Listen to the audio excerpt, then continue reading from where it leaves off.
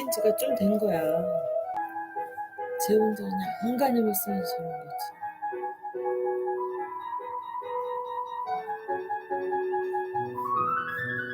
아빠의 재산 말고 네 개인 재산도 있나 좀? 응?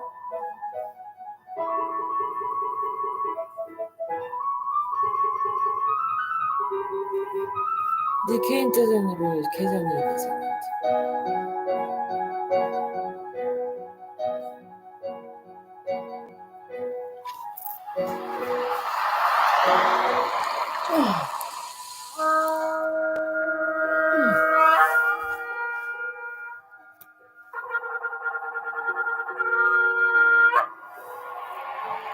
그래서 저게 착한 거 이렇게 되는 거야. Bereshit, Genesis, chapter 1. In the beginning, Elohim created the heavens and the earth. And the earth was without form and void, and darkness was upon the face of the deep. And the Ruach Elohim moved upon the face of the waters. And Elohim said, "Let there be light." And there was light. And Elohim saw the light, that it was good. And Elohim divided the light from the darkness. And Elohim called the light day, and the darkness he called night. And the evening and the morning were the first day. And Elohim said, "Let there be a firmament in the midst of the waters, and let it divide the waters from the waters." And Elohim made the firmament, and divided the waters which were under the firmament from the waters which were above the firmament. And it was so. And Elohim called the firmament heaven, and the evening and the morning were the second day. And Elohim said, "Let the waters under the heavens be gathered together unto one place, and let the dry land appear." And it was so. And Elohim called the dry land earth, and the gathering together of the waters called he seas. And Elohim saw that it was good. And Elohim said, "Let the earth bring forth grass, the herb yielding seed, and the fruit tree yielding fruit after his kind, whose seed is in itself upon the earth." And it was so.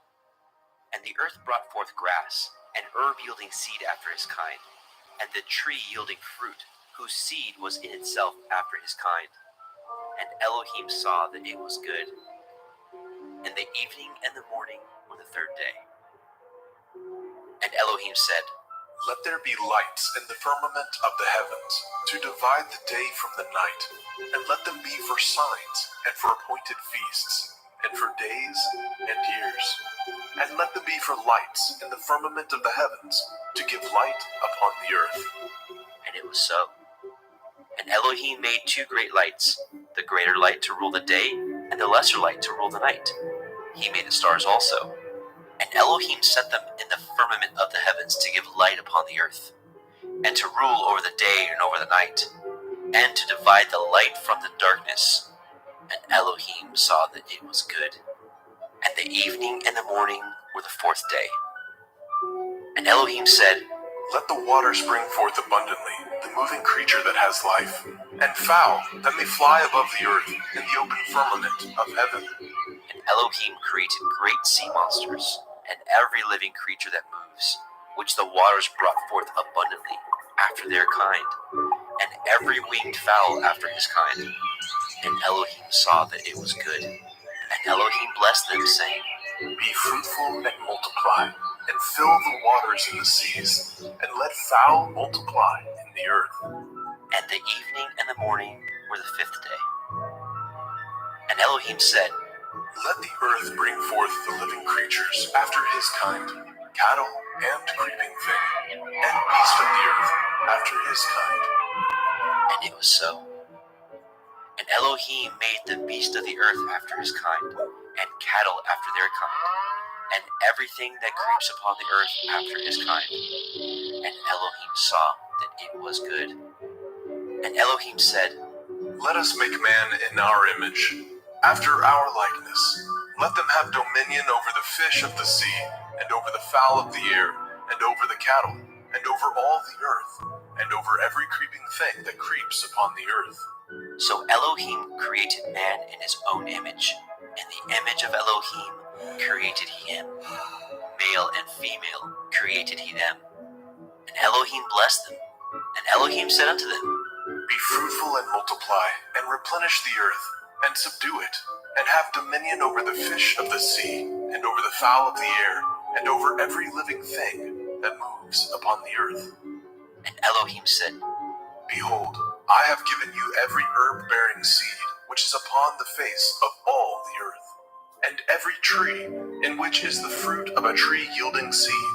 To you it shall be for food. And to every beast of the earth, and to every fowl of the air, and to everything that creeps upon the earth, wherein there is life, I have given every green herb for food. And it was so. And Elohim saw everything that he had made, and behold, it was very good. And the evening and the morning were the sixth day.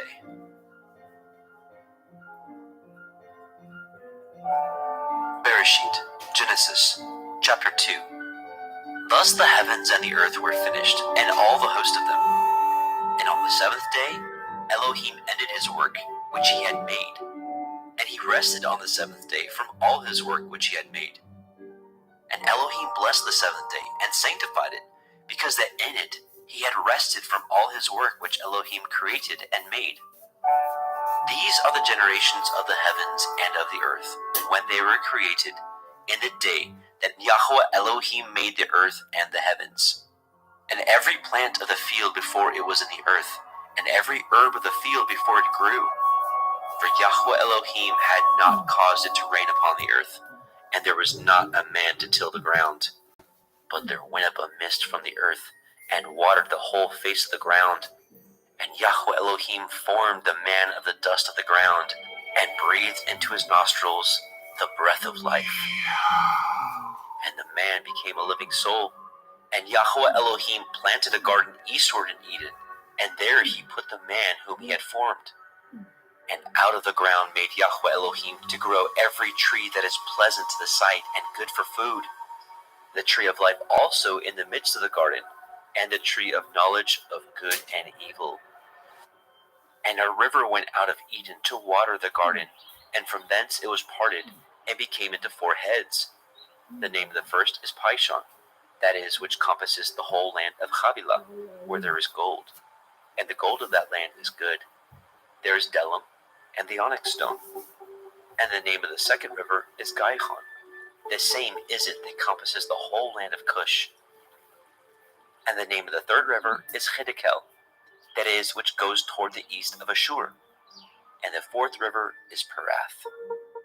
Yahweh Elohim took the man, and put him into the garden of Eden to dress it and to guard it. And Yahweh Elohim commanded he man, saying, Of every tree of the garden you may freely eat, but of the tree of the knowledge of good and evil you shall not eat of it. For in the day that you eat thereof you shall surely die. And Yahweh Elohim said, It is not good that man should be alone. I will make a helpmeet for him. And out of the ground Yahweh Elohim formed every beast of the field, and every fowl of the air, and brought them unto the man to see what he would call them. And whatsoever the man called every living creature, that was the name thereof. And the man gave names to all the cattle, and to the fowl of the air, and to every beast of the field. But for the man there was not found a helpmeet for him. And Yahweh Elohim caused a deep sleep to fall upon the man, and he slept. And he took one of his ribs, and closed up the flesh instead thereof. And the rib which Yahweh Elohim had taken from man made he a woman, and brought her unto the man. And the man said, This is now bone of my bones, and flesh of my flesh. She shall be called woman, because she was taken out of man. Therefore shall a man leave his father and his mother, and shall cleave unto his woman, and they shall be one flesh. And they were both naked, the man and his woman, and were not ashamed.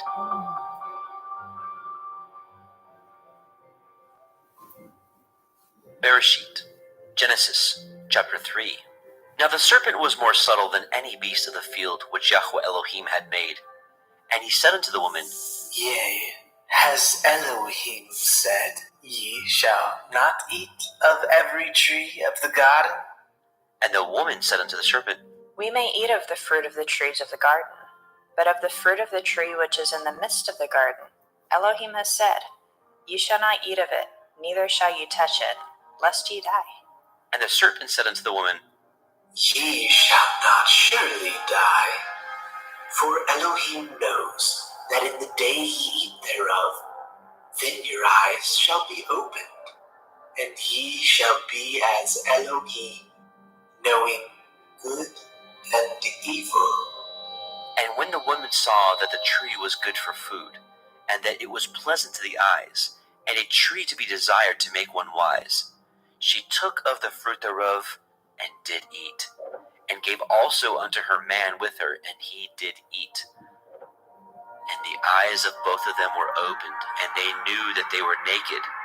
And they sewed fig leaves together, and made themselves aprons. And they heard the voice of Yahweh Elohim walking in the garden in the cool of the day. And the man and his woman hid themselves from the presence of Yahweh Elohim amongst the trees of the garden. And Yahweh Elohim called unto Adam and said unto him, Where are you?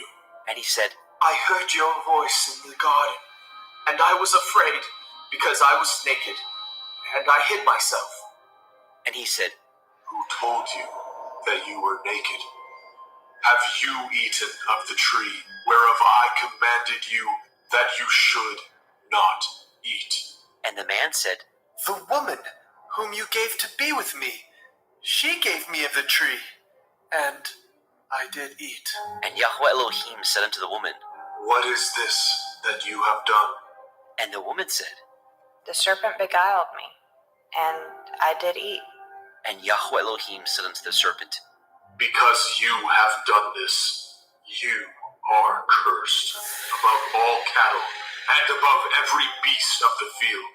Upon your belly shall you go, and dust shall you eat all the days of your life.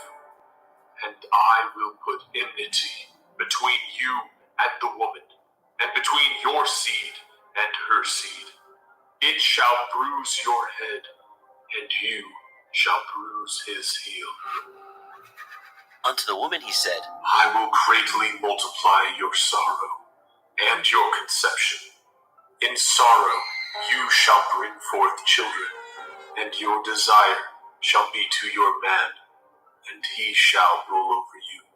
And unto Adam he said, Because you have hearkened unto the voice of your woman, and have eaten of the tree of which I commanded you, saying, You shall not eat of it. Cursed is the ground for your sake. In sorrow you shall eat of it all the days of your life. Thorns also and thistles shall it bring forth to you, and you shall eat the herb of the field. In the sweat of your face shall you eat bread, till you return unto the ground.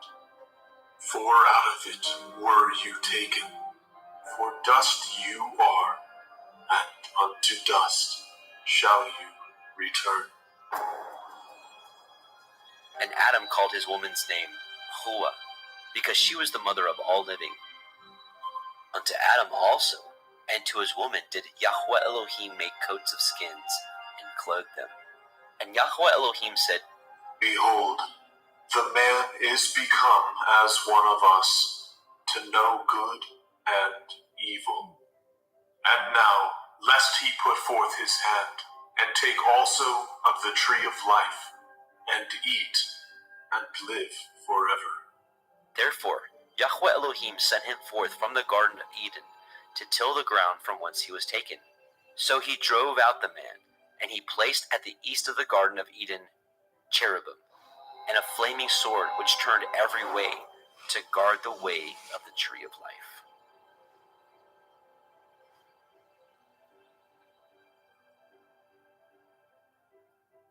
Bereshit, Genesis, chapter 4. And Adam knew Hua his woman, and she conceived, and bore Cain, and said, I have gotten a man from Yahuwah. And she again bore his brother Habil. And Habil was a keeper of sheep, but Cain was a tiller of the ground. And in process of time it came to pass that Cain brought of the fruit of the ground an offering unto Yahweh. And Habel he also brought of the firstlings of his flock and of the fat thereof. Yahweh had respect unto Habel and unto his offering, but unto Cain and to his offering he had not respect. And Cain was very wroth, and his countenance fell. And Yahweh said unto Cain, Why are you wroth? And why is your countenance fallen? If you do well, shall you not be accepted? And if you do not well, sin lies at the door, and unto you shall be his desire, and you shall rule over him. And Cain talked with Habel his brother, and it came to pass, when they were in the field, that Cain rose up against Habel his brother, and slew him. And Yahweh said unto Cain, Where is Havel, your brother? and he said, I know not. Am I to guard my brother? and he said, What have you done? The voice of your brother's blood cries unto me from the ground. And now are you cursed from the earth, which has opened her mouth to receive your brother's blood from your hand. When you till the ground, it shall not henceforth yield unto you your strength. A fugitive and a vagabond shall you be in the earth. and Cain said unto Yahweh, My punishment is greater than I can bear. Behold, you have driven me out this day from the face of the earth, and from your face shall I be hid. And I shall be a fugitive and a vagabond in the earth. And it shall come to pass that every one that finds me shall slay me. and Yahweh said unto him, Therefore, whoever slays Cain, vengeance shall be taken on him sevenfold. and Yahweh set a mark upon Cain, lest any finding him should kill him. And Cain went out from the presence of Yahweh, and dwelt in the land of Nod, on the east of Eden. And Cain knew his woman, and she conceived, and bore Hanok. And he built a city, and called the name of the city after the name of his son, Hanok.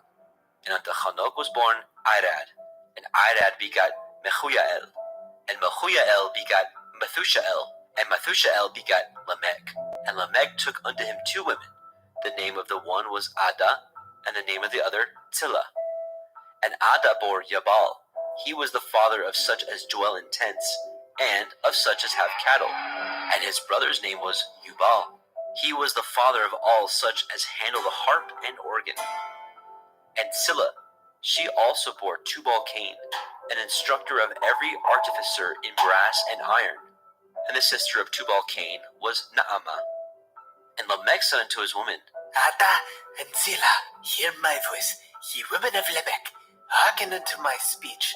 For I have slain a man to my wounding, and a young man to my hurt. If Cain shall be avenged sevenfold, truly Lamech 70 and sevenfold. And Adam knew his woman again, and she bore a son, and called his name Seth. For Elohim Said she, has appointed me another seed instead of Havel, whom Cain slew. and to Seth, to him also were born a son, and called his name Enosh. Then began men to call upon the name of Yahweh.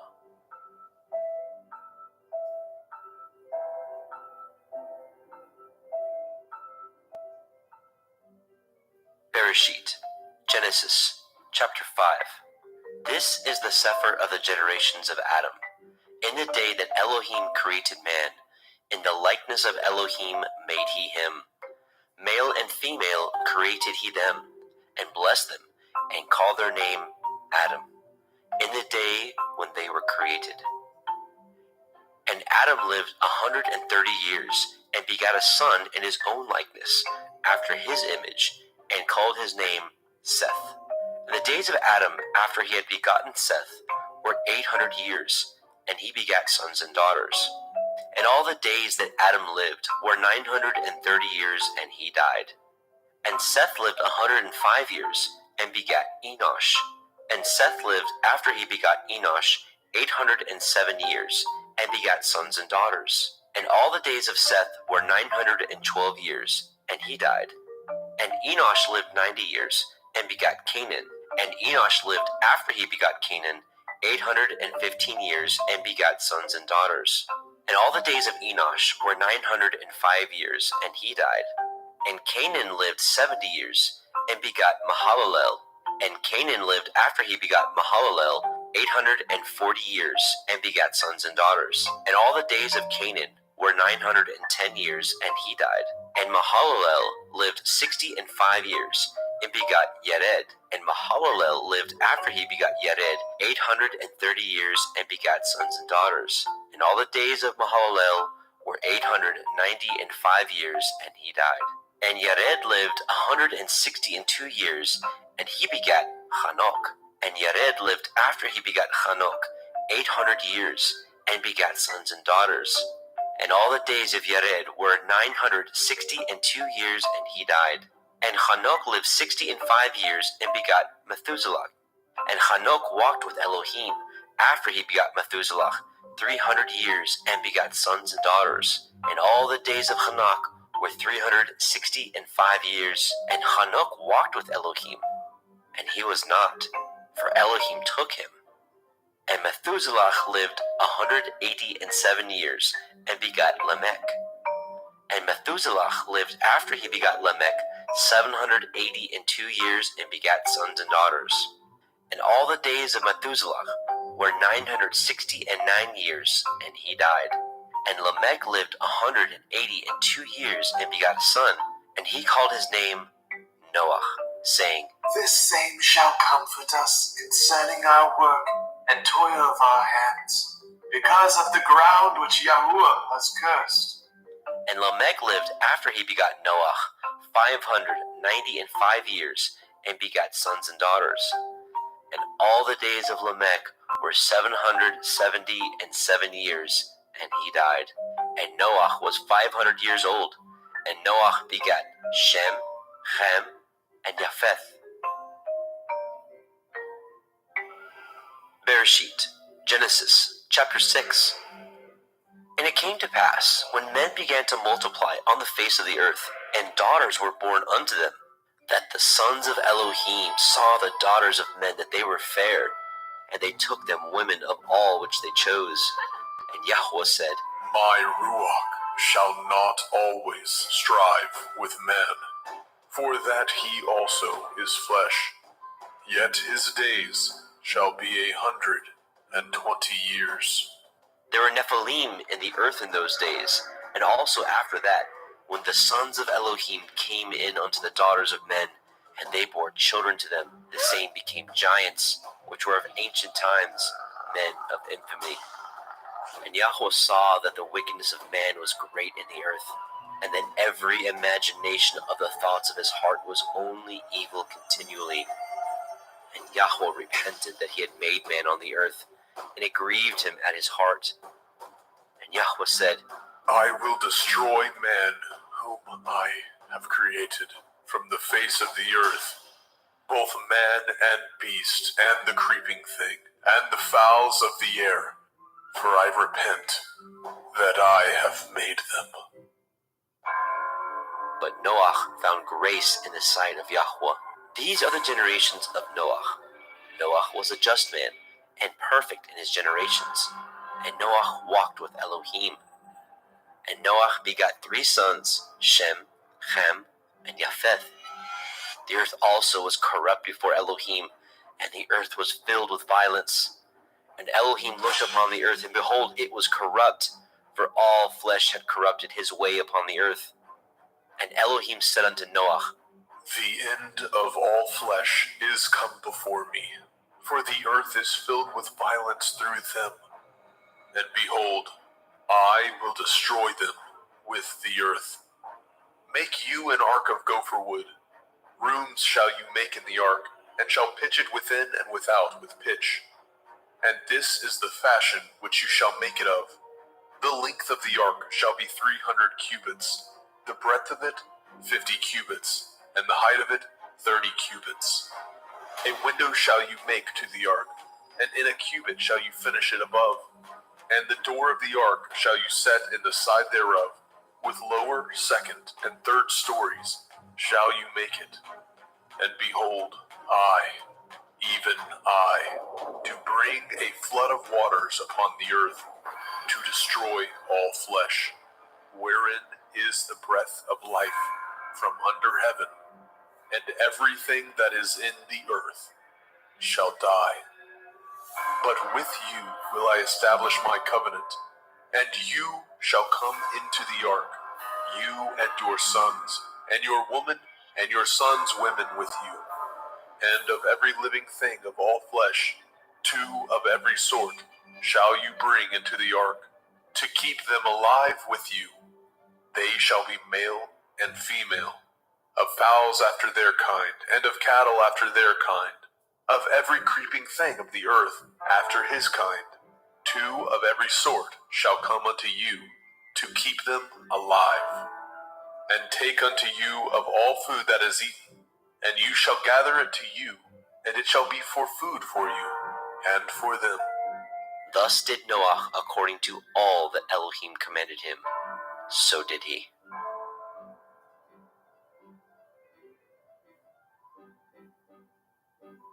Bereshit, Genesis, chapter 7. And Yahweh said unto Noah, Come, you and all your house into the ark, for you have I seen righteous before me in this generation. Of every clean beast you shall take to you by sevens, the male and his female, and of beasts that are not clean by 2, the male and his female. Of fowls also of the air by sevens, the male and the female, to keep seed alive upon the face of all the earth. For yet 7 days, and I will cause it to rain upon the earth 40 days and 40 nights, and every living substance that I have made will I destroy from off the face of the earth. And Noah did according unto all that Yahweh commanded him. And Noah was 600 years old when the flood of waters was upon the earth. And Noah went in, and his sons, and his woman, and his sons' women with him, into the ark because of the waters of the flood, of clean beasts, and of beasts that are not clean, and of fowls, and of everything that creeps upon the earth. There went in 2 and 2 unto Noah into the ark, the male and the female, as Elohim had commanded Noah. And it came to pass after 7 days that the waters of the flood were upon the earth. In the 600th year of Noah's life, in the 2nd month, the 17th day of the month, the same day were all the fountains of the great deep broken up, and the windows of heaven were opened. And the rain was upon the earth 40 days and 40 nights. In the selfsame day entered Noah, Shem, and Ham, and Japheth, the sons of Noah, and Noah's women, and the 3 women of his sons with them into the ark. They and every beast after his kind, and all the cattle after their kind, and every creeping thing that creeps upon the earth after his kind, and every fowl after his kind, of every bird of every sort. And they went in unto Noah into the ark, 2 and 2 of all flesh, wherein is the breath of life. And they that went in male and female of all flesh, as Elohim had commanded him. And Yahweh shut him in. And the flood was 40 days upon the earth, and the waters increased, and bore up the ark, and it was lifted up above the earth. And the waters prevailed, and were increased greatly upon the earth, and the ark went upon the face of the waters. And the waters prevailed exceedingly upon the earth, and all the high hills that were under the whole heaven were covered. 15 cubits upward did the waters prevail, and the mountains were covered. And all flesh died that moved upon the earth, both of fowl, and of cattle, and of beast, and of every creeping thing that creeps upon the earth, and every man, all in whose nostrils was the breath of life, of all that was in the dry land, died. And every living substance was destroyed which was upon the face of the ground, both man and cattle, and the creeping things, and the fowl of the heavens, and they were destroyed from the earth. And Noah only remained alive, and they that were with him in the ark. And the waters prevailed upon the earth 150 days. Bereshit, Genesis, chapter 8. And Elohim remembered Noah, and every living thing, and all the cattle that was with him in the ark. And Elohim made a wind to pass over the earth, and the waters assuaged. The fountains also of the deep, and the windows of heaven were stopped, and the rain from heaven was restrained, and the waters returned from off the earth continually. And after the end of the 150 days, the waters were abated. And the ark rested in the 7th month, on the 17th day of the month, upon the mountains of Ararat. And the waters were decreased continually until the 10th month. In the 10th month, on the 1st day of the month, were the tops of the mountains seen. And it came to pass, at the end of 40 days, that Noah opened the window of the ark which he had made, and he sent forth a raven which went forth to and fro until the waters were dried up from off the earth. Also he sent forth a dove from him to see if the waters were abated from off the face of the ground. But the dove found no rest for the sole of her foot, and she returned unto him into the ark, for the waters were on the face of the whole earth. Then he put forth his hand and took her, and pulled her in unto him into the ark. And he stayed yet other 7 days, and again he sent forth the dove out of the ark. And the dove came into him in the evening, and lo, in her mouth was an olive leaf plucked off. So Noah knew that the waters were abated from off the earth. And he stayed yet other 7 days, and sent forth the dove, which returned not again unto him any more. And it came to pass in the 601st year, in the 1st month, the 1st day of the month, the waters were dried up from off the earth. And Noah removed the covering of the ark, and looked, and behold, the face of the ground was dry. And in the 2nd month, on the 7th and 20th day of the month, the earth was dried. And Elohim spoke unto Noah, saying, Go forth of the ark, you and your woman, and your sons women with you. Bring forth with you every living thing that is with you, of all flesh, both of fowl and of cattle, and of every creeping thing that creeps upon the earth, that they may breed abundantly in the earth, and be fruitful, and multiply upon the earth. And Noah went forth, and his sons, and his woman, and his sons' women with him, every beast, every creeping thing, and every fowl, and whatsoever creeps upon the earth after their kinds, went forth out of the ark. And Noah built an altar unto Yahweh, and took of every clean beast, and of every clean fowl, and offered burnt offerings on the altar. And Yahweh smelled a sweet savor. And Yahweh said in his heart, I will not again curse the ground any more for man's sake. For the imagination of man's heart is evil from his youth. Neither will I again smite any more everything living, as I have done. While the earth remains, seed time and harvest, and cold and heat, and summer and winter, and day and night shall not cease. Bereshit, Genesis, chapter 9. And Elohim blessed Noah and his sons, and said unto them, Be fruitful and multiply, and replenish the earth. And the fear of you and the dread of you shall be upon every beast of the earth, and upon every fowl of the air, upon all that moves upon the earth, and upon all the fish of the sea. Into your hand are they delivered. Every moving thing that lives shall be meat for you. Even as the green herb have I given you all things. But the flesh with the life thereof, which is the blood thereof, shall ye not eat. And surely your blood of your lives will I require. At the hand of every beast will I require it. And at the hand of man, at the hand of every man's brother will I require the life of man. Whoso sheds man's blood, by man shall his blood be shed. For in the image of Elohim made he man. And you, be ye fruitful, and multiply.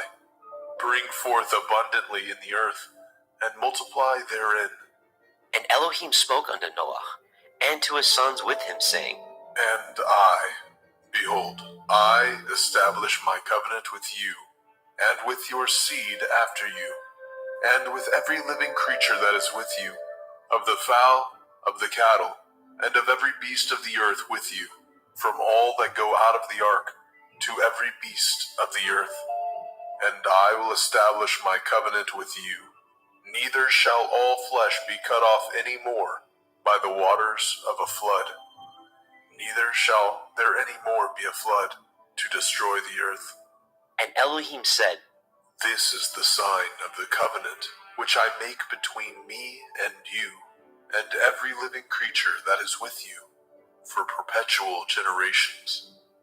I do set my bow in the cloud, and it shall be for a sign of a covenant between me and the earth. And it shall come to pass, when I bring a cloud over the earth, that the bow shall be seen in the cloud.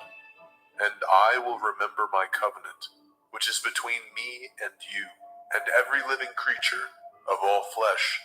And the waters shall no more become a flood to destroy all flesh. And the bow shall be in the cloud, and I will look upon it, that I may remember the everlasting covenant between Elohim and every living creature of all flesh that is upon the earth. And Elohim said unto Noah, This is the sign of the covenant which I have established between me and all flesh that is upon the earth. And the sons of Noah that went forth of the ark were Shem, and Ham, and Japheth. And Ham is the father of Canaan. These are the three sons of Noah, and of them was the whole earth overspread. And Noah began to be a husbandman, and he planted a vineyard. And he drank of the wine, and was drunken, and he was uncovered within his tent. And Ham, the father of Canaan, saw the nakedness of his father, and told his two brethren without. And Shem and Japheth took a garment, and laid it upon both their shoulders, and went backward, and covered the nakedness of their father. And their faces were backward, and they saw not their father's nakedness. And Noah awoke from his wine, and knew what his younger son had done unto him. And he said, Cursed be Canaan, a servant of servants shall he be unto his brethren.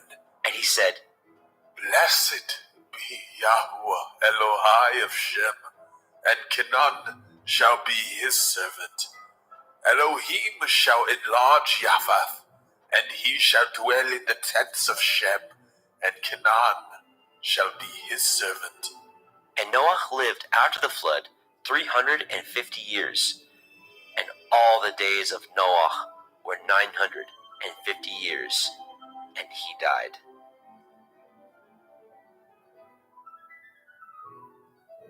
Bereshit, Genesis, chapter 10. Now these are the generations of the sons of Noah, Shem, Ham, and Japheth. And unto them were sons born after the flood. The sons of Japheth, Gomer, and Magog, and Madai, and Yaban, and Tubal, and Meshech, and Tirak. And the sons of Gomer, Ashkenaz, and Riphath, and Togarma. The sons of Yaban, Elisha, and Tarshish, and Kittim, and Dodanim. By these were the isles of the other nations divided in their lands, everyone after his tongue, and after their families in their nations. And the sons of Ham, Cush, and Mitzrayim, and Put, and Canaan. And the sons of Cush, Seba, and Havilah, and Kavta, and Raamah, and Kavteka. And the sons of Raamah, Sheba, and Dedan. And Cush begat Nimrod. He began to be a giant and a hunter in the earth. He was a giant and a hunter before Yahweh. Wherefore it is said, even as Nimrod, the giant hunter before Yahweh. And the beginning of his kingdom was Babel, and Erech, and Akkad, and Calneh, in the land of Shinar. Out of that land went forth Ashur, and built Nineveh, and the city Rehoboth, and Kelach, and Resen between Nineveh and Kelach. The same is a great city. And Mitzrayim begat Lodim, and Anamim, and Lechavim, and the Naphtochim, and the Pathrusim, and the Kasluchim, out of whom came Pelishtim, and the Kaphtorim. And Canaan begat Sidon, his firstborn, and Heth, and the Jebusite, and the Amorite, and the Girgashite, and the Hivite, and the Arkite, and the Hinite, and the Arvadite, and the Tzemarai, and the Hamathite. And afterward were the families of the Canaanim spread abroad. And the border of the Canaanim was from Sidon, as you come to Gerar, unto Gaza, as you go unto Sodom, and Amorah, and Admah, and Zeboim, even unto Lasha. These are the sons of Ham, after their families, after their tongues, in their countries, and in their nations. And unto Shem also, the father of all the children of Eber, the brother of Japheth, the elder, even to him were children born.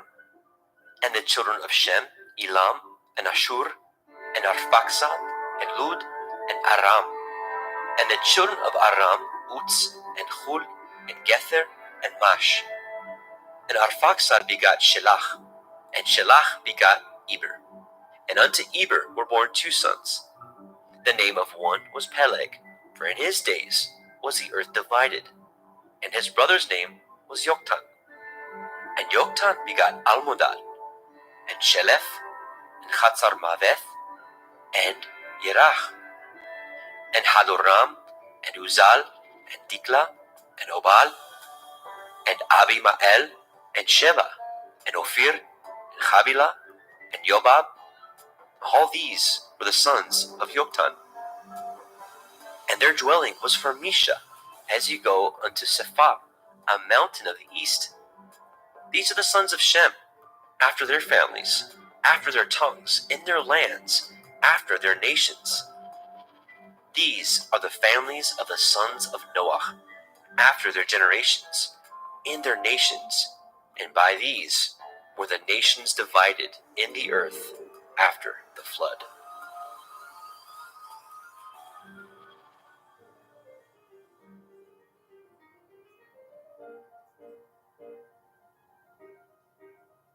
Bereshit, Genesis, chapter 11. And the whole earth was of one language and of one speech. And it came to pass, as they journeyed from the east, that they found a plain in the land of Shinar, and they dwelt there.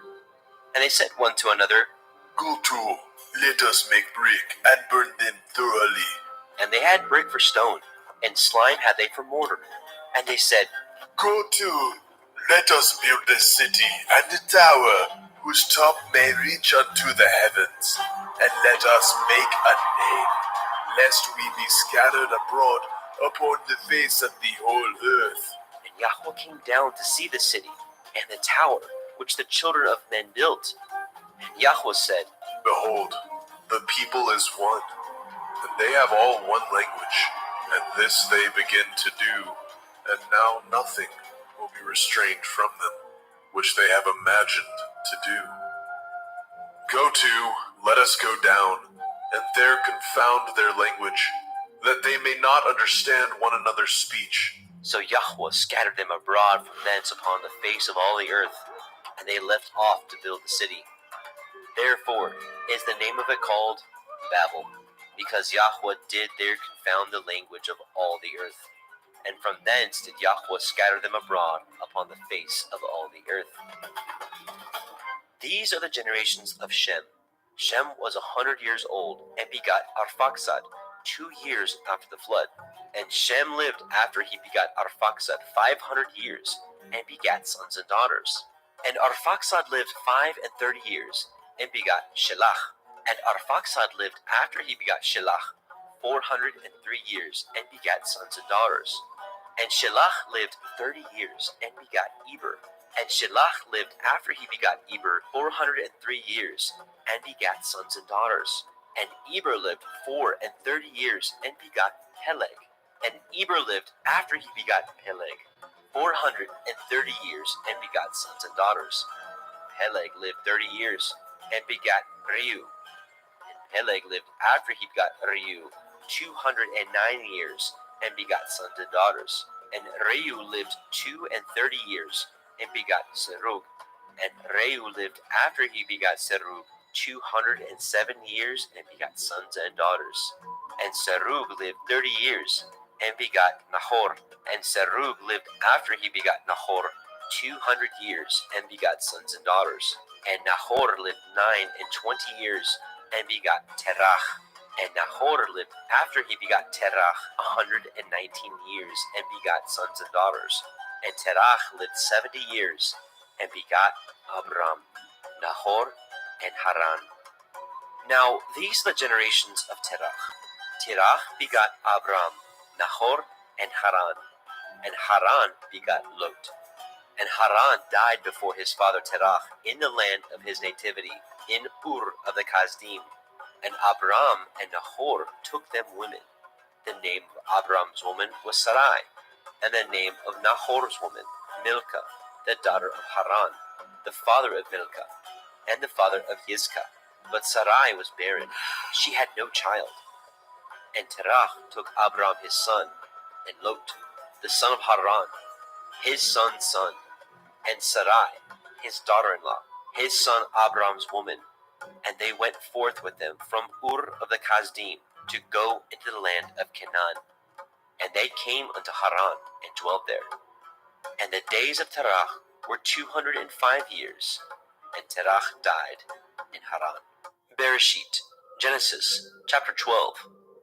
Now Yahweh had said unto Abram, Get you out of your country, and from your kindred, and from your father's house, unto a land that I will show you.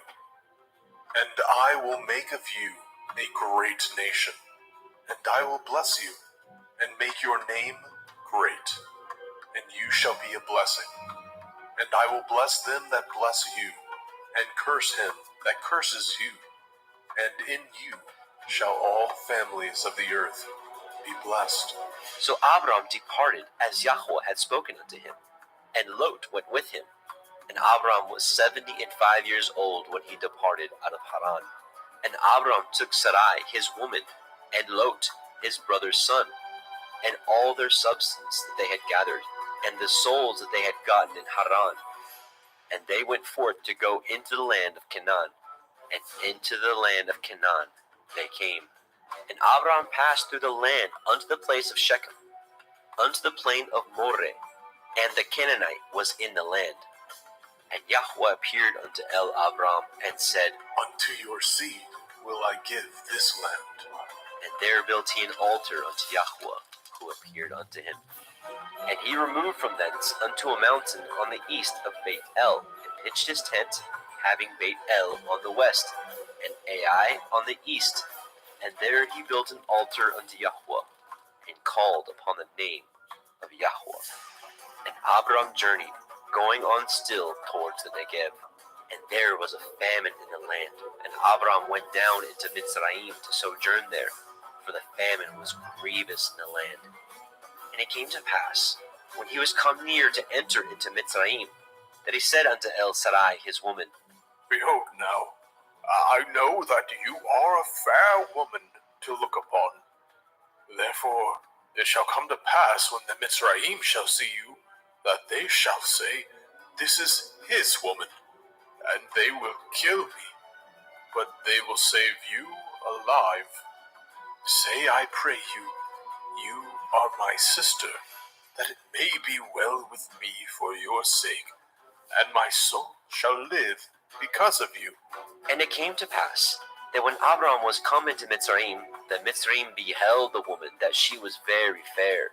The princes also of Pharaoh saw her, and commended her before Pharaoh.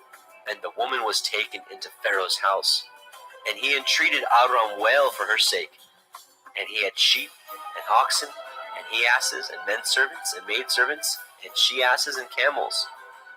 And Yahweh plagued Pharaoh and his house with great plagues because of Sarai, Abram's woman. And Pharaoh called Abram and said, What is this that you have done unto me? Why did you not tell me that she was your woman? Why said you, She is my sister, so I might have taken her to be my woman? Now therefore, behold, your woman, take her, and go your way. And Pharaoh commanded his men concerning him, and they sent him away, and his woman, and all that he had. Bereshit, Genesis, chapter 13. And Abram went up out of Mitzrayim, he and his woman and all that he had, and Lot with him into the Negev. And Abram was very rich in cattle, in silver, and in gold. And he went on his journeys from the Negev even to Beit El, unto the place where his tent had been at the beginning, between Beit El and Ai, unto the place of the altar which he had made there at the first. And there Abraham called on the name of Yahweh. And Lot also, which went with Abram, had flocks and herds and tents, and the land was not able to bear them, that they might dwell together, for their substance was great, so that they could not dwell together. And there was a strife between the herdsmen of Abram's cattle and the herdsmen of Lot's cattle. And the Canaanite and the Perizzite dwelled then in the land. And Abram said unto Lot, Let there be no strife, I pray you, between me and you, and between my herdsmen and your herdsmen, for we be brethren. Is not the whole land before you? Separate yourself, I pray you, from me. If you will take the left hand, then I will go to the right. Or if you depart to the right hand, then I will go to the left. And Lot lifted up his eyes, and beheld all the circle of the Yarden, that it was well watered everywhere, before Yahweh destroyed Sodom and Amorah, even as the garden of Yahweh, like the land of Mitzrayim, as ye come unto Zoar. Then Lot chose him all the circle of the Yarden, and Lot journeyed east, and they separated themselves, the one from the other. And Abram dwelt in the land of Canaan, and Lot dwelt in the cities of the circle of the Yarden, and pitched his tent toward Sodom. But the men of Sodom were wicked and sinners before Yahweh exceedingly. And Yahweh said unto Abram, after that Lot was separated from him, Lift up now your eyes, and look from the place where you are, northward and southward, and eastward and westward. For all the land which you see, to you will I give it, and to your seed forever. And I will make your seed as the dust of the earth, so that if a man can number the dust of the earth, then shall your seed also be numbered.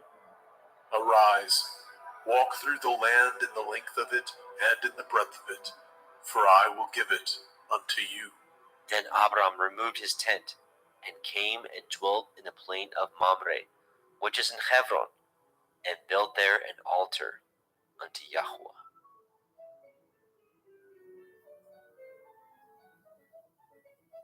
Bereshit, Genesis chapter 14.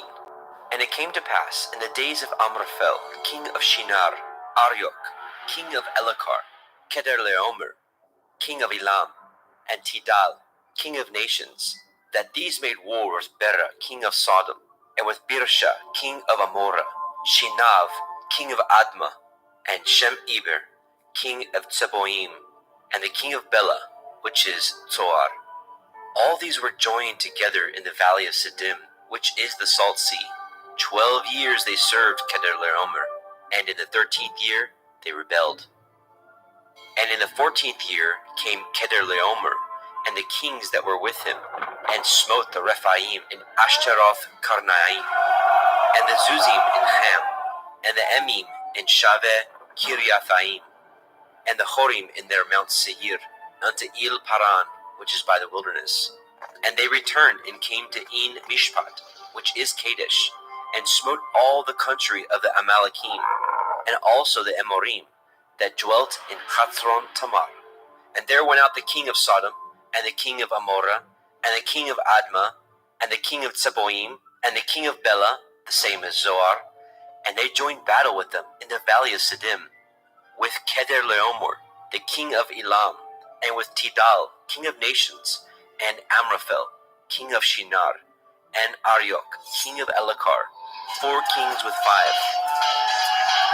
And the valley of Siddim was full of slime pits, and the kings of Sodom and Amorah fled, and fell there, and they that remained fled to the mountain. And they took all the goods of Sodom and Amorah, and all their victuals, and went their way. And they took Lot, Abram's brother, who dwelt in Sodom, and his goods, and departed. And there came one that had escaped, and told Abram the Ivri, for he dwelt in the plain of Mamre, the Amorite, brother of Eshcol, and brother of Aner, and these were confederate with Abram. And when Abram heard that his brother was taken captive, he armed his trained servants, born in his house, 318, and pursued them unto Dan. And he divided himself against them, he and his servants, by night, and smote them, and pursued them unto Hobah, which is on the left hand of Damascus. And he brought back all the goods, and also brought again his brother Lot, and his goods, and the women also, and the people. And the king of Sodom went out to meet him after his return from the slaughter of Kedorlaomer, and of the kings that were with him, at the valley of Shaveh, which is in the king's valley. And Malchizedek, king of Shalem, brought forth bread and wine, and he was the priest of El Elyon.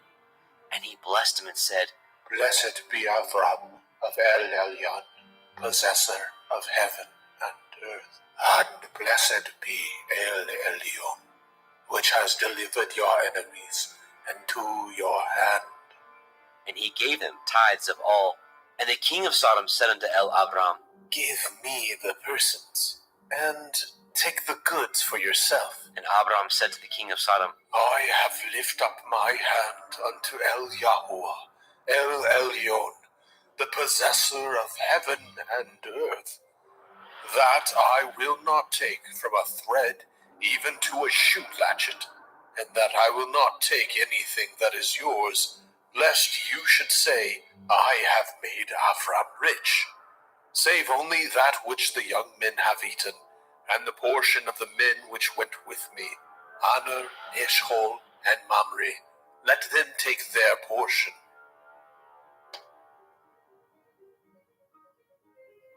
Bereshit, Genesis chapter 15. After these things, the word of Yahweh came unto El Abram in a vision, saying, Fear not, Avram. I am your shield, and your exceeding great reward. And Abram said, Adonai, Yahuwah, what will you give me, seeing I go childless, and the steward of my house is this Eliezer of Damascus? And Abram said, Behold, to me you have given no seed, and lo, one born in my house is my heir. And behold, the word of Yahweh came unto him, saying, This shall not be your heir, but he that shall come forth out of your own generation shall be your heir. And he brought him forth abroad and said, Look now towards the heavens, and count the stars, if you be able to number them. And he said unto him, So shall your seed be. and he believed in Yahweh, and he counted it to him for righteousness. And he said unto him, I am Yahuwah, that brought you out of Ur of the Kasdim, to give you this land to inherit it. And he said, Adonai, Yahuwah, whereby shall I know that I shall inherit it? And he said unto him, Take me a heifer of 3 years old, and a she-goat of 3 years old, and a ram of 3 years old, and a turtle dove, and a young pigeon. And he took unto him all these, and divided them in the midst, and laid each piece one against another, but the birds he divided not. And when the fowls came down upon the carcasses, Abram drove them away. And when the sun was going down, a deep sleep fell upon Abram, and lo, a horror of great darkness fell upon him. And he said unto Abram, Know of a surety that your seed shall be a stranger in a land that is not theirs, and shall serve them, and they shall afflict them 400 years.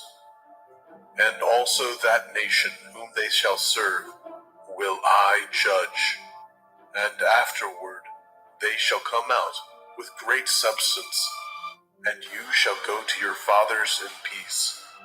You shall be buried in a good old age. But in the 4th generation they shall come hither again, for the iniquity of the Amorim is not yet full. And it came to pass that when the sun went down and it was dark, behold, a smoking furnace and a burning lamp that passed between those pieces.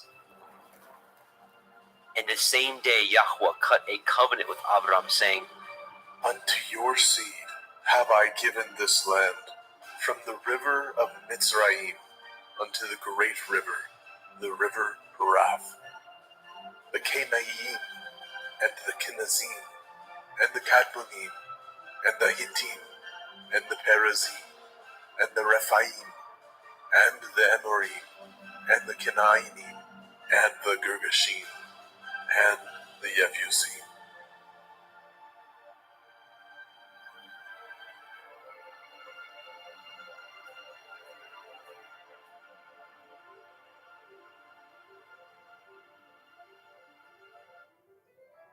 Bereshit, Genesis chapter 16. Now Sarai, Abram's woman, bore him no children, and she had a handmaid, a Mitzrayim, whose name was Hagar. And Sarai said unto Abram, Behold now, Yahuwah has restrained me from bearing. I pray you, go in unto my maid. It may be that I may obtain children by her. And Abram hearkened to the voice of Sarai. And Sarai, Abram's son, and gave her to her man Abram to be his woman. And he went in unto Hagar, and she conceived. And when she saw that she had conceived, her mistress was despised in her eyes. And Sarai said unto Abram, My wrong be upon you. I have given my maid into your bosom. And when she saw that she had conceived, I was despised in her eyes. Yahuwah judge between me and you. But Abram said unto Sarai, Behold, your maid is in your hand. Do to her as it pleases you. And when Sarai dealt hardly with her, she fled from her face.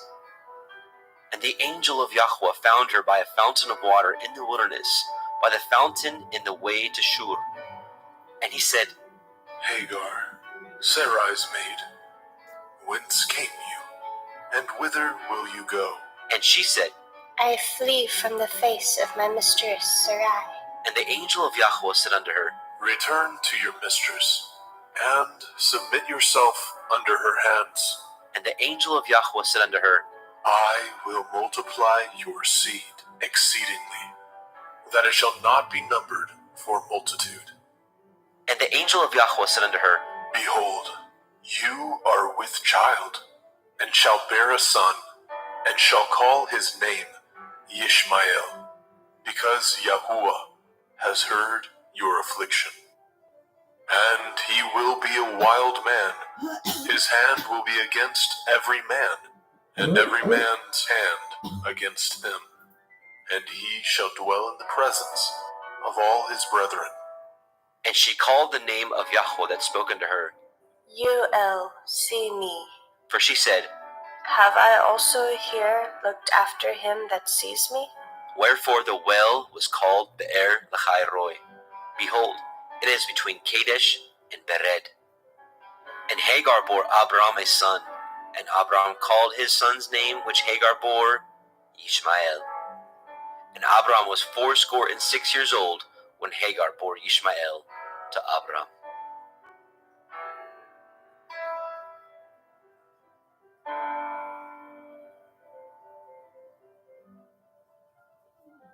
Bereshit, Genesis chapter 17. And when Abram was 90 years old and 9, Yahweh appeared to Abram and said unto him, I am El Shaddai. Walk before me and be perfect. And I will make my covenant between me and you, and will multiply you exceedingly. And Abram fell on his face. And Elohim talked with him, saying, As for me, behold, my covenant is with you, and you shall be a father of many nations. Neither shall your name any more be called Avram, but your name shall be Avraham. For a father of many nations have I made you. And I will make you exceeding fruitful, and I will make nations of you, and kings shall come out of you. And I will establish my covenant between me and you and your seed after you in their generations for an everlasting covenant, to be Elohim unto you and to your seed after you. And I will give unto you and to your seed after you the land wherein you are a stranger, all the land of Canaan, for an everlasting possession, and I will be their Elohim. And Elohim said unto Abraham, You shall guard my covenant, therefore, you and your seed after you in their generations. This is my covenant, which ye shall guard, between me and you and your seed after you. Every male child among you shall be circumcised, and ye shall circumcise the flesh of your foreskin, and it shall be a sign of the covenant betwixt me and you. And he that is 8 days old shall be circumcised among you, every male child in your generations, he that is born in the house, or bought with money of any stranger, which is not of your seed. He that is born in your house, and he that is bought with your money, must need to be circumcised. And my covenant shall be in your flesh for an everlasting covenant. And the uncircumcised male child, whose flesh of his foreskin is not circumcised, that soul shall be cut off from his people. He has broken my covenant. and Elohim said unto Abraham, As for Sarai, your woman, you shall not call her name Sarai, but Sarah shall her name be. And I will bless her, and give you a son also of her. Yea, I will bless her, and she shall be a mother of nations. Kings of people shall be of her. Then Abraham fell upon his face and laughed, and said in his heart, Shall a child be born unto him that is 100 years old? And shall Sarah, that is 90 years old, bear? And Abraham said unto Elohim, Oh, that Ishmael might live before you.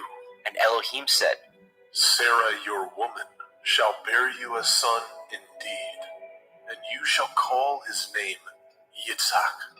And I will establish my covenant with him for an everlasting covenant, and with his seed after him. And as for Ishmael, I have heard you. Behold, I have blessed him, and will make him fruitful, and will multiply him exceedingly. 12 princes shall he beget, and I will make him a great nation. But my covenant will I establish with Yitzhak, which Sarah shall bear unto you at this set time in the next year. And he left off talking with him, and Elohim went up from Abraham. And Abraham took Ishmael his son, and all that were born in his house, and all that were bought with his money, every male among the men of Abraham's house, and circumcised the flesh of their foreskin in the selfsame day, as Elohim had said unto him.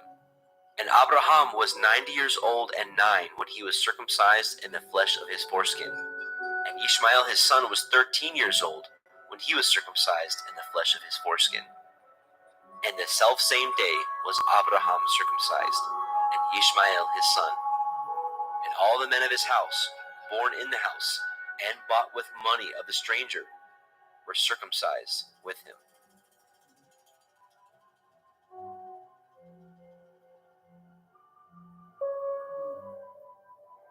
Bereshit, Genesis chapter 18. And Yahweh appeared unto him in the plains of Mamre, and he sat in a tent door in the heat of the day. And he lifted up his eyes, and looked, and lo, 3 men stood by him. And when he saw them, he ran to meet them from the tent door, and bowed himself toward the ground, and said, My Adonai, if now I have found favor in your sight, pass not away, I pray you, from your servant. Let a little water, I pray you, be fetched, and wash your feet, and rest yourselves under the tree. And I will fetch a morsel of bread, and comfort ye your hearts. After that ye shall pass on, for therefore are ye come to your servant. And they said, So do as you have said. And Abraham hasted into the tent unto El Sarah, and said, Make ready quickly 3 measures of fine meal, knead it, and make cakes upon the hearth. And Abraham ran unto the herd, and fetched a calf tender and good, and gave it unto a young man, and he hastened to dress it. And he took butter and milk, and the calf which he had dressed, and set it before them. And he stood by them under the tree, and they did eat. And they said unto him, Where is Sarah, your woman? And he said, Behold, in the tent. And he said, I will certainly return unto you according to the time of life, and lo, Sarah your woman shall have a son. And Sarah heard it in the tent door, which was behind him. Now Abraham and Sarah were old and well stricken in age, and it ceased to be with Sarah after the manner of women. Therefore Sarah laughed within herself, saying, After I am waxed old, shall I have pleasure, my Lord being old also? And Yahweh said unto El Abraham, Wherefore did Sarah laugh, saying, Shall I of a surety bear a child, which am old? Is anything too hard for Yahuwah? At the time appointed, I will return unto you, according to the time of life, and Sarah shall have a son. Then Sarah denied, saying, I laughed not. for she was afraid. And he said, Nay, but you did laugh. And the men rose up from thence, and looked toward Sodom. And Abraham went with them to bring them on the way. And Yahweh said, Shall I hide from Abraham that thing which I do? Seeing that Abraham shall surely become a great and mighty nation, and all the nations of the earth shall be blessed in him. For I know him, that he will command his children and his household after him, that they shall guard the way of Yahuwah, to do justice and judgment, that Yahuwah may bring upon Abraham that which he has spoken of him. And Yahweh said, Because the cry of Sodom and Gomorrah is great, and because their sin is very grievous, I will go down now and see whether they have done altogether according to the cry of it, which is come unto me, and if not, I will know. And the men turned their faces from thence, and went toward Sodom. But Abraham stood yet before Yahweh. And Abraham drew near, and said, Will you also destroy the righteous with the wicked? Perchance there be 50 righteous within the city. Will you also destroy and not spare the place for the 50 righteous that are therein? That be far from you to do after this manner, to slay the righteous with the wicked, and that the righteous should be as the wicked. That be far from you. Shall not the judge of all the earth do right? And Yahweh said, If I find in Sodom 50 righteous within the city, then I will spare all the place for their sakes. And Abraham answered and said, Behold now, I have taken it upon me to speak unto Adonai, which am but dust and ashes. Perchance there shall lack 5 of the 50 righteous. Will you destroy all the city for lack of 5? And he said, If I find there 40 and 5, I will not destroy it. And he spoke unto him yet again, and said, Perchance there will be 40 found there. And he said, I will not do it for 40's sake. And he said unto him, Oh, let not Adonai be angry, and I will speak. Perchance there shall be 30 found there. And he said, I will not do it if I find 30 there. And he said, Behold now, I have taken upon me to speak unto Adonai. Perchance there shall be 20 found there. And he said, I will not destroy it for 20's sake. And he said, Oh, let not Adonai be angry, and I will speak yet but this once. Perchance 10 shall be found there. And he said, I will not destroy it for 10's sake. And Yahweh went his way, as soon as he had left communing with Abraham. And Abraham returned unto his place.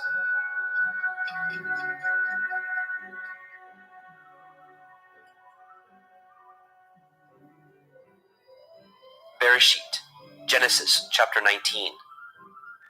And there came two angels to Sodom at evening, and Lot sat in the gate of Sodom. And Lot, seeing them, rose up to meet them, and he bowed himself with his face toward the ground. And he said, Behold now, my lords, turn in, I pray you, into your servant's house, and tarry all night, and wash your feet, and ye shall rise up early, and go on your ways. And they said, Nay, but we will abide in the street all night. And he pressed upon them greatly. And they turned in unto him, and entered into the house. And he made them a feast, and did bake matzah, and they did eat. But before they lay down, the men of the city, even the men of Sodom, compassed the house round, both old and young, all the people from every quarter. And they called unto Lot, and said unto him, Where are the men which came in to you this night? Bring them out unto us. That we may know them. And Lot went out at the door unto them, and shut the door after him, and said, I pray you, brethren, do not so wickedly. Behold now, I have 2 daughters, which have not known man. Let me, I pray you, bring them out unto you, and do ye to them as is good in your eyes. Only unto these men do nothing, for therefore came they under the shadow of my roof. And they said, Stay back. and they said again, This one fellow came in to sojourn, and he will need to be a judge. Now we will deal worse with you than with them. And they pressed sore upon the man, even Lot, and came near to break the door. But the men put forth their hand, and pulled Lot into the house to them, and shut the door. And they smote the men that were at the door of the house with blindness, both small and great, so that they wearied themselves to find the door. And the men said unto Lot, Have you here any besides son-in-law, and your sons, and your daughters?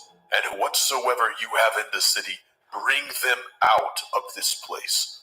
For we will destroy this place, because the cry of them is waxing great before the face of Yahuwah, and Yahuwah has sent us to destroy it. And Lot went out, and spoke unto his sons-in-law, which married his daughters, and said, Up, get you out of this place, for Yahuwah will destroy this city. But he seemed as one that mocked unto his sons-in-law. And when the morning arose, then the angels hastened Lot, saying, Arise, take your woman and your 2 daughters which are here, lest ye be consumed in the iniquity of the city. And while he lingered, the men laid hold upon his hand, and upon the hand of his woman, and upon the hand of his 2 daughters, Yahweh being merciful unto him.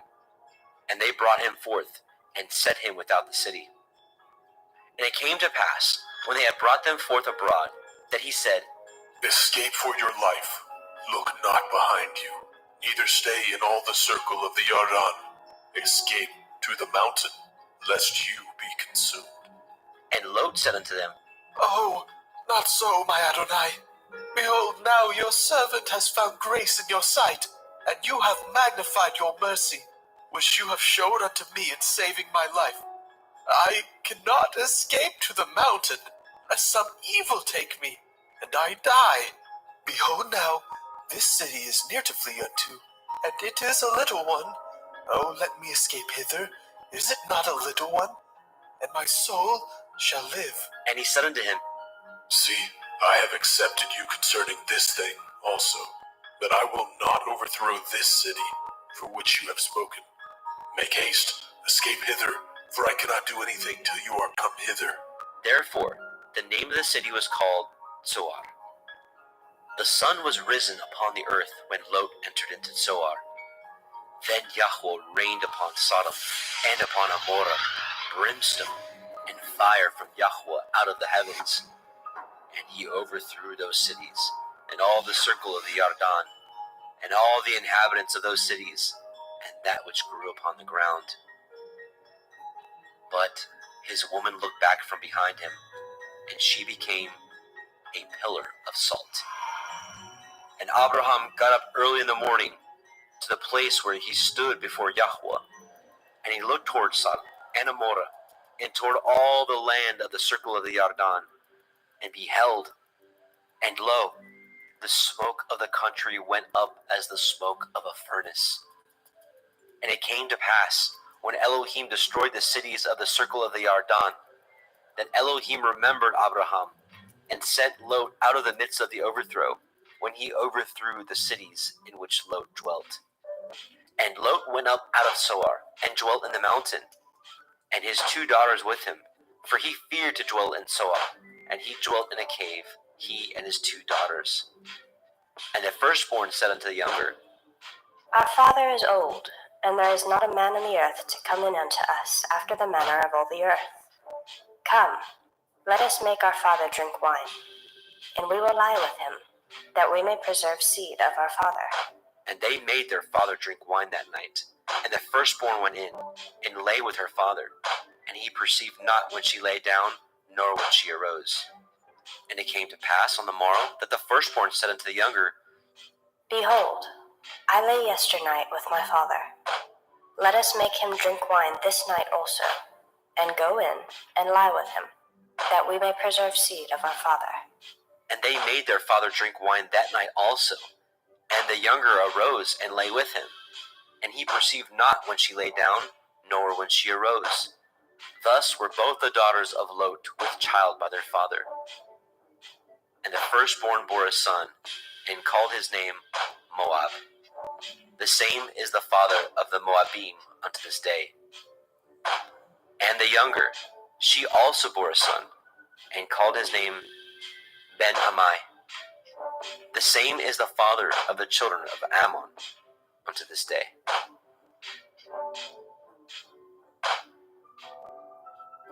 Bereshit, Genesis, chapter 20. And Abraham journeyed from thence toward the country of the Negev, and dwelt between Kadesh and Shur, and sojourned in Gerar. And Abraham said of El-Sarah his woman, She is my sister. And Abimelech king of Gerar sent, and took Sarah. But Elohim came to Abimelech in a dream by night, and said to him, Behold, you are but a dead man, for the woman which you have taken, for she is a man's woman. But Abimelech had not come near her. And he said, Adonai, will you slay also a righteous nation? Said he not unto me, She is my sister? And she, even she herself said, He is my brother? In the integrity of my heart and innocence of my hands have I done this. And Elohim said unto him in a dream, Yea, I know that you did this in the integrity of your heart, for I also withheld you from sinning against me. Therefore suffered I you not to touch her. Now therefore restore the man his woman, for he is a prophet, and he shall pray for you, and you shall live. And if you restore her not, know you that you shall surely die, you and all that are yours. Therefore Abimelech rose early in the morning, and called all his servants, and told all these things in their ears. And the men were sore afraid. Then Abimelech called Abraham, and said unto him, What have you done unto us, and what have I offended you, that you have brought on me and on my kingdom a great sin? You have done deeds unto me that ought not to be done. And Abimelech said unto El-Abraham, What saw you that you have done this thing?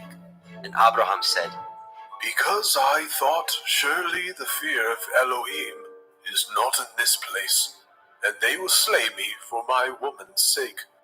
And yet indeed she is my sister.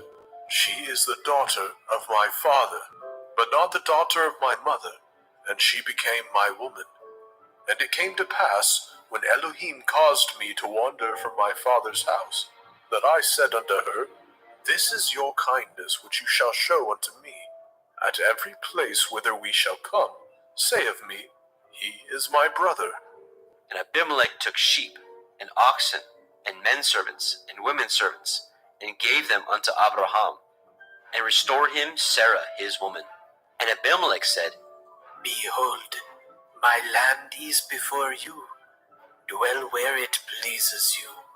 and unto Sarah he said, Behold, I have given your brother 1,000 pieces of silver. Behold, he is to you a covering of the eyes, unto all that are with you, and with all other. Thus she was reproved. So Abraham prayed unto Elohim, and Elohim healed Abimelech, and his woman, and his maidservants, and they bore children. For Yahweh had fast closed up all the wombs of the house of Abimelech, because of Sarah, Abraham's woman.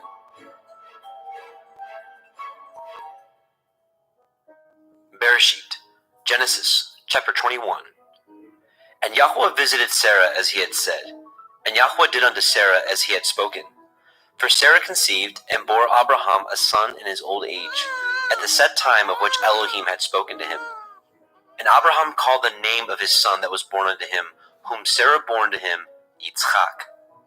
And Abraham circumcised his son Yitzchak, being 8 days old, as Elohim had commanded him.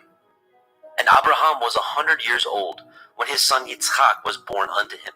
And Sarah said, Elohim has made me to laugh, so that all that hear will laugh with me. and she said,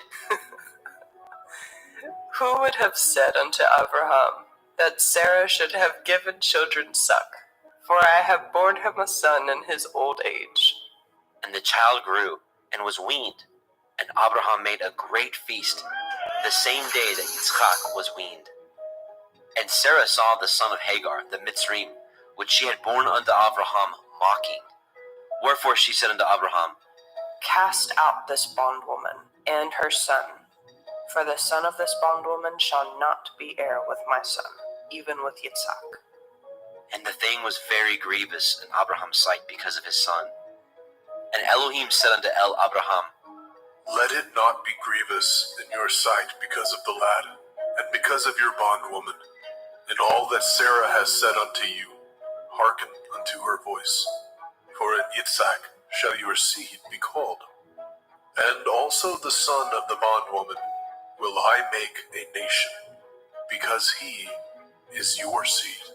And Abraham rose up early in the morning, and took bread and a bottle of water, and gave it unto Hagar, putting it on her shoulder, and the child, and sent her away. And she departed, and wandered in the wilderness of Beersheba. And the water was spent in the bottle, and she cast the child under one of the shrubs. And she went, and sat her down over against him a good way off, as it were a bowshot. For she said, Let me not see the death of the child. And she sat over against him, and lifted up her voice, and wept. And Elohim heard the voice of the lad. And the angel of Elohim called unto Hagar out of the heavens, and said unto her, What ails you, Hagar? Fear not, for Elohim has heard the voice of the lad where he is. Arise, lift up the lad, and hold him in your hand, for I will make him a great nation. And Elohim opened her eyes, and she saw a well of water. And she went, and filled the bottle with water, and gave the lad drink. And Elohim was with the lad, and he grew, and dwelt in the wilderness, and became an archer. And he dwelt in the wilderness of Paran, and his mother took him a woman out of the land of Mitzrayim. And it came to pass at that time, that Abimelech and Pichol, the chief captain of his host, spoke unto Abraham, saying, Elohim is with you in all that you do. Now therefore swear unto me here by Elohim, that you will not deal falsely with me, nor with my son, nor with my son's son, but according to the kindness that I have done unto you, you shall do unto me, and to the land wherein you have sojourned. And Abraham said, I will swear. And Abraham reproved Abimelech because of a well of water, which Abimelech's servants had violently taken away. And Abimelech said, I know not who has done these things, neither did you tell me, neither yet heard I of it. but today. And Abraham took sheep and oxen and gave them unto Abimelech, and both of them cut a covenant. And Abraham set 7 ewe lambs of the flock by themselves. And Abimelech said unto Abraham, What mean these 7 ewe lambs which you have set by themselves? and he said, For these 7 ewe lambs shall you take off my hand, that they may be a witness unto me, that I have dug this well. Wherefore he called that place Beersheba, because there they swore both of them. Thus they cut a covenant at Beersheba. Then Abimelech rose up, and Phicol, the chief captain of his host, and they returned into the land of the Palestine. And Abraham planted a grove in Beersheba, and called thereon the name of Yahweh, El Olam. And Abraham sojourned in the Palestine's land many days.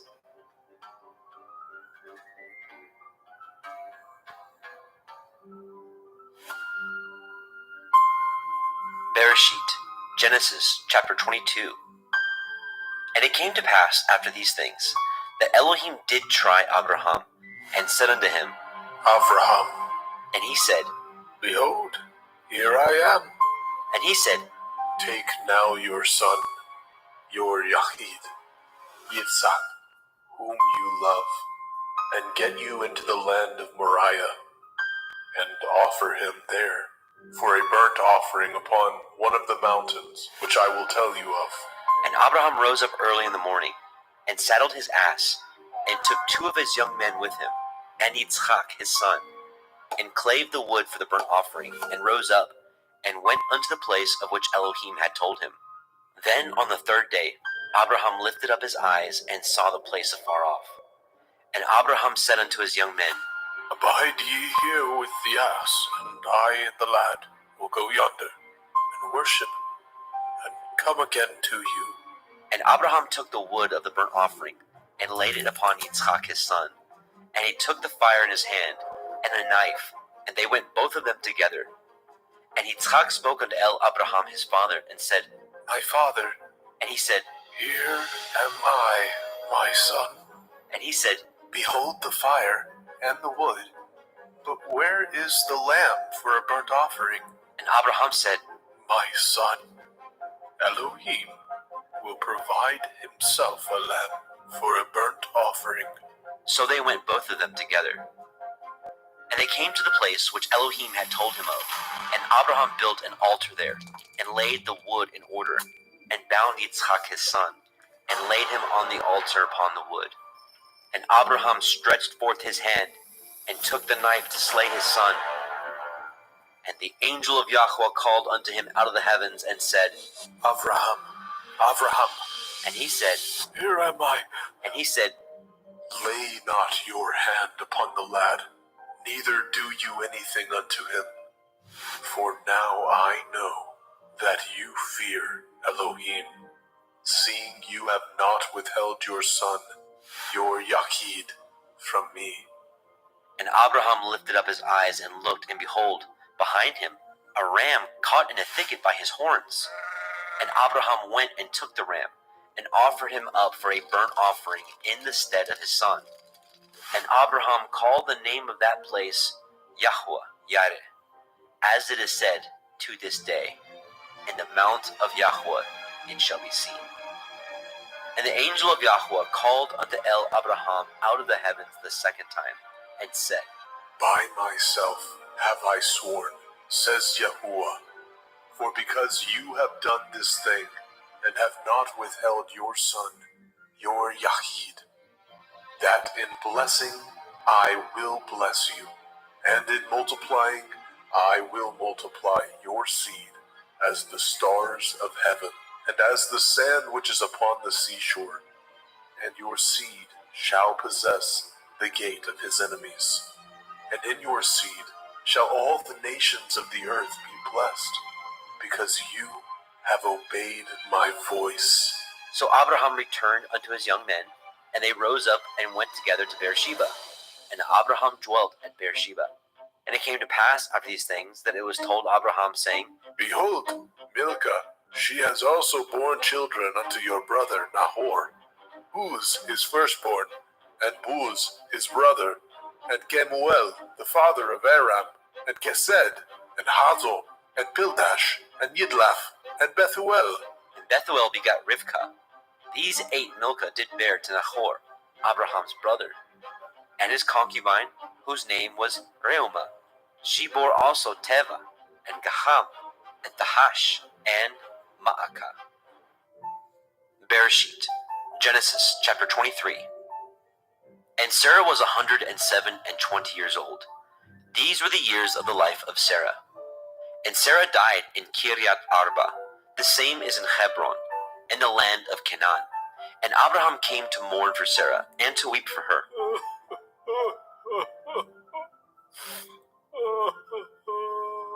And Abraham stood up from before his dead, and spoke unto the sons of Heth, saying, I am a stranger and a sojourner with you. Give me a possession of a burying place with you, that I may bury my dead out of my sight. And the children of Heth answered Abraham, saying unto him, Hear us, my lord. You are a mighty prince among us. In the choice of our sepulchres bury your dead. None of us shall withhold from you his sepulchre, but that you may bury your dead. And Abraham stood up, and bowed himself to the people of the land, even to the children of Heth. And he communed with them, saying, If it be your mind that I should bury my dead out of my sight, hear me, and entreat from me to Ephron, the son of Zohar, that he may give me the cave of Machpelah, which he has, which is in the end of his field. For as much money as it is worth he shall give it me, for a possession of a burying place amongst you. And Ephron dwelt among the children of Heth. And Ephron the Hittite answered Abraham in the audience of the children of Heth, even all that went in the gate of his city, saying, Nay, my lord, hear me. The field I give you, and the cave that is therein I give it you. In the presence of the sons of my people give I it you. Bury your dead. And Abraham bowed down himself before the people of the land. And he spoke unto Ephron in the audience of the people of the land, saying, But if you will give it, I pray you, hear me. I will give you money for the field. Take it of me, and I will bury my dead there. And Ephron answered Abraham, saying unto him, My lord, hearken unto me. The land is worth 400 shekels of silver. What is that betwixt me and you? Bury therefore your dead. And Abraham hearkened unto Ephron. And Abraham weighed to Ephron the silver, which he had named in the audience of the sons of Heth, 400 shekels of silver, current money with the merchant. And the field of Ephron, which was in Machpelah, which was before Mamre, the field and the cave which was therein, and all the trees that were in the field, that were in all the borders round about, were made sure unto Abraham for a possession in the presence of the children of Heth, before all that went in at the gate of his city. And after this, Abraham buried Sarah his woman in the cave of the field of Machpelah before Mamre, the same as Hebron, in the land of Canaan. And the field and the cave that is therein were made sure unto Abraham for a possession of a burying place by the sons of Heth.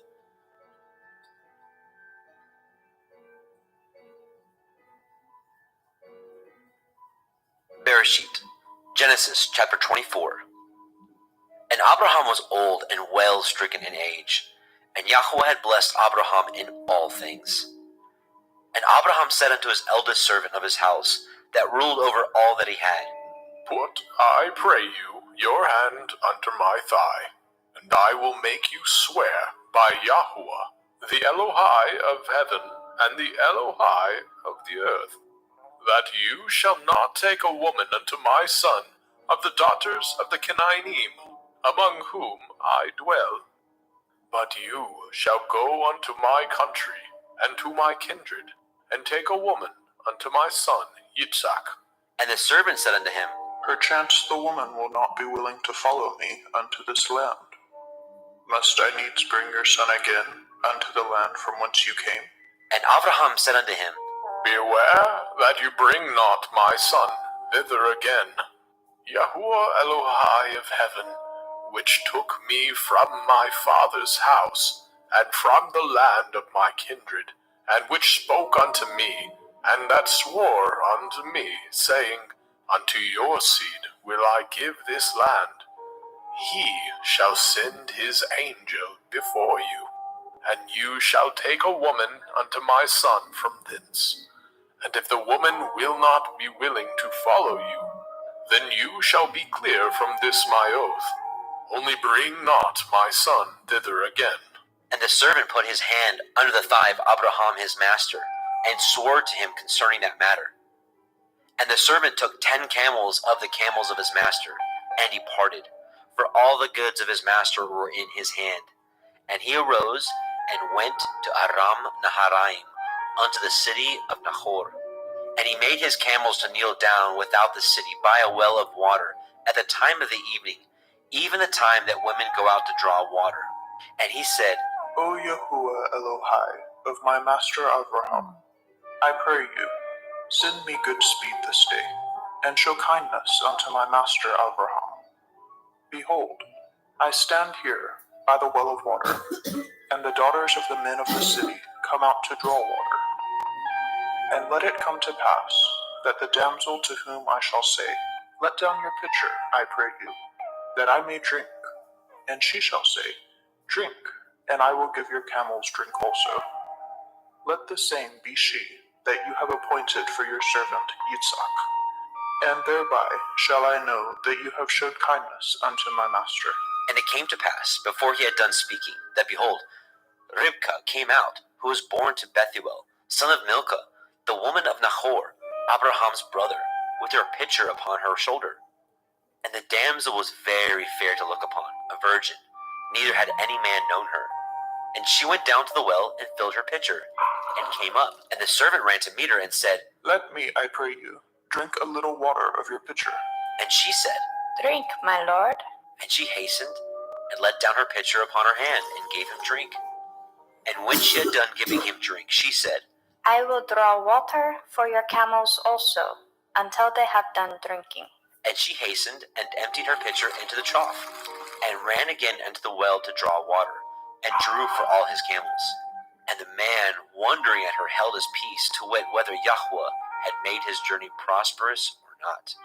And it came to pass, as the camels had done drinking, that the man took a golden earring of half a shekel weight, and 2 bracelets for her hands of 10 shekels weight of gold, and said, Whose daughter are you? Tell me, I pray you, is there room in your father's house for us to lodge in? And she said unto him, I am the daughter of Bethuel, the son of Milcah, which she bore unto Nahor. And she said moreover unto him, We have both straw and provender enough, and room to lodge in. And the man bowed down his head and worshipped Yahweh. And he said, Blessed be Yahuwah Elohai of my master Abraham, who has not left destitute my master of his mercy and his truth.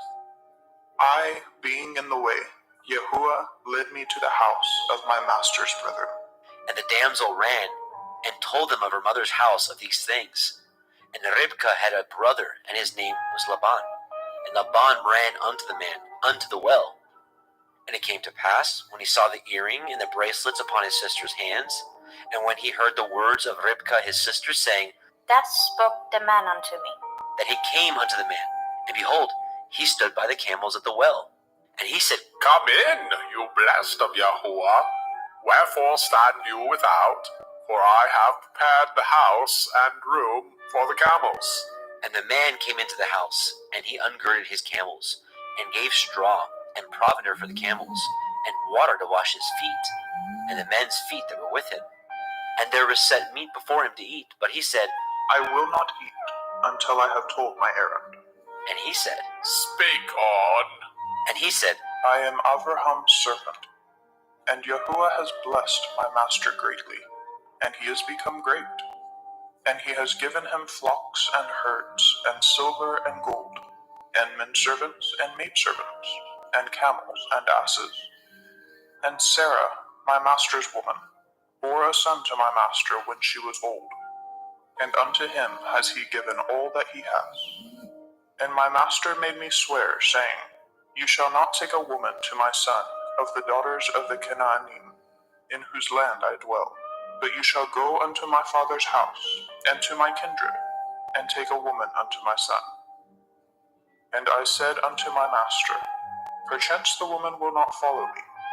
And he said unto me, Yahuwah, before whom I walk, will send his angel with you, and prosper your way.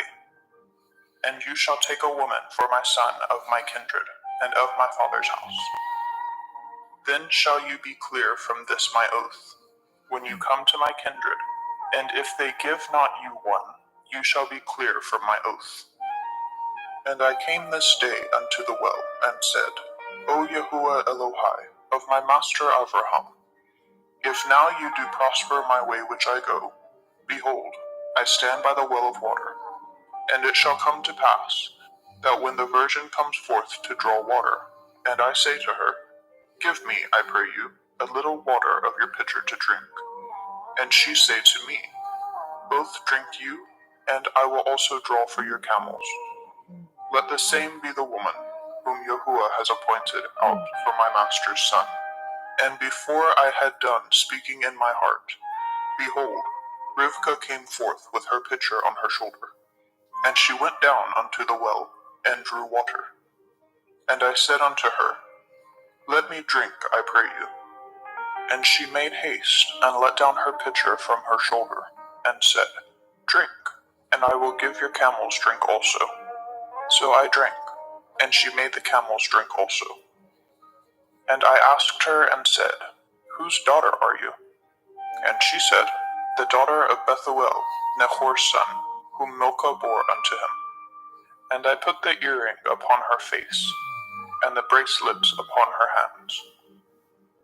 And I bowed down my head and worshipped Yahuwah, and blessed Yahuwah Elohai of my master Avraham, which had led me in the right way to take my master's brother's daughter unto his son. And now, if you will deal kindly and truly with my master, tell me, and if not, tell me, that I may turn to the right hand or to the left.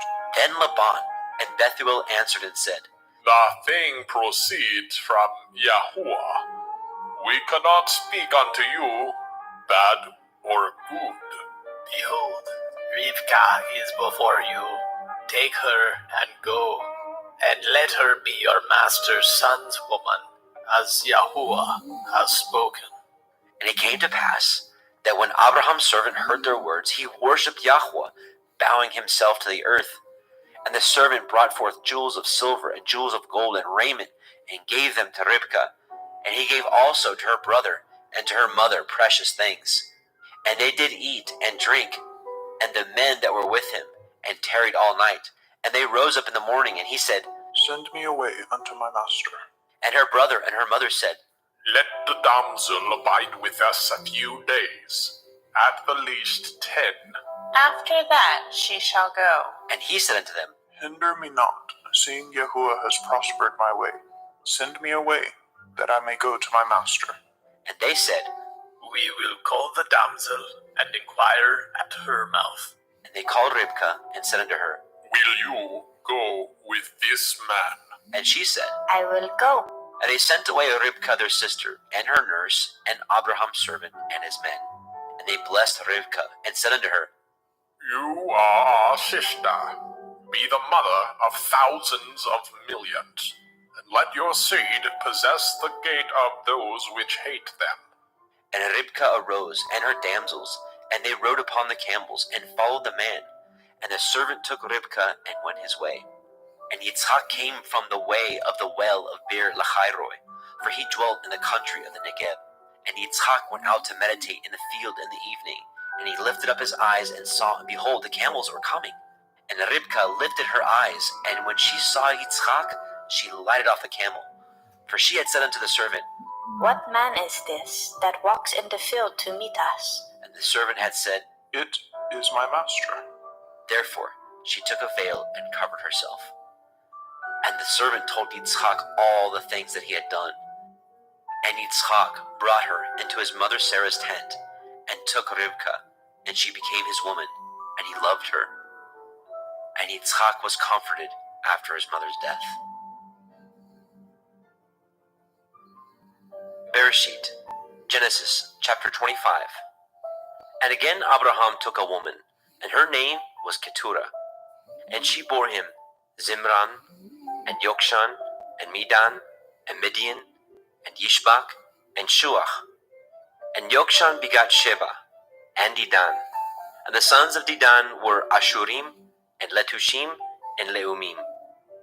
And the sons of Midian, Ephah, and Epher, and Chanok, and Abidah, and Eldaah. These were the children of Keturah. And Abraham gave all that he had unto Yitzchak, but unto the sons of the concubines which Abraham had, Abraham gave gifts, and sent them away from Yitzchak his son, while he yet lived, eastward into the east country.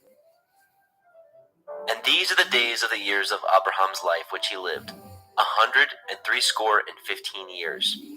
Then Abraham gave up his ruach, and died in a good old age, an old man and full of years, and was gathered to his people. And his sons Yitzchak and Ishmael buried him in the cave of Machpelah, in the field of Ephron, the son of Zohar, the Hittite, which is before Mamre, the field which Abraham purchased of the sons of Heth. There was Abraham buried, and Sarah his woman. And it came to pass, after the death of Abraham, that Elohim blessed his son Yitzchak, and Yitzchak dwelt by the well Be'er Lahai-roi. Now these are the generations of Ishmael, Abraham's son, whom Hagar, the Mitzrayim, Sarah's handmaid, bore unto Abraham. And these are the names of the sons of Ishmael, by their names, according to their generations. The firstborn of Ishmael, Nebaioth, and Kedar, and Adbeel, and Mibsam, and Mishma, and Duma, and Masaah, Hadar, and Tima, Yetur, Naphish, and Kedemah. These are the sons of Ishmael, and these are their names, by their towns and by their castles, 12 princes according to their nations. And these are the years of the life of Ishmael, 137 years. And he gave up his ruach and died, and was gathered unto his people. And they dwelt from Havilah unto Shur, that is before Mitzrayim, as you go toward Ashura. And he died in the presence of all his brethren. And these are the generations of Yitzchak, Abraham's son. Abraham begat Yitzchak, and Yitzchak was 40 years old when he took Ribkah to be his woman, the daughter of Bethuel, the Aramite, of Padan Aram, the sister unto Laban, the Aramite. And Yitzchak entreated Yahweh for his woman, because she was barren, and Yahweh was entreated of him. And Ribkah his woman conceived. And the children struggled together within her. And she said, If it be so, why am I thus? And she went to inquire of Yahweh. And Yahweh said unto her, 2 nations are in your womb, and 2 manner of people shall be separated from your generation. And the one people shall be stronger than the other people, and the elder shall serve the younger. And when her days to be delivered were fulfilled, behold, there were twins in her womb. And the first came out red all over like a hairy garment, and they called his name Esau. And after that came his brother out, and his hand took hold on Esau's heel, and his name was called Jacob. And Yitzchak was 80 years old when she bore them. And the boys grew, and Esau was a cunning hunter, a man of the field, and Jacob was an upright man, dwelling in tents. And Yitzchak loved Esau, because he did eat of his venison, but Ribkah loved Jacob. And Jacob sought pottage, and Esau came from the field, and he was faint. And Esau said to Jacob, Feed me, I pray you, with that same red pottage, for I am faint. Therefore was his name called Edom. And Jacob said, Sell me this day your birthright. And Esau said, Behold, I am at the point to die, and what profit shall this birthright do to me? And Jacob said, Swear to me this day. And he swore unto him, and he sold his birthright unto Jacob.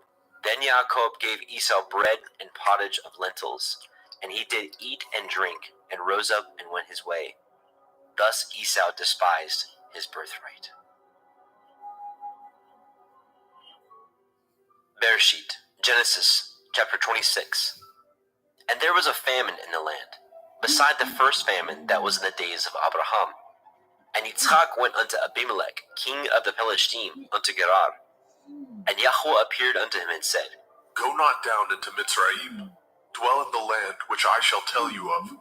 Sojourn in this land, and I will be with you, and will bless you. For unto you and unto your seed I will give you all these countries, and I will perform the oath which I swore unto Abraham your father. And I will make your seed to multiply as the stars of heaven, and will give unto your seed all these countries, and in your seed shall all the nations of the earth be blessed. Because that Abraham obeyed my voice, and did guard my watch, my commandments, my statutes, and my Torah. And Yitzchak dwelt in Gerar. And the men of the place asked him of his woman, and he said, She is my sister. For he feared to say, She is my woman, lest, said he, The men of the place should kill me for Rivkah, because she was fair to look upon. And it came to pass, when he had been there a long time, that Abimelech, king of the Philistine, looked out at a window and saw, and behold, Yitzchak was sporting with Rivkah his woman. And Abimelech called Yitzchak and said, Behold, of a surety she is your woman. And how said you, She is my sister? And Yitzchak said unto him, Because I said, lest I die for her. and Abimelech said, What is this you have done unto us? One of the people might lightly have lain with your woman, and you should have brought guiltiness upon us. And Abimelech charged all his people, saying, He that touches this man or his woman shall surely be put to death. Then Yitzchak sowed in that land, and received in the same year 100-fold, and Yahweh blessed him. And the man waxed great, and went forward, and grew until he became very great, for he had possessions of flocks, and possessions of herds, and great store of servants. And the Philistine envied him. For all the wells which his father's servant had dug in the days of Abraham his father, the Philistine had stopped them, and filled them with earth. And Abimelech said unto Yitzchak, Go from us, for you are much mightier than we. And Yitzchak departed thence, and pitched his tent in the valley of Gerar, and dwelt there. And Yitzchak dug again the wells of water, which they had dug in the days of Abraham his father, for the Philistine had stopped them up after the death of Abraham. And he called their names after the names by which his father had called them. And Yitzchak's servants dug in the valley, and found there a well of springing water. And the herdsmen of Gerar did strive with Yitzchak's herdsmen, saying, The water is ours. And he called the name of the well Esek, because they strove with him. And they dug another well, and strove for that also. And he called the name of it Sitnah. And he removed from thence, and dug another well. And for that they strove not. And he called the name of it Rehoboth. And he said, For now Yahuwah has made room for us, and we shall be fruitful in the land. And he went up from thence to Beer-sheba. And Yahweh appeared unto him that same night, and said, I am the Elohai of Abraham your father. Fear not, for I am with you, and will bless you, and multiply your seed for my servant Abraham's sake. And he built an altar there, and called upon the name of Yahweh, and pitched his tent there, and there Yitzchak's servants dug a well. Then Abimelech went to him from Gerar, and Ahuzat, one of his friends, and Pichol, the chief captain of his army. And Yitzchak said unto them, Wherefore come ye to me, seeing ye hate me, and have sent me away from you? And they said, We saw certainly that Yahuwah was with you, and we said, Let there be now an oath betwixt us, even betwixt us and you, and let us cut a covenant with you. That you will do us no hurt, as we have not touched you, and as we have done unto you nothing but good, and have sent you away in peace. You are now the blessed of Yahuwah. And he made them a feast, and they did eat and drink. And they rose up early in the morning and swore one to another. And Yitzchak sent them away, and they departed from him in peace. And it came to pass the same day that Yitzchak's servants came and told him concerning the well which they had dug, and said unto him, We have found water. And he called it Sheba. Therefore the name of the city is Be'er Sheba unto this day. And Esau was 40 years old when he took to be his woman Yahudit, the daughter of Beeri the Hittite, and Basemat, the daughter of Elon the Hittite, which were a grief of mind unto Yitzchak and to Rivkah. Bereshit, Genesis chapter 27. And it came to pass that when Yitzchak was old, and his eyes were dim, so that he could not see, he called Esau his eldest son, and said unto him, My son, And he said unto him, behold, here I am. And he said, Behold now, I am old. I know not the day of my death.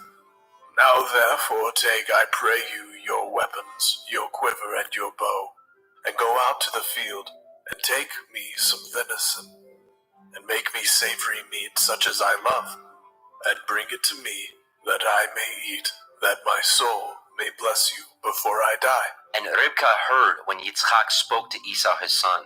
And Esau went to the field to hunt for venison and to eat it. And Rivkah spoke unto Jacob her son, saying, Behold, I heard your father speak unto Esau, your brother, saying, Bring me venison, and make me savory meat, that I may eat, and bless you before Yahuwah, before my death. Now therefore, my son, obey my voice, according to that which I command you. Go now to the flock, and fetch me from thence 2 good kids of the goats, and I will make them savory meat for your father, such as he loves. And you shall bring it to your father, that he may eat, and that he may bless you before his death. And Jacob said to Rivkah his mother, Behold, Esau my brother is a hairy man, and I am a smooth man. My father perchance will fill me, and I shall seem to him as a deceiver, and I shall bring a curse upon me, and not a blessing. And his mother said unto him, Upon me be your curse, my son. Only obey my voice, and go fetch me them. And he went and fetched, and brought them to his mother. And his mother made savory meat, such as his father loved. And Rivkah took goodly raiment of her eldest son Esau, which were with her in the house, and put them upon Jacob her younger son. And she put the skins of the kids of the goats upon his hands, and upon the smooth of his neck. And she gave the savory meat, and the bread, which she had prepared, into the hand of her son Jacob. And he came unto his father, and said, My father. And he said, Here I am. Who are you, my son? And Jacob said unto his father, I am Esau, your firstborn. I have done according as you bade me. Arise, I pray you, sit and eat of my venison, that your soul may bless me. And Yitzchak said unto his son, How is it that you have found it so quickly, my son? And he said, Because Yahuwah Elohika brought it to me. And Yitzchak said unto Jacob, Come near, I pray you, that I may feel you, my son, whether you be my very son Esau or not. And Jacob went near unto Yitzchak his father, and he felt him, and said, The voice is Yaakov's voice, but the hands are the hands of Esau. And he discerned him not, because his hands were hairy, as his brother Esau's hands. So he blessed him. And he said, Are you my very son Esau? And he said, I am. And he said, Bring it near to me, and I will eat of my son's venison, that my soul may bless you. And he brought it near to him, and he did eat. And he brought him wine, and he drank. And his father Yitzchak said unto him, Come near now, and kiss me, my son. And he came near, and kissed him. And he smelled the smell of his raiment, and blessed him, and said, See, the smell of my son is as the smell of a field, which Yahuwah has blessed. Therefore Elohim give you of the dew of heaven, and of the fatness of the earth, and plenty of grain and wine. Let people serve you, and nations bow down to you. Be Lord over your brethren, and let your mother's sons bow down to you. Cursed be every one that curses you, and blessed be he that blesses you. And it came to pass, as soon as Yitzchak had made an end of blessing Yaakov, and Yaakov was yet scarce gone out from the presence of Yitzchak his father, that Esau his brother came in from his hunting, and he also had made savory meat, and brought it unto his father, and said unto his father, Let my father arise, and eat of his son's venison, that your soul may bless me. And Yitzchak his father said unto him, Who are you? and he said, I am your son, your firstborn, Esau. and Yitzchak trembled very exceedingly, and said, Who? Where is he that has taken venison and brought it to me? And I have eaten of all before you came, and have blessed him. Yea, he shall be blessed. And when Esau heard the words of his father, he cried with a great and exceeding bitter cry, and said unto his father, Bless me, even me also, O my father. and he said, Your brother has come with subtlety, and has taken away your blessing. and he said, Is he not rightly named Yaakov? For he has supplanted me these 2 times. He took away my birthright, and behold, now he has taken away my blessing. and he said, Have you not reserved a blessing for me? and Yitzchak answered and said unto Esau, Behold, I have made him your lord, and all his brethren have I given to him for servants, and with grain and wine have I sustained him.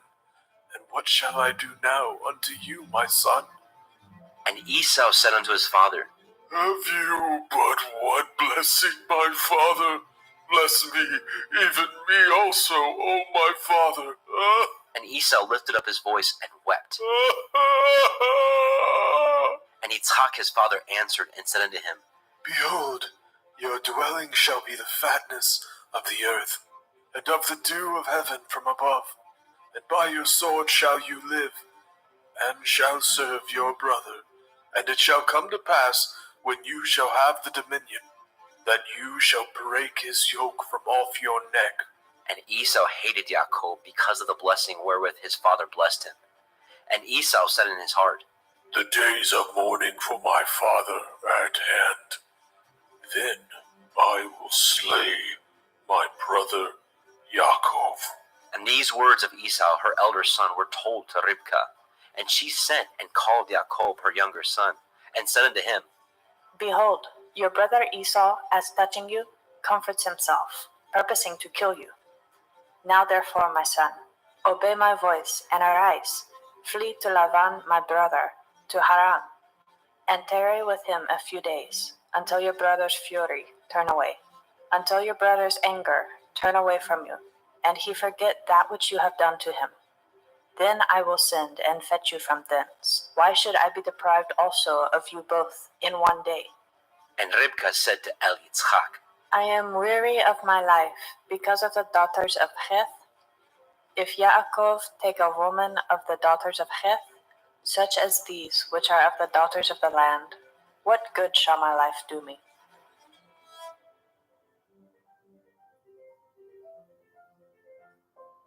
Bereshit, Genesis chapter 28. And Yitzchak called Yaakov, and blessed him, and charged him, and said unto him, You shall not take a woman of the daughters of Canaan. Arise, go to Padan Aram, to the house of Bethuel, your mother's father, and take you a woman from thence of the daughters of Laban, your mother's brother, and El Shaddai bless you, and make you fruitful, and multiply you, that you may be a multitude of people, and give you the blessing of Abraham to you, and to your seed with you, that you may inherit the land wherein you are a stranger, which Elohim gave unto Abraham.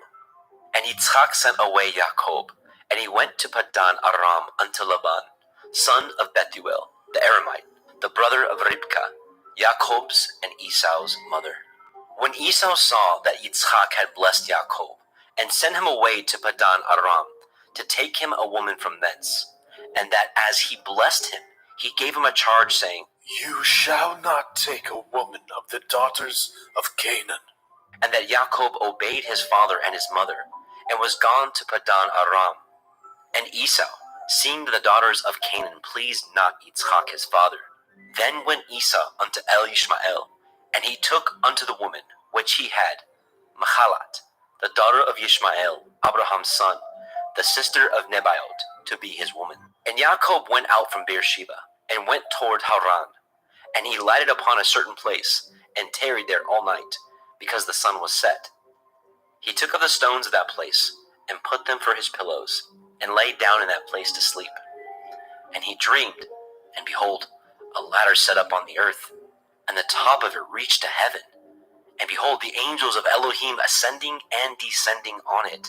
And behold, Yahweh stood above it, and said, I am Yahuwah Elohai of Abraham your father, and the Elohai of Yitzhak. The land whereon you lie, to you will I give it, and to your seed. And your seed shall be as the dust of the earth, and you shall spread abroad to the west, and to the east, and to the north, and to the south. And in you, and in your seed, shall all the families of the earth be blessed. And behold, I am with you, and will guard you in all the places whither you go, and will bring you again into this land. For I will not leave you until I have done that which I have spoken to you of. And Yaakov awoke out of his sleep, and he said, Surely Yahuwah is in this place, and I knew it not. And he was afraid, and said, How dreadful is this place! This is none other but the house of Elohim, and this is the gate of heaven. And Jacob arose up early in the morning, and took the stone that he had put for his pillows, and set it up for a pillar, and poured oil upon the top of it. And he called the name of that place Beit El, but the name of that city was called Luz at the first. And Jacob vowed a vow, saying, If Elohim will be with me, and will guard me in this way that I go, and will give me bread to eat, and raiment to put on, so that I come again to my father's house in peace, then shall Yahuwah be my Elohim, and this stone which I have set for a pillar shall be Elohim's house, and of all that you shall give me, I will surely give the 10th unto you.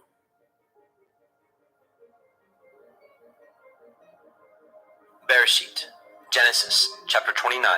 Then Jacob went on his journey, and came into the land of the people of the east. And he looked, and behold, a well in the field, and lo, there were 3 flocks of sheep lying by it.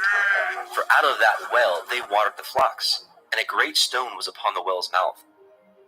And thither there were all the flocks gathered, and they rolled the stone from the well's mouth, and watered the sheep, and put the stone again upon the well's mouth in its place. And Jacob said unto them, My brethren, whence be ye? and they said, Of Haran are we. and he said unto them, Know ye Lavan, the son of Nahor? and they said, We know him. and he said unto them, Is he well? and they said, He is well. And behold, Rachel his daughter comes with the sheep. and he said, Lo, it is yet high day, neither is it time that the cattle should be gathered together. Water ye the sheep, and go and feed them. and they said, We cannot, until all the flocks be gathered together, until they roll the stone from the well's mouth. Then we water the sheep. And while he yet spoke with him, Rachel came with her father's sheep, for she kept them.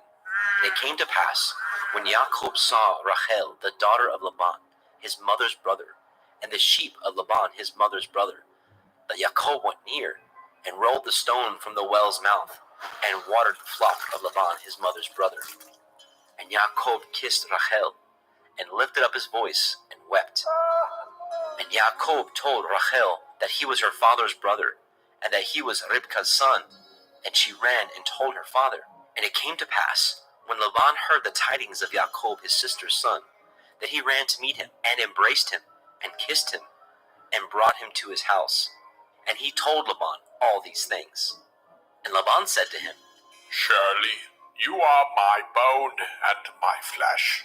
And he abode with him the space of a month. And Laban said unto Jacob, Because you are my brother, should you therefore serve me for naught? Tell me, what shall your wages be? And Laban had 2 daughters. The name of the elder was Leah, and the name of the younger was Rachel.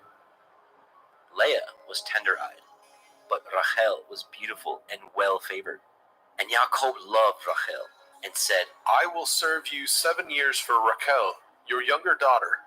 And Laban said, It is better that I give her to you, than that I should give her to another man. Abide with me. And Jacob served 7 years for Rachel, and they seemed unto him but a few days, for the love he had to her. And Jacob said unto Laban, Give me my woman, for my days are fulfilled, that I may go in unto her. And Laban gathered together all the men of that place, and made a feast. And it came to pass in the evening, that he took Leah his daughter, and brought her to him, and he went in unto her. And Laban gave unto his daughter Leah Zilpah, his maid, for a handmaid. And it came to pass, that in the morning, behold, it was Leah. And he said to Laban, What is this that you have done unto me? Did I not serve with you for Rachel? Wherefore then have you beguiled me? And Laban said, It must not be so done in our country, to give the younger before the firstborn. Fulfill her week, and we will give you this also for the service which you shall serve with me yet 7 other years. And Jacob did so, and fulfilled her week. And he gave him Rachel his daughter to be his woman also. And Laban gave to Rachel his daughter Bilhah his handmaid to be her maid. And he went in also unto Rachel, and he loved also Rachel more than Leah, and served with him yet 7 other years. And when Yahweh saw that Leah was hated, he opened her womb, but Rachel was barren. And Leah conceived, and bore a son, and she called his name Reuben. For she said, Surely Yahuwah has looked upon my affliction. Now therefore my man will love me. And she conceived again, and bore a son, and said, Because Yahuwah has heard that I was hated, he has therefore given me this son also. And she called his name Shimon. And she conceived again, and bore a son, and said, Now this time will my man be joined unto me, because I have borne him 3 sons. Therefore was his name called Levi. And she conceived again, and bore a son, and she said, Now I will praise Yahuwah. Therefore she called his name Yehudah, and left bearing. Bereshit, Genesis chapter 30. And when Rachel saw that she bore Jacob no children, Rachel envied her sister, and said unto Jacob, Give me children, or else I die. And Jacob's anger was kindled against Rachel, and he said, Am I in Elohim's stead, who has withheld from you the fruit of the womb? And she said, Behold, my maid Bilhah, go in unto her, and she shall bear upon my knees, that I may also have children by her. And she gave him Bilhah her handmaid to be his woman. And Jacob went in unto her. And Bilhah conceived, and bore Jacob a son. And Rachel said, Elohim has judged me, and has also heard my voice, and has given me a son. Therefore called she his name Dan. And Bilhah, Rachel's maid, conceived again, and bore Jacob a second son. And Rachel said, With great wrestlings have I wrestled with my sister, and I have prevailed. And she called his name Naphtali. And when Leah saw that she had left bearing, she took Zilpah her maid, and gave her Jacob to be his woman. And Zilpah, Leah's maid, bore Jacob a son. And Leah said, A troop comes. And she called his name Gad. And Zilpah, Leah's maid, bore Jacob a second son. And Leah said, Happy am I, for the daughters will call me blessed. And she called his name Asher. And Reuben went in the days of the wheat harvest, and found mandrakes in the field, and brought them unto his mother Leah. Then Rachel said to Leah, Give me, I pray you, of your son's mandrakes. And she said unto her, Is it a small matter that you have taken my man? And would you take away my son's mandrakes also? And Rachel said, Therefore he shall lie with you tonight for your son's mandrakes. And Jacob came out of the field in the evening, And Leah went out to meet him and said, You must come in unto me, for surely I have hired you with my son's mandrakes. And he lay with her that night. And Elohim hearkened unto Leah, and she conceived, and bore Jacob the 5th son. And Leah said, Elohim has given me my hire, because I have given my maiden to my man. And she called his name Issachar. And Leah conceived again, and bore Jacob the 6th son. And Leah said, Elohim has endued me with a good dowry. Now will my man dwell with me, because I have borne him 6 sons. And she called his name Zebulun. And afterwards she bore a daughter, and called her name Dinah. And Elohim remembered Rachel, and Elohim hearkened to her, and opened her womb. And she conceived and bore a son, and said, Elohim has taken away my reproach. And she called his name Joseph, and said, Yahuwah shall add to me another son. And it came to pass, when Rachel had borne Joseph, that Jacob said unto Laban, Send me away, that I may go unto my own place, and to my country. Give me my women and my children, for whom I have served you, and let me go. For you know my service which I have done you. And Laban said unto him, I pray you, if I have found favor in your eyes, tarry. For I have learned by experience that Yahuwah has blessed me for your sake. And he said, Appoint me your wages, and I will give it. And he said unto him, You know how I have served you, and how your cattle was with me. For it was little which you had before I came, and it is now increased unto a multitude. And Yahuwah has blessed you since my coming. And now, when shall I provide for my own house also? And he said, What shall I give you? And Jacob said, You shall not give me anything. If you will do this thing for me, I will again feed and guard your flock. I will pass through all your flock today, removing from thence all the speckled and spotted cattle, and all the brown cattle among the sheep, and the spotted and speckled among the goats, and of such shall be my hire. So shall my righteousness answer for me in time to come, when it shall come for my hire before your face. Every one that is not speckled and spotted among the goats, and brown among the sheep, that shall be counted stolen with me. And Laban said, Behold, I would it might be according to your word. And he removed that day the he-goats that were ring-streaked and spotted, and all the she-goats that were speckled and spotted, and every one that had some white in it, and all the brown among the sheep, and gave them into the hands of his sons. And he set 3 days' journey betwixt himself and Jacob, and Jacob fed the rest of Laban's flocks. And Jacob took him rods of green poplar, and of the hazel and chestnut tree, and pilled white strakes in them, and made the white appear which was in the rods. And he set the rods which he had pilled before the flocks in the gutters, in the watering troughs, when the flocks came to drink, that they should conceive when they came to drink. And the flocks conceived before the rods, and brought forth cattle, ring-straked, speckled, and spotted. And Jacob did separate the lambs, and set the faces of the flocks toward the ring-straked, and all the brown in the flock of Laban. And he put his own flocks by themselves, and put them not unto Laban's cattle. And it came to pass, whensoever the stronger cattle did conceive, that Jacob laid the rods before the eyes of the cattle in the gutters, that they might conceive among the rods. But when the cattle were feeble, he put them not in. So the feebler were Laban's, and the stronger Jacob's. And the man increased exceedingly, and had much cattle, and maidservants, and menservants, and camels, and asses.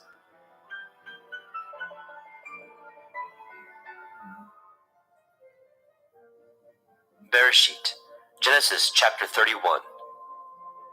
And he heard the words of Laban's son, saying, Yaakov has taken away all that was our father's, and of that which was our father's has he gotten all his glory. And Jacob beheld the countenance of Laban, and behold, it was not towards him as before. And Yahweh said unto Jacob, Return unto the land of your fathers, and to your kindred, and I will be with you. And Jacob sent and called Rachel and Leah to the fields unto his flock, and said unto them, I see your father's countenance, that it is not towards me as before, but the Elohim of my father has been with me. And ye know that with all my power I have served your father. And your father has deceived me and changed my wages 10 times, but Elohim suffered him not to hurt me. If he said thus, the speckled shall be your wages, then all the cattle bore speckled, And if he said thus, the ringstraked shall be your hire, then bore all the cattle ringstraked. Thus Elohim has taken away the cattle of your father and given them to me. And it came to pass at the time that the cattle conceived, that I lifted up my eyes, and I saw in a dream, and behold, the rams which leaped upon the cattle were ringstraked, speckled, and grizzled. And the angel of Elohim spoke unto me in a dream, saying, Yaakov. And I said, Here I am. And he said, Lift up now your eyes, and see, all the rams which leapt upon the cattle are ringstraked, speckled, and grizzled. For I have seen all that Laban does unto you. I am the Elohim of Bethel, where you anointed the pillar, and where you vowed a vow unto me. Now arise, get you out of this land, and return unto the land of your kindred. And Rachel and Leah answered and said unto him, Is there yet any portion or inheritance for us in our father's house? Are we not counted of him strangers? For he has sold us, and has quite devoured also our money. For all the riches which Elohim has taken from our father, that is ours, and our children's. Now then, whatsoever Elohim has said unto you, do. Then Jacob rose up, and set his sons and his women upon camels, and carried away all his cattle, and all his goods which he had gotten, the cattle of his getting, which he had gotten in Padan Aram, for to go to El Yitzchak his father, in the land of Canaan. And Laban went to shear his sheep, and Rachel had stolen the teraphim that were her father's. And Jacob stole away unawares to Laban the Aramite, in that he told him not that he fled. So he fled with all that he had, and he rose up, and passed over the river, and set his face toward the Mount Gilead. And it was told Laban on the third day that Jacob was fled. And he took his brethren with him, and pursued after him 7 days' journey, and they overtook him in the Mount Gilead. And Elohim came to Laban the Aramite in a dream by night, and said unto him, Take heed that you speak not to Yaakov, either good or bad. Then Laban overtook Jacob. Now Jacob had pitched his tent in the mount, and Laban with his brethren pitched in the Mount Gilead. And Laban said to Jacob, What have you done, that you have stolen away unawares to me, and carried away my daughters as captives, taken with the sword? Wherefore did you flee away secretly, and steal away from me, and did not tell me, that I might have sent you away with mirth, and with songs, with tabret, and with harp? And have not suffered me to kiss my sons and daughters? You have now done foolishly in so doing.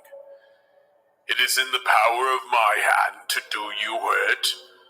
But the Elohim of your father spoke unto me yesternight, saying, Take heed that you speak not to Yaakov, either good or bad.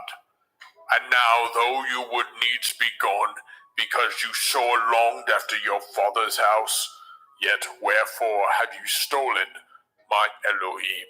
And Jacob answered and said to Laban, Because I was afraid, for I said, Perchance you would take by force your daughters from me. With whomsoever you find your Elohim, let him not live, before our brethren discern what is yours with me, and take it to you. for Jacob knew not that Rachel had stolen them. And Laban went into Jacob's tent, and into Leah's tent, and into the 2 maidservants' tents, but he found them not. Then he went out of Leah's tent, and entered into Rachel's tent. Now Rachel had taken the teraphim, and put them in the camel's furniture, and sat upon them. And Laban searched all the tent, but found them not. And she said to her father, Let it not displease my lord that I cannot rise up before you, for the custom of women is upon me. And he searched, but found not the teraphim. And Jacob was wroth, and chode with Laban. And Jacob answered and said to Laban, What is my transgression? What is my sin, that you have so hotly pursued after me? Whereas you have searched all my stuff, what have you found of all your household stuff? Set it here before my brethren and your brethren, that they may judge betwixt us both. This 20 years have I been with you. Your ewes and your she-goats have not cast their young, and the rams of your flock have I not eaten. That which was torn of beasts I brought not unto you. I bore the loss of it. Of my hand did you require it, whether stolen by day or stolen by night. Thus I was in the day the drought consumed me, and the frost by night. and my sleep departed from my eyes. Thus have I been 20 years in your house. I served you 14 years for your 2 daughters and 6 years for your cattle, and you have changed my wages 10 times. Except the Elohai of my father, the Elohai of Abraham, and the fear of Yitzhak had been with me, surely you had sent me away now empty. Elohim has seen my affliction, and the labor of my hands, and rebuked you yesternight. And Laban answered and said unto Yaakov, These daughters are my daughters, and these children are my children, and these cattle are my cattle, and all that you see is mine. And what can I do this day unto these my daughters, or unto their children which they have borne? Now therefore come, let us cut a covenant, I and you, and let it be for a witness between me and you. And Yaakov took a stone, and set it up for a pillar. And Yaakov said unto his brethren, Gather stones. And they took stones, and made a heap, and they did eat there upon the heap. And Laban called it Yegar Sahaduta, but Yaakov called it Galid. And Laban said, This heap is a witness between me and you this day. Therefore was the name of it called Galed. And Mitzpah, for he said, Yahuwah watch between me and you, when we are absent from one another. If you shall afflict my daughters, or if you shall take other women beside my daughters, no man is with us. See, Elohim is witness betwixt me and you.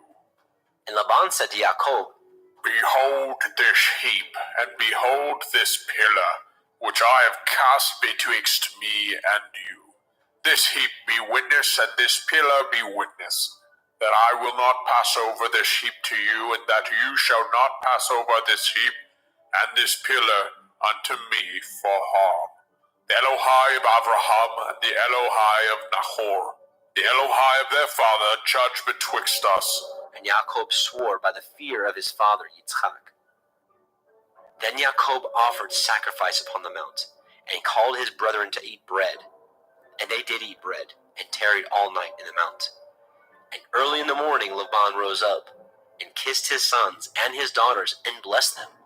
And Laban departed, and returned unto his place. Bereshit, Genesis chapter 32. And Yaakov went on his way, and the angels of Elohim met him. And when Yaakov saw them, he said, This is Elohim's host. And he called the name of that place Machanaim. And Yaakov sent messengers before him to Esau his brother, unto the land of Seir, the country of Edom. And he commanded them, saying, Thus shall ye speak unto my lord Esau. Your servant Yaakov says thus, I have sojourned with Laban, and stayed there until now. And I have oxen and asses, flocks and men servants, and women servants. And I have sent to tell my lord, that I may find grace in your sight. And the messengers returned to Yaakov, saying, We came to your brother Esau, and also he comes to meet you, and 400 men with him.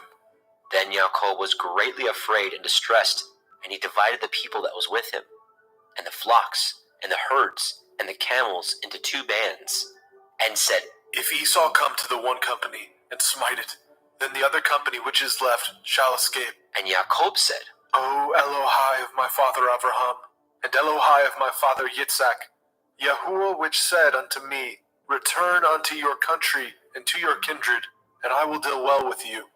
I am not worthy of the least of all the mercies, and of all the truth which you have showed unto your servant. For with my staff I passed over this Yarden, and now I am become 2 bands. Deliver me, I pray you, from the hand of my brother, from the hand of Esau, for I fear him, lest he will come and smite me, and the mother with the children. And you said, I will surely do you good, and make your seed as the sand of the sea, which cannot be numbered for multitude. And he lodged there that same night, and took of that which came to his hand a present for Esau his brother, 200 she-goats, and 20 he-goats, 200 ewes, and 20 rams, 30 milch camels with their colts, 40 kine, and 10 bulls, 20 she-asses, and 10 foals. And he delivered them into the hands of his servants, every drove by themselves, and said unto his servants, Pass over before me, and put a space betwixt drove and drove. And he commanded the foremost, saying, When Esau my brother meets you, and asks you, saying, Whose are you, and where go you, and whose are these before you? Then you shall say, They be your servant Jacob's. It is a present sent unto my lord Esau, and behold, also, he is behind us. And so commanded he the second, and the third, and all that followed the drove, saying, On this manner shall you speak unto Esau when you find him, and say ye moreover, Behold, your servant Jacob is behind us. For he said, I will appease him with the present that goes before me, and afterward I will see his face. Perchance he will accept of me. So went the present over before him, and himself lodged that night in the company. And he rose up that night, and took his 2 women, and his 2 women servants, and his 11 sons, and passed over the ford Jabbok. And he took them, and sent them over the brook, and sent over that he had. And Jacob was left alone, and there wrestled a man with him until the breaking of the day. And when he saw that he prevailed not against him, he touched the hollow of his thigh, and the hollow of Jacob's thigh was out of joint, as he wrestled with him. And he said, Let me go, for the day breaks. And he said, I will not let you go, except you bless me. And he said unto him, What is your name?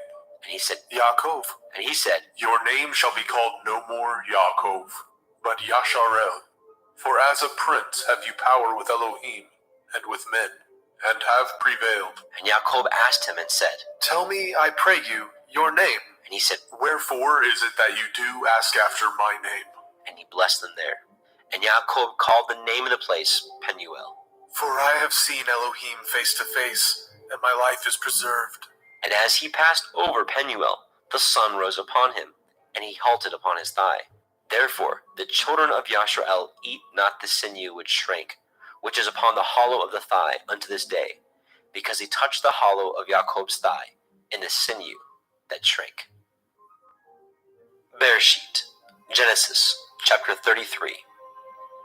And Jacob lifted up his eyes, and looked, and behold, Esau came, and him 400 men. And he divided the children unto Leah, and unto Rachel, and unto the 2 handmaids. And he put the handmaids and their children foremost, and Leah and her children after, and Rachel and Joseph hindermost. And he passed over before them, and bowed himself to the ground 7 times, until he came near to his brother. And Esau ran to meet him, and embraced him, and fell on his neck, and kissed him, and they wept. And he lifted up his eyes, and saw the women and the children, and said, Who are those with you?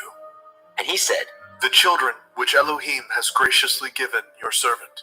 Then the handmaidens came near, they and their children, and they bowed themselves. And Leah also with her children came near, and bowed themselves. And after came Joseph near, and Rachel, and they bowed themselves. And he said, What do you mean by all this drove which I met? And he said, These are to find grace in the sight of my master. And Esau said, I have enough. My brother, keep what you have unto yourself. And Jacob said, Nay, I pray you, if now I have found grace in your sight, then receive my present at my hand. For therefore I have seen your face, as though I had seen the face of Elohim, and you were pleased with me. Take, I pray you, my blessing that is brought to you, because Elohim has dealt graciously with me, and because I have enough. And he urged him, and he took it, and said, Let us take our journey, and let us go, and I will go before you. And he said unto him, My Lord knows that the children are tender, and the flocks and herds with the young are with me. And if men should overdrive them one day, all the flock will die. Let my Lord, I pray you, pass over before his servant, and I will lead on softly, according as the cattle that goes before me, and the children be able to endure, until I come unto my Lord, unto Seir. And Esau said, Let me now leave you with some of the folk that are with me. And he said, What needs it? Let me find grace in the sight of my master. So Esau returned that day on his way unto Seir. And Jacob journeyed to Sukkot, and built him a house, and made Sukkot for his cattle. Therefore the name of the place is called Sukkot. And Jacob came to Shalem, a city of Shechem, which is in the land of Canaan, when he came from Padan Aram, and pitched his tent before the city. And he bought a parcel of a field, where he had spread his tent at the hand of the children of Hamor, Shechem's father, for 100 pieces of money. And he erected there an altar, and called it El Elohai Yasharel. Bereshit, Genesis chapter 34. And Dinah, the daughter of Leah, which she bore unto Jacob, went out to see the daughters of the land.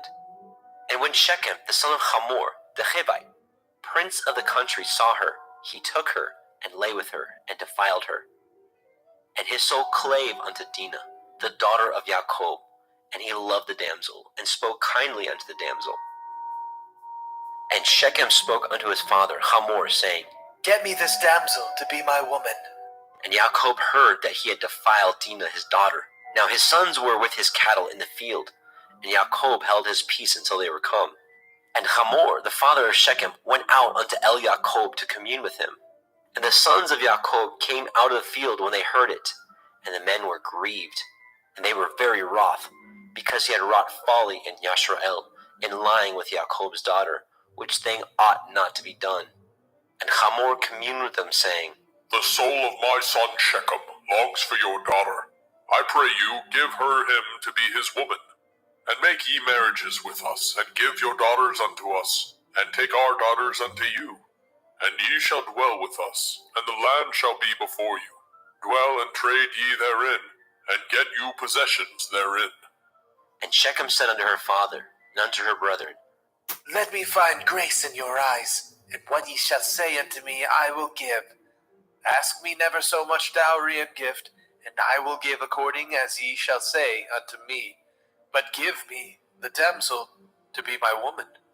The sons of Jacob answered Shechem and Hamor his father deceitfully, and said, Because he had defiled Dinah their sister. And they said unto them, We cannot do this thing, to give our sister to one that is uncircumcised, for that were a reproach unto us. But in this we will consent unto you, if ye will be as we be, that every male of you be circumcised. Then will we give our daughters unto you, and we will take your daughters unto us, and we will dwell with you, and we will become one people. But if ye will not hearken unto us to be circumcised, then we will take our daughter, and we will be gone. And their words pleased Hamor and Shechem, Hamor's son. And the young man deferred not to do the thing, because he had delight in Jacob's daughter, and he was more honorable than all his father's house. And Hamor and Shechem his son came unto the gate of their city, and communed with the men of their city, saying, These men are peaceable with us, therefore let them dwell in the land, and trade therein. For the land, behold, it is large enough for them. Let us take their daughters to us for women, and let us give them our daughters. Only herein will the men consent unto us, for to dwell with us, to be one people, if every male among us be circumcised as they are circumcised. Shall not their cattle and their substance and every beast of theirs be ours? Only let us consent unto them, and they will dwell with us. And unto Hamor and unto Shechem his son hearkened all that went out of the gate of his city, and every male was circumcised, all that went out of the gate of his city. And it came to pass on the third day, when they were sore, that the two sons of Jacob, Shimon and Levi, Dinah's brethren, took each man his sword, and came upon the city boldly, and slew all the males. And they slew Hamor and Shechem his son with the edge of the sword, and took Dinah out of Shechem's house, and went out. The sons of Jacob came upon the slain, and spoiled the city, because they had defiled their sister. They took their sheep, and their oxen, and their asses, and that which was in the city, and that which was in the field, and all their wealth, and all their little ones, and their women they took captive, and spoiled even all that was in the house. And Jacob said to Shimon and Levi, Ye have troubled me to make me to stink among the inhabitants of the land, among the Canaanim and the Perizim, and I being few in number, they shall gather themselves together against me, and slay me, and I shall be destroyed, I and my house. and they said, Should he deal with our sister, as with a harlot? Bereshit, Genesis chapter 35. And Elohim said unto Yaakov, Arise, go up to Bethel, and dwell there, and make there an altar unto Elohim, that appeared unto you when you fled from the face of Esau your brother. Then Yaakov said unto his household, and to all that were with him, Put away the strange Elohai that are among you, and be clean, and change your garments, and let us arise, and go up to Bethel, and I will make there an altar unto Elohim, who answered me in the day of my distress, and was with me in the way which I went. And they gave unto Yaakov all the strange Elohai which were in their hand, and all their earrings which were in their ears. And Yaakov hid them under the oak which was by Shechem. And they journeyed, and the terror of Elohim was upon the cities that were round about them, and they did not pursue after the sons of Yaakov. So Yaakov came to Luz, which is in the land of Canaan, that is, Beit El, he and all the people that were with him. And he built there an altar, and called the place Beit El, because there Elohim appeared unto him, when he fled from the face of his brother. But Deborah, Ribkah's nurse, died, and she was buried beneath Beit El under an oak, and the name of it was called Alon Bakut. And Elohim appeared unto Yaakov again, when he came out of Padan Aram, and blessed him. And Elohim said unto him, Your name is Yaakov. Your name shall not be called any more Yaakov, but Yasharel shall be your name. And he called his name Yasharel. And Elohim said unto him, I am El Shaddai. Be fruitful and multiply. A nation and a company of nations shall be of you, and kings shall come out of your loins. And the land which I gave Abraham and Yitzhak, to you I will give it, and to your seed after you will I give the land. And Elohim went up from him in the place where he talked with him. And Yaakov set up a pillar in the place where he talked with him, even a pillar of stone. And he poured a drink offering thereon, and he poured oil thereon. And Yaakov called the name of the place where Elohim spoke with him, Beit El. And they journeyed from Beit El, and there was but a little way to come to Ephrathah. And Rachel travailed, and she had hard labor. And it came to pass, when she was in hard labor, that the midwife said unto her, Fear not, you shall have this son also. And it came to pass, as her soul was in departing, for she died, that she called his name Ben-Onai, but his father called him Benjamin. And Rachel died, and was buried in the way to Ephrathah, which is Beit Lechem. And Yaakov set a pillar upon her grave, that is the pillar of Rachel's grave unto this day. And Yasharel journeyed, and spread his tent beyond Migdal Eder. And it came to pass, when Yasharel dwelt in that land, that Reuben went and lay with Bilhah his father's concubine, and Yasharel heard it. Now the sons of Yaakov were 12, the sons of Leah, Reuben, Yaakov's firstborn, and Shimon, and Levi, and Yehudah, and Issachar, and Zebulun. The sons of Rachel, Yosef, and Benjamin. And the sons of Bilhah, Rachel's handmaid, Dan, and Naphtali. And the sons of Zilpah, Leah's handmaid, Gad, and Asher. These are the sons of Yaakov, which were born to him in Padan Aram. And Yaakov came unto Yitzchak his father, unto Mamre, unto Kiryat Arba, which is Hebron, where Abraham and Yitzchak sojourned. And the days of Yitzchak were 180 years. And Yitzchak gave up his ruach, and died, and was gathered unto his people, being old and full of days. And his sons Esau and Yaakov buried him. Bereshit, Genesis chapter 36. Now these are the generations of Esau, who is Edom. Esau took his woman of the daughters of Canaan, Ada, the daughter of Elon the Hittite, and Aholibama, the daughter of Anna, the daughter of Zibon the Hittite, and Basema, Ishmael's daughter, sister of Nebaioth. And Ada bore to Esau Eliphaz, and Basma bore Reuel, and Aholibama bore Yaish, and Yaalam, and Korach. These are the sons of Esau, which were born unto him in the land of Canaan. And Esau took his woman, and his sons, and his daughters, and all the persons of his house, and his cattle, and all his beasts, and all his substance, which he had got in the land of Canaan, and went into the country from the face of his brother Jacob. For their riches were more than they might dwell together, and the land wherein they were strangers could not bear them because of their cattle. Thus dwelt Esau in Mount Seir. Esau is Edom. And these are the generations of Esau, the father of the Edomim, in Mount Seir. These are the names of Esau's sons: Eliphaz, the son of Ada, the woman of Esau; Reuel, the son of Basemat, the woman of Esau. And the sons of Eliphaz were Timan, Omar, Zepho, Gatam, and Kenaz. And Timnah was the concubine to Eliphaz, Esau's son, and she bore to Eliphaz Amalek. These are the sons of Ada, Esau's woman. And these are the sons of Reuel, Nahat, and Zerach, Shammah, and Mizah.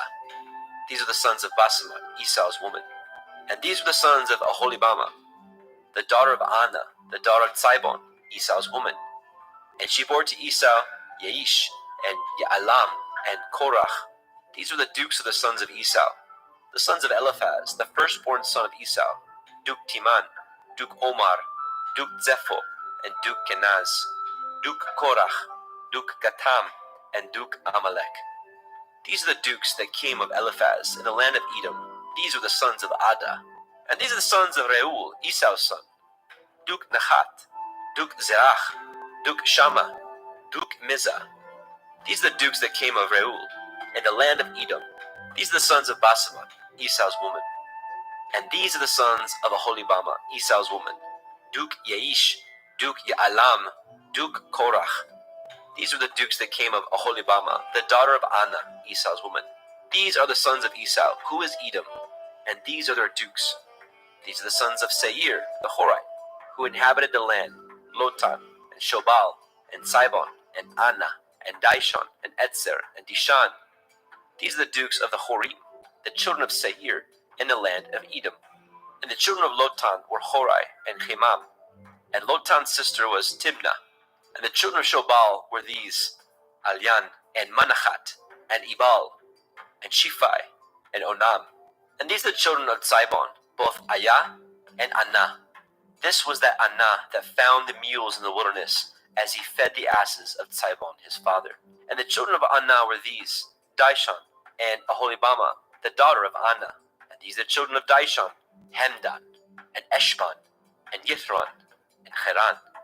The children of Etzer are these: Bilhan, and Zaavan, and Akan. The children of Dishon are these: Uts, and Aran. These are the dukes that came of the Horim: Duke Lotan, Duke Shobal, Duke Tzibon, and Duke Anna. Duke Dishon, Duke Etzer, Duke Dishan. These are the dukes that came of the Horite, among their dukes in the land of Seir. And these are the kings that reigned in the land of Edom, before there reigned any king over the children of Yasharel. And Bela, the son of Beor, reigned in Edom, and the name of his city was Dinhaba. And Bela died, and Yobab, the son of Zerach of Botzra, reigned in his stead. And Yobab died, and Husham of the land of the Timani reigned in his stead. And Husham died, and Hadad, the son of Bedad, who smote Midian in the field of Moab, reigned in his stead. And the name of his city was Abit. And Hadad died, and Samlah of Masrekah reigned in his stead. And Samlah died, and Shaul of Rehoboth by the river reigned in his stead. And Shaul died, and Baal-Hanan, the son of Akbor, reigned in his stead. And Baal-Hanan, the son of Akbor, died, and Hadar reigned in his stead. And the name of his city was Pau. And his woman's name was Mehetabel, the daughter of Matred, the daughter of Me-Zahab. And these are the names of the dukes that came of Esau, according to their families, after their places, by their names: Duke Timnah, Duke Alia, Duke Yechet, Duke Aholibama, Duke Elah, Duke Pinon, Duke Kenaz, Duke Timan, Duke Mitzbar, Duke Magdiel, Duke Iram.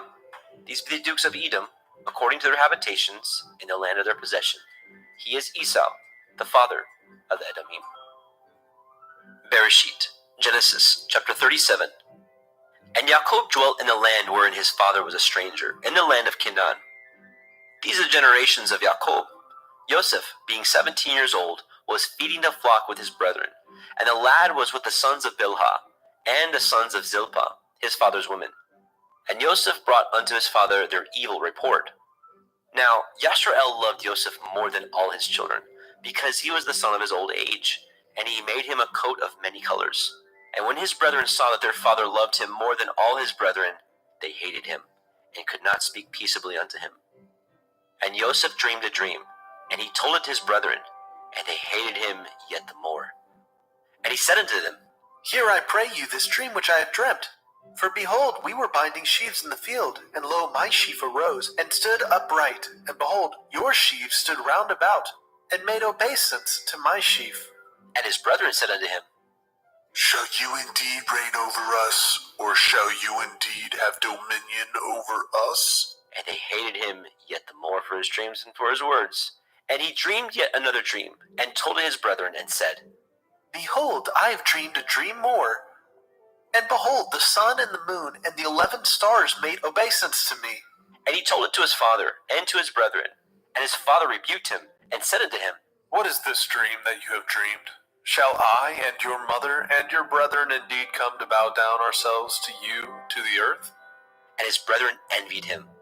But his father observed the saying. And his brethren went to feed their father's flock in Shechem. And Yasharel said unto El Yosef, Do not your brethren feed the flock in Shechem? Come, and I will send you unto them. And he said to him, Here am I. And he said to him, Go, I pray you, and see whether it be well with your brethren, and well with the flocks, and bring me word again. So he sent him out to the valley of Hebron, and he came to Shechem. And a certain man found him, and behold, he was wandering in the field. And the man asked him, saying, What do you seek? And he said, I seek my brethren. Tell me, I pray you, where they feed their flocks. And the man said, They are departed hence, for I heard them say, Let us go to Dothan. And Joseph went after his brethren, and found them in Dothan. And when they saw him afar off, even before he came near unto them, they conspired against him to slay him. And they said one to another, Behold, this dreamer comes.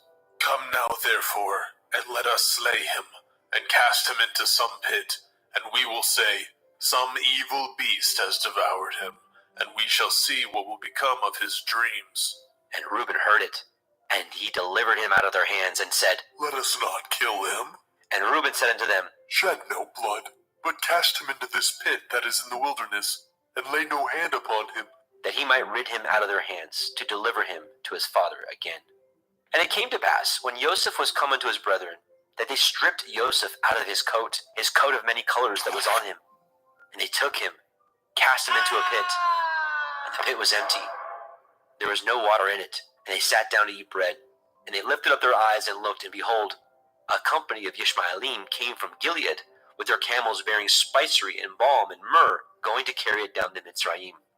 And Yahudah said unto his brethren, What profit is it if we slay our brother, and conceal his blood? Come, let us sell him to the Ishmaelim, and let not our hands be upon him, for he is our brother and our flesh. And his brethren were content.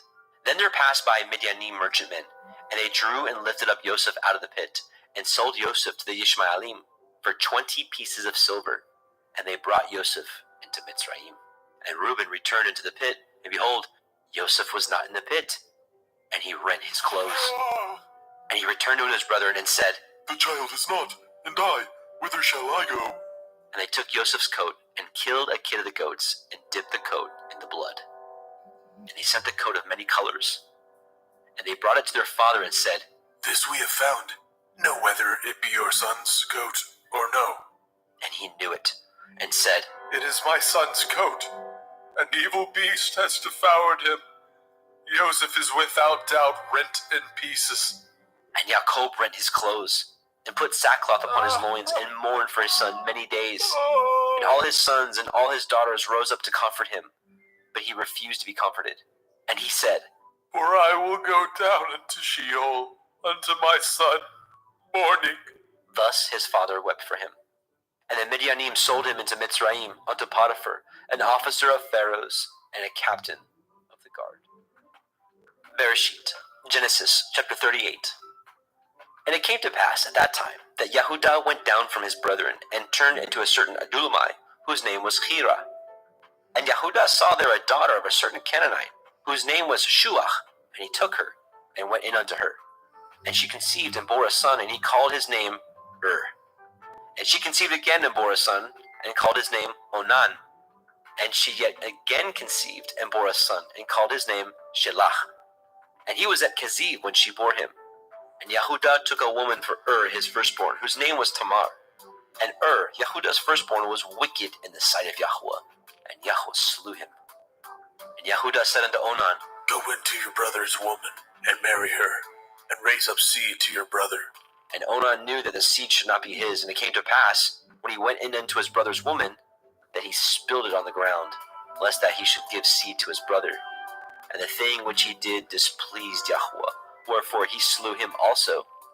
Then said Yehuda to Tamar his daughter-in-law, Remain a widow at your father's house, till Shalach my son be grown, for he said, lest, perchance, he die also, as his brethren did.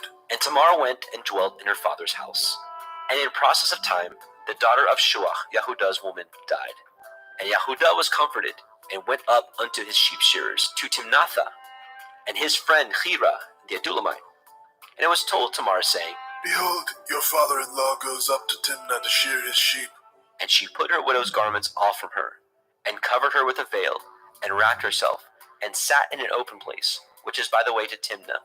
For she saw that Shelach was grown, and she was not given unto him to be his woman. When Yehuda saw her, he thought her to be a harlot, because she had covered her face.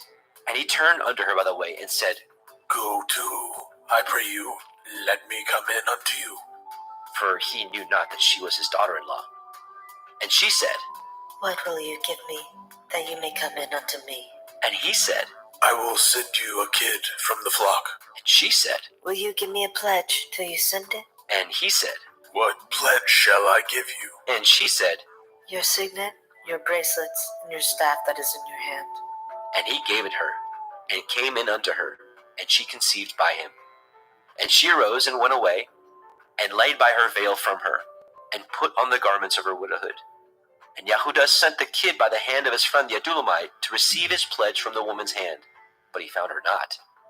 Then he asked the men of that place, saying, Where is the harlot that was openly by the wayside? And they said, There was no harlot in this place. And he returned to El Yehuda and said, I cannot find her. And also the men of that place said that there was no harlot in this place. And Yehuda said, Let her take it to her, lest we be shamed. Behold, I sent this kid, and you have not found her. And it came to pass, about 3 months after, that it was told Yehuda, saying, Tamar, your daughter-in-law, has played the harlot, and also, behold, she is with child by whoredom. And Yehuda said, Bring her forth, and let her be burnt. When she was brought forth, she sent to her father-in-law, saying, By the man whose these are, am I with child. And she said, Discern, I pray you, whose are these, the signet, and bracelets, and staff? And Yehuda acknowledged them. And he said, She is more righteous than I, because that I gave her not to Shalach my son. And he knew her again no more. And it came to pass in the time of her travail that, behold, twins were in her womb. And it came to pass when she travailed that the one put out his hand, and a midwife took and bound upon his hand a scarlet thread, saying, This came out first. And it came to pass, as he drew back his hand, that, behold, his brother came out. And she said, How have you broken forth? This breach be upon you. Therefore his name was called Peretz. And afterward came out his brother, that had the scarlet thread upon his hand, and his name was called Zerach. Bereshit, Genesis, chapter 39.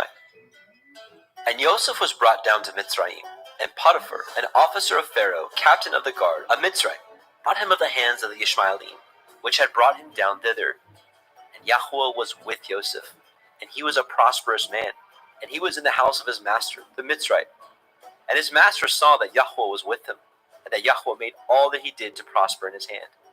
And Joseph found grace in his sight, and he served him, and he made him overseer of his house, and all that he had he put into his hand. And it came to pass, from the time that he had made him overseer in his house, and over all that he had, that Yahweh blessed the Mitzrayim's house for Joseph's sake. And the blessing of Yahweh was upon all that he had in the house and in the field. And he left all that he had in Joseph's hand, and he knew not aught he had, save the bread which he did eat. And Joseph was a goodly person and well favored. And it came to pass after these things, that his master's woman cast her eyes upon El Joseph. And she said, Lie with me. But he refused, and said unto his master's woman, Behold, my master knows not what is with me in the house, and he has committed all that he has to my hand. There is none greater in this house than I, neither has he kept back anything from me but you, because you are his woman. How then can I do this great wickedness and sin against Elohim? And it came to pass, as she spoke to Elioseph day by day, that he hearkened not unto her, to lie by her, or to be with her. And it came to pass about this time that Joseph went into the house to do his business, and there was none of the men of the house there within. And she caught him by his garment, saying, Lie with me. And he left his garment in her hand, and fled, and got him out. And it came to pass, when she saw that he had left his garment in her hand, and was fled forth, that she called unto the men of her house, and spoke unto them, saying, See, he has brought in an Ephraim unto us to mock us. He came in unto me to lie with me, and I cried with a loud voice. And it came to pass, when he heard that I lifted up my voice and cried, that he left his garment with me, and fled, and got him out. And she laid up his garment by her, until his master came home. And she spoke unto him according to these words, saying, The Ephraim servant which you have brought unto us came in unto me to mock me. And it came to pass, as I lifted up my voice and cried, that he left his garment with me and fled out. And it came to pass, when his master heard the words of his woman, which she spoke unto him, saying, After this did your servant to me. that his wrath was kindled. And Joseph's master took him, and put him into the prison, a place where the king's prisoners were bound. And he was there in prison. But Yahweh was with Joseph, and showed him mercy, and gave him favor in the sight of the keeper of the prison. And the keeper of the prison committed to Joseph's hand all the prisoners that were in the prison. And whatsoever they did there, he was the doer of it. The keeper of the prison looked not to anything that was under his hand, because Yahweh was with him. And that which he did, Yahweh made it to prosper. Bereshit, Genesis chapter 40. And it came to pass after these things, that the butler of the king of Mitzrayim and his baker had offended their master, the king of Mitzrayim. And Pharaoh was wroth against his two officers, against the chief of the butlers, and against the chief of the bakers. And he put them in ward in the house of the captain of the guard, into the prison, the place where Joseph was bound. And the captain of the guard charged Joseph with them, and he served them, and they continued a season in ward. And they dreamed a dream, both of them, each man his dream in one night, each man according to the interpretations of his dream, the butler and the baker of the king of Mitzrayim, which were bound in the prison. And Joseph came in unto them in the morning, and looked upon them, and behold, they were sad. And he asked Pharaoh's officers that were with him in the ward of his master's house, saying, Wherefore look ye so sadly today? And they said unto him, We have dreamed a dream, and there is no interpreter of it. And Joseph said unto them, Do not interpretations belong to Elohim? Tell me them, I pray you. And the chief butler told his dream to Joseph, and said to him, In my dream, behold, a vine was before me, and in the vine were 3 branches, and it was as though it budded. And her blossoms shot forth, and the clusters thereof brought forth ripe grapes. And Pharaoh's cup was in my hand, and I took the grapes, and pressed them into Pharaoh's cup, and I gave the cup into Pharaoh's hand. And Joseph said unto him, This is the interpretation of it. The 3 branches are 3 days. Yet within 3 days shall Pharaoh lift up your head, and restore you unto your place, and you shall deliver Pharaoh's cup into his hand, after the former manner when you were his butler. But think on me when it shall be well with you, and show kindness, I pray you, unto me, and make mention of me unto Pharaoh, and bring me out of this house. For indeed I was stolen out of the land of the Ephraim, and here also have I done nothing that they should put me into the dungeon. When the chief baker saw that the interpretation was good, he said unto Elioseph, I was also in my dream, and behold, I had 3 white baskets on my head. And in the uppermost basket there was of all manner of baked meats for Pharaoh. And the birds did eat them out of the basket upon my head. And Joseph answered and said, This is the interpretation thereof. The 3 baskets are 3 days. Yet within 3 days shall Pharaoh lift up your head from off you, and shall hang you on a tree, and the birds shall eat your flesh from off you. And it came to pass on the 3rd day, which was Pharaoh's birthday, that he made a feast unto all his servants, and he lifted up the head of the chief butler and of the chief baker among his servants. And he restored the chief butler unto his butlership again. And he gave the cup into Pharaoh's hand. But he hanged the chief baker, as Joseph had interpreted to them. Yet did not the chief butler remember Joseph, but forgot him. Bereshit, Genesis chapter 41. And it came to pass at the end of 2 full years, that Pharaoh dreamed, and behold, he stood by the river.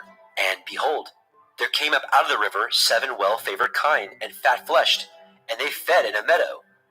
And behold, 7 other kine came up after them out of the river, ill-favored and lean-fleshed, and stood by the other kine upon the brink of the river. And the ill-favored and the lean-fleshed kine did eat up the 7 well-favored and fat kine. So Pharaoh awoke, and he slept, and dreamed a second time. And behold, 7 ears of grain came up upon one stalk, rank and good. And behold, 7 thin ears, and blasted with the east wind, sprung up after them. And the 7 thin ears devoured the 7 rank and full ears. And Pharaoh awoke, and behold, it was a dream. And it came to pass in the morning that his ruach was troubled, and he sent and called for all the magicians of Mitzrayim, and all the wise men thereof. And Pharaoh told them his dream, but there was none that could interpret them unto Pharaoh. Then spoke the chief butler unto Pharaoh, saying, I do remember my faults this day. Pharaoh was wroth with his servants, and put me in ward in the captain of the guard's house, both me and the chief baker. And we dreamed a dream in one night, I and he. And we dreamed each man according to the interpretation of his dream. And there was there with us a young man, an Ivri, servant to the captain of the guard. And we told him, and he interpreted to us our dreams. To each man according to his dream he did interpret. And it came to pass as he interpreted to us, so it was. Me he restored unto my office, and him he hanged. Then Pharaoh sent and called Joseph, and he brought him hastily out of the dungeon. And he shaved himself, and changed his raiment, and came in unto Pharaoh. And Pharaoh said unto Joseph, I have a dream, and there is none that can interpret it. And I have heard say of you, that you can understand a dream to interpret it. And Joseph answered Pharaoh, saying, It is not in me. Elohim shall give Pharaoh an answer of peace. And Pharaoh said unto Joseph, In my dream, behold, I stood upon the bank of the river, and behold, there came up out of the river 7 kine, fat-fleshed and well-favored, and they fed in a meadow. And behold, 7 other kine came up after them, poor and ill-favored, and lean-fleshed, such as I never saw in all the land of Mizraim for badness. And the lean and the ill-favored kine did eat up the first 7 fat kine. And when they had eaten them up, it could not be known that they had eaten them, but they were still ill-favored, as at the beginning. So I awoke. And I saw in my dream, and behold, 7 ears came up on one stalk, full and good. And behold, 7 ears withered thin, and blasted with the east wind, and sprung up after them. And the thin ears devoured the 7 good ears. And I told this unto the magicians, but there was none that could declare it to me. And Joseph said unto Pharaoh, The dream of Pharaoh is one. Elohim has showed Pharaoh what he is about to do. The 7 good kine are 7 years, and the 7 good ears are 7 years. The dream is one. And the 7 thin and ill-favored kine that came up after them are 7 years, and the 7 empty years blasted with the east wind shall be 7 years of famine. This is the thing which I have spoken unto Pharaoh. What Elohim is about to do, he shows unto Pharaoh. Behold, there come 7 years of great plenty throughout all the land of Mitzrayim. And there shall arise after them 7 years of famine, and all the plenty shall be forgotten in the land of Mitzrayim, and the famine shall consume the land. And the plenty shall not be known in the land by reason of that famine following, for it shall be very grievous. And for that the dream was doubled unto Pharaoh twice. It is because the thing is established by Elohim, and Elohim will shortly bring it to pass. Now therefore let Pharaoh look out a man discreet and wise, and set him over the land of Mitzrayim. Let Pharaoh do this, and let him appoint officers over the land, and take up the 5th part of the land of Mitzrayim in the 7 plenteous years, and let them gather all the food of those good years that come, and lay up grain under the hand of Pharaoh, and let them guard food in the cities. And that food shall be forestored to the land against the 7 years of famine, which shall be in the land of Mitzrayim. that the land perish not through the famine. And the thing was good in the eyes of Pharaoh, and in the eyes of all his servants. And Pharaoh said unto his servants, Can we find such as one as this, a man in whom the Ruach Elohim is? And Pharaoh said unto Yosef, For as much as Elohim has showed you all this, there is none so discreet and wise as you are. You shall be over my house, and according to your word shall all my people be ruled. Only in the throne will I be greater than you. And Pharaoh said unto Yosef, See, I have set you over all the land of Mitzrayim. And Pharaoh took off his ring from his hand, and put it upon Yosef's hand, and arrayed him in vestures of fine linen, and put a gold chain about his neck. And he made him to ride in the second chariot which he had. And they cried before him, Bow the knee! And he made him ruler over all the land of Mitzrayim. And Pharaoh said unto Yosef, I am Pharaoh, and without you shall no man lift up his hand, or his foot in all the land of Mitzrayim. And Pharaoh called Joseph's name Zophnath Paneach. And he gave him to be his woman Asenath, the daughter of Potipherah, priest of On. And Joseph went out over all the land of Mitzrayim. And Joseph was 30 years old when he stood before Pharaoh, king of Mitzrayim. And Joseph went out from the presence of Pharaoh, and went throughout all the land of Mitzrayim. And in the 7 plenteous years the earth brought forth by handfuls.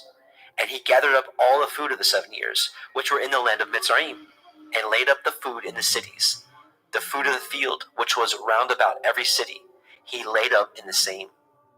And Joseph gathered grain as the sand of the sea very much, until he left numbering, for it was without number.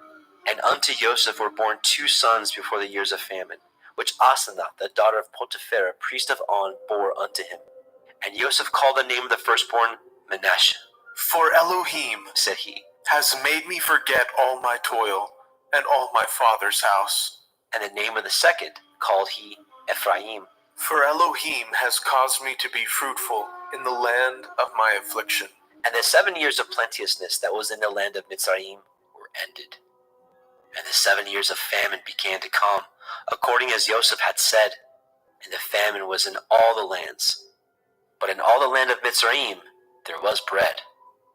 And when all the land of Mitzrayim was famished, the people cried to Pharaoh for bread. And Pharaoh said unto all the Mitzrayim, Go unto Joseph, what he says to you, do. And the famine was over all the face of the earth. And Joseph opened all the storehouses, and sold unto the Mitzrayim. And the famine waxed sore in the land of Mitzrayim. And all the countries came into Mitzrayim to Joseph for to buy grain, because that the famine was so sore in all the lands. Bereshit, Genesis, chapter 42. Now, when Yaakov saw that there was grain in Mitzrayim, Yaakov said unto his sons, Why do ye look one upon another? and he said, Behold, I have heard that there is grain in Mitzrayim. Get you down thither, and buy for us from thence, that we may live and not die. And Joseph's 10 brethren went down to buy grain in Mitzrayim. But Benjamin, Joseph's brother, Yaakov, sent not with his brethren, for he said, Lest perchance mischief befall him. And the sons of Yashrael came to buy grain among those that came, for the famine was in the land of Canaan. And Joseph was the governor over the land. And he it was that sold to all the people of the land. And Joseph's brethren came, and bowed down themselves before him with their faces to the earth. And Joseph saw his brethren, and he knew them. But he made himself strange unto them, and spoke roughly unto them. And he said unto them, Whence come ye? and they said, From the land of Canaan to buy food. And Joseph knew his brethren, but they knew not him. And Joseph remembered the dreams which he dreamed of them, and said unto them, Ye are spies, to see the nakedness of the land ye are come. and they said unto him, Nay, my lord, but to buy food are your servants come. We are all one man's sons. We are true men. Your servants are no spies. And he said unto them, Nay, but to see the nakedness of the land ye are come. and they said, Your servants are 12 brethren, the sons of one man in the land of Canaan. And behold, the youngest is this day with our father, and one is not. And Joseph said unto them, That is that I spoke unto you, saying, ye are spies.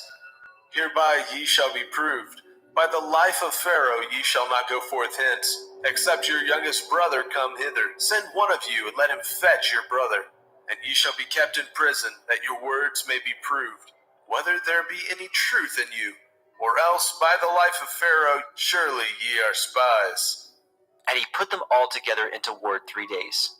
And Joseph said unto them the third day, This do and live, for I fear Elohim.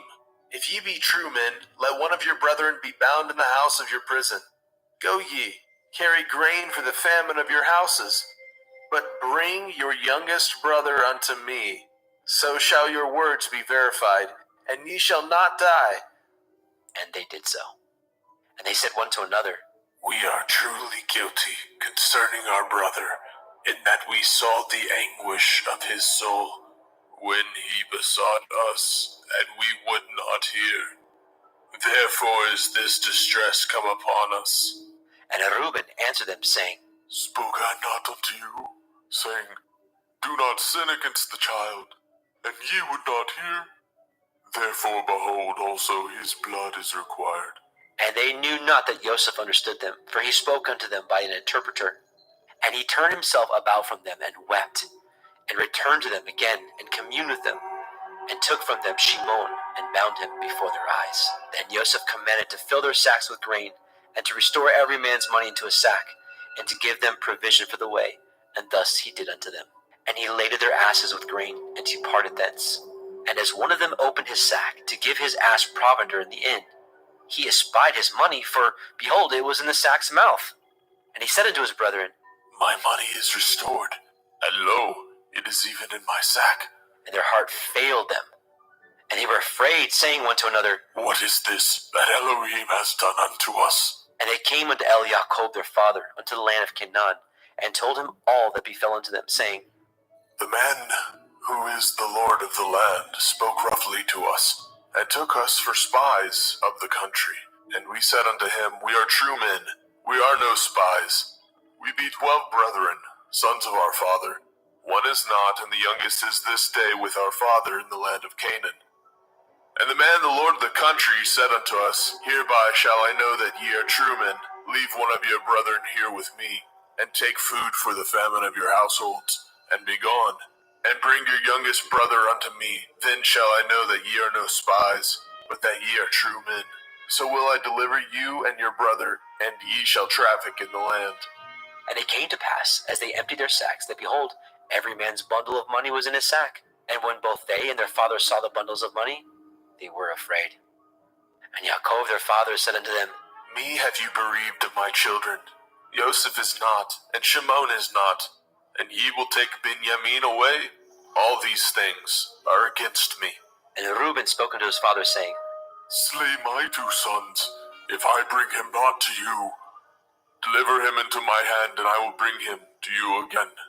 And he said, My son shall not go down with you, for his brother is dead, and he is left alone. If mischief befall him by the way in which ye go, then ye shall bring down my gray hairs with sorrow to Sheol.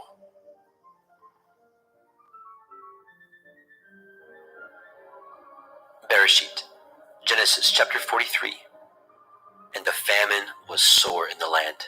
And it came to pass, when they had eaten up the grain which they had brought out of Mitzrayim, their father said unto them, Go again, buy us a little food. And Yehudah spoke unto him, saying, The man did solemnly protest unto us, saying, Ye shall not see my face, except your brother be with you. If you will send our brother with us, we will go down and buy you food. But if you will not send him, we will not go down. For the men said unto us, Ye shall not see my face, except your brother be with you. And Yashrael said, Wherefore dealt ye so ill with me, as to tell the man whether ye had yet a brother? And they said, The man asked us straightly of our state and of our kindred, saying, Is your father yet alive? Have ye another brother? We told him according to the tenor of these words. Could we certainly know that he would say, Bring your brother down? And Yehudah said unto Yashrael his father, Send the lad with me, and we will arise and go, that we may live and not die.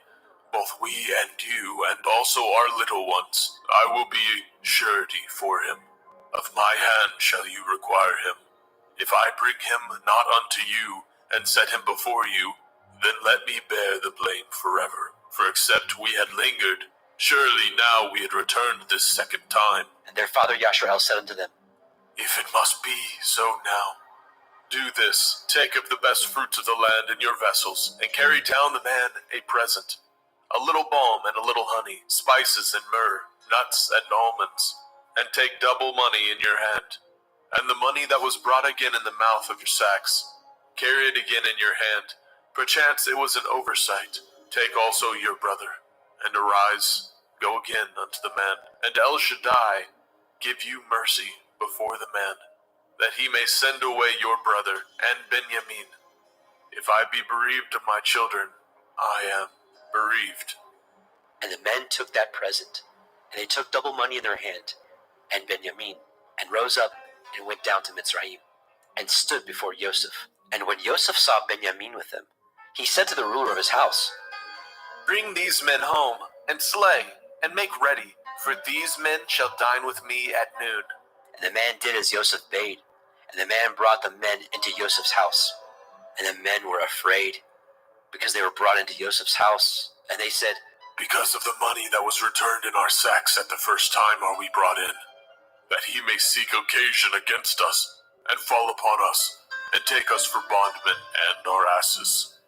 And they came near to the steward of Joseph's house, and they communed with him at the door of the house, and said, O sir, we came indeed down at the first time to buy food, and it came to pass when we came to the inn that we opened our sacks, and behold, every man's money was in the mouth of his sack, our money in full weight, and we have brought it again in our hand. And other money have we brought down in our hands to buy food. We cannot tell who put our money in our sacks. And he said, Peace be to you. Fear not, your Elohim and the Elohim of your father has given you treasure in your sacks. I had your money. And he brought Shimon out unto them. And the man brought the men into Joseph's house, and gave them water, and they washed their feet, and he gave their asses provender.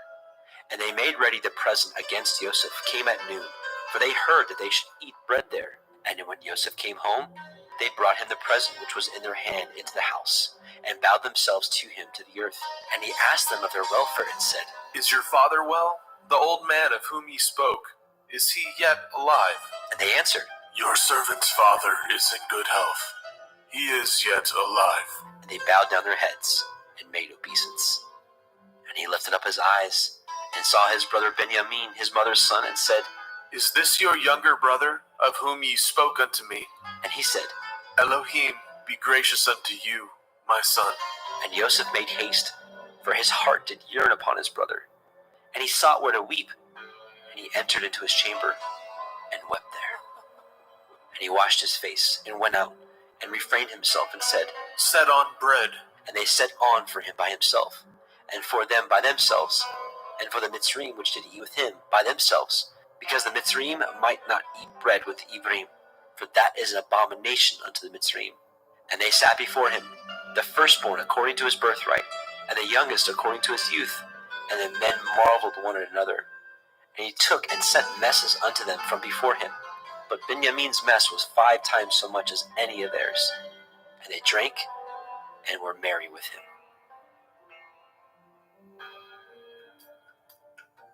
Bereshit, Genesis, chapter 44. And he commanded the steward of his house, saying, Fill these men's sacks with food as much as they can carry, and put every man's money in his sack's mouth, and put my cup, the silver cup, in the sack's mouth of the youngest, and his grain money. And he did according to the word that Joseph had spoken. As soon as the morning was light, the men were sent away, and their asses. And when they were gone out of the city, and not yet afar off, Joseph said unto his steward, Up, follow after the men, and when you do overtake them, say unto them, Wherefore have you rewarded evil for good? Is not this which my Lord drinks, and whereby indeed he divines? Ye have done evil in so doing. And he overtook them, and he spoke unto them these same words. And they said unto him, Wherefore says my Lord these words? Far be it from your servants should do according to this thing. Behold, the money which we found in our sack's mouth, we brought again unto you out of the land of Canaan. How then should we steal out of your Lord's house silver or gold, With whomsoever your servant it be found, let him die, and we also will be my lord's bondmen. And he said, Now also let it be according to your words. He with whom it is found shall be my servant, and ye shall be blameless. Then they speedily took down every man his sack to the ground, and opened every man his sack. And he searched, and began at the eldest, and left the youngest, and the cup was found in Benjamin's sack. Then they rent their clothes, and laded every man his ass, and returned to the city. And Yehudah and his brethren came to Joseph's house, for he was yet there, and they fell before him on the ground. And Joseph said unto them, What deed is this that ye have done? Know ye not that such a man as I can certainly divine? And Yehudah said, What shall we say unto my lord? What shall we speak? Or how shall we clear ourselves? Elohim has found out the iniquity of your servants. Behold, we are my lord's servants, both we and he also with whom the cup is found. And he said, Far be it that I should do so. But the man in whose hand the cup is found, he shall be my servant.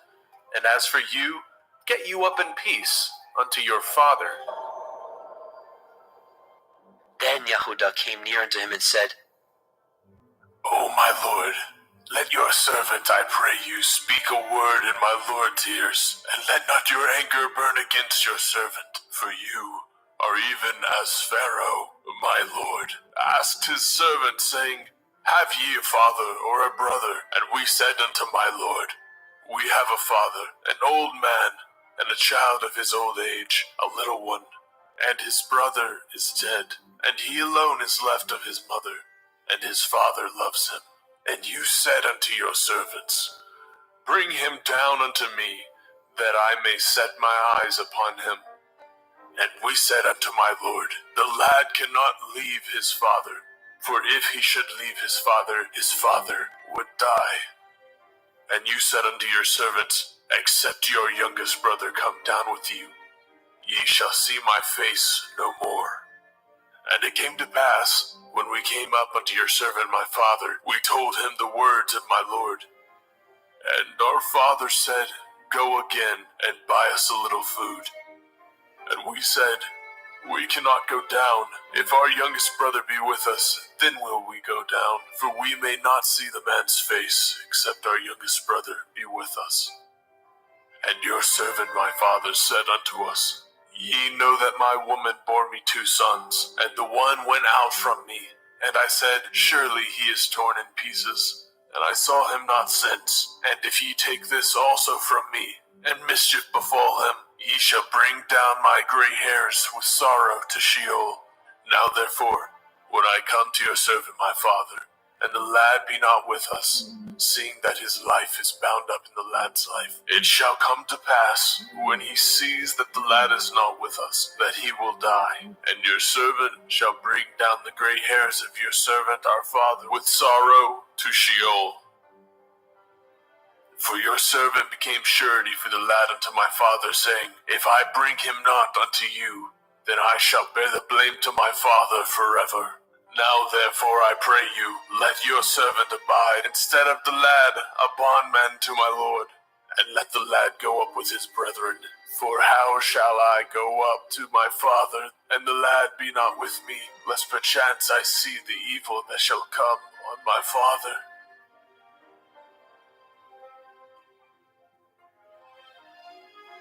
Bereshit, Genesis chapter 45.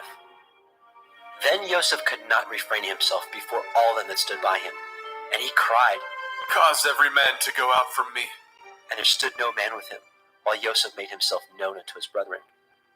And he wept aloud, and the Mitzrayim in the house of Pharaoh heard.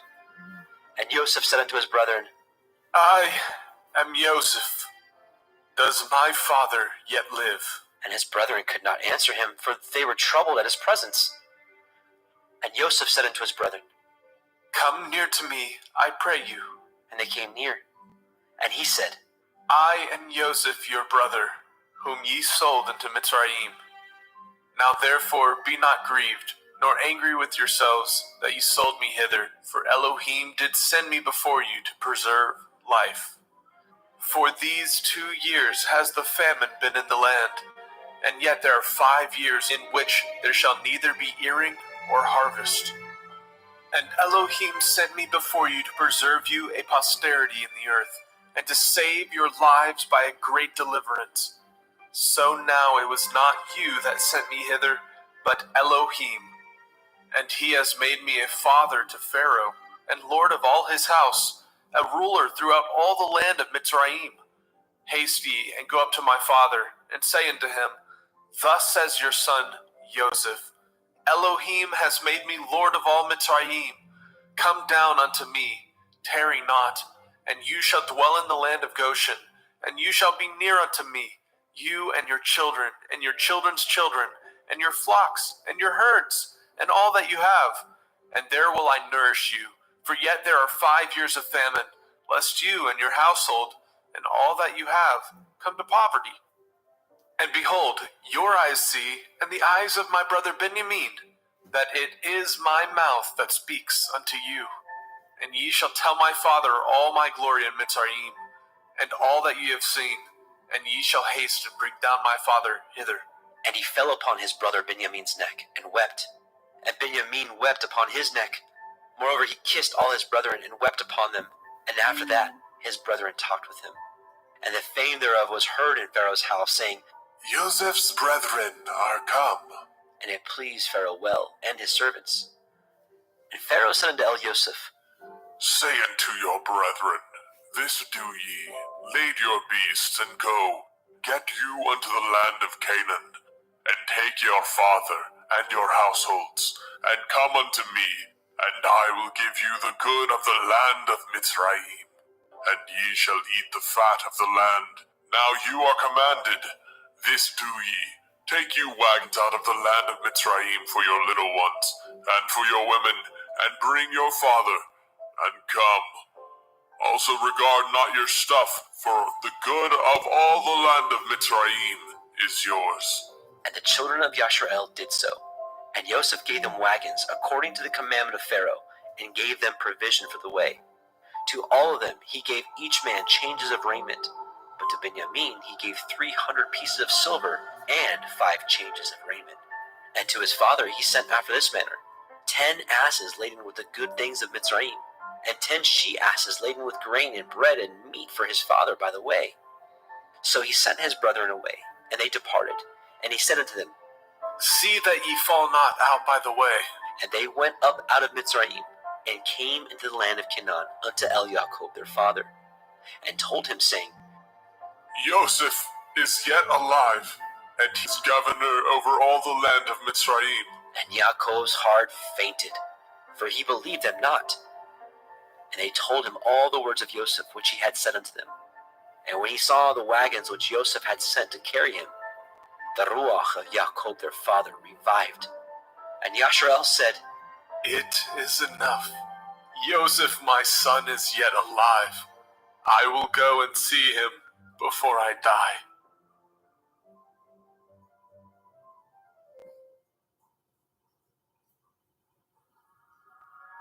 Bereshit, Genesis chapter 46. And Yashrael took his journey with all that he had, and came to Beersheba, and offered sacrifices unto the Elohim of his father Yitzchak. And Elohim spoke unto Yashrael in the visions of the night, and said, Yaakov, Yaakov. And he said, Here am I. And he said, I am El, the Elohai of your father. Fear not to go down into Mitzrayim, for I will there make of you a great nation. I will go down with you into Mitzrayim, and I will also surely bring you up again. And Joseph shall put his hand upon your eyes.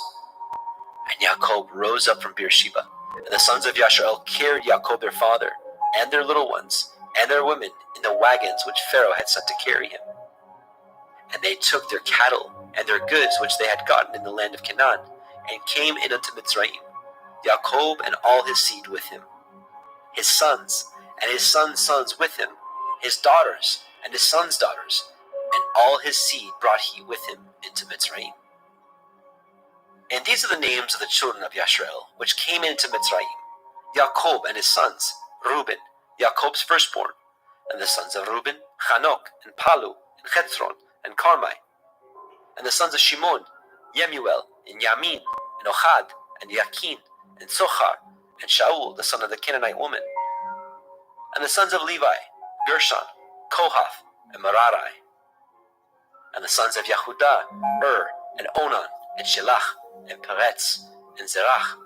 The and Onan died in the land of Canaan. And the sons of Peretz were Hezron, and Hamul. And the sons of Yisachar, Tola, and Pua, and Yob, and Shimron. And the sons of Zebulun, Sered, Elon, and Yachleel. These be the sons of Leah, which she bore unto Jacob in Padan Aram, with his daughter Dinah. All the souls of his sons and his daughters were 33. And the sons of Gad, Tzaiphon, and Haggai, Shunai, and Etzbon, and Eri, and Arodai, and Arelai. And the sons of Asher, Yimna, Yishva, Yishbai, Beriah, and Serach their sister. And the sons of Beriah, Heber, Malkiel. These are the sons of Zilpah, whom Laban gave to Leah his daughter. And these she bore unto Jacob, even 16 souls. The sons of Rachel, Jacob's woman, Joseph, and Benjamin. And unto Joseph in the land of Mitzrayim were born Manasseh and Ephraim, which Asenath, the daughter of Potipherah, priest of On, bore unto him.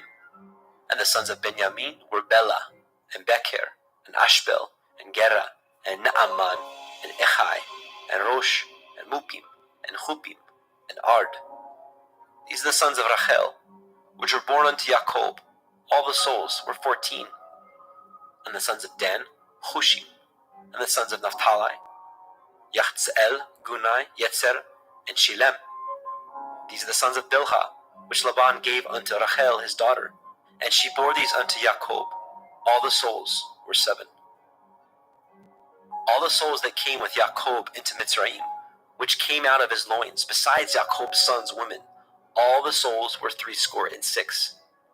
And the sons of Joseph, which were born him in Mitzrayim, were 2 souls. All the souls of the house of Jacob, which came into Mitzrayim, were 70. And he sent Yehudah before him unto El Yosef, to direct his face unto Goshen. And they came into the land of Goshen. And Yosef made ready his chariot, and went up to meet Yashrael his father, to Goshen, and presented himself unto him. And he fell on his neck, and wept on his neck a good while. And Yashrael said unto El Yosef, Now let me die, since I have seen your face, because you're yet alive. And Yosef said unto his brethren, and unto his father's house, I will go up and show Pharaoh, and say unto him, My brethren and my father's house, which were in the land of Canaan, are come unto me, and the men are shepherds. For their trade has been to feed cattle, and they have brought their flocks and their herds, and all that they have. And it shall come to pass, when Pharaoh shall call you, and say, What is your occupation? That ye shall say, Your servant's trade has been about cattle from our youth, even until now, both we and also our fathers, that ye may dwell in the land of Goshen, for every shepherd is an abomination unto the Mitzrayim. Bereshit, Genesis, chapter 47. Then Joseph came and told Pharaoh and said, My father and my brethren, and their flocks, and their herds, and all that they have, are come out of the land of Canaan. And behold, they are in the land of Goshen.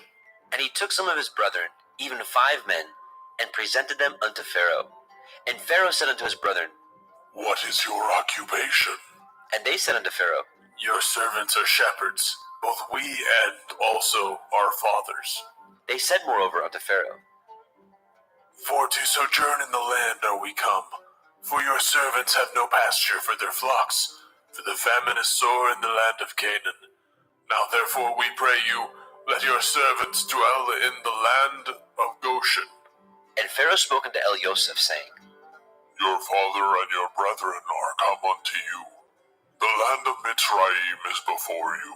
In the best of the land make your father and your brethren to dwell. In the land of Goshen let them dwell. And if you know any men of activity among them, then make them rulers over my cattle. And Joseph brought in Yaakov his father, and set him before Pharaoh. And Yaakov blessed Pharaoh.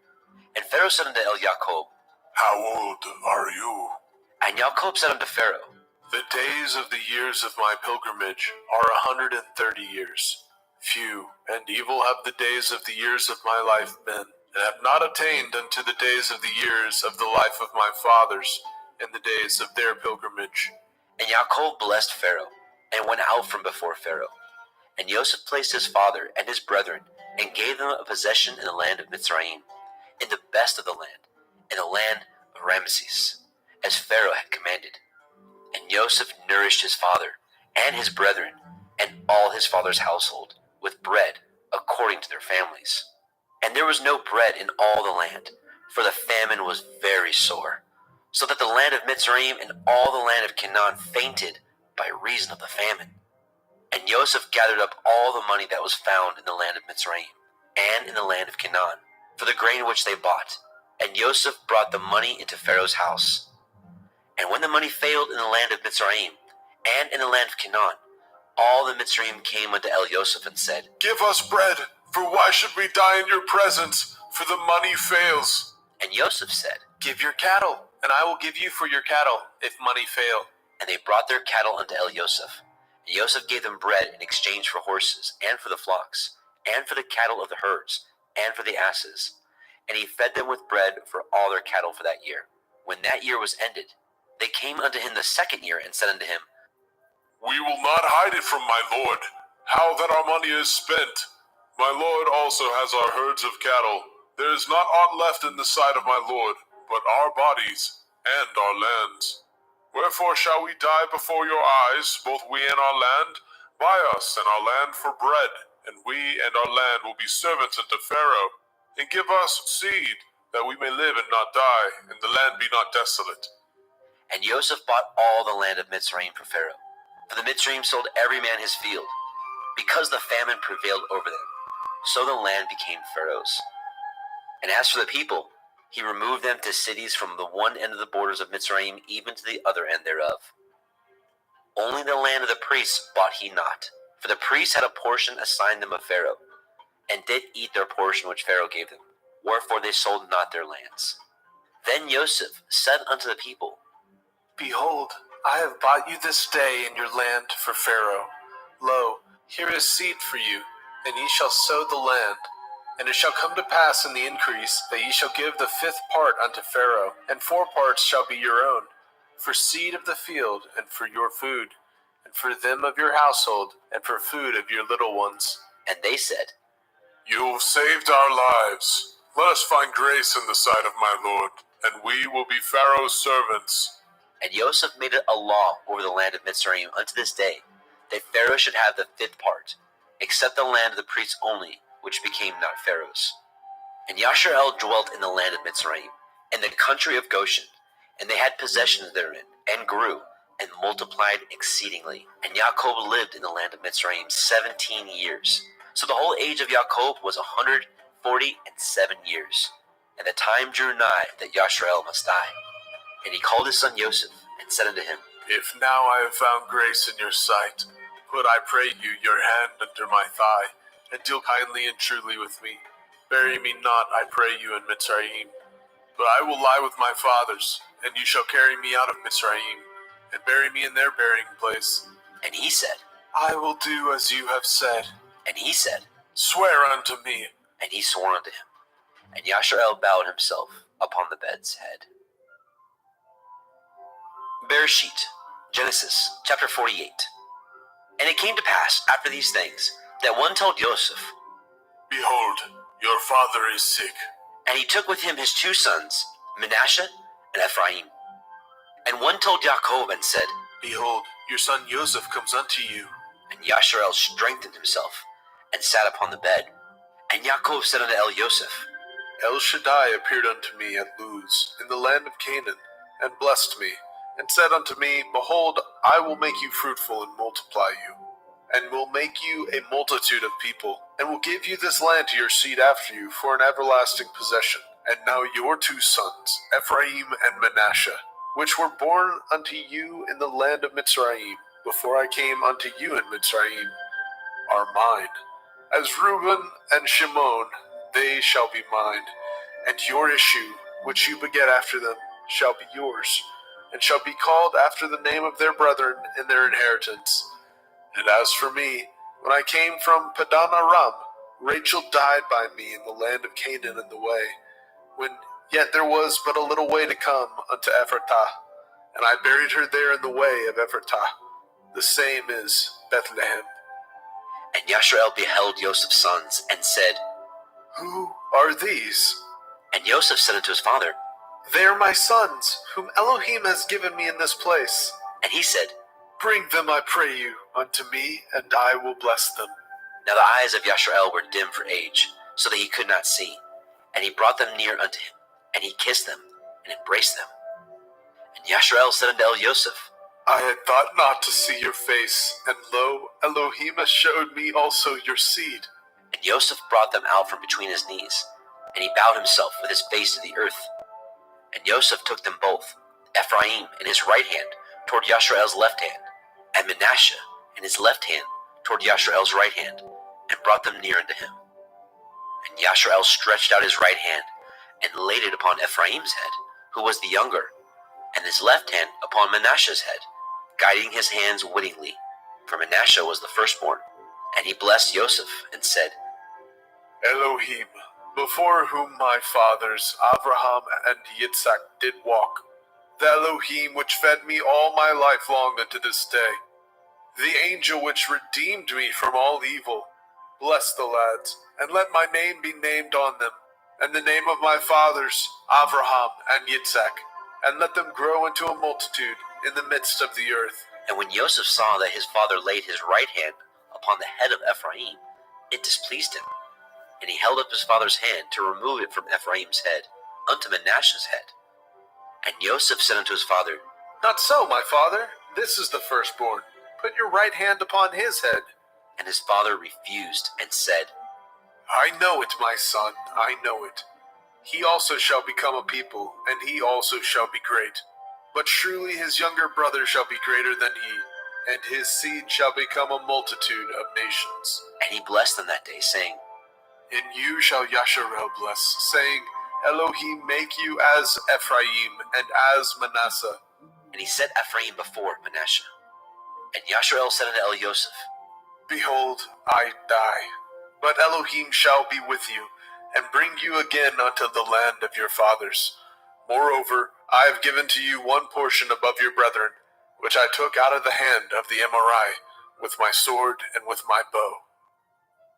Bereshit, Genesis chapter 49. And Jacob called unto his sons, and said, Gather yourselves together, that I may tell you that which shall befall you in the last days. Gather yourselves together, and hear, ye sons of Yaakov, and hearken unto El Yasharel, your father. Reuben, you are my firstborn, my might, and the beginning of my strength, the excellency of dignity, and the excellency of power. Unstable as water, you shall not excel, because you went up to your father's bed, then defiled it. He went up to my couch. Shimon and Levi are brethren. Instruments of cruelty are in their habitations. O my soul, come not into their secret. Unto their assembly my honor be not united. For in their anger they slew a man, and in their self-will they dug down a wall. Cursed be their anger, for it was fierce, and their wrath, for it was cruel. I will divide them in Yaakov, and scatter them in Yasharel. Yehuda, you are he whom your brethren shall praise. Your hand shall be in the neck of your enemies. Your father's children shall bow down before you. Yehuda is a lion's whelp from the prey. My son, you are gone up. He stooped down. He couched as a lion, and as an old lion, who shall rouse him up? The scepter shall not depart from Yehuda, nor a Torah giver from between his feet, until Shiloh come. And unto him shall the gathering of the people be, binding his foal into the vine, and his ass's colt unto the choice vine. He washed his garments in wine, and his clothes in the blood of grapes. His eyes shall be red with wine, and his teeth white with milk. Zebulun shall dwell at the haven of the sea. He shall be for a haven of ships, and his border shall be unto Sidon. Issachar is a strong ass, couching down between two burdens. And he saw that the rest was good, and the land that it was pleasant, and bowed his shoulder to bear, and became a servant unto tribute. Dan shall judge his people, as one of the tribes of Yasharel. Dan shall be a serpent by the way, an adder in the path, that bites the horse heels, so that his rider shall fall backward. I have waited for your Yeshua, O Yahuwah. Gad, a troop shall overcome him, but he shall overcome at the last. Out of Asher his bread shall be fat, and he shall yield royal dainties. Naphtali is a hind let loose. He gives goodly words. Joseph is a fruitful bough, even a fruitful bough by a well, whose branches run over the wall. The archers have sorely grieved him, and shot at him, and hated him. But his bow abode in strength, and the arms of his hands were made strong, by the hands of the mighty Elohim of Yaakov. Even by the Elohim of your father, who shall help you, and by El Shaddai, who shall bless you, with blessings of heaven above, blessings of the deep that lie under, blessings of the breast and of the womb. The blessings of your father have prevailed above the blessings of my progenitors, unto the utmost bound of the everlasting hills. They shall be on the head of Joseph, and on the crown of the head of him that was separated from his brethren. Benjamin shall raven as a wolf. In the morning he shall devour the prey, and at night he shall divide the spoil. All these are the 12 tribes of Yashrael, and this is it that their father spoke unto them, and blessed them. Every one according to his blessing he blessed them.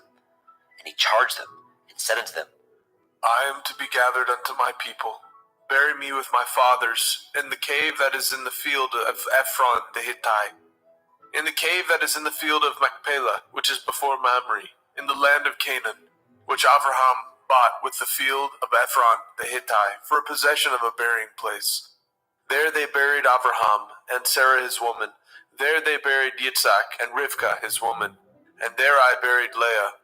The purchase of the field and of the cave that is therein was from the children of Heth. And when Yaakov had made an end of commanding his sons, he gathered up his feet into the bed, and yielded up his ruach, and was gathered unto his people. Bereshit, Genesis chapter 50. And Joseph fell upon his father's face, and wept upon him, and kissed him. And Joseph commanded his servants, the physicians, to embalm his father, and the physicians embalmed Yashrael. And 40 days were fulfilled for him, for so are fulfilled the days of those which are embalmed. And the Mitzrayim mourned for him 60 days. And when the days of his mourning were past, Joseph spoke unto the house of Pharaoh, saying, If now I have found grace in your eyes, speak, I pray you, in the ears of Pharaoh, saying, My father made me swear, saying, Lo, I die. In my grave, which I have dug for me in the land of Canaan, there shall you bury me. Now therefore let me go up, I pray you, and bury my father, and I will come again. And Pharaoh said, Go up, bury your father, according as he made you swear. And Joseph went up to bury his father, and with him went up all the servants of Pharaoh, the elders of his house, and all the elders of the land of Mitzrayim, and all the house of Joseph and his brethren, and his father's house. Only their little ones, and their flocks, and their herds, they left in the land of Goshen. And there went up with him both chariots and horsemen, and it was a very great company. And they came to the threshing floor of Atad, which is beyond the Yarden. And there they mourned with a great and very sore lamentation. And he made a mourning for his father 7 days. And when the inhabitants of the land, the Canaanim, saw the mourning in the floor of Atad, they said, This is a grievous mourning to the Mitzrayim. Wherefore, the name of it was called Abel Mitzrayim, which is beyond the Yarden. And his sons did unto him according as he commanded them. For his sons carried him into the land of Canaan, and buried him in the cave of the field of Machpelah, which Abraham bought with the field for a possession of a burying place of Ephron the Hittite, before Mamre. And Joseph returned into Mitzrayim, he and his brethren, and all that went up with him to bury his father, after he had buried his father.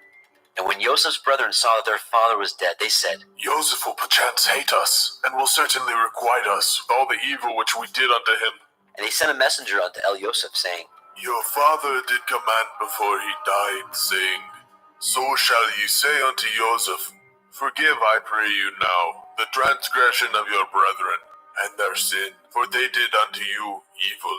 And now we pray you, forgive the transgression of the servants of the Elohai of your father. And Joseph wept when they spoke unto him.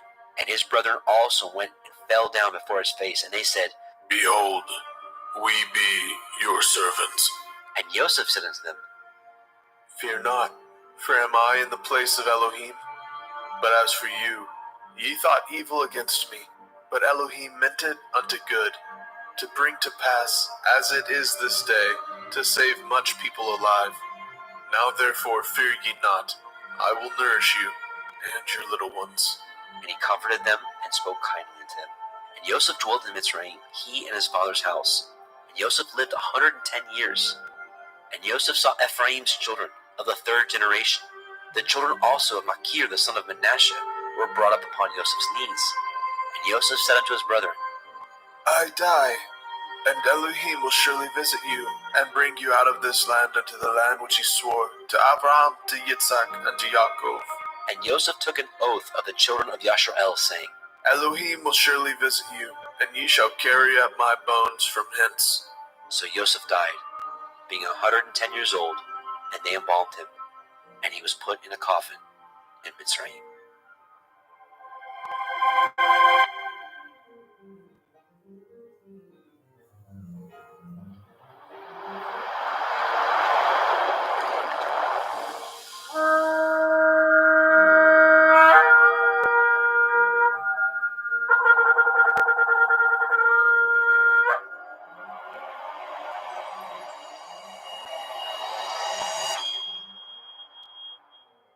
The Book of Shemot, Exodus, chapter 1. Now these are the names of the children of Yashrael, which came into Mitzrayim.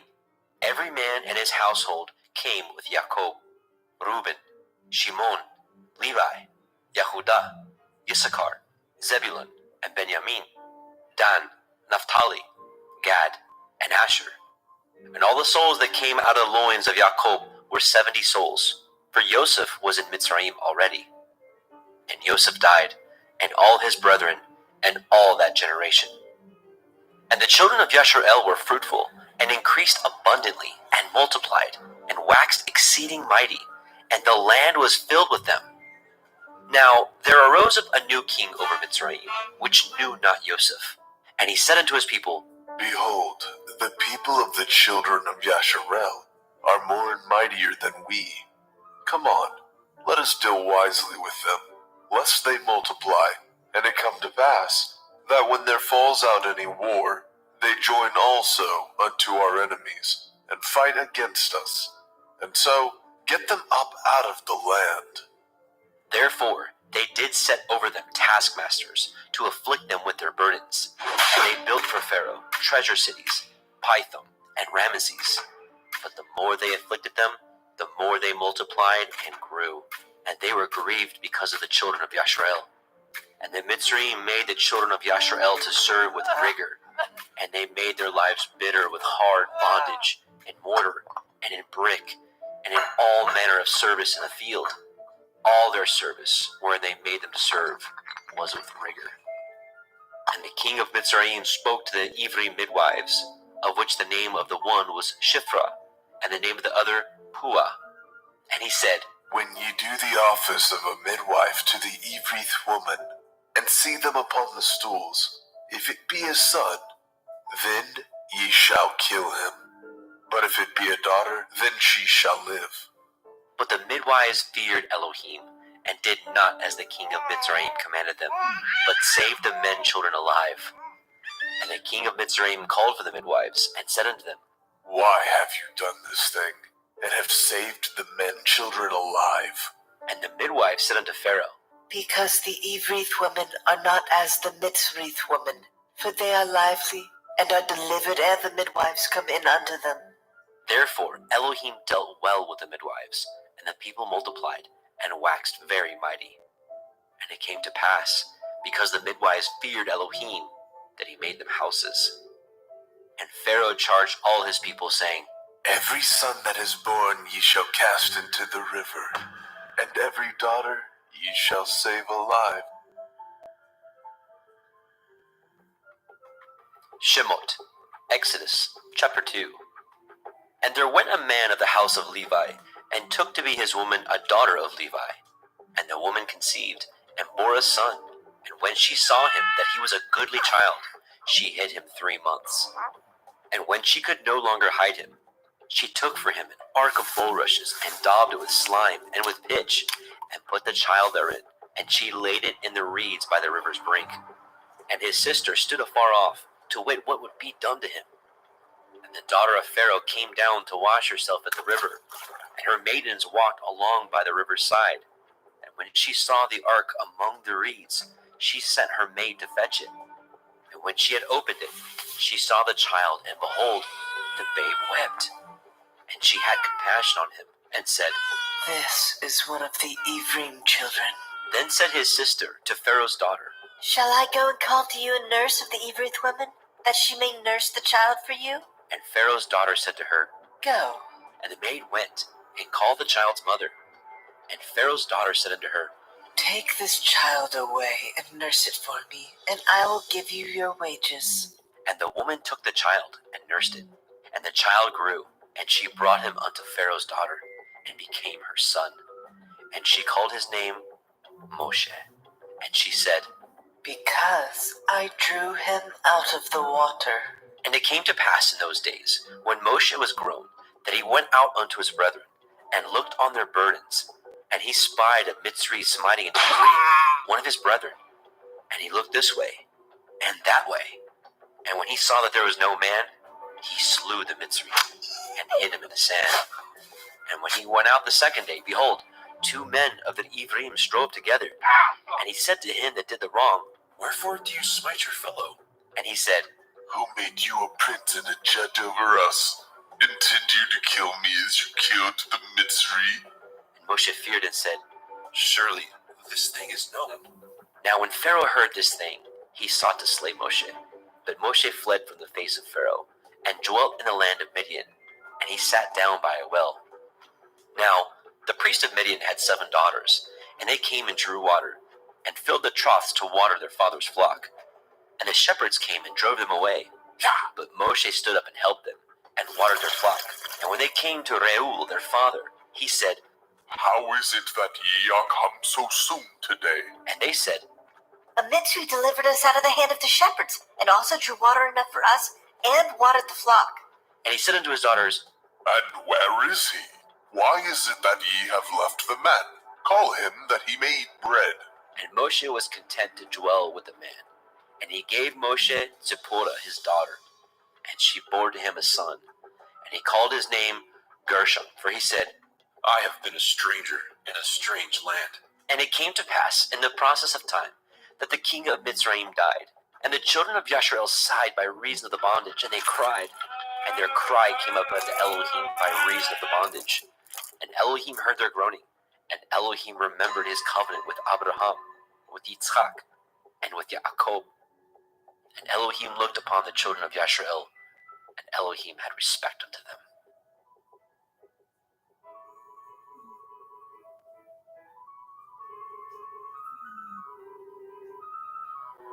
Shemot, Exodus, chapter 3. Now Moshe kept the flock of Yitro his father-in-law, the priest of Midian, and he led the flock to the backside of the desert, and came to the mountain of Elohim, even to Horeb. And the angel of Yahweh appeared unto him in a flame of fire, out of the midst of a thorn bush. And he looked, and behold, the thorn bush burned with fire, and the thorn bush was not consumed. And Moshe said, I will now turn aside and see this great sight, why the thorn bush is not burnt. And when Yahweh saw that he turned aside to see, Elohim called unto him out of the midst of the thorn bush, and said, Moshe, Moshe. And he said, Here am I. And he said, Draw not nigh hither. Put off your shoes from off your feet, for the place whereon you stand is holy ground. Moreover he said, I am the Elohai of your father, the Elohai of Abraham, the Elohai of Yitzhak, and the Elohai of Yaakov. And Moshe hid his face, for he was afraid to look upon Elohim.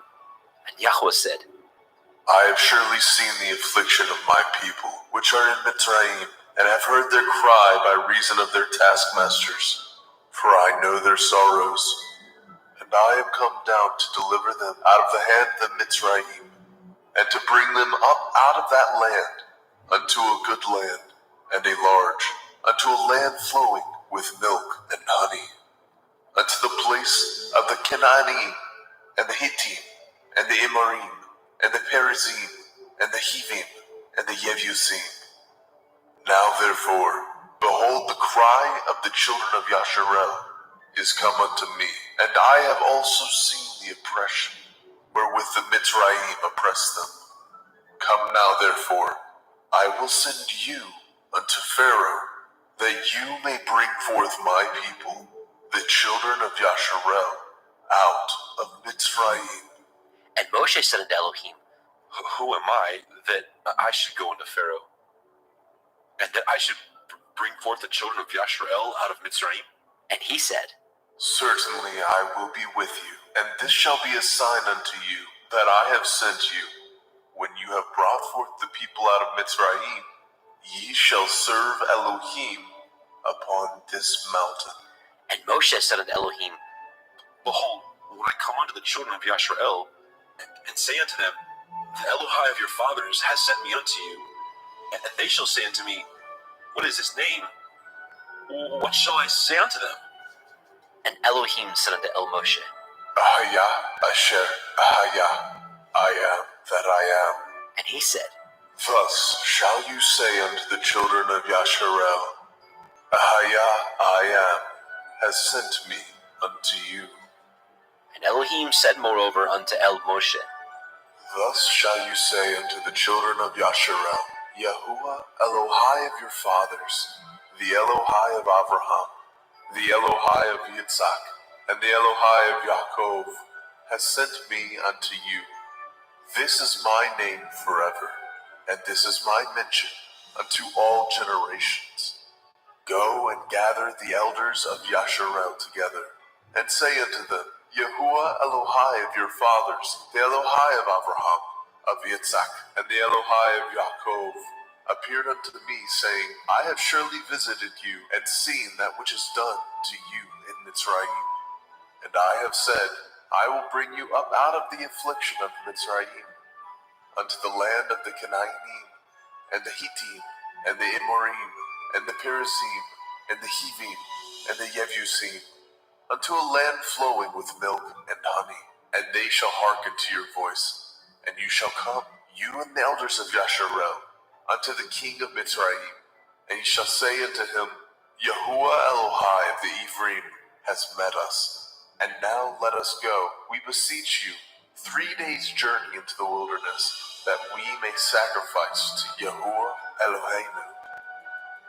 And I am sure that the king of Mitzrayim will not let you go, no, not by a mighty hand. And I will stretch out my hand, and smite Mitzrayim with all my wonders, which I will do in the midst thereof. And after that he will let you go, and I will give this people favor in the sight of the Mitzrayim. And it shall come to pass that when ye go, ye shall not go empty. But every woman shall borrow of her neighbor, and of her that sojourns in her house, jewels of silver, and jewels of gold, and raiment. And ye shall put them upon your sons, and upon your daughters, and ye shall spoil the Mitzrayim.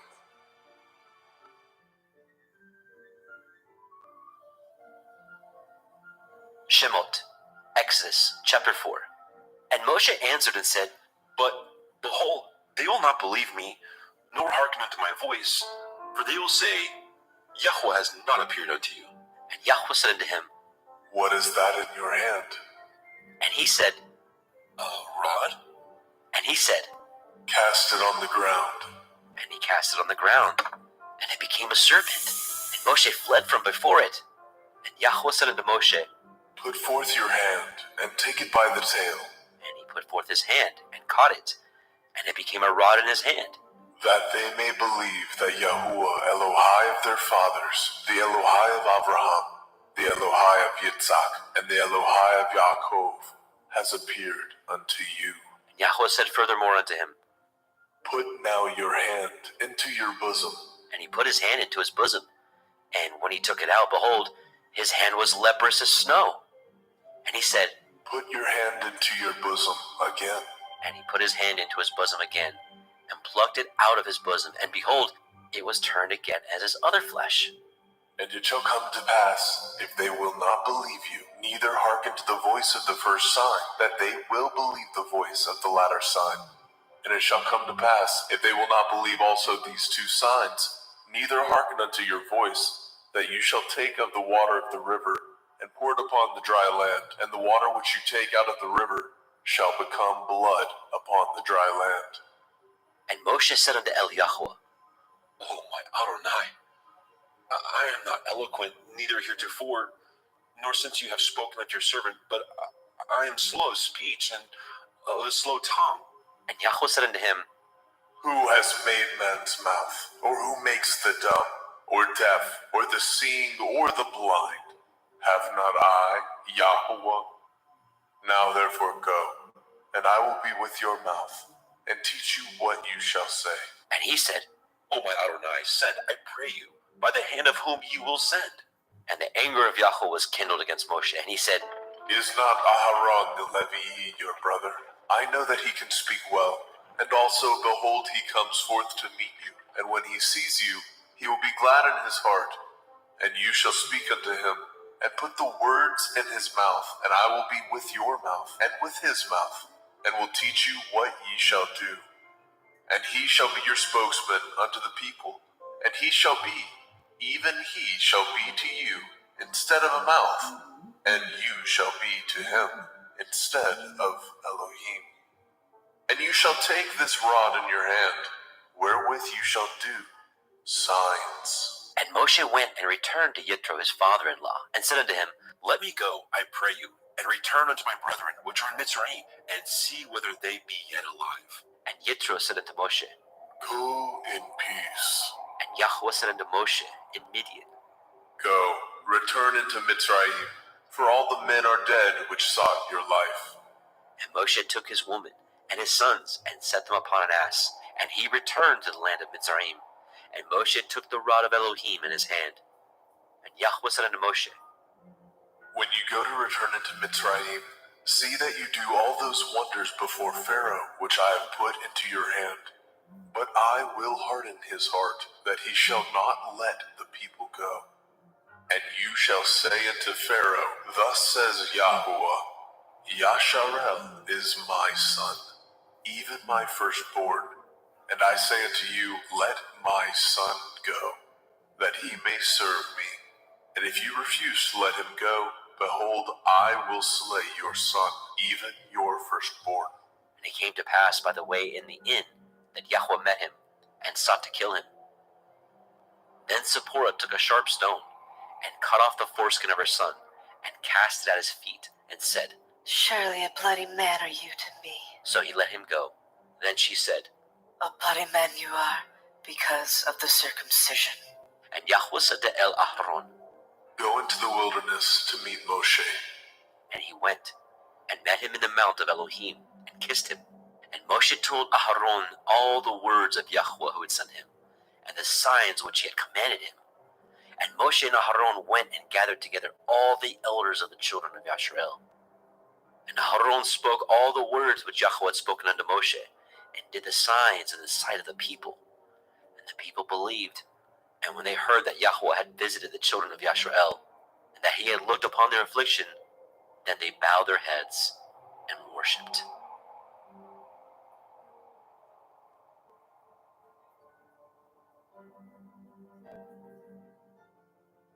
Shemot, Exodus, chapter 5.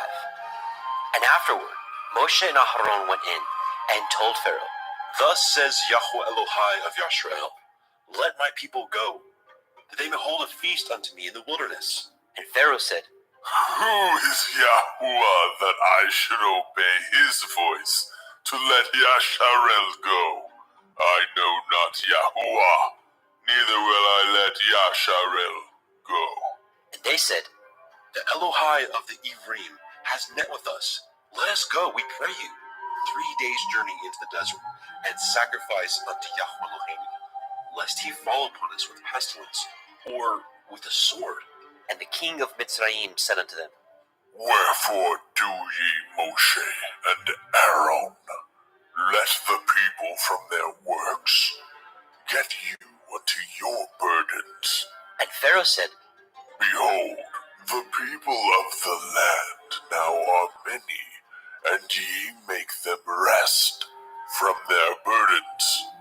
And Pharaoh commanded the same day the taskmasters of the people and their officers, saying, Ye shall no more give the people straw to make brick, as heretofore. Let them go and gather straw for themselves. And the tale of the bricks which they did make heretofore, ye shall lay upon them. Ye shall not diminish aught thereof, for they be idle. Therefore they cry, saying, Let us go and sacrifice to our Elohim. Let their more work be laid upon the men, that they may labor therein, and let them not regard vain words. And the taskmasters of the people went out, and their officers, and they spoke to the people, saying, Thus says Pharaoh, I will not give you straw. Go ye, get you straw where you can find it. Yet not aught of your work shall be diminished. So the people were scattered abroad throughout all the land of Mitzrayim, to gather stubble instead of straw. And the taskmasters hasted them, saying, Fulfill your works, your daily tasks, as when there was straw. And the officers of the children of Yasharel, which Pharaoh's taskmasters had set over them, were beaten, and demanded, Wherefore have ye not fulfilled your task in making brick both yesterday and today as heretofore? Then the officers of the children of Yasharel came and cried unto Pharaoh, saying, Wherefore do you thus with your servants? There is no straw given unto your servants, and they say to us, Make brick, and behold, your servants are beaten. But the fault is in your own people. But he said, Ye are idle, ye are idle. Therefore ye say, Let us go and do sacrifice to Yahweh. Go therefore now and work, for there shall no straw be given you. Yet shall ye deliver the tale of bricks. And the officers of the children of Yasharel did see that they were in an evil case. After it was said, Ye shall not diminish aught of your bricks from your daily task. and they met Moshe and Aharon, who stood in the way, as they came forth from Pharaoh. And they said unto them, Yahuwah, look upon you and judge, because ye have made our Saviour to be abhorred in the eyes of Pharaoh, and in the eyes of his servants, to put a sword in their hand to slay us. And Moshe returned unto Eliyahu and said, Adonai, wherefore have you so evil entreated this people? Why is it that you have sent me? For since I came to Pharaoh to speak in your name, he has done evil to the people. Neither have you delivered your people at all. Shemot, Exodus, chapter 6. Then Yahweh said unto Moshe, Now shall you see what I will do to Pharaoh, for with a strong hand shall he let them go, and with a strong hand shall he drive them out of his land. And Elohim spoke unto Moshe, and said unto him, I am Yahuwah, and I appeared unto El Abraham, unto El Yitzhak, and unto El Yaakov, by El Shaddai. But by my name Yahuwah was I not known to them. And I have also established my covenant with them, to give them the land of Canaan, the land of their pilgrimage, wherein they were strangers. And I have also heard the groanings of the children of Yasharel, whom the Mitzrayim keep in bondage, and I have remembered my covenant. Wherefore say unto the children of Yasharel, I am Yahuwah, and I will bring you out from under the burdens of the Mitzrayim, and I will rid you out of their bondage, and I will redeem you with a stretched out arm, and with great judgments. And I will take you to me for a people, and I will be to you Elohim, and ye shall know that I am Yahuwah Elohim, which brings you out from under the burdens of the Mitzrayim. And I will bring you into the land, concerning the which I did swear to give it to Abraham, to Yitzhak, and to Yaakov, and I will give it to you for a heritage. I am Yahuwah. And Moshe spoke so unto the children of Yasharel, but they hearkened not unto Moshe, for anguish of the Ruach, and for cruel bondage. And Yahweh spoke unto Moshe, saying, Go in, speak unto Pharaoh, king of Mitzrayim, that he let the children of Yasharel go out of his land. And Moshe spoke before Yahweh, saying, Behold, the children of Yasharel have not hearkened unto me. How then shall Pharaoh hear me, who am of uncircumcised lips? And Yahweh spoke unto El Moshe, and unto El Aharon, and gave them a charge unto the children of Yashrael and unto Pharaoh, king of Mitzrayim, to bring the children of Yashrael out of the land of Mitzrayim.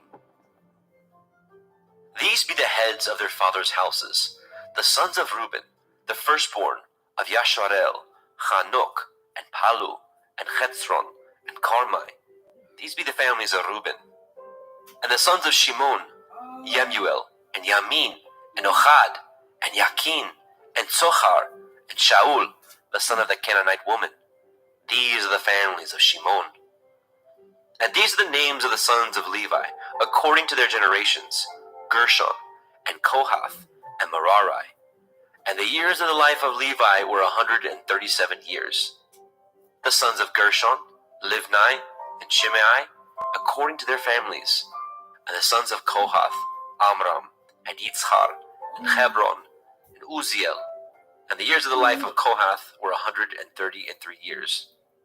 And the sons of Merari, Machli, and Mushi. These are the families of Levi, according to their generations. And Amram took Jochebed, his father's sister, to be his woman. And she bore him Ahron and Moshe. And the years of the life of Amram were 137 years. And the sons of Yitzchar, Korach, and Nepheg, and Zikrai. And the sons of Uziel, Mishael, and Elishaphan, and Chitrai. And Ahron took him Elisheba, daughter of Aminadab, sister of Nachshon, to be his woman.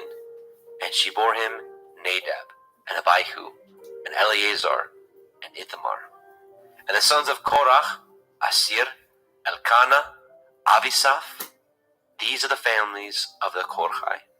And Eleazar, Ahron's son, took him one of the daughters of Putiel to be his woman, and she bore him Phinehas. These are the heads of the fathers of the Leviim, according to their families. These are that Ahron and Moshe, to whom Yahweh said, Bring out the children of Yashrael from the land of Mitzrayim, according to their families. These are they which spoke to Pharaoh, king of Mitzrayim, to bring out the children of Yashrael from Mitzrayim. These are that Moshe and Ahron.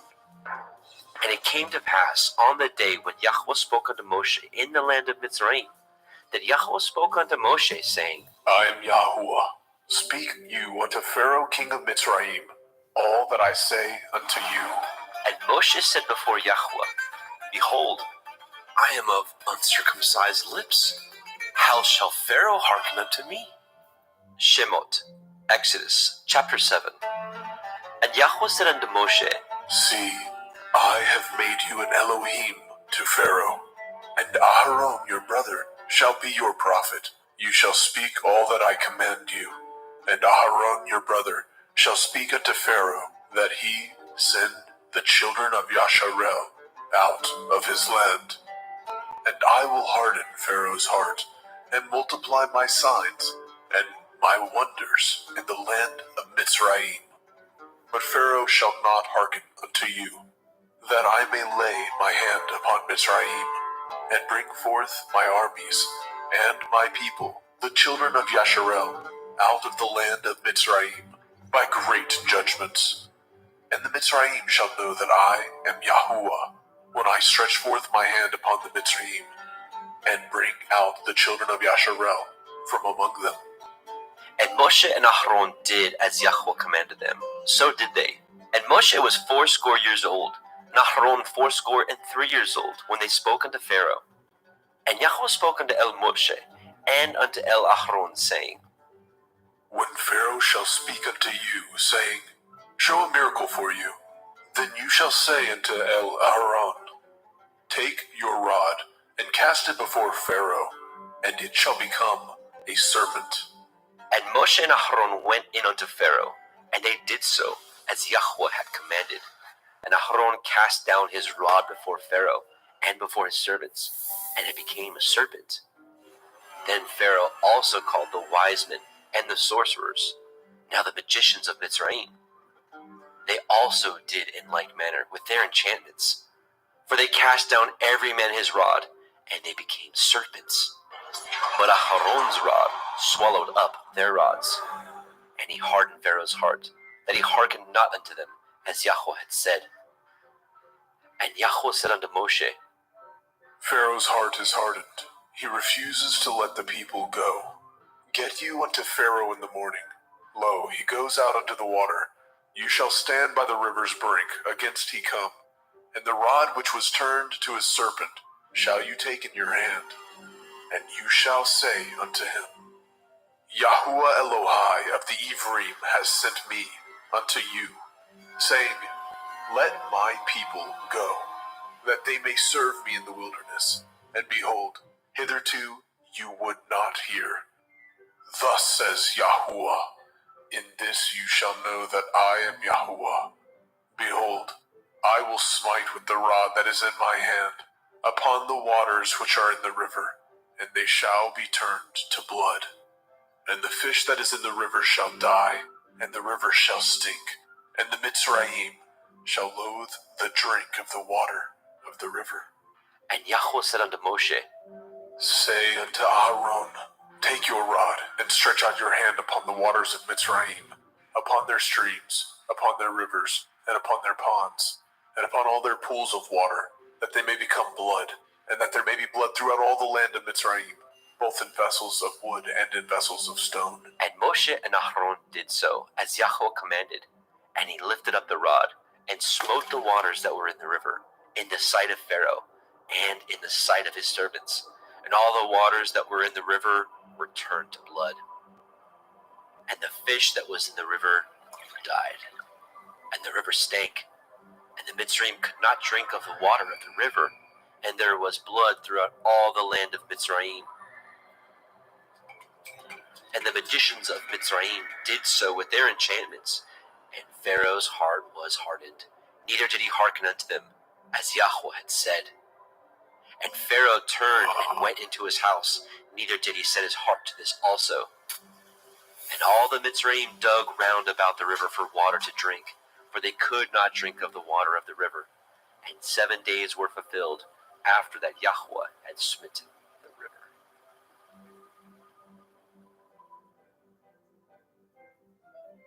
Shemot, Exodus, chapter 8. And Yahweh spoke unto Moshe, Go unto Pharaoh, say unto him, Thus says Yahuwah, Let my people go, that they may serve me. And if you refuse to let them go, behold, I will smite all your borders with frogs. And the river shall bring forth frogs abundantly, which shall go up and come into your house, and into your bedchamber, and upon your bed, and into the house of your servants, and upon your people, and into the ovens, and into your kneading troughs. And the frogs shall come up, both on you and upon your people, and upon all your servants.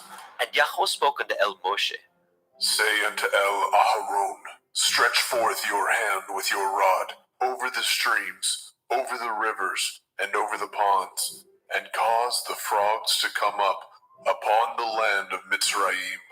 And Aharon stretched out his hand over the waters of Mitzrayim, and the frogs came up and covered the land of Mitzrayim. And the magicians did so with their enchantments, and brought up the frogs upon the land of Mitzrayim. Then Pharaoh called for Moshe and Aharon and said, Entreat Yahuwah, that he may take away the frogs from me, and from my people, and I will let the people go, that they may do sacrifice unto Yahuwah. And Moshe said unto Pharaoh, Glory over me. When shall I entreat for you, and for your servants, and for your people, to destroy the frogs from you and from your houses, that they may remain in the river only? And he said, Tomorrow. And he said, Be it according to your word, that you may know that there is none like unto Yahweh Eloheinu. And the frogs shall depart from you, and from your houses, and from your servants, and from your people. They shall remain in the river only. And Moshe and Aharon went out from Pharaoh, and Moshe cried unto Yahweh because of the frogs which he had brought against Pharaoh. And Yahweh did according to the word of Moshe, and the frogs died out of the houses, out of the villages, and out of the fields. And they gathered them together upon heaps, and the land stank. But when Pharaoh saw that there was respite, he hardened his heart, and hearkened not unto them, as Yahweh had said. And Yahweh said unto El Moshe, Say unto El Aharon, Stretch out your rod, and smite the dust of the land, that it may become lice throughout all the land of Mitzrayim. And they did so. For Aharon stretched out his hand with his rod, and smote the dust of the earth, and it became lice in man and in beast. All the dust of the land became lice throughout all the land of Mitzrayim. And the magicians did so with their enchantments to bring forth the lice, but they could not. So there were lice upon man and upon beast. Then the magician said unto Pharaoh, This is the finger of Elohim. And Pharaoh's heart was hardened, and he hearkened not unto them, as Yahweh had said. And Yahweh said unto Moshe, Rise up early in the morning, stand before Pharaoh. Lo, he comes forth to the water. And say unto him, Thus says Yahweh, Let my people go, that they may serve me. Else if you will not let my people go, behold, I will send swarms of flies upon you, and upon your servants, and upon your people, and into your houses, and the houses of the Mitzrayim shall be full of swarms of flies, and also the ground whereon they are. And I will deliver in that day the land of Goshen, in which my people dwell, that no swarms of flies shall be there, to the end you may know that I am Yahweh in the midst of the earth. And I will put a division between my people and your people. Tomorrow shall this sign be. And Yahweh did so. And there came a grievous swarm of flies into the house of Pharaoh, and into his servants' houses, and into all the land of Mitzrayim. The land was corrupted by reason of the swarm of flies. And Pharaoh called for Moshe and for Aharon and said, Go ye, sacrifice to your Elohim in the land. And Moshe said, It is not meet so to do, for we shall sacrifice the abomination of the Mitzrayim to Yahweh Eloheinu. Lo, shall we sacrifice the abomination of the Mitzrayim before their eyes? And will they not stone us?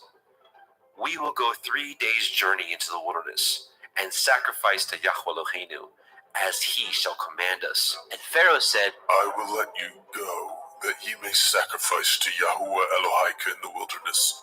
Only ye shall not go very far away. Entreat for me. And Moshe said, Behold, I go out from you, and I will entreat El Yahweh, that the swarms of flies may depart from Pharaoh, from his servants, and from his people, tomorrow. But let not Pharaoh deal deceitfully any more, in not letting the people go to sacrifice to Yahweh. And Moshe went out from Pharaoh, and entreated Yahweh. And Yahweh did according to the word of Moshe, and he removed the swarms of flies from Pharaoh, from his servants, and from his people. There remained not one. And Pharaoh hardened his heart at this time also, neither would he let the people go.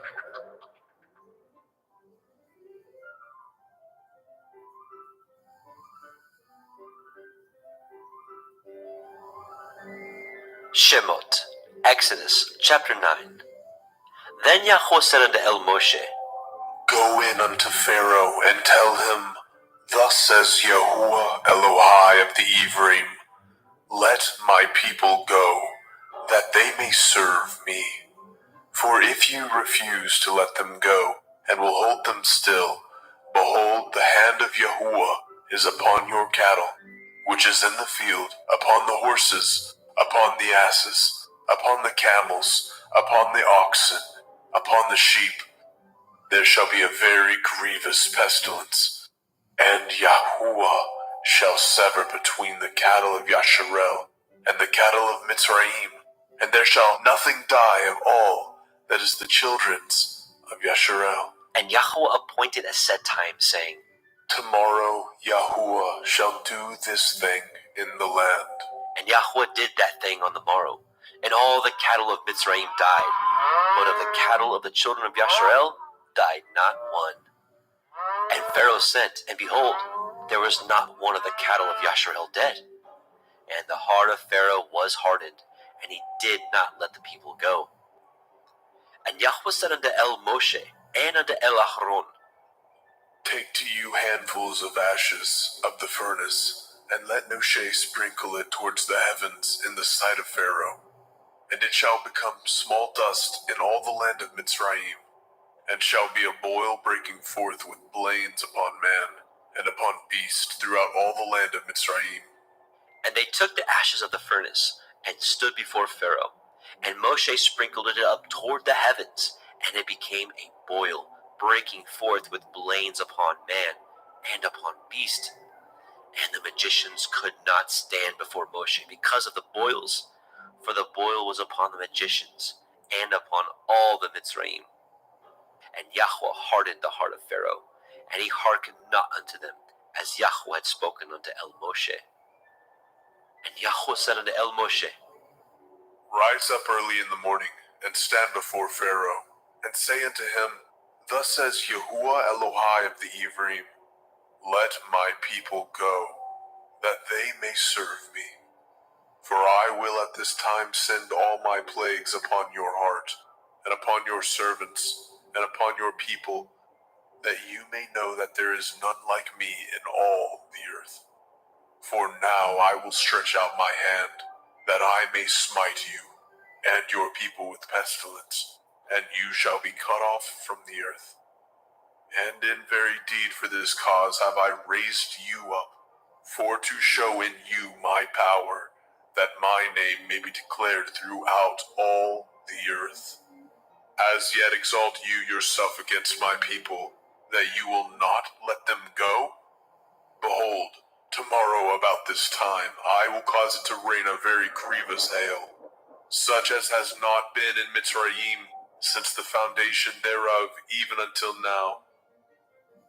Send therefore now and gather your cattle, and all that you have in the field, for upon every man and beast which shall be found in the field, and shall not be brought home, the hail shall come down upon them, and they shall die.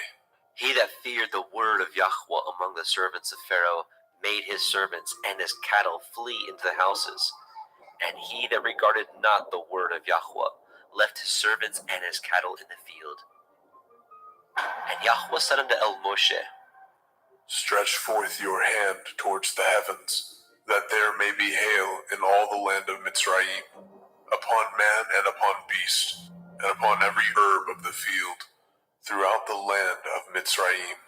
And Moshe stretched forth his rod toward the heavens, and Yahweh sent thunder and hail, and the fire ran along upon the ground, and Yahweh rained hail upon the land of Mitzrayim. So there was hail, and fire mingled with the hail, very grievous, such as there was none like it in all the land of Mitzrayim, since it became a nation. And the hail smote throughout all the land of Mitzrayim, all that was in the field, both man and beast, and the hail smote every herb of the field, and broke every tree of the field. Only in the land of Goshen, where the children of Yashar'el were, was there no hail. And Pharaoh sent and called for Moshe and Aharon, and said unto them, I have sinned this time. Yahuwah is righteous, and I and my people are wicked. Entreat Yahuwah, for it is enough that there be no more mighty thunderings and hail, for I will let you go. Ye shall stay no longer. And Moshe said unto him, As soon as I am gone out of the city, I will spread abroad my hands unto El Yahweh, and the thunder shall cease, neither shall there be any more hail, that you may know how that the earth is Yahweh's. But as for you and your servants, I know that you will not fear Yahweh Elohim. And the flax and the barley was smitten, for the barley was in the ear, and the flax was bold. But the wheat and the rye were not smitten, for they were not grown up. And Moshe went out of the city from Pharaoh, and spread abroad his hands unto El Yahweh, and the thunders and the hail ceased, and the rain was not poured upon the earth. And when Pharaoh saw that the rain and the hail and the thunders were ceased, he sinned yet more, and hardened his heart, he and his servants. And the heart of Pharaoh was hardened, neither would he let the children of Yashrael go, as Yahweh had spoken by Moshe. Shemot, Exodus, chapter 10. And Yahweh said unto El Moshe, Go in unto Pharaoh, for I have hardened his heart, and the heart of his servants, that I might show these my signs before him, and that you may tell in the ears of your son, and of your son's son, what things I have wrought in Mitzrayim, and my signs which I have done among them, that ye may know how that I am Yahuwah. And Moshe and Aharon came in unto Pharaoh, and said unto him, Thus says Yahweh Elohai of the Ephraim, How long will you refuse to humble yourselves before me? Let my people go, that they may serve me. Else, if you refuse to let my people go, behold, tomorrow I will bring the locusts into your coast, and they shall cover the face of the earth, that one cannot be able to see the earth, and they shall eat the remnant of that which is escaped, which remains unto you from the hail, and shall eat every tree which grows for you out of the field. And they shall fill your houses, and the houses of all your servants, and the houses of all the Mitzrayim, which neither your fathers nor your fathers' fathers have seen, since the day that they were upon the earth unto this day. And he turned himself and went out from Pharaoh. And Pharaoh's servants said unto him, How long shall this man be a snare unto us? Let the men go, that they may serve Yahweh Elohaikim. Know you not that Mitzrayim is destroyed? And Moshe and Aharon were brought again unto Pharaoh. And he said unto them, Go, serve Yahuwah Elohaikim. But who are they that shall go? And Moshe said, We will go with our young and with our old, with our sons and with our daughters, with our flocks and with our herds. We will go, for we must hold a feast unto Yahuwah. And he said unto them, Let Yahuwah be so with you, as I will let you go, and your little ones. Look to it, for evil is before you. Not so.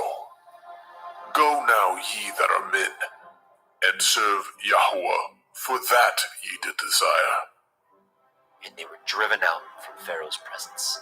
And Yahweh said unto Moshe, Stretch out your hand over the land of Mitzrayim for the locusts, that they may come up upon the land of Mitzrayim, and eat every herb of the land, even all that the hail has left. And Moshe stretched forth his rod over the land of Mitzrayim. And Yahweh brought an east wind upon the land all that day and all that night. And when it was morning, the east wind brought the locusts. And the locusts went up over all the land of Mitzrayim, and rested in all the coast of Mitzrayim. Very grievous were they. Before them there were no such locusts as they, neither after them shall be such. For they covered the face of the whole earth, so that the land was darkened, and they did eat every herb of the land, and all the fruit of the trees which the hail had left, and there remained not any green thing in the trees, or in the herbs of the field, through all the land of Mitzrayim. Then Pharaoh called for Moshe and Aharon in haste, and he said, I have sinned against Yahuwah Elohaikim, and against you. Now therefore forgive, I pray you, my sin only this once, and entreat Yahuwah Elohaikim, that he may take away from me this death only. And he went out from Pharaoh, and entreated Yahweh. And Yahweh turned a mighty strong west wind, which took away the locusts, and cast them into the Red Sea. There remained not one locust in all the coasts of Mitzrayim. But Yahweh hardened Pharaoh's heart, so that he would not let the children of Yashrael go. And Yahweh said unto Moshe, Stretch out your hand towards the heavens, that there may be darkness over the land of Mitzrayim, even darkness which may be felt. And Moshe stretched forth his hand toward the heavens, And there was a thick darkness in all the land of Mitzrayim 3 days. They saw not one another, neither rose any from his place for 3 days. But all the children of Yashrael had light in their dwellings.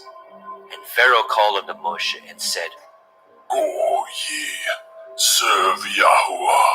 Only let your flocks and your herds be stayed. Let your little ones also go with you. And Moshe said, You must give us also sacrifices and burnt offerings, that we may sacrifice unto Yahweh Eloheinu. Our cattle also shall go with us. There shall not a hoof be left behind. For thereof must we take to serve Yahweh Eloheinu.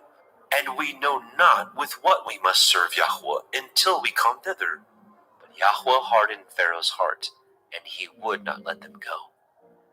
And Pharaoh said unto him, Get you from me. Take heed to yourself. See my face no more. For in that day you see my face, you shall die. And Moshe said, You have spoken well. I will see your face again no more.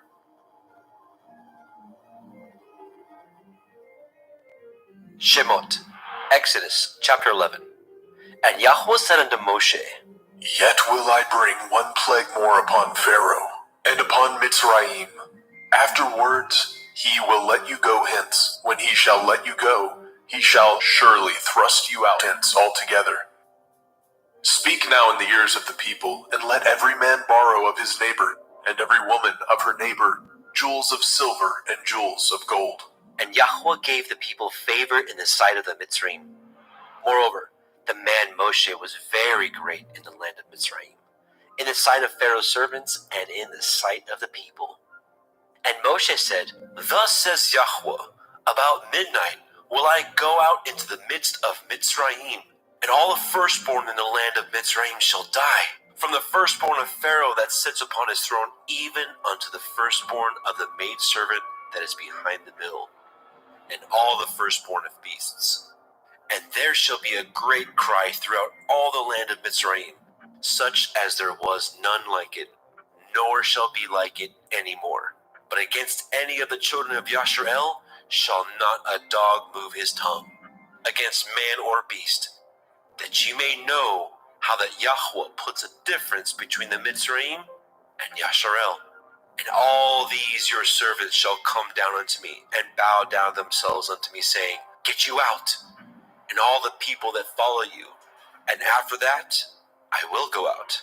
And he went out from Pharaoh in great anger. And Yahweh said unto Moshe, Pharaoh shall not hearken unto you, that my wonders may be multiplied in the land of Mitzrayim. And Moshe and Aharon did all these wonders before Pharaoh. And Yahweh hardened Pharaoh's heart, so that he would not let the children of Yashrael go out of his land. Shemot, Exodus chapter 12.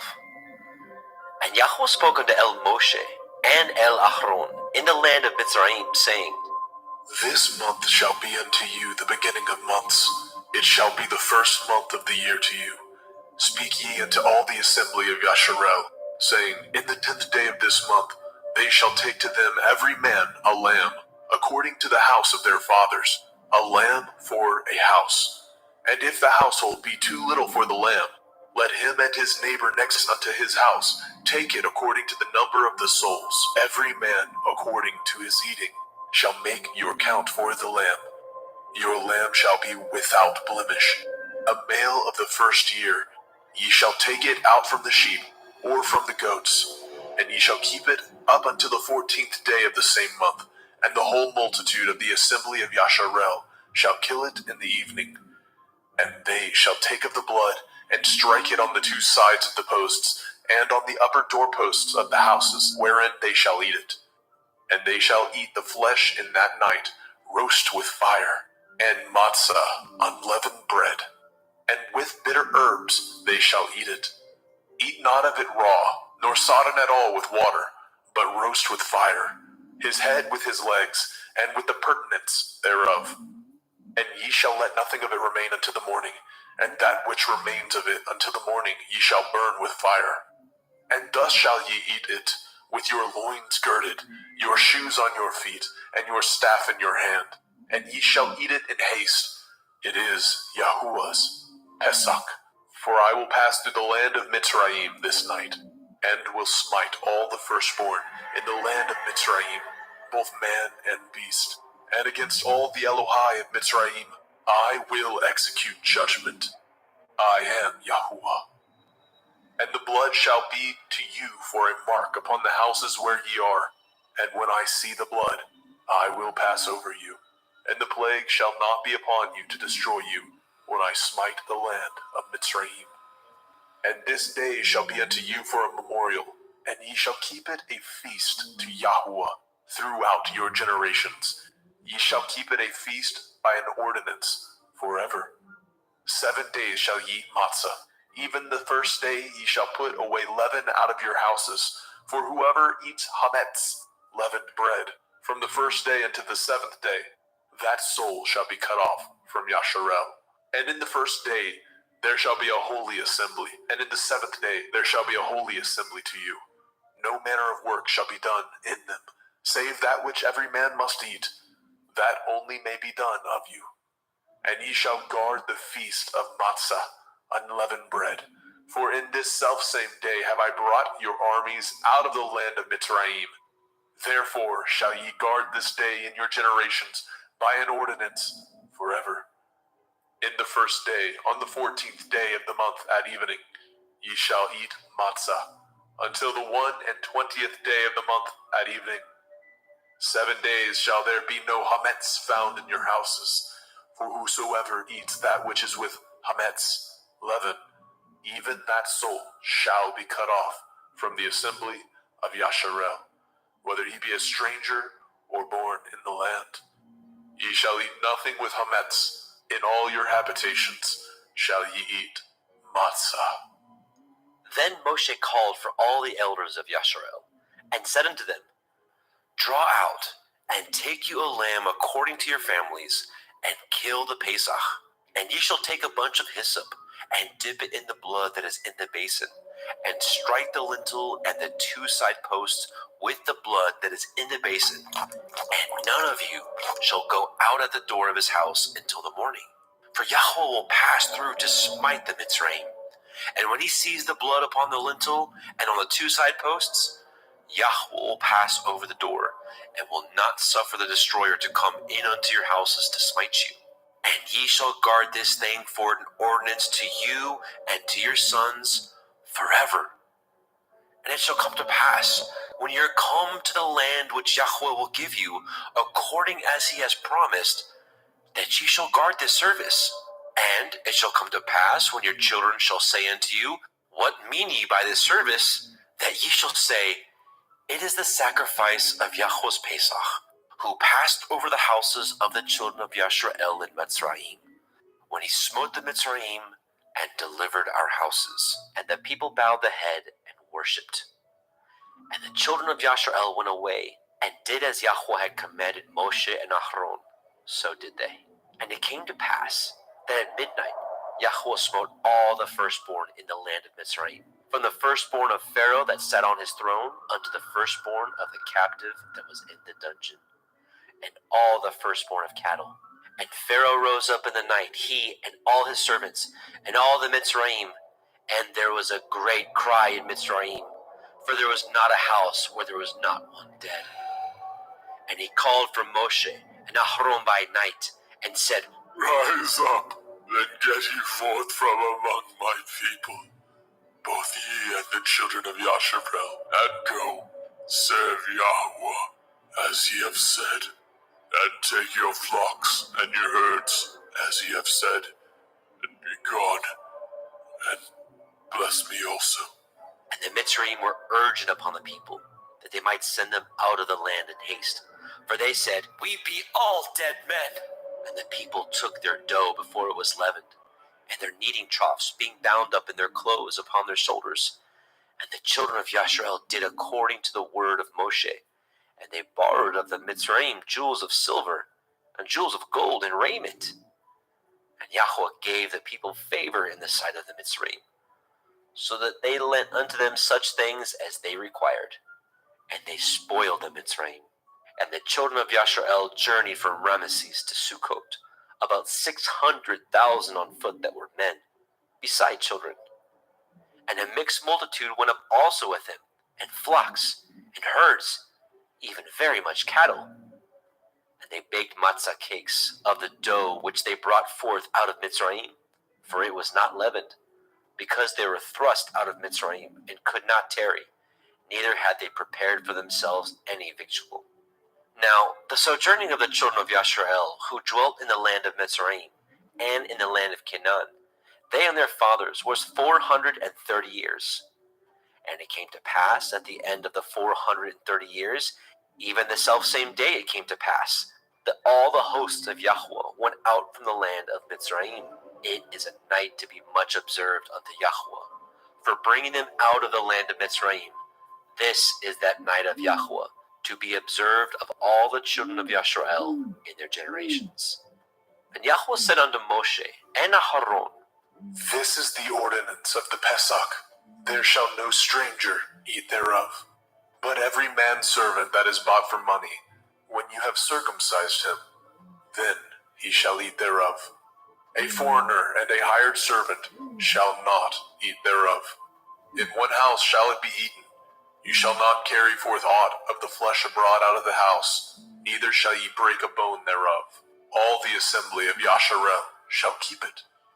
And when a stranger shall sojourn with you, and will keep the Pesach to Yahuwah, let all his males be circumcised, and then let him come near and keep it.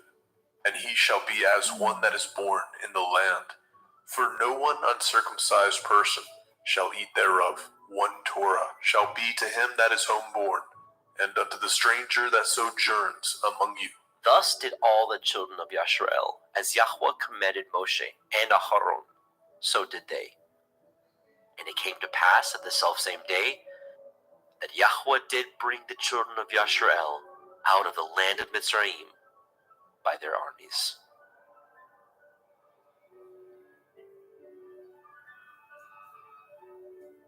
Shemot, Exodus chapter 13.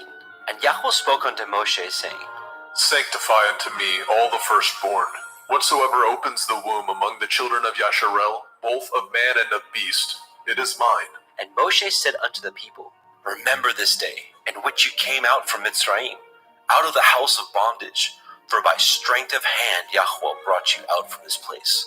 There shall no chametz be eaten. This day came ye out in the month Abib.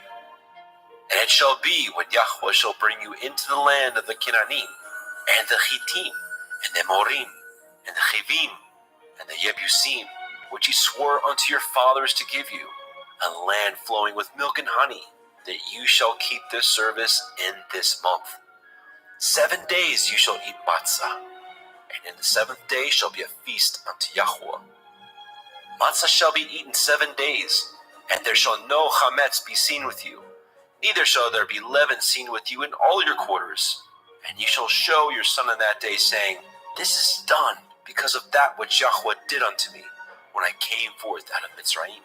And it shall be for a sign unto you upon your hand, and for a memorial between your eyes, that Yahweh's Torah may be in your mouth. For with a strong hand has Yahweh brought you out of Mitzrayim. You shall therefore guard this ordinance in his appointed time from year to year. And it shall be, when Yahweh shall bring you into the land of the Canaanim, as he swore unto you and to your fathers, and shall give it you, that you shall set apart unto Yahweh all that open the womb, and every firstling that comes of a beast which you have. The males shall be Yahweh's. And every firstling of an ass you shall redeem with a lamb, and if you will not redeem it, then you shall break his neck. And all the firstborn of man among your children shall you redeem. And it shall be, when your son asks you in time to come, saying, What is this? That you shall say unto him, By strength of hand Yahweh brought us out from Mitzrayim, from the house of bondage. And it came to pass, when Pharaoh would hardly let us go, that Yahweh slew all the firstborn in the land of Mitzrayim, both of the firstborn of man and the firstborn of beast. Therefore I sacrifice to Yahweh all that opens the womb, being males, but all the firstborn of my children I redeem. And it shall be for a mark upon your hand, and for frontlets between your eyes. For by strength of hand Yahweh brought us forth out of Mitzrayim. And it came to pass, when Pharaoh had let the people go, the Elohim led them not through the way of the land of the Palestine, though that was near. For Elohim said, Lest perchance the people repent when they see war, and they return to Mitzrayim. But Elohim led the people about through the way of the wilderness of the Red Sea. And the children of Yasharel went up harnessed out of the land of Mitzrayim. And Moshe took the bones of Joseph with him, for he had straitly sworn the children of Yasharel, saying, Elohim will surely visit you, and you will carry up my bones away hence with you. They took their journey from Sukkot and encamped in Etham, in the edge of the wilderness. And Yahweh went before them by day in a pillar of cloud, to lead them in the way, and by night in a pillar of fire, to give them light, to go by day and night. He took not away the pillar of the cloud by day, nor the pillar of fire by night, from before the people.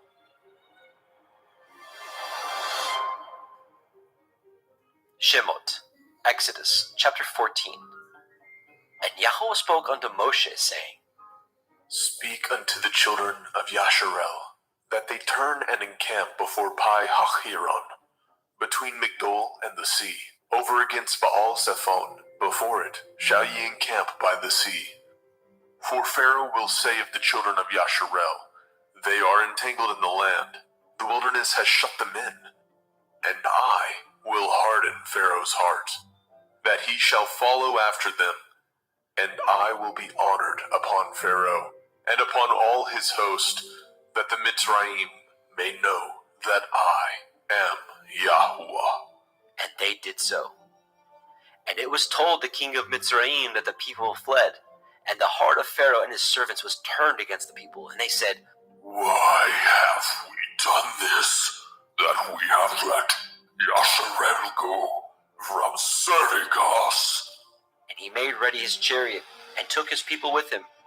And he took 600 chosen chariots, and all the chariots of Mitzrayim, and captains over every one of them.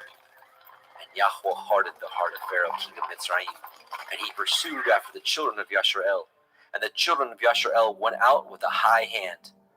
But the Mitzrayim pursued after them, all the horses and chariots of Pharaoh, and his horsemen, and his army, and overtook them encamping by the sea, beside Pi Hachiroth, before Baal Zephon.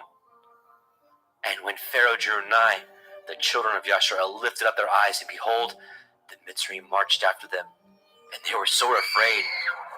And the children of Yasharel cried out unto Yahweh. And they said unto Moshe, Because there were no graves in Mitzrayim, have ye taken us away to die in the wilderness? Wherefore have you dealt thus with us, to carry us forth out of Mitzrayim?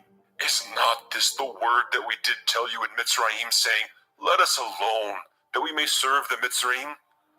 For it had been better for us to serve the Mitzrayim, than that we should die in the wilderness. And Moshe said unto the people, Fear ye not, stand still, and see the Yeshua of Yahuwah, which he will show you today. For the Mitzrayim who ye have seen today, ye shall see them again no more forever.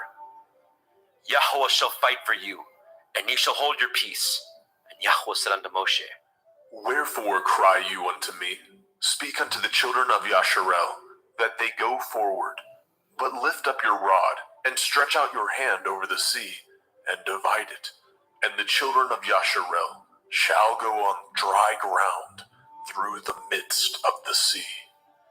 And I, behold, I will harden the hearts of the Mitzrayim, and they shall follow them. And I will get me honor upon Pharaoh, and upon all his host, upon his chariots, and upon his horsemen.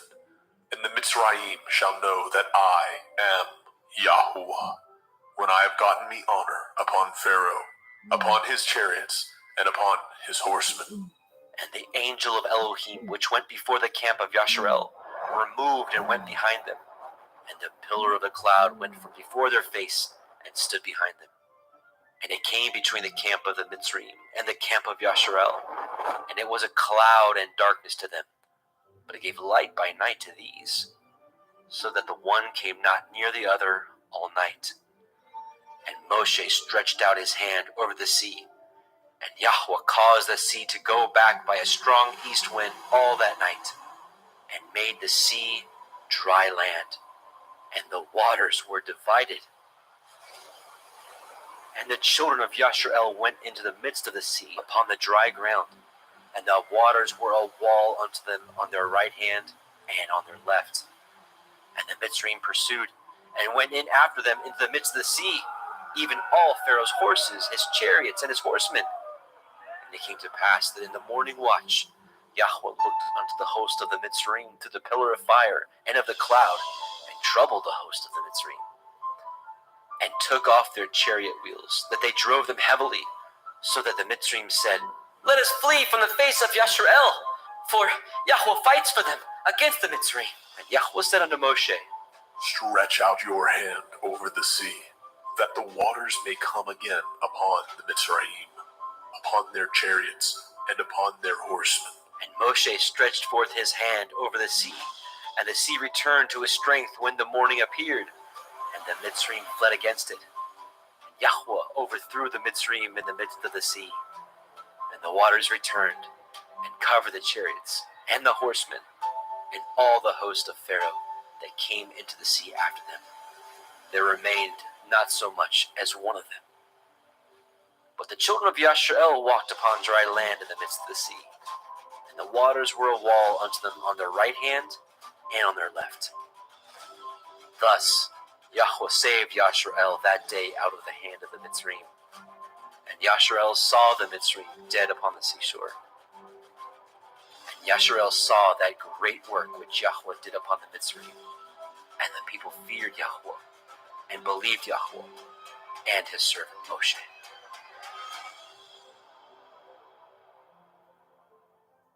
Shemot, Exodus, chapter 15. Then sang Moshe and the children of Yashrael this song unto Yahweh, saying, I will sing unto Yahweh, for he has triumphed gloriously. The horse and the rider has he thrown into the sea. Yah is my strength and song, and he is become my Yeshua. He is my El, and I will prepare him a habitation. My father's Elohai, and I will exalt him. Yahweh is a man of war. Yahweh is his name. Pharaoh's chariots and his host has he cast into the sea. His chosen captains also are drowned in the Red Sea. The depths have covered them. They sank into the bottom as a stone. Your right hand, O Yahweh, is become glorious in power. Your right hand, O Yahweh, has dashed in pieces the enemy, and in the greatness of your excellency, you have overthrown them that rose up against you. You sent forth your wrath, which consumed them as stubble. And with the blast of your nostrils, the waters were gathered together. The flood stood upright as a heap, and the depths were congealed in the heart of the sea. The enemy said, I will pursue, I will overtake, I will divide the spoil. My lust shall be satisfied upon them. I will draw my sword, my hand shall destroy them. You blew with your ruach, the sea covered them.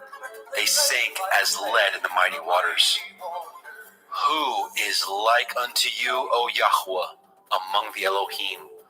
Who is like you, glorious in holiness, fearful in praises, doing wonders? You stretched out your right hand, the earth swallowed them. You and your mercy have led forth the people which you have redeemed. You have guided them in your strength unto your holy habitation. The people shall hear and be afraid. Sorrow shall take hold on the inhabitants of Pelesheth. Then the dukes of Edom shall be amazed, the mighty men of Moab. Trembling shall take hold upon them. All the inhabitants of Canaan shall melt away. Fear and dread shall fall upon them by the greatness of your arm. They shall be as still as a stone, till your people pass over, O Yahweh, till the people pass over, which you have purchased. You shall bring them in and plant them in the mountain of your inheritance, in the place, O Yahweh, which you have made for you to dwell in the sanctuary, O Adonai, which your hands have established. Yahweh shall reign forever and ever. For the horse of Pharaoh went in with his chariots and with his horsemen into the sea, and Yahweh brought again the waters of the sea upon them. But the children of Yashrael went on dry land in the midst of the sea. And Miriam, the prophetess, the sister of Aharon, took a timbrel in her hand, and all the women went out after her with timbrels and dances. And Miriam answered them, Sing ye to Yahweh, for he has triumphed gloriously. The horse and his rider has he thrown into the sea. So Moshe brought Yashrael from the Red Sea, and they went out into the wilderness of Shur. And they went 3 days in the wilderness and found no water. And when they came to Marah, they could not drink of the waters of Marah, for they were bitter. Therefore, the name of it was called Marah. The people murmured against Moshe, saying, What shall we drink? And he cried unto El Yahweh. And Yahweh showed him a tree, which, when he had cast into the waters were made sweet. There he made for them a statute and an ordinance, and there he proved them, and said, If you will diligently hearken to the voice of Yahweh Elohim, and will do that which is right in his sight, and will give ear to his commandments, and guard all his statutes, I will put none of these diseases upon you, which I have brought upon the Mitzrayim, for I am Yahweh Ropheka. And they came to Elim, where there were 12 wells of water, and 70 palm trees, and they encamped there by the waters.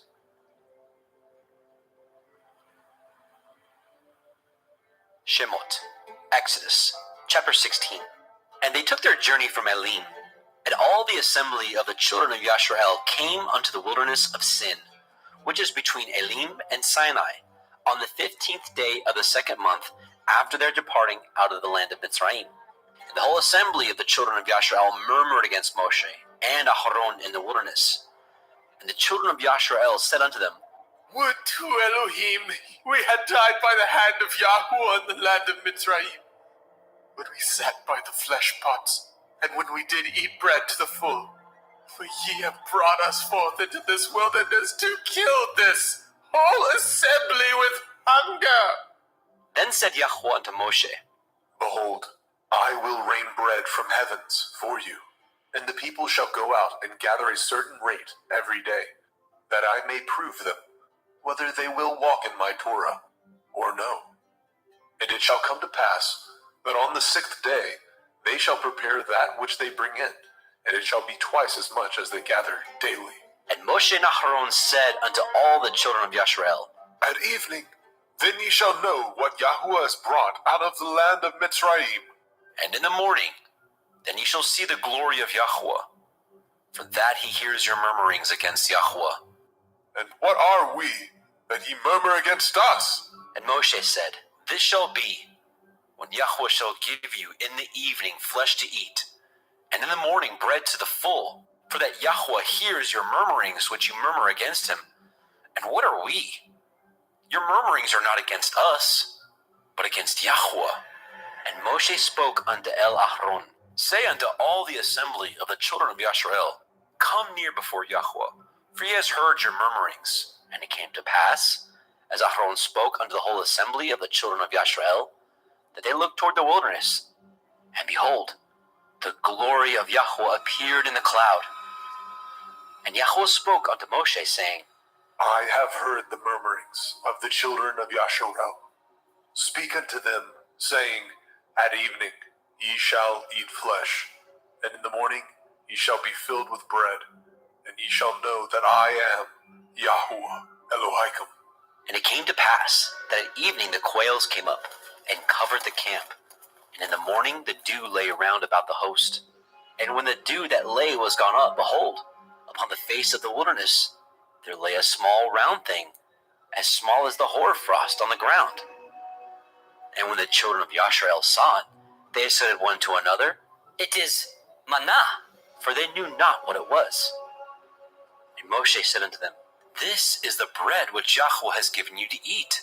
This is the thing which Yahweh has commanded.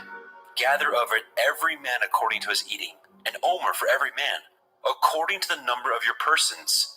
Take you every man for them which are in his tents. And the children of Yasharel did so, and gathered some more, some less. And when they did meet it with an omer, he that gathered much had nothing over, and he that gathered little had no lack. They gathered every man according to his eating. And Moshe said, Let no man leave of it till the morning.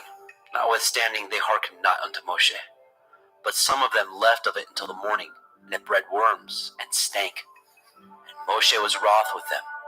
And they gathered it every morning, every man according to his eating. And when the sun waxed hot, it melted. And it came to pass that on the 6th day they gathered twice as much bread, 2 omers for one man. And all the rulers of the assembly came and told Moshe. And he said unto them, This is that which Yahweh has said. Tomorrow is the rest of the holy Shabbat unto Yahweh. Bake that which you will bake today, and seethe that you will seethe, and that which remains over lay up for you to be kept until the morning. And they laid it up until the morning as Moshe bade, and it did not stink, neither was there any worm therein. And Moshe said, Eat that today, for today is a Shabbat unto Yahweh. Today ye shall not find it in the field. 6 days shall ye gather it, but on the 7th day, which is the Shabbat, in it there shall be none. And it came to pass that there went out some of the people on the 7th day for to gather, and they found none. And Yahweh said unto Moshe, How long refuse ye to guard my commandments and my Torah? See for that Yahuwah has given you the Sabbath. Therefore, he gives you on the 6th day the bread of 2 days. Abide ye every man in his place. Let no man go out of his place on the 7th day. So the people rested on the 7th day. And the house of Yasharel called the name thereof Manna. And it was like coriander seed, white, and the taste of it was like wafers made with honey. And Moshe said, This is the thing which Yahweh commands. Fill an omer of it to be kept for your generations, that they may see the bread wherewith I have fed you in the wilderness, where I brought you forth from the land of Mitzrayim. And Moshe said unto Aaron, Take a pot, and put an omer full of manna therein, and lay it up before Yahweh, to be kept for your generations. As Yahweh commanded Moshe, so Aaron laid it up before the testimony to be kept. And the children of Yasharel did eat manna 40 years, until they came to a land inhabited. They did eat manna until they came unto the borders of the land of Canaan. Now, an omer is a 10th part of an ephah. Shemot, Exodus, chapter 17. And all the assembly of the children of Yasharel journeyed from the wilderness of Sin, after their journeys, according to the commandment of Yahweh, and pitched in Rephidim, and there was no water for the people to drink. Wherefore the people did chide with Moshe, and said, Give us water, that we may drink. And Moshe said unto them, Why chide ye with me? Wherefore do you tempt Yahweh? The people thirsted there for water. And the people murmured against Moshe, and said, Wherefore is it that you brought us up out of Mitzrayim, to kill us and our children and our cattle with thirst? And Moshe cried unto Yahweh, saying, What shall I do unto this people? They be almost ready to stone me. And Yahweh said unto Moshe, Go on before the people, and take with you the elders of Yasharel, and your rod, wherewith you smote the river, take in your hand, and go. Behold, I will stand before you there upon the rock in Horeb, and you shall smite the rock, and there shall come water out of it, that people may drink. And Moshe did so in the sight of the elders of Yasharel. And he called the name of the place Massa and Meribah, because of the chiding of the children of Yasharel, and because they tempted Yahweh, saying, Is Yahweh among us, or not? Then came Amalek, and fought with Yasharel and Rephidim. And Moshe said unto Yahusha, Choose us out men, and go out, fight with Amalek. Tomorrow I will stand on the top of the hill with the rod of Elohim in my hand. So Yahusha did as Moshe had said to him, and fought with Amalek. And Moshe, and Aharon, and Hur went up to the top of the hill. And it came to pass, when Moshe held up his hand, that Yasharel prevailed. And when he let down his hand, Amalek prevailed. Moshe's hands were heavy, and he took a stone, and put it under him, and he sat thereon. And Aharon and Hur stayed up his hands, the one on the one side, and the other on the other side. And his hands were steady until the going down of the sun. And Yahusha discomfited Amalek and his people with the edge of the sword. And Yahweh said unto Moshe, Write this for a memorial in a sefer, and rehearse it in the ears of Yahusha, for I will utterly put out the remembrance of Amalek from under the heavens. And Moshe built an altar, and called the name of it Yahweh Nisai. For he said, Because Yah has sworn that Yahweh will have war with Amalek from generation to generation. Shemot, Exodus, chapter 18.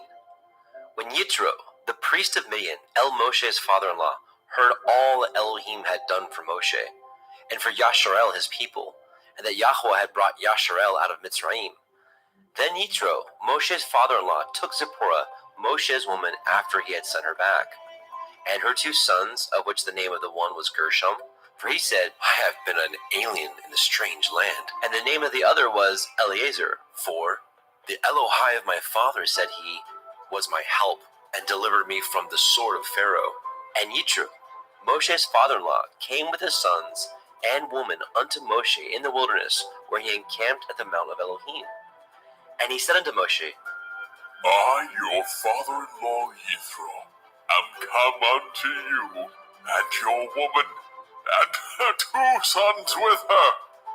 And Moshe went out to meet his father-in-law, and did obeisance, and kissed him, and they asked each other of their welfare, and they came into the tent. And Moshe told his father-in-law all that Yahweh had done unto Pharaoh, and unto the Mitzrayim for Yasharel's sake, and all the travail that had come upon them by the way, and how Yahweh delivered them. And Yitro rejoiced for all the goodness which Yahweh had done unto Yasharel, whom he had delivered out of the hand of the Mitzrayim. And Yitro said, Blessed be Yahweh, who has delivered you out of the hand of the Mitzrayim, and out of the hand of Pharaoh, who has delivered the people from under the hand of the Mitzrayim.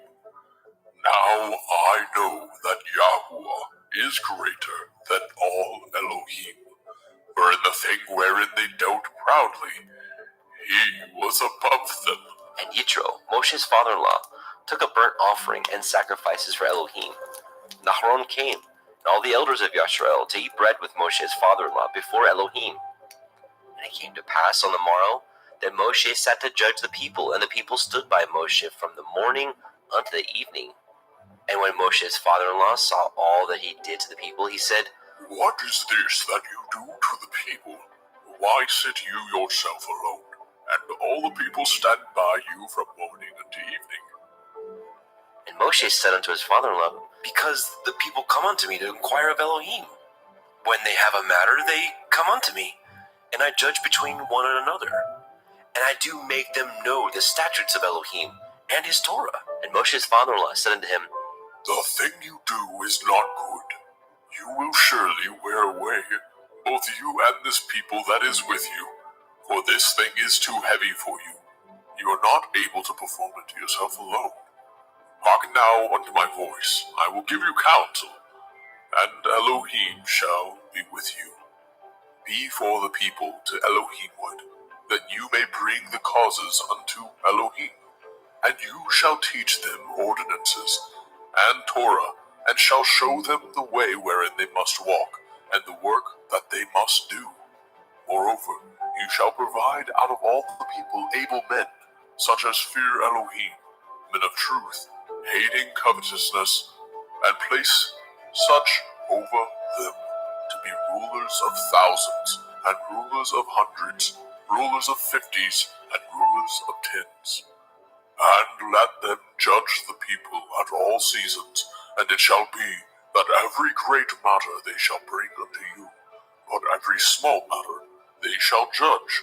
So shall it be easier for you, and they shall bear the burden with you. If you shall do this thing, and Elohim command you, so, then you shall be able to endure, and all this people shall also go to their place in peace.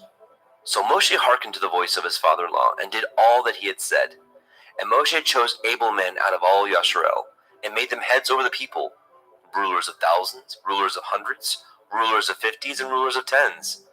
And they judged the people at all seasons. The hard causes they brought unto Moshe, but every small matter they judged themselves. And Moshe let his father-in-law depart, and he went his way into his own land. Shemot, Exodus, chapter 19.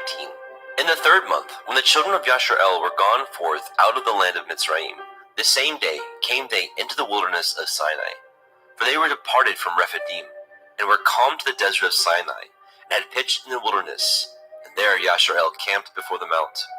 And Moshe went up unto Elohim, and Yahweh called unto him out of the mountain, saying, Thus shall you say to the house of Yaakov, and tell the children of Yasharel, Ye have seen what I did unto the Mitzrayim, and how I bore you on eagle's wings, and brought you unto myself. Now therefore, if ye will obey my voice indeed, and guard my covenant, then ye shall be a peculiar treasure unto me above all people. For all the earth is mine, and ye shall be unto me a kingdom of priests, and a holy nation. These are the words which you shall speak unto the children of Yasharel. And Moshe came and called for the elders of the people, and laid before their faces all these words which Yahweh commanded him.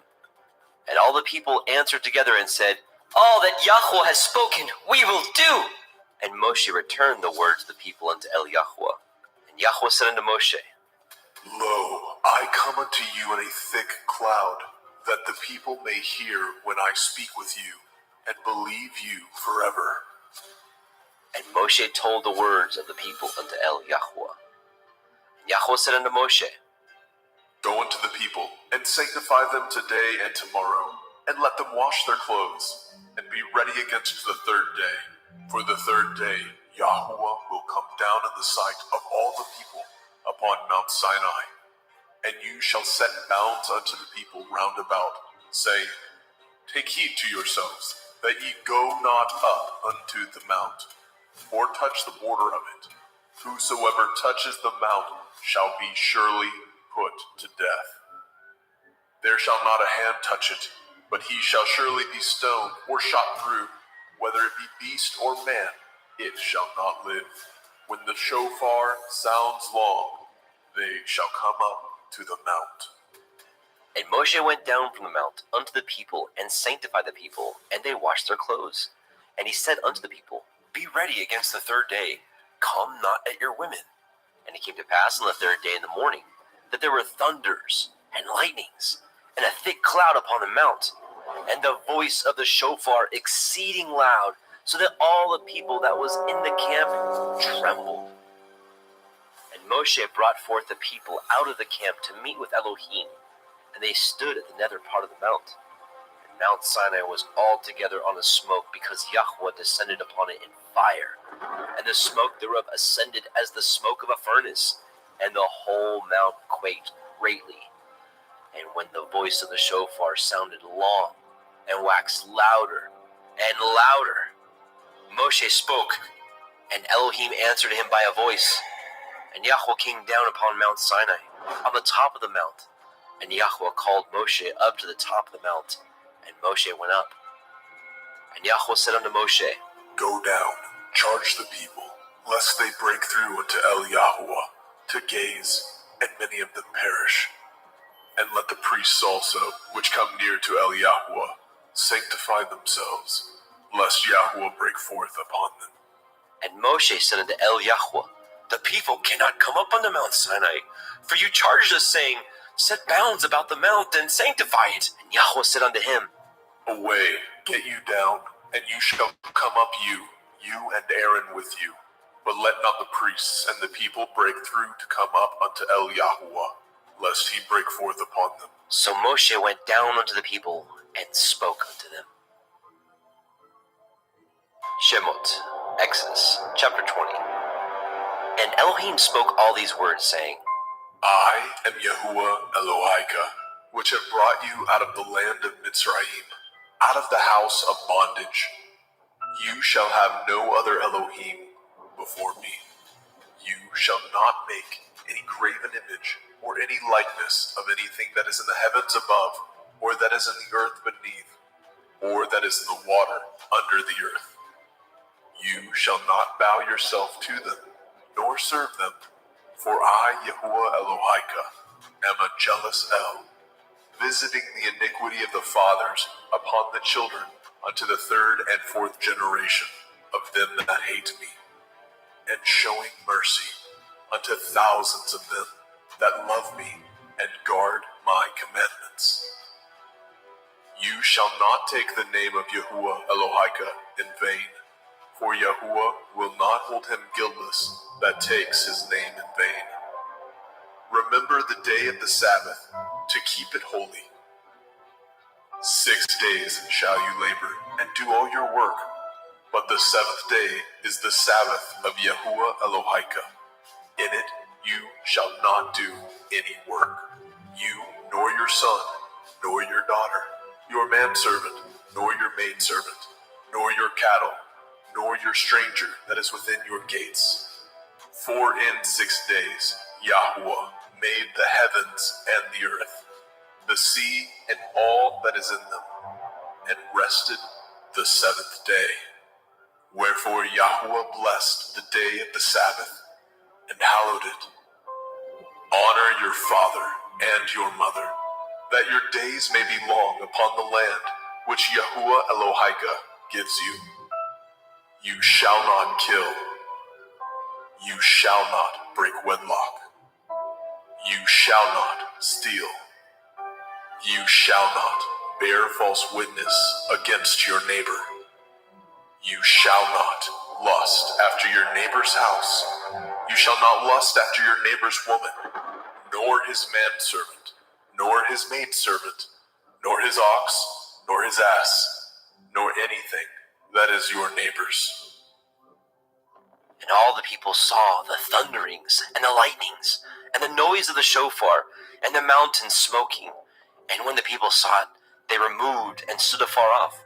And they said unto Moshe, Speak with us, and we will hear, but let not Elohim speak with us, lest we die. And Moshe said unto the people, Fear not, for Elohim is come to prove you, and that his fear may be before your faces, that you sin not.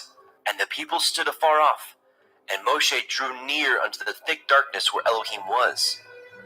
And Yahuwah said unto Moshe, Thus you shall say unto the children of Yasharel, Ye have seen that I have talked with you from heaven. Ye shall not make with me Elohai of silver, neither shall ye make unto you Elohai of gold. An altar of earth you shall make unto me, and shall sacrifice thereon your burnt offerings, and your peace offerings, your sheep and your oxen. In all places where I record my name, I will come unto you, and I will bless you. And if you will make me an altar of stone, you shall not build it of hewn stone. For if you lift up your tool upon it, you have polluted it. Neither shall you go up by steps unto my altar, that your nakedness be not discovered thereon. Shemot, Exodus chapter 21. Now these are the judgments which you shall set before them. If you obtain an Ivri servant, 6 years he shall serve, and in the 7th he shall go out free for nothing. If he came in by himself, he shall go out by himself. If you were married, then his woman shall go out with him. If his master have given him a woman, and she have borne him sons or daughters, the woman and her children shall be her master's, and he shall go out by himself. And if the servant shall plainly say, I love my master, my woman, and my children, I will not go out free, then his master shall bring him unto the judges. He shall also bring him to the door, or unto the doorpost, and his master shall pierce his ear through with an awl, and he shall serve him forever. And if a man surrenders his daughter to be a maidservant, she shall not go out as the menservants do. If she please not her master, who has betrothed her to himself, then shall he let her be redeemed. To surrender her unto a strange nation, he shall have no power, seeing he has dealt deceitfully with her. If he have betrothed her unto his son, he shall deal with her after the manner of daughters. If he take him another woman, her food, her raiment, and her duty of marriage shall he not diminish. And if he do not these 3 unto her, Then shall she go out free without money. He that smites a man so that he die shall be surely put to death. And if a man lie not in wait, but Elohim deliver him into his hand, then I will appoint you a place whither he shall flee. But if a man come presumptuously upon his neighbor to slay him with guile, you shall take him from my altar, that he may die. And he that smites his father or his mother shall be surely put to death. And he that steals a man and sells him, or if he be found in his hand, he shall surely be put to death. And he that curses his father or his mother shall surely be put to death. And if men strive together, and one smite another with a stone, or with his fist, and he die not, but keeps his bed, if he rise again, and walk abroad upon his staff, then shall he that smote him be innocent. Only he shall pay for the loss of his time, and shall cause him to be thoroughly healed. And if a man smite his servant, or his maid with a rod, and he die under his hand, he shall surely be punished. Notwithstanding, if he continue a day or two, he shall not be punished, for he is his money. If men strive and hurt a woman with a child, so that her fruit depart from her, and yet no mischief follow, he shall surely be punished, according as the woman's man will lay upon him. He shall pay as the judges determine. And if any mischief follow, then you shall give life for life, eye for eye, tooth for tooth, hand for hand, foot for foot, burning for burning, wound for wound, stripe for stripe. And if a man smite the eye of his servant, or the eye of his maid, that it perish, he shall let him go free for his eye's sake. If he smite out his manservant's tooth, or his maidservant's tooth, he shall let him go free for his tooth's sake. If an ox gore a man or a woman, that they die, then the ox shall be surely stoned, and his flesh shall not be eaten, but the owner of the ox shall be innocent. But if the ox were wont to push with his horn in the time past, and it has been testified to his owner, and he has not kept him in, but that he has killed a man or a woman, the ox shall be stoned, and his owner also shall be put to death. If there be laid on him a sum of money, then he shall give for the ransom of his life whatsoever is laid upon him. Whether he have gored a son or have gored a daughter, according to this judgment shall it be done unto him. If the ox shall push a manservant or a maidservant, he shall give unto their master 30 shekels of silver, and the ox shall be stoned. And if a man shall open a pit, or if a man shall dig a pit, and not cover it, and an ox or an ass fall therein, the owner of the pit shall make it good, and give up money unto the owner of them, and the dead beast shall be his. And if the ox of one man hurts the ox of another, that he die, then they shall sell the live ox, divide the money of it, and the dead ox also they shall divide. Or if it be known that the ox has used to push in time past, and his owner has not kept him in, he shall surely pay ox for ox, and the dead shall be his own.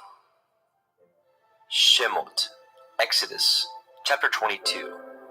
If a man shall steal an ox or a sheep and kill it, or sell it, he shall restore 5 oxen for an ox, and 4 sheep for a sheep. If a thief be found breaking up, and be smitten that he die, there shall no blood be shed for him. If the sun be risen upon him, there shall be blood shed for him, for he should make full restitution. If he have nothing, then he shall be sold for his theft. If the theft be certainly found in his hand alive, whether it be ox or ass or sheep, he shall restore double. If a man shall cause a field or vineyard to be eaten, and shall put in his beast, and shall feed in another man's field, of the best of his own field, and of the best of his own vineyard, shall he make restitution. If fire break out and catch in thorns, so that the stacks of grain, or the standing grain, or the field be consumed therewith, he that kindled the fire shall surely make restitution. If a man shall deliver unto his neighbor money or stuff to guard, and to be stolen out of the man's house, if the thief be found, let him pay double. If the thief be not found, then the master of the house shall be brought unto the judges, to see whether he have put his hand unto his neighbor's goods. For all manner of transgression, whether it be for ox, for ass, for sheep, for raiment, or for any manner of lost thing, which another challenge to be his, the cause of both parties shall come before the judges, and whom the judges shall condemn, he shall pay double unto his neighbor. If a man deliver unto his neighbor an ass, or an ox, or a sheep, or any beast to guard, and it die, or be hurt, or driven away, no man seeing it, then shall an oath of Yahuwah be between them both, that he has not put his hand unto his neighbor's goods, and the owner of it shall accept thereof, and he shall not make it good. And if it be stolen from him, he shall make restitution unto the owner thereof. And if it be torn in pieces, then let him bring it for witness, and he shall not make good that which was torn. And if a man borrow aught of his neighbor, and it be hurt or die, the owner thereof being not with it, he shall surely make it good. But if the owner thereof be with it, he shall not make it good. If it be a hired thing, it came for his hire. And if a man entice a maid that is not betrothed, and lie with her, he shall surely endow her to be his woman. And if a father utterly refuse to give her unto him, he shall pay money according to the dowry of virgins. You shall not suffer a witch to live. Whosoever lies with a beast shall surely be put to death. He that sacrifices unto the Elohim, save unto Yahweh only, he shall be utterly destroyed. You shall neither vex a stranger nor oppress him, for ye were strangers in the land of Mizraim. Ye shall not afflict any widow or fatherless child. If you afflict them in any wise, and they cry at all unto me, I will surely hear their cry. And my wrath shall wax hot, and I will kill you with the sword, and your women shall be widows, and your children fatherless. If you lend money to any of my people that is poor by you, you shall not be to him as a usurer, neither shall you lay upon him usury. If you at all take your neighbor's raiment to pledge, you shall deliver it unto him by the time that the sun goes down. For that is his covering only, it is his raiment for his skin, wherein shall he sleep. And it shall come to pass, when he cries unto me, that I will hear, for I am gracious. You shall not revile the Elohim, nor curse the ruler of your people. You shall not delay to offer the first of your ripe fruit, and of your liquors, the firstborn of your sons shall you give unto me. Likewise shall you do with your oxen and with your sheep. 7 days it shall be with this dam. On the 8th day you shall give it to me. And ye shall be holy men unto me. Neither shall ye eat any flesh that is torn of beast in the field. Ye shall cast it to the dogs. Shemot, Exodus, chapter 23. You shall not raise a false report. Put not your hand with the wicked to be an unrighteous witness. You shall not follow a multitude to do evil, neither shall you speak in a cause to decline after many to pervert judgment. Neither shall you countenance a poor man in his cause. If you meet your enemy's ox or his ass going astray, you shall surely bring it back to him again. If you see the ass of him that hates you lying under his burden, and would forbear to help him, you shall surely help with him. You shall not pervert the judgment of your poor in his cause.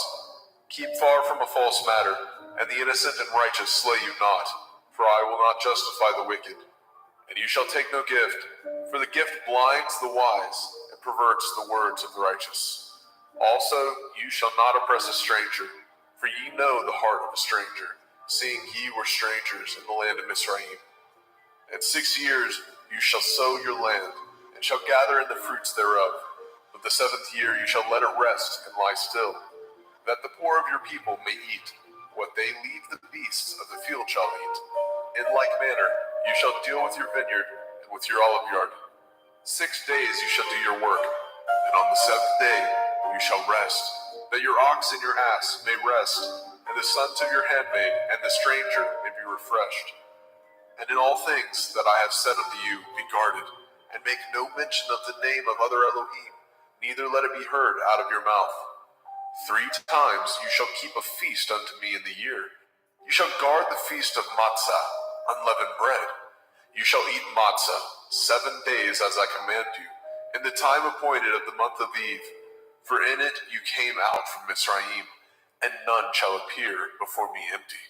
And the feast of Katsir, harvest, the first fruits of your labors, which you have sown in the field, and the feast of Asif, in gathering, which is in the end of the year, when you have gathered your labors out of the field. 3 times in the year all your males shall appear before Adonai Yahuwah. You shall not offer the blood of my sacrifice with hametz, leavened bread. Neither shall the fat of my sacrifice remain until the morning. The first of the first fruits of your land you shall bring into the house of Yahuwah Elohika. You shall not seethe a kid in his mother's milk. Behold, I send an angel before you to guard you in the way and to bring you into the place which I have prepared. Beware of him and obey his voice. Provoke him not, for he will not pardon your transgressions, for my name is in him. And if you shall indeed obey his voice and do all that I speak, then I will be an enemy unto your enemies and an adversary unto your adversaries. For my angel shall go before you and bring you in unto the Emorym and the Hittim and the Perizim and the Kenainim and the Hivim and the Yebusim, and I will cut them off. You shall not bow down to their Elohim, nor serve them, nor do after their works, but you shall utterly overthrow them and quite break down their images. And ye shall serve Yahuwah Elohim, and he shall bless your bread and your water, and I will take sickness away from the midst of you. There shall nothing cast their young, nor be barren in your land, and the number of your days I will fulfill. I will send my fear before you, and will destroy all the people to whom you shall come, and I will make all your enemies turn their backs unto you. And I will send hornets before you, which shall drive out the Hivi, and the Kenaini, and the Hittite from before you. And I will not drive them out from before you in 1 year, lest the land become desolate, and the beasts of the field multiply against you. By little and little I will drive them out before you, until you be increased and inherit the land. And I will set your bonds from the Red Sea, even unto the sea of the Pelishtim, and from the desert unto the river. For I will deliver the inhabitants of the land unto your hand, and you shall drive them out before you. You shall cut no covenant with them, nor with their Elohim. They shall not dwell in your land, lest they make you sin against me. For if you serve their Elohim, it will surely be a snare unto you. Shemot, Exodus, chapter 24. And he said unto Moshe, Come up unto Eliyahu, you and Aaron, Nadav and Abihu, and 70 of the elders of Yasharel, and worship ye afar off. And Moshe alone shall come near Eliyahu, but they shall not come nigh, neither shall the people go up with him. And Moshe came and told the people all the words of Yahuwah, and all the judgments. And all the people answered with one voice and said, All the words which Yahuwah said, we will do. And Moshe wrote all the words of Yahuwah, and rose up early in the morning, and built an altar unto the hill, and 12 pillars, according to the 12 tribes of Yasharel. And he sent young men of the children of Yasharel, which offered burnt offerings, and sacrificed peace offerings of oxen unto Yahuwah. And Moshe took half of the blood, and put it in the basins, and half of the blood he sprinkled on the altar. And he took the sefer of the covenant, and read it in the audience of the people. And they said, All that Yahuwah has said, we will do, and be obedient. And Moshe took the blood, and sprinkled it on the people, and said, Behold, the blood of the covenant, which Yahuwah has cut with you, concerning all these words. Then went up Moshe, and Aaron, Nadab, and Abihu, and 70 of the elders of Yasharel. And they saw the Elohai of Yasharel, and there was under his feet, as it were, a paved work of sapphire stone, and as it were the body of heaven in his clearness. And upon the nobles of the children of Yasharel he laid not his hand. Also they saw Elohim, and did eat and drink. And Yahuwah said unto Moshe, Come up to me into the mount, and be there, and I will give you sapphire stones, and a Torah, and commandments which I have written, that you may teach them. And Moshe rose up, and his minister Yahusha, and Moshe went up into the mount of Elohim. And he said unto the elders, Tarry ye here for us, until we come again unto you. And behold, Aaron and Horai are with you. If any man have any matters to do, let him come unto them. And Moshe went up into the mount, and a cloud covered the mount. And the glory of Yahuwah abode upon Mount Sinai. and the cloud covered it 6 days. And the 7th day he called unto Moshe out of the midst of the cloud. And the sight of the glory of Yahweh was like devouring fire on the top of the mount in the eyes of the children of Yasharel. And Moshe went into the midst of the cloud and got him up into the mount. And Moshe was in the mount 40 days and 40 nights. Shemot, Exodus chapter 25. And Yahweh spoke unto Moshe, saying, Speak unto the children of Yasharel, that they bring me an offering. Of every man that gives it willingly with his heart, ye shall take my offering.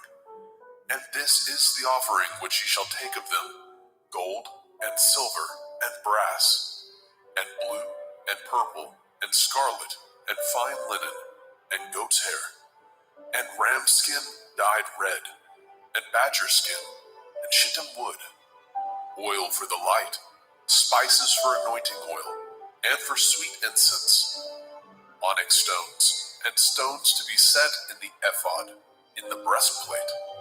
And let them make me a sanctuary, that I may dwell among them.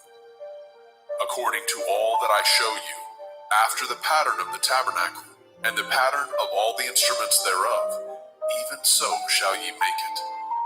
And they shall make an ark of shittim wood, 2 cubits and a half shall be the length thereof, and a cubit and a half the breadth thereof, and a cubit and a half the height thereof. And you shall overlay it with pure gold. Within and without shall you overlay it, and shall make upon it a crown of gold round about. And you shall cast 4 rings of gold for it, and put them in the corners thereof. And 2 rings shall be in the one side of it, and 2 rings on the other side of it. And you shall make staves of shittim wood, and overlay them with gold. And you shall put the staves into the rings by the sides of the ark, that the ark may be borne with them.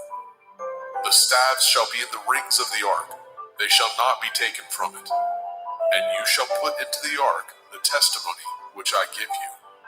And you shall make a mercy seat of pure gold. 2 cubits and a half shall be the length thereof, and a cubit and a half the breadth thereof. And you shall make 2 cherubim of gold, of beaten work shall you make them, in the 2 ends of the mercy seat. And make 1 cherub on one end, and the other cherub on the other end. Even of the mercy seat shall ye make the cherubim on the 2 ends thereof. And the cherubim shall stretch forth their wings on high, covering the mercy seat with their wings, and their faces shall look one to another. Towards the mercy seat shall the faces of the cherubim be. And you shall put the mercy seat above upon the ark, and in the ark you shall put the testimony that I shall give you. And there I will meet with you, and I will commune with you from above the mercy seat, from between the 2 cherubim, which are upon the ark of the testimony, of all things which I give you in commandment unto the children of Yasharel. You shall also make a table of shittim wood. 2 cubits shall be the length thereof, and a cubit the breadth thereof, and a cubit and a half the height thereof. And you shall overlay it with pure gold, and make thereto a crown of gold round about. And you shall make unto it a border of a handbreadth round about. And you shall make a golden crown to the border thereof round about. And you shall make it 4 rings of gold, and put the rings in the 4 corners that are on the 4 feet thereof. Over against the border shall the rings be for places of the staves to bear the table.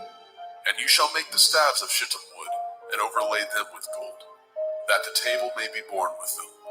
And you shall make dishes thereof, and spoons thereof, and covers thereof, and bowls thereof. To cover withal of pure gold shall you make them. And you shall set upon the table showbread before me always. And you shall make a menorah, 7-branched candlestick of pure gold. Of beaten work shall the menorah be made. His shaft and his branches, his bowls, his knops, and his flowers shall be of the same. And 6 branches shall come out of the sides of it.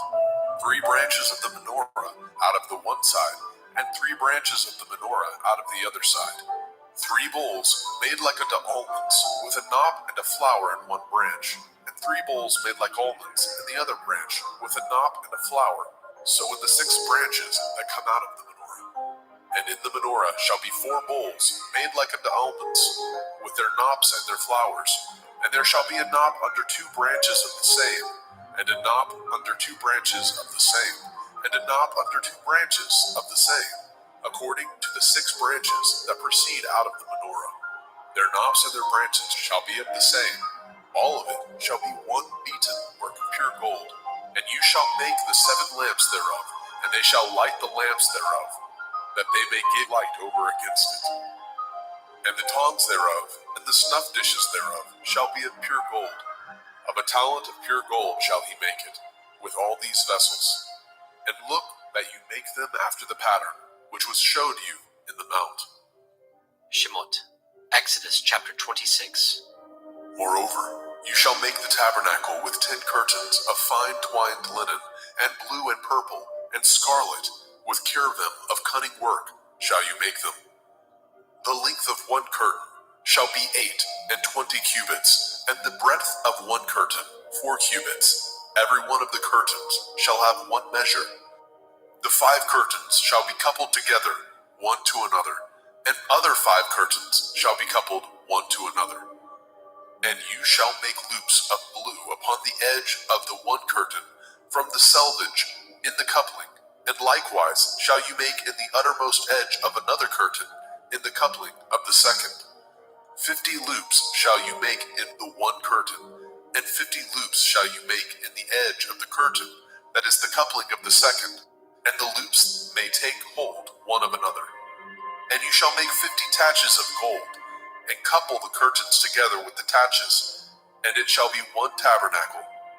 And you shall make curtains of goat hair to be a covering upon the tabernacle. 11 curtains shall you make. The length of 1 curtain shall be 30 cubits, and the breadth of 1 curtain 4 cubits, and the 11 curtains shall be all of 1 measure. And you shall couple 5 curtains by themselves, and 6 curtains by themselves, and shall double the 6th curtain in the forefront of the tabernacle. And you shall make 50 loops on the edge of the 1 curtain that is utmost in the coupling, and 50 loops in the edge of the curtain which couples the second. And you shall make 50 taches of brass, and put the taches into the loops, and couple the tent together, that it may be one. And the remnant that remains of the curtain of the tent, the half curtain that remains, shall hang over the backside of the tabernacle, and a cubit on the one side, and a cubit on the other side, of that which remains in the length of the curtains of the tent. It shall hang over the sides of the tabernacle, on this side and on that side, to cover it. And you shall make a covering for the tent of ram skin dyed red, and a covering above of badger skin.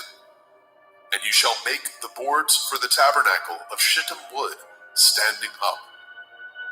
10 cubits shall be the length of a board, and a cubit and a half shall be the breadth of 1 board.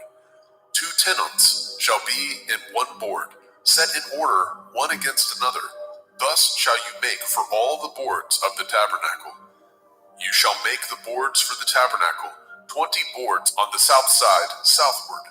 And you shall make 40 sockets of silver under the 20 boards, 2 sockets under 1 board for his 2 tenons, and 2 sockets under another board for his 2 tenons. And for the second side of the tabernacle on the north side there shall be 20 boards, and their 40 sockets of silver, 2 sockets under 1 board, and 2 sockets under another board. And for the sides of the tabernacle westward you shall make 6 boards, and 2 boards shall you make for the corners of the tabernacle in the 2 sides. And they shall be coupled together beneath, and they shall be coupled together above the head of it unto 1 ring. Thus shall it be for them both. They shall be for the 2 corners. And they shall be 8 boards, and their sockets of silver, 16 sockets, 2 sockets under 1 board, and 2 sockets under another board.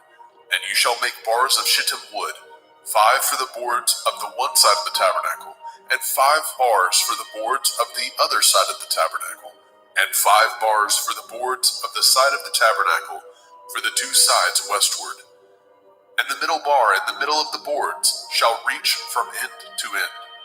And you shall overlay the boards with gold, and make their rings of gold for places for the bars. And you shall overlay the bars with gold. And you you shall rear up the tabernacle according to the fashion thereof, which was showed you in the mount. And you shall make a veil of blue, and purple, and scarlet, and fine twined linen of cunning work, with cherubim shall it be made. And you shall hang it upon the 4 pillars of shittim wood, overlaid with gold. Their hooks shall be of gold, upon the 4 sockets of silver. And you shall hang up the veil under the taches, that you may bring in hither within the veil the ark of the testimony. And the veil shall divide unto you between the holy place and the most holy. And you shall put the mercy seat upon the ark of the testimony in the most holy place. And you shall set the table without the veil, and the menorah, 7-branched candlestick, over against the table, on the side of the tabernacle towards the south. And you shall put the table on the north side. And you shall make a hanging for the door of the tent of blue and purple and scarlet and fine twined linen, wrought with needlework. And you shall make for the hanging 5 pillars of shittim wood, and overlay them with gold, and their hooks shall be of gold, and you shall cast 5 sockets of brass for them. Shemot, Exodus chapter 27. And you shall make an altar of shittim wood, 5 cubits long, and 5 cubits broad, and the altar shall be 4 square, and the height thereof shall be 3 cubits. And you shall make the horns of it upon the 4 corners thereof. His horns shall be of the same, and you shall overlay it with brass.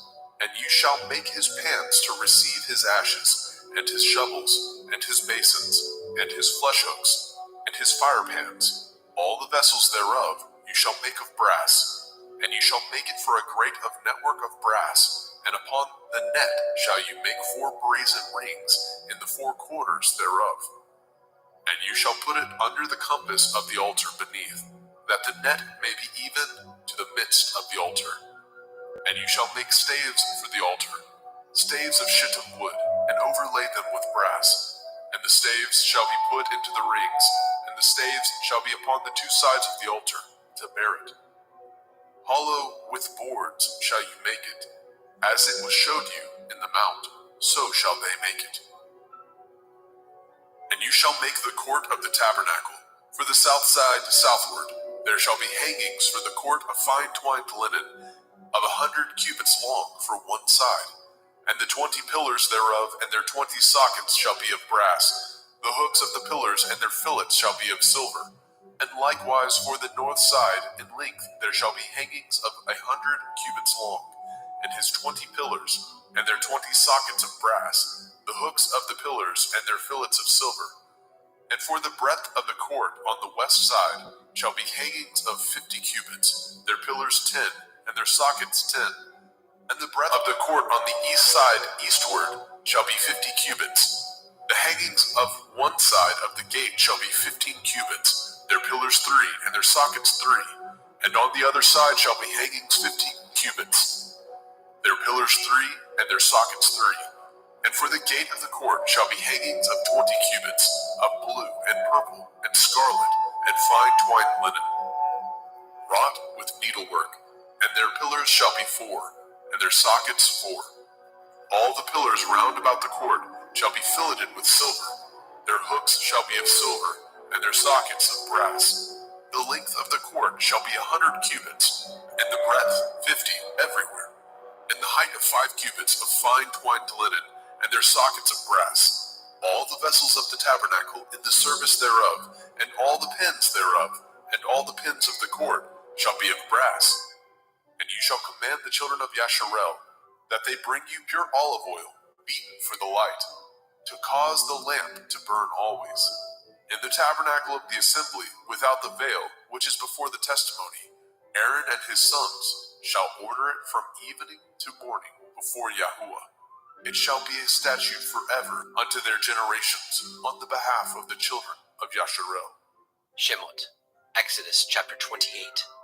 And take unto you Aaron your brother, and his sons with him, from among the children of Yasharel, that he may minister unto me in the priest's office, even Aaron, Nadab, and Abihu, Eleazar, and Itamar, Aaron's sons.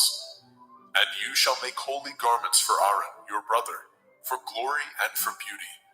And you shall speak unto all that are wise-hearted, whom I have filled with the Ruach Hakmah, spirit of wisdom, that they may make Aaron's garments to consecrate him, that he may minister unto me in the priest's office. And these are the garments which they shall make: a breastplate, an ephod, and a robe, and a broidered coat, a turban, and a belt. And they shall make holy garments for Aaron your brother and his sons, that he may minister unto me in the priest's office. And they shall take gold, and blue, and purple, and scarlet, and fine linen, and they shall make an ephod of gold, of blue, of purple, of scarlet, and fine twined linen, with cunning work. It shall have the two shoulder pieces thereof joined at the two edges thereof, and so it shall be joined together. And the belt of the ephod, which is upon it, shall be of the same, according to the work thereof, even of gold, of blue, and purple, and scarlet, and fine twined linen. And you shall take the two onyx stones, and grave on them the names of the children of Yasharel, 6 of their names on one stone, and the other 6 names of the rest on the other stone, according to their birth, with the work of an engraver in stone, like the engravings of a signet, shall you engrave the 2 stones with the names of the children of Yasharel. You shall make them to be set in ouches of gold. And you shall put the 2 stones upon the shoulders of the ephod for stones of memorial unto the children of Yasharel. And Aaron shall bear their names before Yahweh upon his 2 shoulders for a memorial. And you shall make ouches of gold, and 2 chains of pure gold at the ends of wreathen work shall you make them, and fasten the wreathen chains to the ouches. And you shall make the breastplate of judgment with cunning work. After the work of the ephod you shall make it, of gold, of blue, and of purple, and of scarlet, and of fine twined linen shall you make it. 4 square it shall be, being doubled. A span shall be the length thereof, and a span shall be the breadth thereof. And you shall set in it settings of stone, even 4 rows of stones. The first row shall be sardius, a topaz, a carbuncle. This shall be the first row. And the second row shall be an emerald, a sapphire, and a diamond. And the third row, a ligure, an agate, and an amethyst. And the fourth row, a beryl, and an onyx, and a jasper. They shall be set in gold in their enclosings. And the stones shall be with the names of the children of Yasharel, 12, according to their names, like the engravings of a signet. Every one with his name shall they be according to the 12 tribes. And you shall make upon the breastplate chains at the end of wreathen work of pure gold. And you shall make upon the breastplate 2 rings of gold, and shall put the 2 rings on the 2 ends of the breastplate. And you shall put the 2 wreathen chains of gold in the 2 rings which are on the ends of the breastplate. And the other 2 ends of the 2 wreathen chains you shall fasten in the 2 ouches, and put them on the shoulder pieces of the ephod before it. And you shall make 2 rings of gold, and you shall put them upon the 2 ends of the breastplate in the order thereof, which is in the side of the ephod inward. And 2 other rings of gold you shall make, and shall put them on the 2 sides of the ephod underneath, towards the forepart thereof, over against the other coupling thereof, above the belt of the ephod. And they shall bind the breastplate by the rings thereof unto the rings of the ephod, with a lace of blue, that it may be above the belt of the ephod, and that the breastplate be not loosed from the ephod. And Aaron shall bear the names of the children of Yasharel in the breastplate of judgment upon his heart, when he goes in unto the holy place, for a memorial before Yahweh continually. And you shall put in the breastplate of judgment the Urim and the Thummim, and they shall be upon Aaron's heart, when he goes in before Yahweh. And Aaron shall bear the judgment of the children of Yasharel upon his heart before Yahweh continually. And you shall make the robe of the ephod all of blue, and there shall be a hole in the top of it. In the midst thereof it shall have a binding of woven work round about the whole of it, as it were the whole of a habergeon, that it be not rent. And beneath upon the hem of it you shall make pomegranates of blue, of purple, and of scarlet, round about the hem thereof, and bells of gold between them round about, a golden bell and a pomegranate, a golden bell and a pomegranate, upon the hem of the robe round about. And it shall be upon Aaron to minister, And his sound shall be heard when he goes in unto the holy place before Yahweh, and when he comes out, that he die not. And you shall make a plate of pure gold, grave upon it, like the engravings of a signet, Kodesh el Yahweh, holiness unto Yahweh. And you shall put it on a blue lace, that it may be upon the turban. Upon the forefront of the turban it shall be, and it shall be upon Aaron's forehead, that Aaron may bear the iniquity of the holy things, which the children of Yasharel shall hallow in all their holy gifts, and it shall be upon his forehead, that they may be accepted before Yahweh. And you shall embroider the coat of fine linen, and you shall make the turban of fine linen, and you shall make the belt of needlework. And for Aaron's sons you shall make coats, and you shall make for them belts, and bonnets shall you make for them, for glory and for beauty. And you shall put them upon Aaron your brother, and his sons with him, and shall anoint them, and consecrate them, and sanctify them, that they may minister unto me in the priest's office. And you shall make them linen breeches to cover their nakedness, from the loins even unto the thighs they shall reach. And they shall be upon Aaron and upon his sons, when they come in unto the tabernacle of the assembly, or when they come near unto the altar to minister in the holy place, that they bear not iniquity and die. It shall be a statute forever unto him and his seed after him. Shemot, Exodus chapter 29. And this is the thing that you shall do unto them, to hallow them, to minister unto me in the priest's office. Take 1 young bullock, and 2 rams without blemish, and matzah cakes tempered with oil, and matzah wafers anointed with oil. Of wheaten flour shall you make them. And you shall put them into 1 basket, and bring them in the basket, with the bullock and the 2 rams. And Aaron and his sons you shall bring unto the door of the tabernacle of the assembly, and shall wash them with water. And you shall take the garments and put upon Aaron the coat, and the robe of the ephod, and the breastplate, and gird him with the belt of the ephod. And you shall put the turban upon his head, and put the holy crown upon the turban. Then shall you take the anointing oil, and pour it upon his head, and anoint him. And he shall bring his sons, and put coats upon them. And he shall gird them with belts, Aaron and his sons, and put the bonnets on them. And the priest's office shall be theirs for a perpetual statute. And you shall consecrate Aaron and his sons. And you shall cause a bullock to be brought before the tabernacle of the assembly. And Aaron and his sons shall put their hands upon the head of the bullock. And you shall kill the bullock before Yahweh, by the door of the tabernacle of the assembly. And you shall take the blood of the bullock, and put it upon the horns of the altar with your finger, and pour all the blood beside the bottom of the altar. And you shall take all the fat that covers the inwards, and the caul that is above the liver, and the 2 kidneys, and the fat that is upon them, and burn them upon the altar. But the flesh of the bullock, and his skin, and his dung, shall you burn with fire without the camp. It is a sin offering. You shall also take 1 ram, and Aaron and his sons shall put their hands upon the head of the ram. And you shall slay the ram, and you shall take his blood, and sprinkle it round about upon the altar. And you shall cut the ram in pieces, and wash the inwards of him, and his legs, and put them unto his pieces, and unto his head. And you shall burn the whole ram upon the altar. It is a burnt offering unto Yahweh. It is a sweet savor, an offering made by fire unto Yahweh.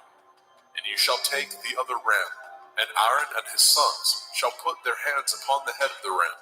And you shall kill the ram, and take his blood, and put it upon the tip of the right ear of Aaron, and upon the tip of the right ear of his sons, and upon the thumb of their right hand, and upon the great toe of their right foot, and sprinkle the blood upon the altar round about.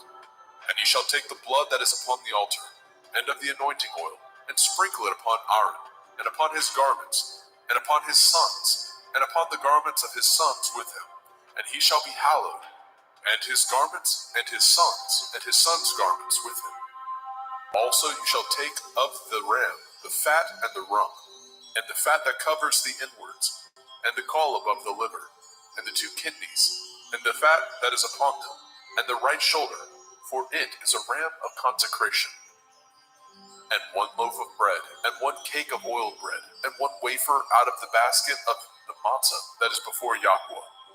And you shall put it all in the hands of Aaron, and in the hands of his sons, and shall wave them for a wave offering before Yahweh. And you shall receive them of their hands, and burn them upon the altar for a burnt offering, for a sweet savor before Yahweh. It is an offering made by fire unto Yahweh. And you shall take the breast of the ram of Aaron's consecration, and wave it for a wave offering before Yahweh, and it shall be your part. And you shall sanctify the breast of the wave offering, and the shoulder of the heave offering, which is waved, and which is heaved up, of the ram of the consecration, even of that which is for Aaron, and of that which is for his sons. And it shall be Aaron and his sons by a statute forever from the children of Yasharel, for it is a heave offering, and it shall be a heave offering from the children of Yasharel, of the sacrifice of their peace offerings, even their heave offering unto Yahweh. And the holy garments of Aaron shall be his sons after him, to be anointed therein, and to be consecrated in them. And that son, that is priest in his stead, shall put them on 7 days, when he comes into the tabernacle of the assembly to minister in the holy place. And you shall take the ram of the consecration, and seethe his flesh in the holy place. And Aaron and his sons shall eat the flesh of the ram, and the bread that is in the basket by the door of the tabernacle of the assembly. And they shall eat those things wherewith the atonement was made, to consecrate and to sanctify them. But a stranger shall not eat thereof, because they are holy. And if aught of the flesh of the consecrations, or of the bread, remain unto the morning, then you shall burn the remainder with fire. It shall not be eaten, because it is holy. And thus shall you do unto Aaron and to his sons, according to all things which I have commanded you. 7 days shall you consecrate them. And you shall offer every day a bullock for a sin offering, for atonement. And you shall cleanse the altar when you have made an atonement for it, and you shall anoint it to sanctify it. 7 days you shall make an atonement for the altar, and sanctify it, and it shall be an altar most holy. Whatsoever touches the altar shall be holy. Now this is that which you shall offer upon the altar: 2 lambs of the first year, day by day, continually. The one lamb you shall offer in the morning, and the other lamb you shall offer at evening. And with the one lamb 1/10 deal of flour, mingled with the 4th part of a hin of beaten oil, and the 4th part of a hin of wine, for a drink offering. And the other lamb you shall offer at evening, and shall do thereto according to the meat offering of the morning, and according to the drink offering thereof, for a sweet savor, an offering made by fire unto Yahweh. This shall be a continual burnt offering throughout your generations, at the door of the tabernacle of the assembly, before Yahweh, where I will meet you, to speak there unto you. And there I will meet with the children of Yasharel, and the tabernacle shall be sanctified by my glory. And I will sanctify the tabernacle of the assembly, and the altar, and I will sanctify also both Aaron and his sons, to minister to me in the priest's office. And I will dwell among the children of Yasharel, and will be their Elohim. And they shall know that I am Yahweh Elohim, that brought them forth out of the land of Mitzrayim, that I may dwell among them. I am Yahweh Elohim. Shemot, Exodus chapter 30. And you shall make an altar to burn incense upon. Of shittim wood shall you make it. A cubit shall be the length thereof, and a cubit the breadth thereof. 4 square shall it be, and 2 cubits shall be the height thereof. The horns thereof shall be of the same.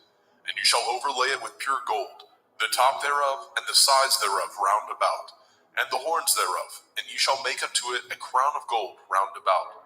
And 2 golden rings shall you make it under the crown of it. By the 2 corners thereof, upon the 2 sides of it, shall you make it. And they shall be for places for the staves to bear it withal. And you shall make the staves of shittim wood, and overlay them with gold. And you shall put it before the veil that is by the ark of the testimony, before the mercy seat that is over the testimony, where I will meet with you. And Aaron shall burn thereon sweet incense every morning. When he dresses the lamps, he shall burn incense upon it. And when Aaron lights the lamp at evening, he shall burn incense upon it, a perpetual incense before Yahweh throughout your generations. Ye shall offer no strange incense thereon, nor burnt sacrifice, nor meat offering, neither shall ye pour drink offering thereon. And Aaron shall make an atonement upon the horns of it once in a year, with the blood of the sin offering of atonement. Once in the year shall he make atonement upon it throughout your generations. It is most holy unto Yahweh. And Yahweh spoke unto Moshe, saying, When you take the sum of the children of Yasharel after their number, then shall they give every man a ransom for his soul unto Yahweh, when you number them, that there be no plague among them when you number them. This they shall give, every one that passes among them that are numbered, half a shekel, after the shekel of the sanctuary. A shekel is 20 gerahs. A half shekel shall be the offering of Yahweh. Every one that passes among them that are numbered, from 20 years old and above, shall give an offering unto Yahweh. The rich shall not give more, and the poor shall not give less than half a shekel, when they give an offering unto Yahweh to make an atonement for your souls. And you shall take the atonement money of the children of Yasharel, and shall appoint it for the service of the tabernacle of the assembly, that it may be a memorial unto the children of Yasharel before Yahweh, to make an atonement for your souls. And Yahweh spoke unto Moshe, saying, You shall also make a laver of brass, and his foot also of brass, to wash withal, and you shall put it between the tabernacle of the assembly and the altar, and you shall put water therein.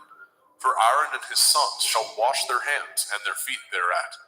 When they go into the tabernacle of the assembly, they shall wash with water, that they die not, or when they come near to the altar to minister, to burn offering made by fire unto Yahweh. So they shall wash their hands and their feet, that they die not, and it shall be a statute forever to them, even to him and to his seed throughout their generations. And Yahweh spoke unto Moshe, saying, Take also unto you principal spices of pure myrrh, 500 shekels, and of sweet cinnamon, half so much, even 250 shekels, and of sweet calamus, 250 shekels, and of cassia, 500 shekels, after the shekel of the sanctuary, and of olive oil, a hin. And you shall make it an oil of holy ointment, an ointment compound after the art of the apothecary. It shall be holy anointing oil. And ye shall anoint the tabernacle of the assembly therewith, and the ark of the testimony, and the table and all his vessels, and the menorah and his vessels, and the altar of incense, and the altar of burnt offering with all his vessels, and the laver and his foot. And ye shall sanctify them, that they may be most holy. Whatsoever touches them shall be holy. And ye shall anoint Aaron and his sons, and consecrate them, that they may minister unto me in the priest's office. And you shall speak unto the children of Yasharel, saying, This shall be a holy anointing oil unto me throughout your generations. Upon man's flesh shall it not be poured, neither shall ye make any other like it. After the composition of it, it is holy, and it shall be holy unto you. Whosoever compounds any like it, or whosoever puts any of it upon a stranger, shall even be cut off from his people. And Yahweh spoke unto Moshe, saying, Take unto you sweet spices, stacte, and onycha, and galbanum. These sweet spices and pure frankincense, of each shall be a like weight. And you shall make it a perfume, a confection after the art of the apothecary, tempered together, pure and holy. And you shall beat some of it very small, and put of it before the testimony in the tabernacle of the assembly, where I will meet with you. It shall be unto you most holy. And as for the perfume which you shall make, ye shall not make to yourselves according to the composition thereof. It shall be unto you holy for Yahweh. Whosoever shall make like unto that, to smell thereto, shall even be cut off from his people.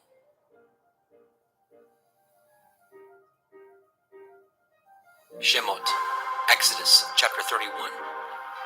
And Yahweh spoke unto Moshe, saying, See, I have called by name Bezalel, the son of Uri, the son of Hori, of the tribe of Yehudah, and I have filled him with the Ruach Elohim, in wisdom and in understanding, and in knowledge, and in all manner of workmanship, to devise cunning works, to work in gold, and in silver, and in brass, and in cutting of stones, to set them, and in carving of timber, to work in all manner of workmanship. And I, behold, I have given with him Aholiab, the son of Ahisamach, of the tribe of Dan, and in the hearts of all that are wise-hearted, I have put wisdom, that they may make all that I have commanded you: the tabernacle of the assembly, the ark of the testimony, the mercy seat that is thereupon, and all the furniture of the tabernacle, and the table and his furniture, and the pure menorah with all his furniture, and the altar of incense, and the altar of burnt offering with all his furniture, and the laver and his foot, and the cloths of service for Aaron the priest, and the garments of his sons to minister in the priest's office, and the anointing oil, and the sweet incense for the holy place. According to all that I have commanded you, shall they do. And Yahweh spoke unto Moshe, saying, Speak also unto the children of Yasharel, saying, Truly my Shabbatot ye shall guard, for it is a sign between me and you throughout your generations, that ye may know that I am Yahuwah Mekodeshim, Yahuwah who sanctifies you. Ye shall guard the Sabbath, therefore, for it is holy unto you. Every one that defiles it shall surely be put to death. For whosoever does any work thereon, that soul shall be cut off from among his people. 6 days may work be done, but in the seventh is the Sabbath of rest, holy unto Yahuwah. Whosoever does any work in the Sabbath, he shall surely be put to death. Wherefore the children of Yasharel shall guard the Sabbath, to keep the Sabbath throughout their generations, for a perpetual covenant. It is a sign between me and the children of Yasharel forever. For in 6 days Yahuwah made the heavens and the earth, and on the seventh day he rested, and was refreshed. And he gave unto Moshe, when he had made an end of communing with him upon Mount Sinai, 2 sapphires of testimony, sapphire stones, written with the finger of Elohim. Shemot, Exodus chapter 32. And when the people saw that Moshe delayed to come down out of the mount, the people gathered themselves together unto Aaron, and said unto him, Up, make us Elohim, which shall go before us. As for this Moshe, the man that brought us up out of the land of Mitzrayim, we know not what is become of him. And Aaron said unto them, Break off the golden earrings, which are in the ears of your women, of your sons and of your daughters, and bring them unto me. And the people broke off the golden earrings which were in the ears, and brought them unto Aaron. And he received them at their hand, and fashioned it with a graving tool, after he had made it a molten calf. And they said, These be your Elohim, O Yasharel, which brought you up out of the land of Mitzrayim.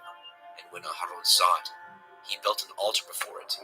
And Aaron made proclamation and said, Tomorrow is a feast to Yahuwah. And they rose up early on the morrow, and offered burnt offerings, and brought peace offerings. And the people sat down to eat and to drink, and rose up to play. And Yahweh said unto Moshe, Go, get you down, for your people, which you brought out of the land of Mitzrayim, have corrupted themselves. They have turned aside quickly out of the way which I commanded them. They have made them a molten calf, and have worshipped it, and have sacrificed thereunto, and said, These be your Elohim, O Yasharel, which have brought you up out of the land of Mitzrayim. And Yahweh said unto Moshe, I have seen this people, and behold, it is a stiff-necked people. Now therefore let me alone, that my wrath may wax hot against them, and that I may consume them, and I will make of you a great nation. And Moshe besought Yahweh Eloheinu, and said, Yahweh, why does your wrath wax hot against your people, which you have brought forth out of the land of Mitzrayim with great power, and with a mighty hand? Wherefore should the Mitzrayim speak and say, For mischief did he bring them out, to slay them in the mountains, and to consume them from the face of the earth? Turn from your fierce wrath, and repent of this evil against your people. Remember Avraham, Yitzchak, and Yashrael, your servants, to whom you swore by your own self, and said unto them, I will multiply your seed as the stars of heaven. And all this land that I have spoken of will I give unto your seed, and they shall inherit it forever. And Yahweh repented of the evil which he thought to do unto his people. And Moshe turned, and went down from the mount, and the 2 sapphires of the testimony were in his hand. The sapphires were written on both their sides, on the one side and on the other were they written. And the sapphires were the work of Elohim, and their writing was the writing of Elohim, graven upon the sapphires. And when Yahusha heard the noise of the people as they shouted, he said unto Moshe, There is noise of war in the camp! and he said, It is not the voice of them that shout for mastery, neither is it the voice of them that cry for being overcome, but the noise of them that sing do I hear. And it came to pass, as soon as he came nigh unto the camp, that he saw the calf and the dancing. Moshe's anger waxed hot, and he cast the sapphires out of his hands, and broke them beneath the mount. And he took the calf which they had made, and burnt it in the fire, and ground it to powder, and strawed it upon the water, and made the children of Yashrael drink of it. And Moshe said unto Aharon, What did this people unto you, that you have brought so great a sin upon them? And Aharon said, Let not the anger of my lord wax hot. You know the people, that they are set on mischief. For they said unto me, Make us Elohim, which shall go before us. For as for this Moshe, the man that brought us up out of the land of Mitzrayim, we know not what has become of him.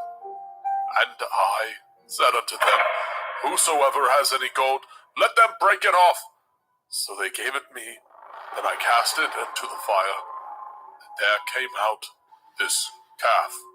And when Moshe saw that the people were naked, for Aharon had made them naked unto their shame among their enemies, then Moshe stood in the gate of the camp and said, Who is on Yahweh's side? Let him come unto me. All the sons of Levi gathered themselves together unto him. And he said unto them, Thus says Yahweh Elohai of Yashrael, Put every man his sword by his side, and go in and out from gate to gate throughout the camp, and slay every man his brother, and every man his companion, and every man his neighbor. And the children of Levi did according to the word of Moshe, and there fell of the people that day about 3,000 men. For Moshe had said, Consecrate yourselves today to Yahweh, even every man upon his son, and upon his brother, that he may bestow upon you a blessing this day. It came to pass on the morrow, that Moshe said unto the people, Ye have sinned a great sin. And now I will go up unto El Yahweh. Perchance I shall make an atonement for your sin. And Moshe returned unto El Yahweh and said, Oh, this people have sinned a great sin, and have made them Elohai of gold. Yet now, if you will forgive their sin, and if not, blot me, I pray you, out of your sefer which you have written. And Yahweh said unto Moshe, Whosoever has sinned against me, him will I blot out of my sefer. Therefore now go, lead the people into the place of which I have spoken unto you. Behold, my angel shall go before you. Nevertheless, in the day when I will visit their sin upon them. And Yahweh plagued the people, because they made the calf which Aharon made. Shemot, Exodus chapter 33. And Yahweh said unto Moshe, Depart, and go up hence, you and the people which you have brought up out of the land of Mitzrayim, unto the land which I swore unto Abraham, to Yitzhak, and to Yaakov, saying, Unto your seed will I give it. And I will send an angel before you, and I will drive out the Kenai, the Amorite, the Hittite, the Perizzai, the Hivi, and the Jebusai, unto a land flowing with milk and honey. For I will not go up in the midst of you, for you are a stiff-necked people, lest I consume you in the way. And when the people heard the evil report, they mourned. And no man did put on him his ornaments. For Yahweh had said unto Moshe, Say unto the children of Yasharel, Ye are a stiff-necked people. I will come up into the midst of you in a moment, and consume you. Therefore now put off your ornaments from you, that I may know what to do unto you. And the children of Yashrael stripped themselves of their ornaments by the Mount Horeb. And Moshe took the tabernacle, and pitched it without the camp, afar off from the camp, and called it the tabernacle of the assembly. And it came to pass, that everyone which sought Yahweh went out unto the tabernacle of the assembly, which was without the camp. And it came to pass, When Moshe went out unto the tabernacle, then all the people rose up, and stood every man at his tent door, and looked after Moshe until he was gone into the tabernacle. And it came to pass, as Moshe entered into the tabernacle, the cloudy pillar descended, and stood at the door of the tabernacle, and Yahweh talked with Moshe. And all the people saw the cloudy pillar stand at the tabernacle door, and all the people rose up and worshipped every man in his tent door. And Yahweh spoke unto Moshe face to face, as a man speaks unto his friend. And he turned again into the camp, but his servant Yahusha, the son of Nun, a young man, departed not out of the tabernacle. And Moshe said unto Eliyahu, See, you say unto me, Bring up this people, and you have not let me know whom you will send with me. Yet you have said, I know you by name, and you have also found grace in my sight. Now therefore, I pray you, if I have found grace in your sight, show me now your way, that I may know you, that I may find grace in your sight, and consider that this nation is your people. And he said, My presence shall go with you, and I will give you rest. And he said unto him, If your presence go not with me, carry us not up hence. For wherein shall it be known here that I and your people have found grace in your sight? Is it not in that you go with us? So shall we be separated, I and your people, from all the people that are upon the face of the earth. And Yahweh said unto Moshe, I will do this thing also that you have spoken, for you have found grace in my sight, and I know you by name. And he said, I beseech you, show me your glory. And he said, I will make all my goodness pass before you, and I will proclaim the name of Yahweh before you, and will be gracious to whom I will be gracious, and will show mercy on whom I will show mercy. And he said, You cannot see my face, for there shall no man see me and live. And Yahweh said, Behold, there is a place by me, and you shall stand upon a rock. And it shall come to pass, while my glory passes by, that I will put you in the cleft of the rock, and will cover you with my hand, while I pass by. And I will take away my hand, and you shall see my back parts, but my face shall not be seen.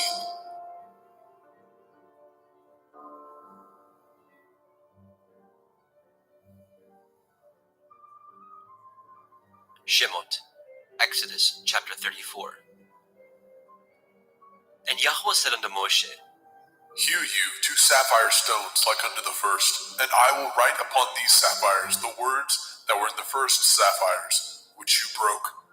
And be ready in the morning, and come up in the morning unto Mount Sinai, and present yourself there to me in the top of the mount. And no man shall come up with you, neither let any man be seen throughout all the mount, neither let the flocks nor herds feed before that mount. And he hewed 2 sapphire stones like unto the first. And Moshe rose up early in the morning, and went up unto Mount Sinai as Yahweh had commanded him, and took in his hand the 2 sapphire stones. And Yahweh descended in the cloud, and stood with him there, and proclaimed the name of Yahweh. And Yahweh passed by before him, and proclaimed, Yahweh, Yahweh El, merciful and gracious, long-suffering and abundant in goodness and truth, keeping mercy for thousands, forgiving iniquity and transgression and sin, and that will by no means clear the guilty, visiting the iniquity of the fathers upon the children, and upon the children's children, unto the 3rd and 4th generation. And Moshe made haste, and bowed his head toward the earth, and worshipped. And he said, If now I have found grace in your sight, O Adonai, let my Adonai, I pray you, go among us, for it is a stiff-necked people, and pardon our iniquity and our sin, and take us for your inheritance. And he said, Behold, I cut a covenant before all your people. I will do wonders, such as have not been done in all the earth, nor in any nation, and all the people among which you are shall see the work of Yahweh. For it is a terrible thing that I will do with you. Guard that which I command you this day. Behold, I drive out before you the Emori, the Kenani, the Hittai, and the Perizzai, and the Hivai, and the Yebusai. Take heed to yourselves, lest you cut a covenant with the inhabitants of the land whither you go, lest it be for a snare in the midst of you. But ye shall destroy their altars, break their images, and cut down their Asherah poles. For you shall worship no other El, for Yahuwah Kana, Yahuwah is jealous, is my name. He is a jealous El. Lest you cut a covenant with the inhabitants of the land, and they go a-whoring after their Elohim, and do sacrifice unto their Elohim, and one call you, and you eat of his sacrifice.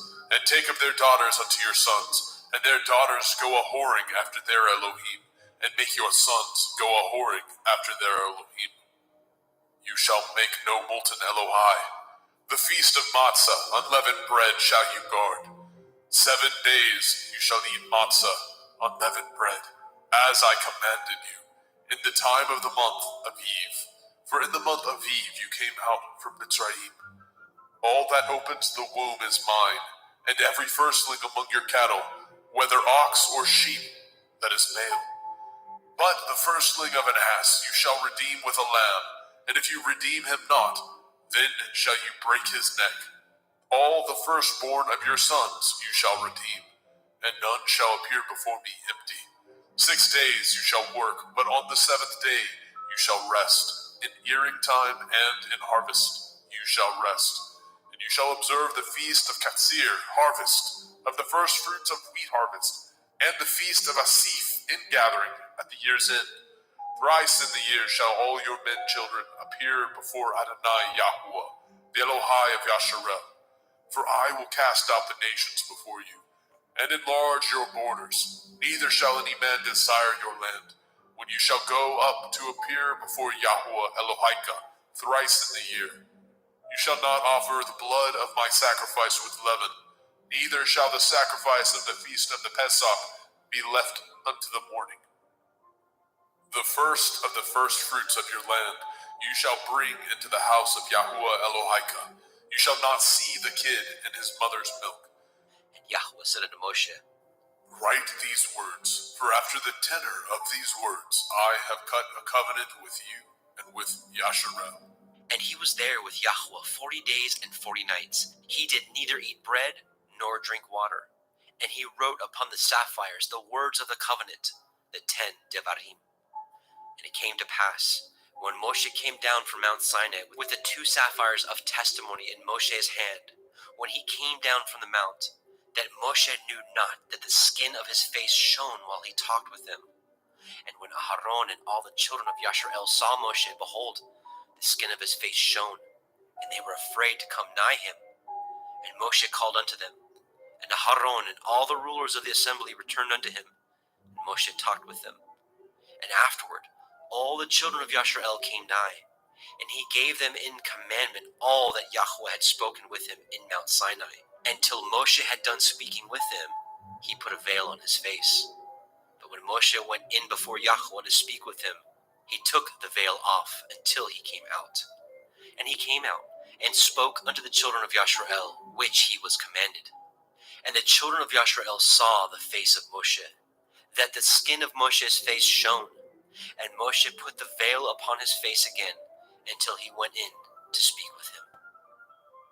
Shemot, Exodus chapter 35. And Moshe gathered all the assembly of the children of Yasharel together, and said unto them, These are the words which Yahweh has commanded, that ye should do them. 6 days shall work be done, but on the 7th day there shall be to you a holy day, a Shabbat of rest to Yahweh. Whosoever does work thereon shall be put to death. Ye shall kindle no fire throughout your habitations upon the Sabbath. And Moshe spoke unto all the assembly of the children of Yasharel, saying, This is the thing which Yahweh commanded, saying, Take ye from among you an offering unto Yahweh. Whosoever is of a willing heart, let him bring it, an offering of Yahweh, gold, and silver, and brass, and blue, and purple, and scarlet, and fine linen, and goat's hair, and ram skins dyed red, and badger skins, and shittim wood, and oil for the light, and spices for anointing oil, and for the sweet incense. and onyx stones, and stones to be set for the ephod, and for the breastplate. And every wise-hearted among you shall come, and make all that Yahweh has commanded.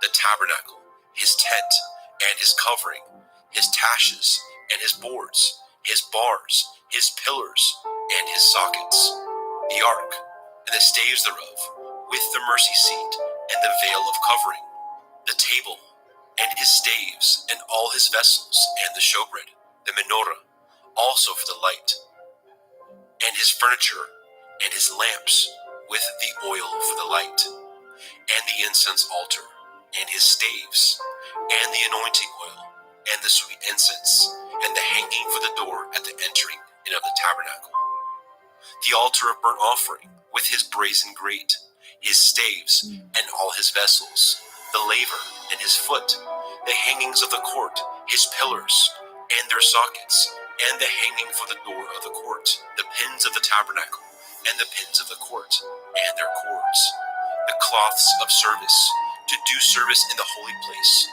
the holy garments for Aharon the priest, and the garments of his sons, to minister in the priest's office. And all the assembly of the children of Yashar'el departed from the presence of Moshe.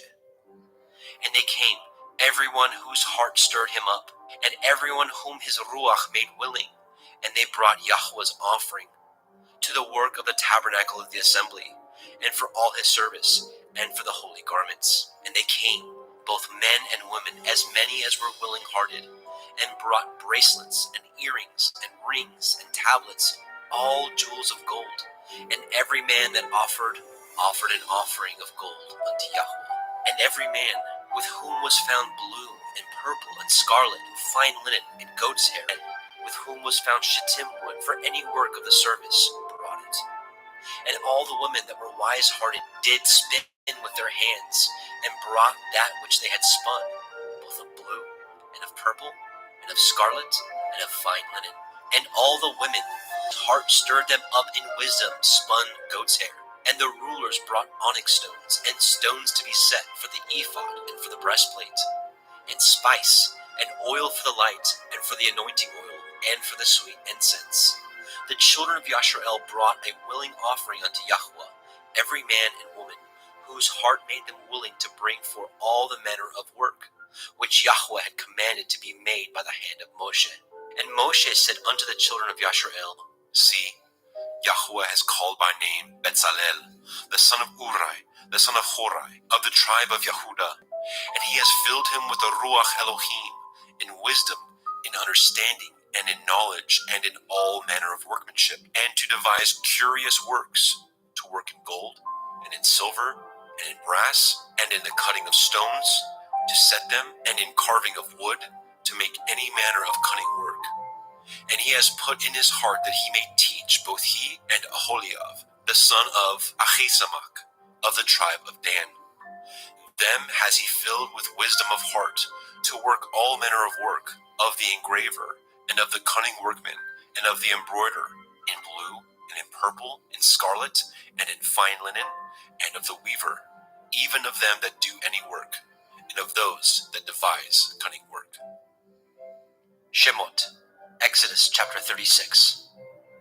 Then wrought Betzalel and Aholiab, and every wise-hearted man, in whom Yahweh put wisdom and understanding, to know how to work all manner of work for the service of the sanctuary, according to all that Yahweh had commanded. And Moshe called Betzalel and Aholiab, and every wise-hearted man, in whose heart Yahweh had put wisdom, even everyone whose heart stirred him up to come unto the work to do it. And they received of Moshe all the offering, which the children of Yashar'el had brought for the work of the service of the sanctuary, to make it withal. And they brought yet unto him free offerings every morning.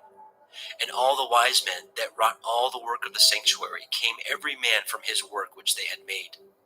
And they spoke unto Moshe, saying, The people bring much more than enough for the service of the work which Yahweh commanded to make. And Moshe gave commandment, and they caused it to be proclaimed throughout the camp, saying, Let neither man nor woman make any more work for the offering of the sanctuary. So the people were restrained from bringing, for the stuff they had was sufficient for all the work to make it, and too much. And every wise-hearted man among them that wrought the work of the tabernacle made 10 curtains of fine twined linen, and blue, and purple, and scarlet. With cherubim of cunning work made he them. The length of one curtain was 28 cubits, and the breadth of one curtain 4 cubits. The curtains were all of one size. And he coupled the 5 curtains one unto another, and the other 5 curtains he coupled one unto another. And he made loops of blue on the edge of one curtain from the selvage in the coupling. Likewise, he made in the uttermost side of another curtain in the coupling of the second. 50 loops made he in one curtain, and 50 loops made he in the edge of the curtain which was in the coupling of the second. The loops held one curtain to another. He made 50 taches of gold, and coupled the curtains one unto another with the taches. So it became one tabernacle. And he made curtains of goat's hair for the tent over the tabernacle. 11 curtains he made them. The length of one curtain was 30 cubits, and 4 cubits was the breadth of one curtain. 11 curtains were of one size. And he coupled the 5 curtains by themselves, and 6 curtains by themselves. And he made 50 loops upon the uttermost edge of the curtain in the coupling, and 50 loops made he upon the edge of the curtain which couples the second. And he made 50 taches of brass to couple the tent together, that it might be one. And he made a covering for the tent of ram skins dyed red, and a covering of badger skins above that.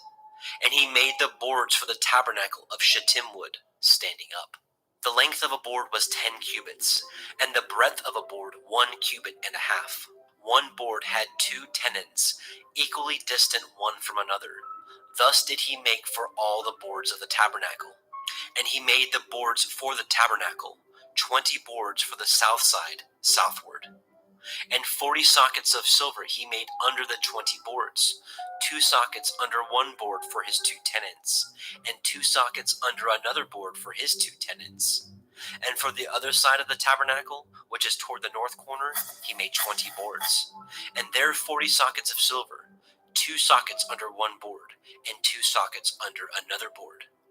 And for the sides of the tabernacle westward, he made 6 boards. And 2 boards made he for the corners of the tabernacle in the 2 sides. And they were coupled beneath, and coupled together at the head thereof, to one ring. Thus he did to both of them in both of the corners. And there were 8 boards, and their sockets were 16 sockets of silver, and under every board 2 sockets. And he made bars of shittim wood, 5 for the boards of the one side of the tabernacle, and 5 bars for the boards of the other side of the tabernacle, and 5 bars for the boards of the tabernacle for the sides westward. And he made the middle bar to shoot through the boards from the one end to the other. And he overlaid the boards with gold, and made their rings of gold, to be places for the bars, and overlaid the bars with gold. And he made a veil of blue, and purple, and scarlet, and fine twined linen. With cherubim he made it of cunning work. And he made thereunto 4 pillars of shittim wood, and overlaid them with gold.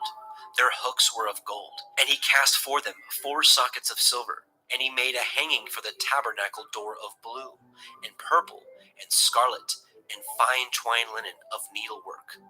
And the 5 pillars of it, their hooks, and he overlaid their chapiters and their fillets with gold. But their 5 sockets were of brass. Shemot, Exodus chapter 37. And Bezalel made the ark of shittim wood. 2 cubits and a half was the length of it, and a cubit and a half the breadth of it, and a cubit and a half the height of it. And he overlaid it with pure gold, within and without, and made a crown of gold to it round about. And he cast for it 4 rings of gold, to be set by the 4 corners of it, even 2 rings upon the one side of it, and 2 rings upon the other side of it. And he made staves of shittim wood, and overlaid them with gold. And he put the staves into the rings by the sides of the ark, to bear the ark. And he made the mercy seat of pure gold. 2 cubits and a half was the length thereof, and 1 cubit and a half the breadth thereof. And he made 2 cherubim of gold, beaten out of one piece made he them, on the 2 ends of the mercy seat, one cherub on the end of this side, and another cherub on the other end of that side. Out of the mercy seat made he the cherubim on the two ends thereof.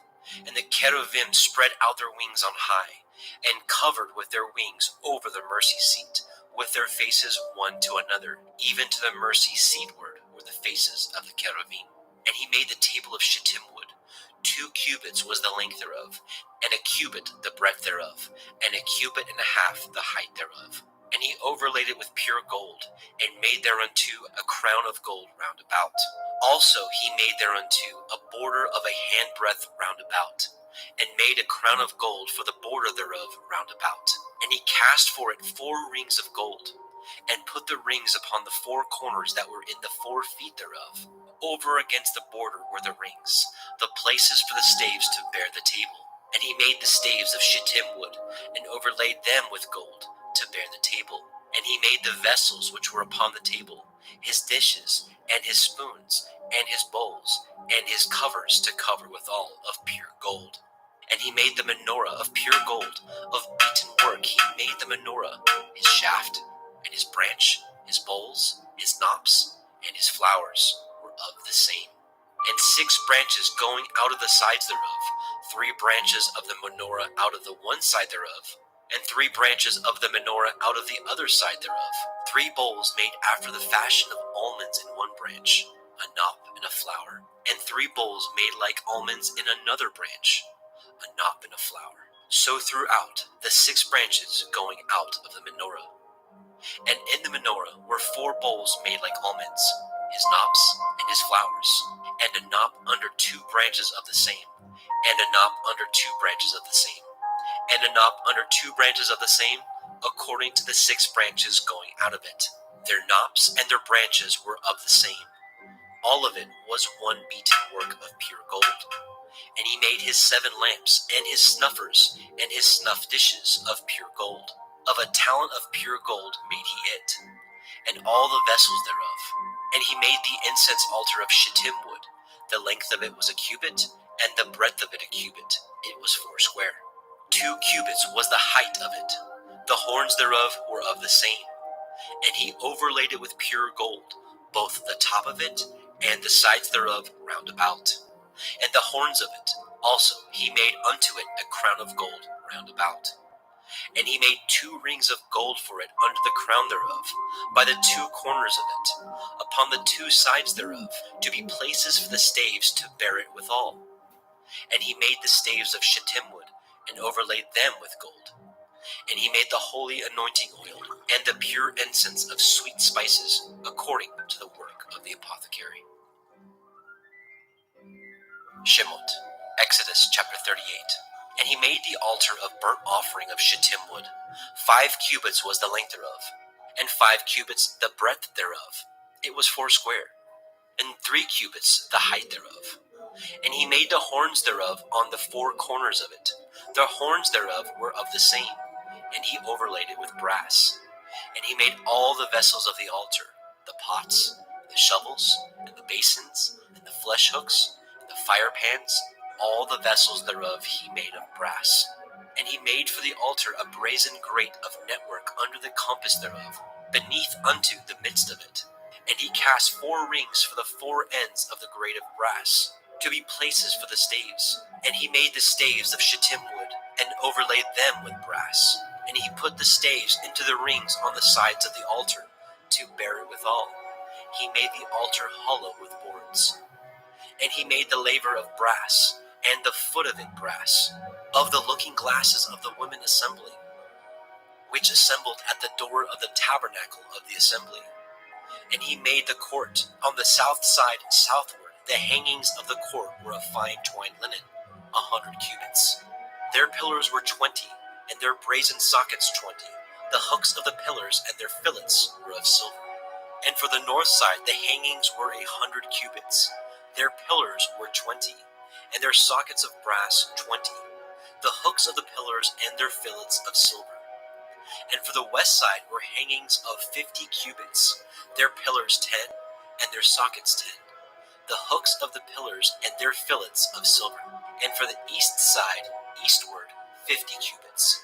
The hangings of the one side of the gate were 15 cubits, their pillars 3, and their sockets 3.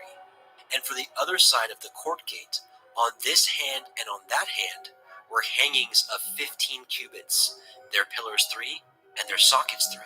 All the hangings of the court round about were of fine twined linen, and the sockets for the pillars were of brass, the hooks of the pillars and their fillets of silver, and the overlaying of their chapiters of silver, and all the pillars of the court were filleted with silver.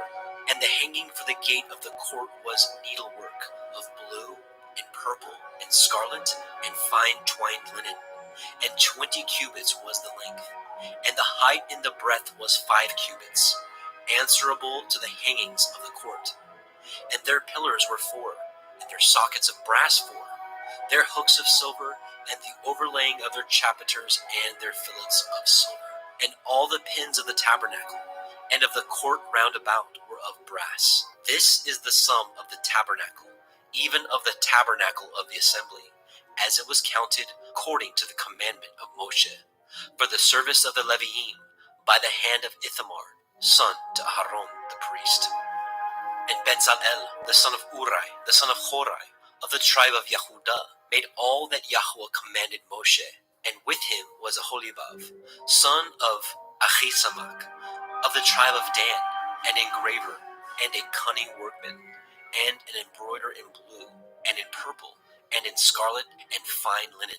All the gold that was occupied for the work in all the work of the holy place, even the gold of the offering, was 29 talents, and 730 shekels, after the shekel of the sanctuary.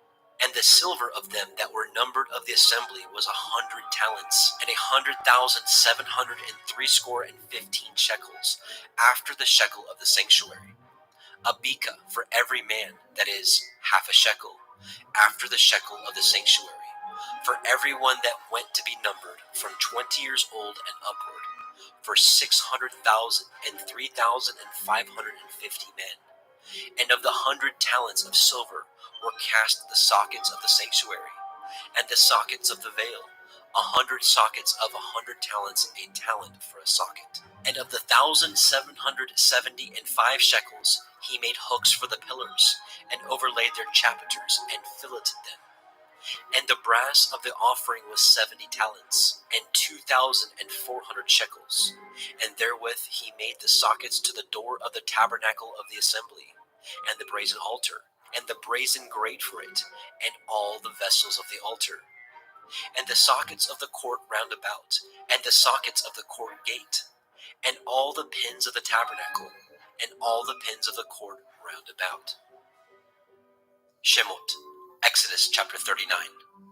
And of the blue, and purple, and scarlet, they made cloths of service, to do service in the holy place, and made the holy garments for Aharon, as Yahweh commanded Moshe. And he made the ephod of gold, blue, and purple, and scarlet, and fine twined linen.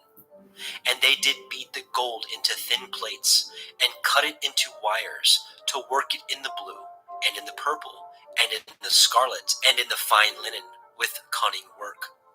They made shoulder pieces for it, to couple it together.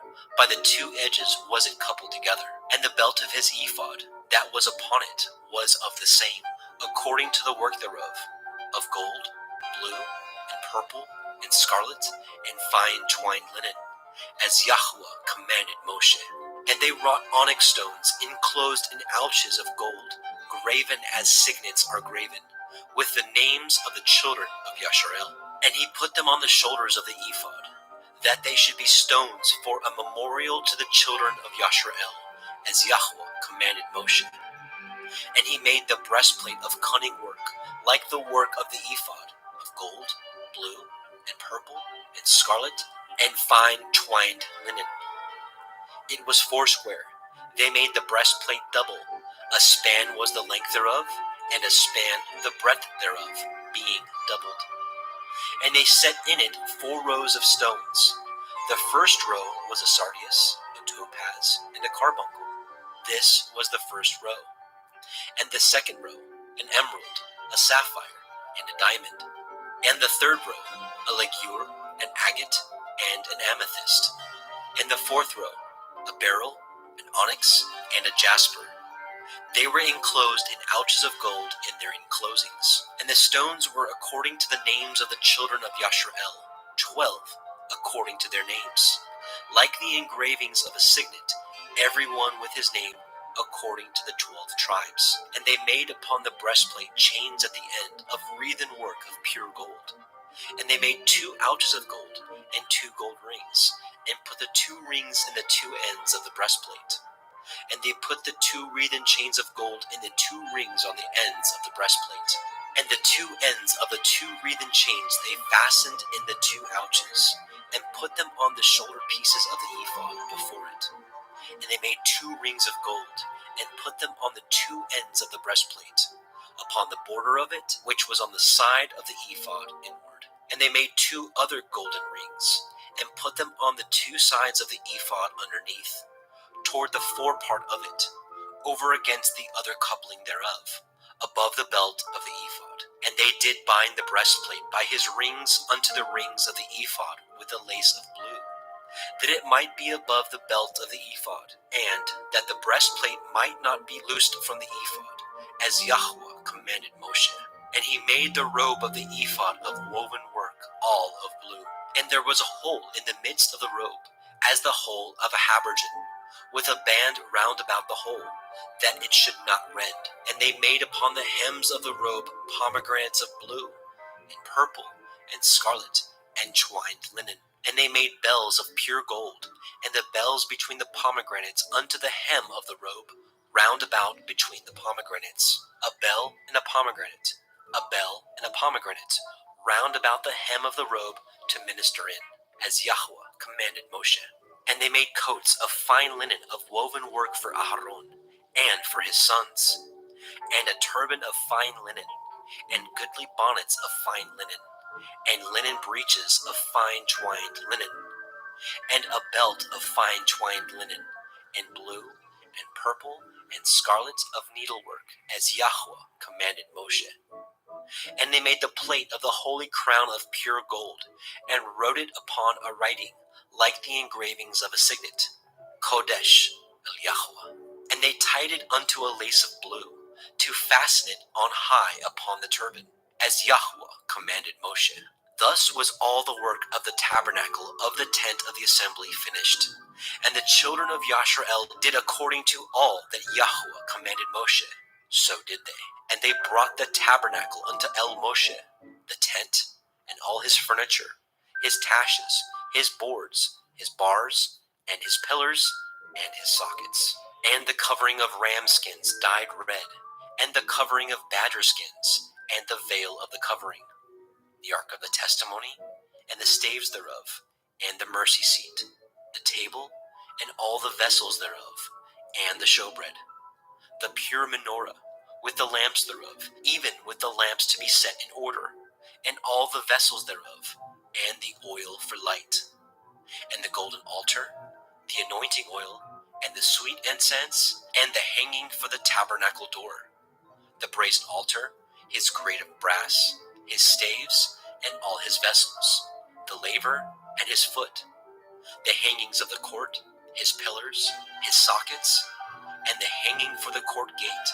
his courts, and his pins, and all the vessels of the service of the tabernacle, for the tent of the assembly, the cloths of service to do service in the holy place, and the holy garments for Aharon the priest, and for his sons' garments to minister in the priest's office, according to all that Yahweh commanded Moshe. So the children of Yashrael made all the work. And Moshe did look upon all the work, and behold, they had done it as Yahweh had commanded. Even so had they done it, and Moshe blessed them. Shemot, Exodus chapter 40. And Yahweh spoke unto Moshe, saying, On the first day of the first month shall you set up the tabernacle of the tent of the assembly, and you shall put therein the ark of the testimony, and cover the ark with the veil. And you shall bring the table, and set in order the things that are to be set in order upon it. You shall bring the menorah, and light the lamps thereof. And you shall set the altar of gold for the incense before the ark of the testimony, and put the hangings of the door to the tabernacle, And you shall set the altar of burnt offering before the door of the tabernacle of the tent of the assembly. And you shall set the laver between the tent of the assembly and the altar, and shall put water therein. And you shall set the court round about, and hang up the hanging at the court gate. And you shall take the anointing oil, and anoint the tabernacle, and all that is therein, and shall hallow it, and all the vessels thereof, and it shall be holy. And you shall anoint the altar of the burnt offering, and all his vessels, and sanctify the altar, and it shall be an altar most holy. And you shall anoint the laver and his foot, and sanctify it. And you shall bring Aharon and his sons unto the door of the tabernacle of the assembly, and wash them with water. And you shall put upon Aharon the holy garments, and anoint him, and sanctify him, that he may minister unto me in the priest's office. And you shall bring his sons, and clothe them with coats. And you shall anoint them, as you anointed their father, that they may minister unto me in the priest's office. For their anointing shall surely be an everlasting priesthood throughout their generations. Thus did Moshe, according to all that Yahweh commanded him, so did he. And it came to pass in the first month in the second year, on the first day of the month, that the tabernacle was reared up. And Moshe reared up the tabernacle, and fastened his sockets, and set up the boards thereof, and put in the bars thereof, and reared up his pillars. And he spread abroad the tent over the tabernacle, and put the covering of the tent above upon it, as Yahweh commanded Moshe. And he took and put the testimony into the ark, and set the staves on the ark, and put the mercy seat above upon the ark. And he brought the ark into the tabernacle, and set up the veil of the covering, and covered the ark of the testimony, as Yahweh commanded Moshe. And he put the table in the tent of the assembly, upon the side of the tabernacle northward, without the veil. And he set the bread in order upon it before Yahweh, as Yahweh commanded Moshe. And he put the menorah in the tent of the assembly, over against the table, on the side of the tabernacle southward.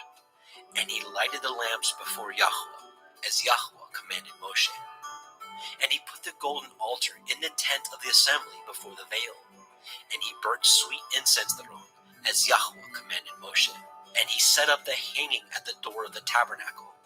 And he put the altar of burnt offering by the door of the tabernacle of the tent of the assembly, and offered upon it the burnt offering and the meat offering, as Yahweh commanded Moshe. And he set the laver between the tent of the assembly and the altar, and put water therein to wash withal. And Moshe and Aharon and his sons washed their hands and their feet thereat, when they went into the tent of the assembly, and when they came near unto the altar, they washed, as Yahweh commanded Moshe. And he reared up the court round about the tabernacle and the altar, and set up the hanging of the court gate. So Moshe finished the work. Then a cloud covered the tent of the assembly, and the glory of Yahweh filled the tabernacle. And Moshe was not able to enter into the tent of the assembly, because the cloud abode thereon, and the glory of Yahweh filled the tabernacle.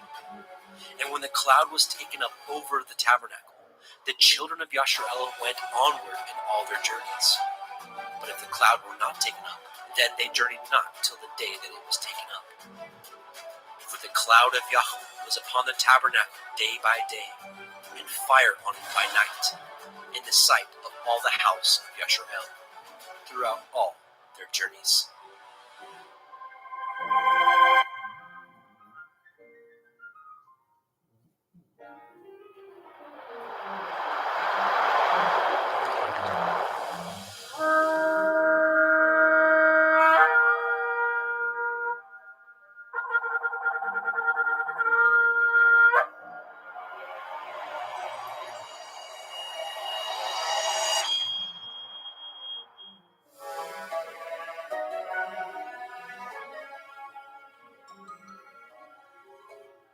Vayikra, Leviticus chapter 1. And Yahweh called unto Moshe, and spoke unto him out of the tabernacle of the assembly, saying, Speak unto the children of Yasharel, and say unto them, If any man of you bring an offering unto Yahweh, ye shall bring your offering of the cattle, even of the herd and of the flock. If his his offering be a burnt sacrifice of the herd, let him offer a male without blemish. He shall offer it of his own voluntary will at the door of the tabernacle of the assembly before Yahweh. And he shall put his hand upon the head of the burnt offering, and it shall be accepted for him to make an atonement for him. And he shall kill the bullock before Yahweh, and the priests, Aharon's sons, shall bring the blood, and sprinkle the blood round about upon the altar that is by the door of the tabernacle of the assembly. And he shall flay the burnt offering, and cut it into his pieces. And the sons of Aharon the priest shall put fire upon the altar, and lay the wood in order upon the fire. And the priests, Aharon's sons, shall lay the parts, the head, the fat, in order upon the wood that is on the fire, which is upon the altar. But his inwards and his legs shall he wash in water, and the priest shall burn all on the altar, to be a burnt sacrifice, an offering made by fire, of sweet savor unto Yahweh. And if his offering be of the flocks, namely of the sheep, or of the goats, for a burnt sacrifice, he shall bring it a male without blemish. And he shall kill it on the side of the altar northward, before Yahweh and the priest. Aharon's sons shall sprinkle his blood round about upon the altar. And he shall cut it into his pieces, with his head and his fat, and the priest shall lay them in order on the wood that is on the fire, which is upon the altar. But he shall wash the inwards of the legs with water, and the priest shall bring it all, and burn it upon the altar. It is a burnt sacrifice, an offering made by fire, of sweet savor unto Yahweh. And if the burnt sacrifice for his offering to Yahweh be of fowls, then he shall bring his offering of turtle doves, or of young pigeons. And the priest shall bring it unto the altar, and wring off his head, and burn it on the altar, and the blood thereof shall be wrung out at the side of the altar. And he shall pluck away his crop with his feathers, and cast it beside the altar on the east part, by the place of the ashes.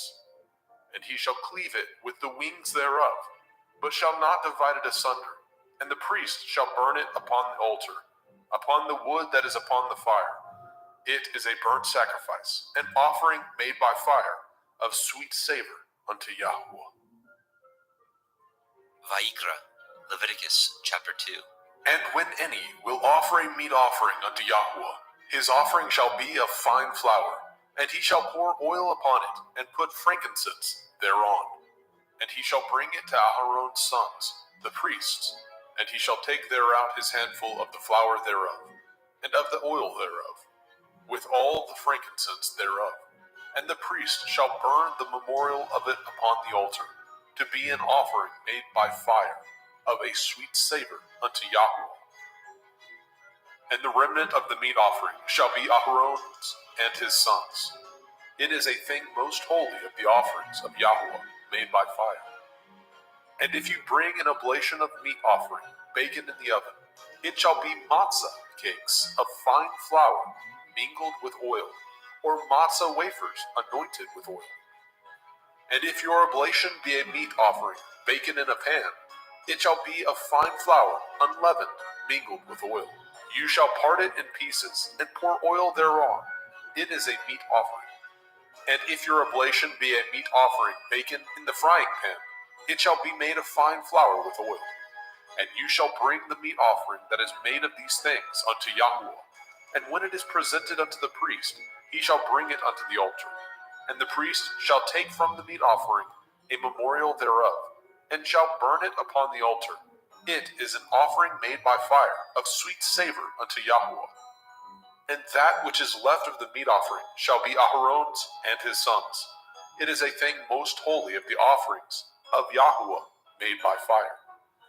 No meat offering which ye shall bring unto Yahweh shall be made with leaven, for ye shall burn no leaven, nor any honey, in any offering of Yahweh made by fire. As for the oblation of the firstfruits, ye shall offer them unto Yahweh, but they shall not be burnt on the altar for a sweet savor.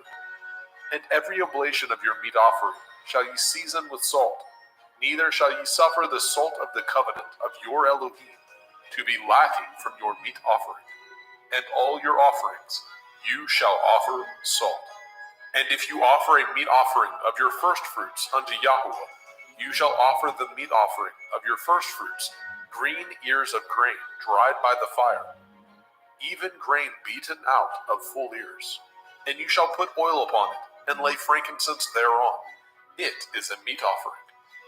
And the priest shall burn the memorial of it, part of the beaten grain thereof, and part of the oil thereof, with all the frankincense thereof. It is an offering made by fire unto Yahweh. Vaikra, Leviticus chapter 3.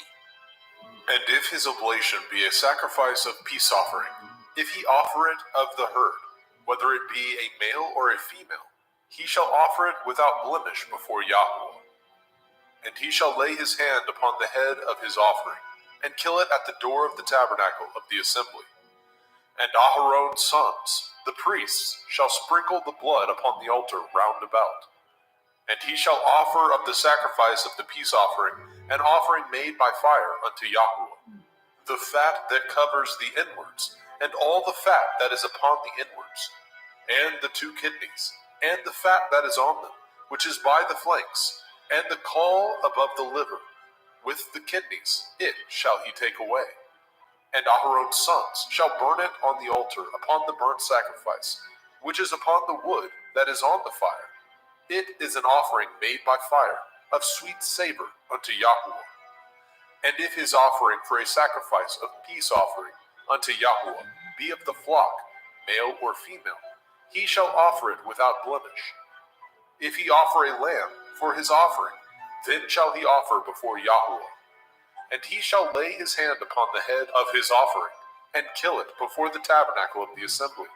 And Aharon's sons shall sprinkle the blood thereof round about upon the altar. And he shall offer of the sacrifice of the peace offering an offering made by fire unto Yahweh, the fat thereof, and the whole rump. It shall he take off hard by the backbone, and the fat that covers the inwards, and all the fat that is upon the inwards, and the 2 kidneys, and the fat that is upon them, which is by the flanks, and the caul above the liver, and the kidneys, it shall he take away. And the priest shall burn it upon the altar. It is the food of the offering made by fire unto Yahweh. And if his offering be a goat, then he shall offer it before Yahweh. And he shall lay his hand upon the head of it, and kill it before the tabernacle of the assembly. And the sons of Aharon shall sprinkle the blood thereof upon the altar round about. And he shall offer thereof his offering, even an offering made by fire unto Yahweh, the fat that covers the inwards, and all the fat that is upon the inwards, and the 2 kidneys, and the fat that is upon them, which is by the flanks, and the caul above the liver, with the kidneys, it shall he take away. And the priest shall burn them upon the altar. It is the food of the offering, made by fire for a sweet savor. All the fat is Yahweh's. It shall be a perpetual statute for your generations throughout all your dwellings, that ye eat neither fat nor blood. Vaikra, Leviticus chapter 4. And Yahweh spoke unto Moshe, saying, Speak unto the children of Yasharel, saying, If a soul shall sin through ignorance against any of the commandments of Yahweh concerning things which ought not to be done, and shall do against any of them, if the priest that is anointed do sin according to the sin of the people, then let him bring for his sin, which he has sinned, a young bullock, without blemish unto Yahweh, for a sin offering. And he shall bring the bullock unto the door of the tabernacle of the assembly before Yahweh, and shall lay his hands upon the bullock's head, and kill the bullock before Yahweh. And the priest that is anointed shall take of the bullock's blood, and bring it to the tabernacle of the assembly. And the priest shall dip his finger in the blood, and sprinkle of the blood 7 times before Yahweh, before the veil of the sanctuary. And the priest shall put some of the blood upon the horns of the altar of sweet incense before Yahweh, which is in the tabernacle of the assembly, and shall pour all the blood of the bullock at the bottom of the altar of the burnt offering, which is at the door of the tabernacle of the assembly.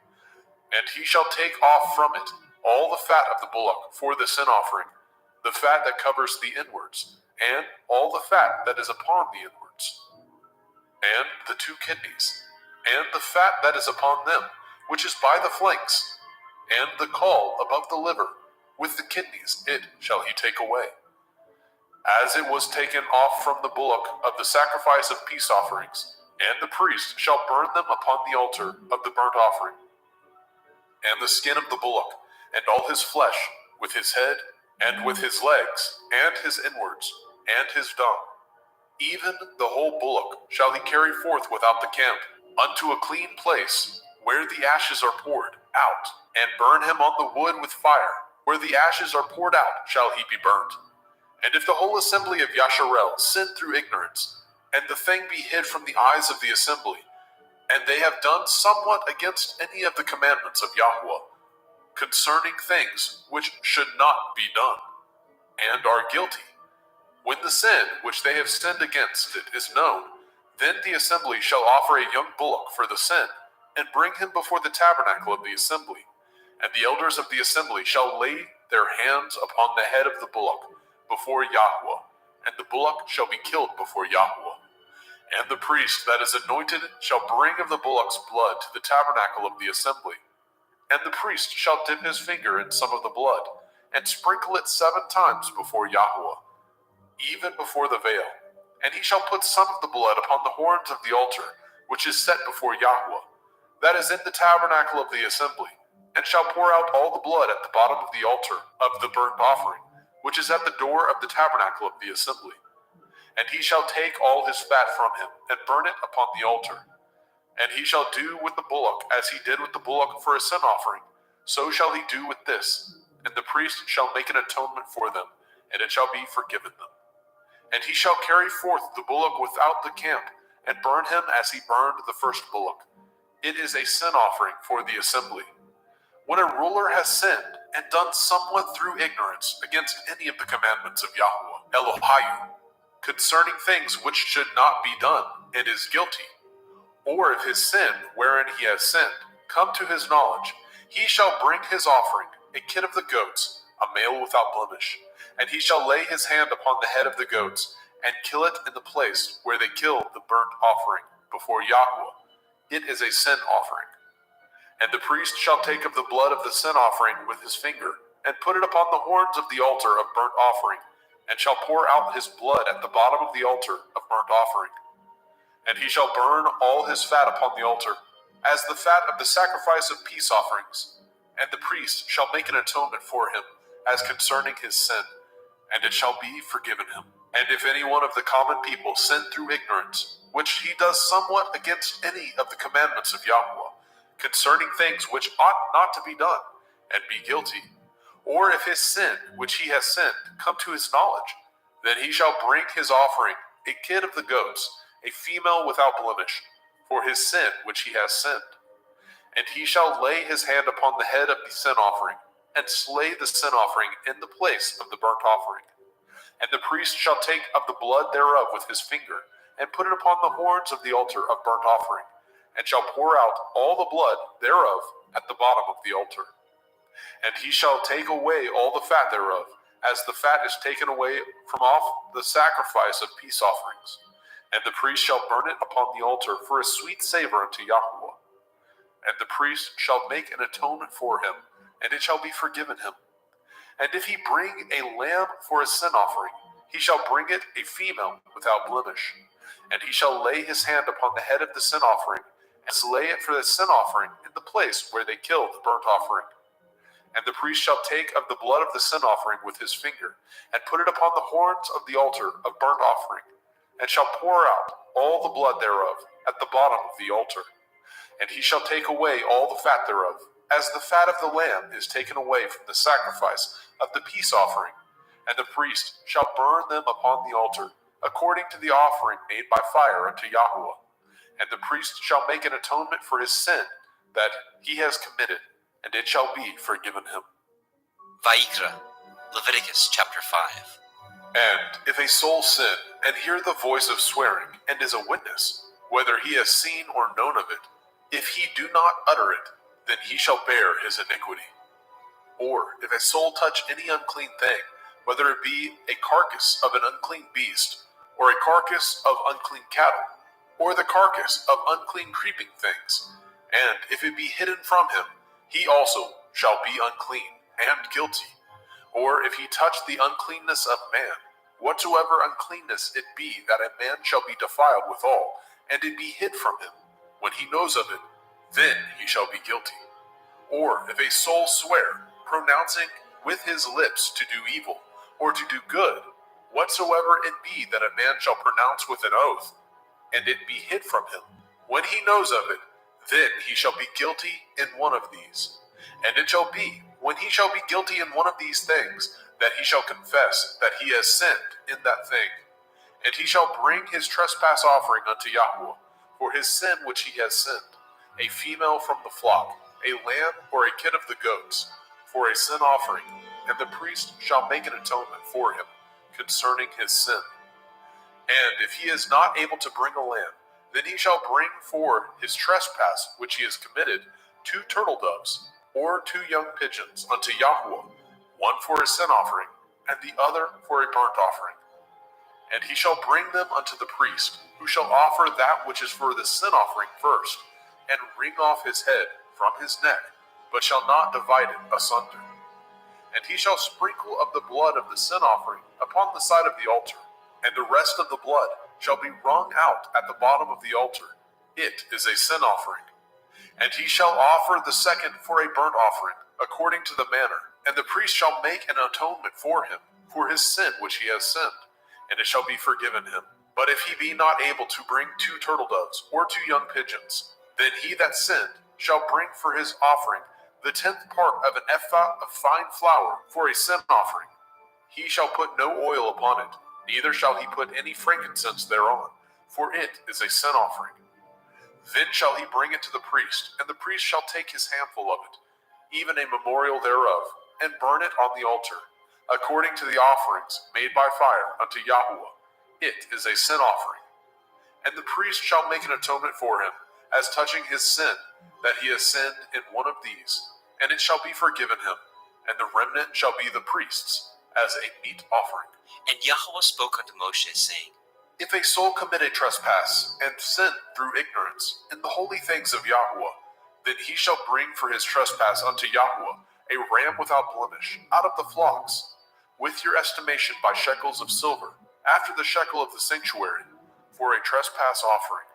And he shall make the amends for the harm that he has done in the holy thing, and shall add the 5th part thereto, and give it unto the priest, and the priest shall make an atonement for him with the ram of the trespass offering, and it shall be forgiven him. And if a soul sin, and commit any of these things which are forbidden to be done by the commandment of Yahweh, though he knew it not, yet is he guilty, and shall bear his iniquity. And he shall bring a ram without blemish out of the flock, with your estimation, for a trespass offering, unto the priest. And the priest shall make an atonement for him concerning his ignorance, wherein he erred, and knew it not, and it shall be forgiven him. It is a trespass offering. He has certainly trespassed against Yahweh. Vayikra, Leviticus chapter 6. And Yahweh spoke unto Moshe, saying, If a soul sin, and commit a transgression against Yahweh, and lie unto his neighbor, in that which was delivered him to keep, or in fellowship, or in a thing taken away by violence, or has deceived his neighbor, or have found that which was lost, and lies concerning it, and swears falsely, in any of these that a man does, sinning therein, then it shall be, because he has sinned and is guilty, that he shall restore that which he took violently away, or the thing which he has deceitfully gotten, or that which was delivered him to keep, or the lost thing which he found, or all that which he has sworn falsely, he shall even restore it in the principal, and shall add the 5th part more thereto, and give it unto him to whom it appertains, in the day of his trespass offering. And he shall bring his trespass offering unto Yahweh, a ram without blemish out of the flock, with your estimation for a trespass offering unto the priest. And the priest shall make an atonement for him before Yahweh, and it shall be forgiven him for anything of all that he has done in trespass therein. And Yahweh spoke unto Moshe, saying, Command Aharon and his sons, saying, This is the Torah of the burnt offering. It is the burnt offering because of the burning upon the altar all night unto the morning, and the fire of the altar shall be burning in it. And the priest shall put on his linen garment, and his linen breeches shall he put upon his flesh, and take up the ashes which the fire has consumed with the burnt offering on the altar, and he shall put them beside the altar. And he shall put off his garments, and put on other garments, and carry forth the ashes without the camp unto a clean place. And the fire upon the altar shall be burning in it. It shall not be put out. And the priest shall burn wood on it every morning, and lay the burnt offering in order upon it, and he shall burn thereon the fat of the peace offerings. The fire shall ever be burning upon the altar. It shall never go out. And this is the Torah of the meat offering. The sons of Aharon shall offer it before Yahweh, before the altar. And he shall take of it his handful of the flour of the meat offering, and of the oil thereof, and all the frankincense which is upon the meat offering, and shall burn it upon the altar for a sweet savor, even the memorial of it unto Yahweh. And the remainder thereof shall Aharon and his sons eat, with matzah, unleavened bread, shall it be eaten in the holy place, in the court of the tabernacle of the assembly they shall eat it. It shall not be baked with leaven. I have given it unto them for their portion of my offering made by fire. It is most holy, as is the sin offering, and as the trespass offering. All the males among the children of Aharon shall eat of it. It shall be a statute forever in your generations, concerning the offerings of Yahweh made by fire. Everyone that touches them shall be holy. And Yahweh spoke unto Moshe, saying, This is the offering of Aharon and his sons, which they shall offer unto Yahweh in the day when he is anointed. The 10th part of an ephah of fine flour for a meat offering perpetual, half of it in the morning, and half thereof at night. In a pan it shall be made with oil, and when it is baken, you shall bring it in, and the baken pieces of the meat offering shall you offer for a sweet savor unto Yahweh. And the priest of his sons, that is anointed in his stead, shall offer it. It is a statute forever unto Yahweh. It shall be wholly burnt. For every meat offering for the priest shall be wholly burnt. It shall not be eaten. And Yahweh spoke unto Moshe, saying, Speak unto Aharon and to his sons, saying, This is the Torah of the sin offering. In the place where the burnt offering is killed, shall the sin offering be killed before Yahweh. It is most holy. The priest that offers it for sin shall eat it. In the holy place shall it be eaten, in the court of the tabernacle of the assembly. Whatsoever shall touch the flesh thereof shall be holy. And when there is sprinkled of the blood thereof upon any garment, you shall wash that whereon it was sprinkled in the holy place. But the earthen vessel wherein it was sodden shall be broken. And if it be sodden in a brazen pot, it shall be both scoured and rinsed in water. All the males among the priests shall eat thereof. It is most holy. And no sin offering, whereof any of the blood is brought into the tabernacle of the assembly, to reconcile withal in the holy place, shall be eaten. It shall be burnt in the fire. Vayikra, Leviticus chapter 7. Likewise, this is the Torah of the trespass offering. It is most holy. In the place where they kill the burnt offering, shall they kill the trespass offering, and the blood thereof shall he sprinkle round about upon the altar. And he shall offer it of all the fat thereof, the rump, the fat that covers the inwards, and the 2 kidneys, and the fat that is on them, which is by the flanks, and the caul that is above the liver. With the kidneys it shall he take away. And the priest shall burn them upon the altar for an offering made by fire unto Yahweh. It is a trespass offering. Every male among the priests shall eat thereof. It shall be eaten in the holy place. It is most holy. As the sin offering is, so is the trespass offering. There is one Torah for them. The priest that makes atonement therewith shall have it. And the priest that offers any man's burnt offering, even the priest shall have to himself the skin of the burnt offering which he has offered. And all the meat offering that is baken in the oven, and all that is dressed in the frying pan, and in the pan, shall be the priest's that offer it. And every meat offering mingled with oil, and dry shall all the sons of Aharon have, one as much as another. And this is the Torah of the sacrifice of peace offerings, which he shall offer unto Yahweh. If he offer it for thanksgiving, then he shall offer with the sacrifice of thanksgiving matzah, unleavened cakes, mingled with oil, and matzah wafers anointed with oil, and cakes mingled with oil, of fine flour, fried. Besides the cakes, he shall offer for his offering hametz, leavened bread, with the sacrifice of thanksgiving of his peace offerings. And of it he shall offer one out of the whole oblation for a heave offering unto Yahweh, and it shall be the priest that sprinkles the blood of the peace offerings. And the flesh of the sacrifice of his peace offerings for thanksgiving shall be eaten the same day that it is offered. He shall not leave any of it until the morning. But if the sacrifice of his offering be a vow, or a voluntary offering, it shall be eaten the same day that he offers his sacrifice. On the morrow also the remainder of it shall be eaten. But the remainder of the flesh of the sacrifice on the third day shall be burnt with fire. And if any of the flesh of the sacrifice of his peace offerings be eaten at all on the third day, it shall not be accepted, neither shall it be imputed unto him that offers it. It shall be an abomination, and the soul that eats of it shall bear his iniquity. And the flesh that touches any unclean thing shall not be eaten. It shall be burnt with fire. And as for the flesh, all that be clean shall eat thereof. But the soul that eats of the flesh of the sacrifice of peace offerings that pertain unto Yahweh, having his uncleanness upon him, even that soul shall be cut off from his people.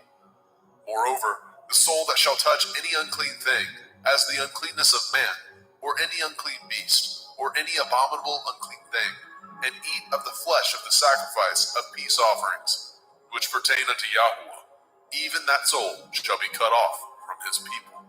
And Yahweh spoke unto Moshe, saying, Speak unto the children of Yasharel, saying, Ye shall eat no manner of fat, of ox, or of sheep, or of goat, and the fat of the beast that dies of itself, and the fat of that which is torn with beast, may be used in any other use, but ye shall in no wise eat of it. For whosoever eats the fat of the beast, of which men offer an offering made by fire unto Yahweh, even the soul that eats it shall be cut off from his people. Moreover, ye shall eat no manner of blood, whether it be of fowl or of beast, in any of your dwellings. Whatsoever soul it be that eats any manner of blood, even that soul shall be cut off from his people. And Yahweh spoke unto Moshe, saying, Speak unto the children of Yasharel, saying, He that offers the sacrifice of his peace offerings unto Yahweh shall bring his oblation unto Yahweh of the sacrifice of his peace offerings.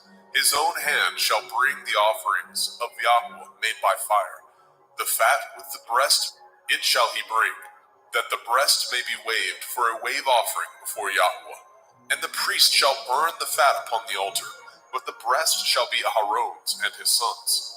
And the right shoulder shall ye give unto the priest for a heave offering of the sacrifices of your peace offerings. He among the sons of Aharon that offers the blood of the peace offerings and the fat shall have the right shoulder for his part. For the wave breast and the heave shoulder have I taken of the children of Yasharel from off the sacrifices of their peace offerings, and have given them unto Aharon the priest, and unto his sons by a statute forever, from among the children of Yasharel. This is the portion of the anointing of Aharon, and of the anointing of his sons, out of the offerings of Yahweh made by fire, in the day when he presented them to minister unto Yahweh in the priest's office, which Yahweh commanded to be given them of the children of Yasharel, in the day that he anointed them, by a statute forever throughout their generations. This is the Torah of the burnt offering, of the meat offering, and of the sin offering, and of the trespass offering, and of the consecrations, and of the sacrifice of the peace offerings, which Yahweh commanded Moshe in Mount Sinai, in the day that he commanded the children of Yasharel to offer their oblations unto Yahweh in the wilderness of Sinai. Vayikra, Leviticus chapter 8. And Yahweh spoke unto Moshe, saying, Take Aharon and his sons with him, and the garments, and the anointing oil, and a bullock for the sin offering, and 2 rams, and a basket of matzah, unleavened bread, and gather all the assembly together unto the door of the tabernacle of the assembly. And Moshe did as Yahweh commanded him. And the assembly was gathered together unto the door of the tabernacle of the assembly. And Moshe said unto the assembly, This is the thing which Yahweh commanded to be done. And Moshe brought Aharon and his sons, and washed them with water. And he put upon him the coat, and girded him with the belt, and clothed him with the robe, and put the ephod upon him. And he girded him with the belt of the ephod, and bound it unto him therewith. And he put the breastplate upon him. Also he put in the breastplate the Urim and the Tumim. And he put the turban upon his head. Also upon the turban, even upon his forefront, did he put the golden plate, the holy crown, as Yahweh commanded Moshe. And Moshe took the anointing oil, and anointed the tabernacle, and all that was therein, and sanctified them. And he sprinkled thereof upon the altar 7 times, and anointed the altar and all his vessels, both the laver and his foot, to sanctify them. And he poured of the anointing oil upon Aharon's head, and anointed him, to sanctify him. And Moshe brought Aharon's sons, and put coats upon them, and girded them with belts, and put bonnets upon them, as Yahweh commanded Moshe. And he brought the bullock for the sin offering, and Aharon and his sons laid their hands upon the head of the bullock for the sin offering, and he slew it. And Moshe took the blood, and put it upon the horns of the altar round about with his finger, and purified the altar, and poured the blood at the bottom of the altar, and sanctified it, to make reconciliation upon it. And he took all the fat that was upon the inwards, and the caul above the liver, and the 2 kidneys, and their fat, and Moshe burned it upon the altar. But the bullock, and his hide, and his flesh, and his dung, he burnt with fire without the camp, as Yahweh commanded Moshe.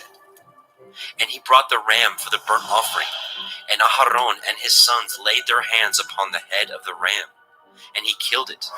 And Moshe sprinkled the blood upon the altar round about. And he cut the ram into pieces, and Moshe burnt the head, and the pieces, and the fat.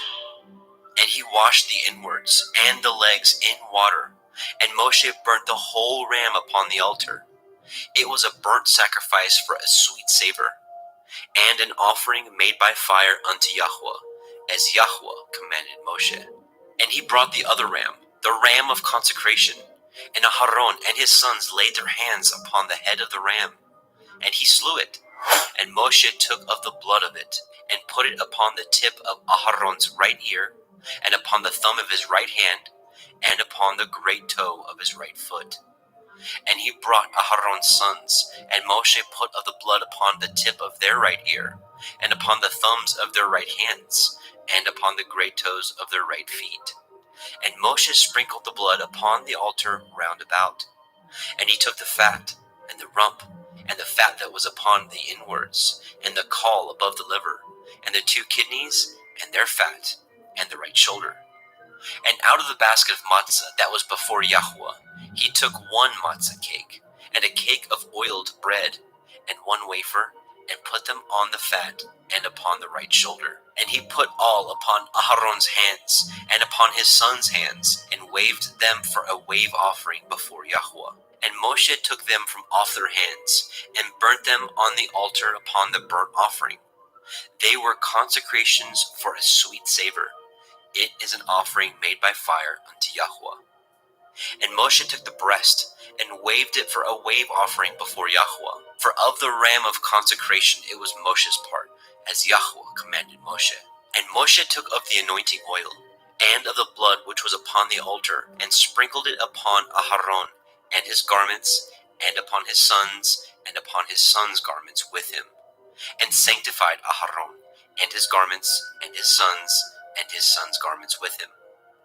And Moshe said unto Aharon and to his sons, Boil the flesh at the door of the tabernacle of the assembly, and there eat it, with the bread that is in the basket of consecrations, as I commanded, saying, Aharon and his sons shall eat it. And that which remains of the flesh and of the bread shall ye burn with fire. And ye shall not go out of the door of the tabernacle of the assembly in 7 days, until the days of your consecration be at an end. For 7 days shall he consecrate you. As he has done this day, so Yahweh has commanded to do, to make an atonement for you. Therefore shall ye abide at the door of the tabernacle of the assembly day and night 7 days, and guard the watch of Yahweh, that ye die not. For so I am commanded. So Aharon and his sons did all the things which Yahweh commanded by the hand of Moshe. Vaikra, Leviticus chapter 9. And it came to pass on the 8th day that Moshe called Aharon and his sons and the elders of Yisrael. And he said unto Aharon, Take a young calf for a sin offering, and a ram for a burnt offering, without blemish, and offer them before Yahweh. And unto the children of Yisrael you shall speak, saying, Take ye a kid of the goats for a sin offering, and a calf and a lamb, both of the first year, without blemish, for a burnt offering. Also a bullock and a ram for peace offerings, to sacrifice before Yahweh, and a meat offering mingled with oil. For today Yahweh will appear unto you. And they brought which Moshe commanded before the tabernacle of the assembly. And all the assembly drew near and stood before Yahweh. And Moshe said, This is the thing which Yahweh commanded that ye should do, and the glory of Yahweh shall appear unto you. And Moshe said unto Aharon, Go unto the altar, and offer your sin offering, and your burnt offering, and make an atonement for yourself and for the people, and offer the offering of the people, and make an atonement for them, as Yahweh commanded. Aharon therefore went unto the altar, and slew the calf of the sin offering, which was for himself. And the sons of Aharon brought the blood unto him, and he dipped his finger in the blood, and put it upon the horns of the altar, and poured out the blood at the bottom of the altar. But the fat, and the kidneys, and the caul above the liver of the sin offering he burnt upon the altar, as Yahweh commanded Moshe. And the flesh and the hide he burnt with fire without the camp. And he slew the burnt offering, and Aharon's sons presented unto him the blood, which he sprinkled round about upon the altar. And they presented the burnt offering unto him, with the pieces thereof, and the head, and he burnt them upon the altar. And he did wash the inwards and the legs, and burnt them upon the burnt offering on the altar. And he brought the people's offering, and took the goat, which was the sin offering for the people, and slew it, and offered it for sin as the first. And he brought the burnt offering, and offered it according to the manner. And he brought the meat offering, and took a handful thereof, and burnt it upon the altar, beside the burnt sacrifice of the morning. He slew also the bullock and the ram for a sacrifice of peace offerings, which was for the people. And Aharon's sons presented unto him the blood, which he sprinkled upon the altar round about. And the fat of the bullock and of the ram, the rump, and that which covers the inwards, and the kidneys, and the caul above the liver. And they put the fat upon the breasts, and he burnt the fat upon the altar. And the breasts and the right shoulder Aharon waved for a wave offering before Yahweh, as Moshe commanded. And Aharon lifted up his hand toward the people, and blessed them, and came down from offering of the sin offering, and the burnt offering, and peace offerings. And Moshe and Aharon went into the tabernacle of the assembly, and came out, and blessed the people. And the glory of Yahweh appeared unto all the people.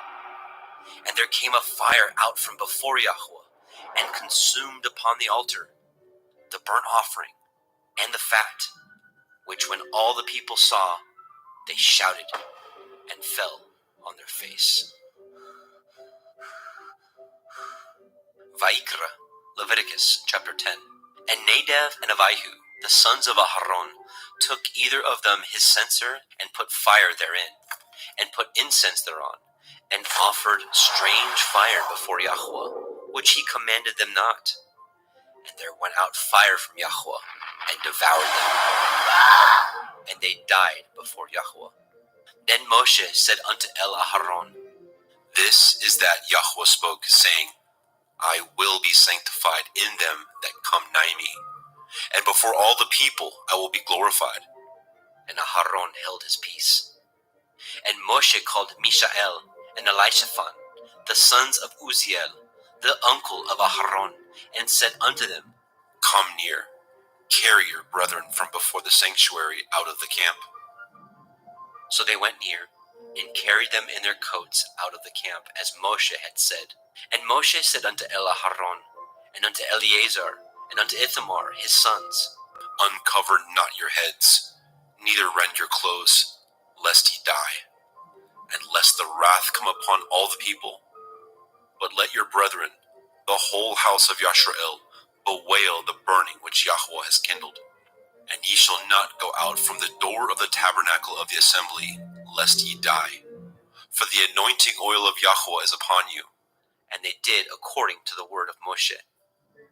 And Yahweh spoke unto Aharon, saying, Do not drink wine, nor strong drink, you nor your sons with you, when ye go into the tabernacle of the assembly, lest ye die. It shall be a statute forever throughout your generations, and that ye may put difference between holy and unholy, and between unclean and clean, and that ye may teach the children of Yasharel all the statutes which Yahweh has spoken unto them by the hand of Moshe.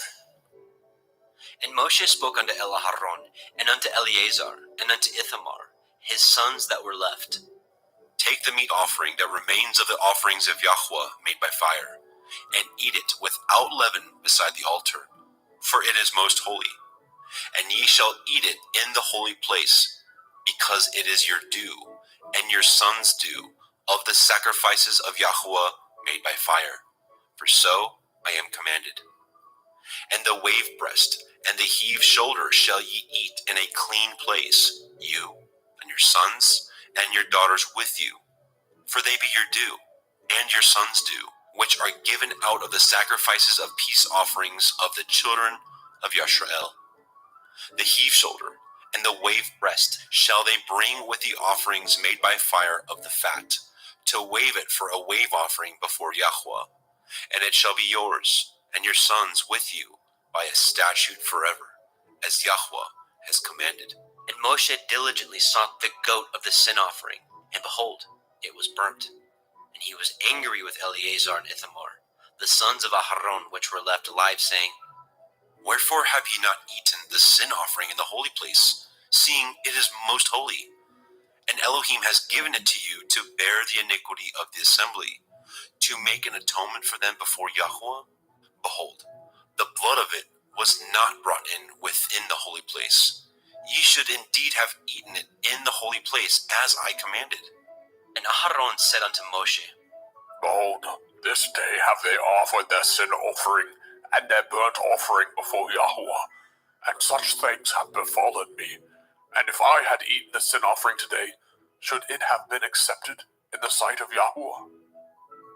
And when Moshe heard that, he was content. Vaikra, Leviticus chapter 11. And Yahweh spoke unto Moshe and to Aharon, saying unto them, Speak unto the children of Yasharel, saying, These are the beasts which ye shall eat among all the beasts that are on the earth. Whatsoever parts the hoof, and is cloven-footed, and chews the cud, among the beasts, that shall ye eat. Nevertheless, these shall ye not eat of them that chew the cud, or of them that divide the hoof. As the camel, because he chews the cud, but divides not the hoof, he is unclean unto you.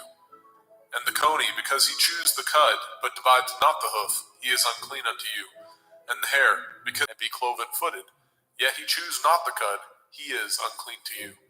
Of their flesh shall ye not eat, and their carcass shall ye not touch, they are unclean to you. These shall ye eat of all that are in the waters. Whatsoever has fins and scales in the waters, in the seas, they are unclean to you. These shall ye eat. Whatsoever has fins and scales in the waters, in the seas, and in the rivers, them shall you eat. And all that have not fins and scales in the seas, and in the rivers, of all that move in the waters, and of any living thing which is in the waters, they shall be an abomination unto you. They shall be even an abomination unto you. Ye shall not eat of their flesh, but ye shall have their carcasses in abomination. Whatsoever has no fins nor scales in the water, that shall be an abomination unto you. And these are they which ye shall have an abomination among the fowls. They shall not be eaten. They are an abomination: the eagle, the ossifrage, and the osprey, and the vulture, and the kite after his kind, and the osprey, and the vulture, and the kite after his kind, every raven after his kind, and the owl, and the nighthawk, and the cuckow, and the hawk after his kind, and the little owl, and the cormorant, and the great owl, and the swan, and the pelican, and the gier eagle, and the stork, and the heron after her kind, and the lapwing, and the bat. All fowls that creep going upon all four shall be an abomination unto you. Yet these may ye eat of every flying creeping thing that goes upon all four, which have legs above their feet, to leap withal upon the earth.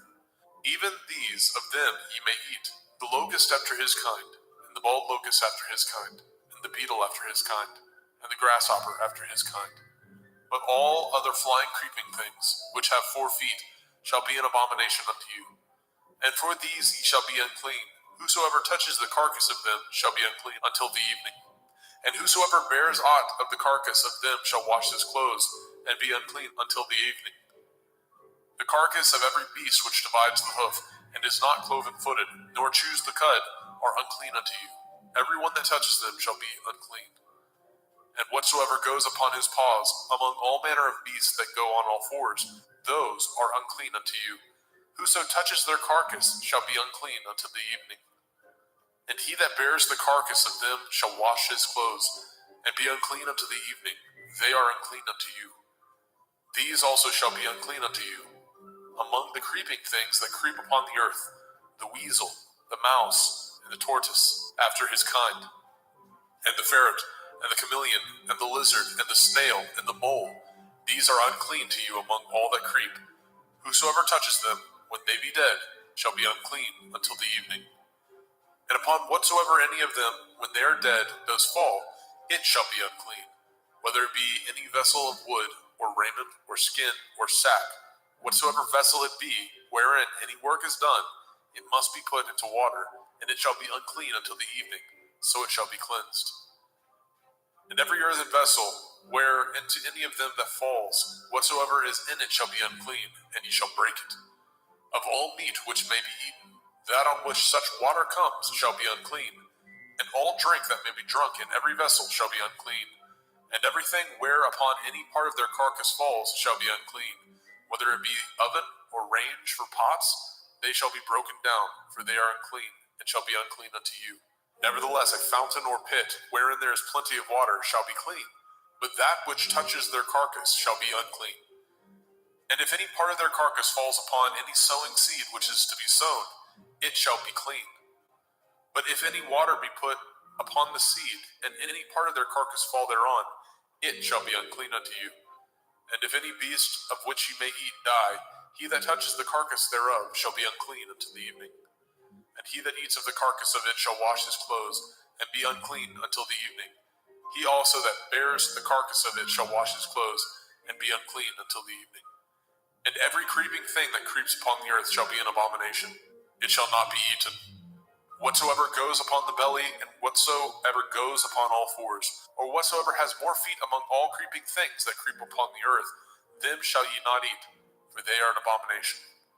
Ye shall not make yourselves abominable with any creeping thing that creeps, neither shall ye make yourselves unclean with them, that ye should be defiled thereby. For I am Yahuwah Elohaikum. Ye shall therefore sanctify yourselves, and ye shall be holy, for I am holy.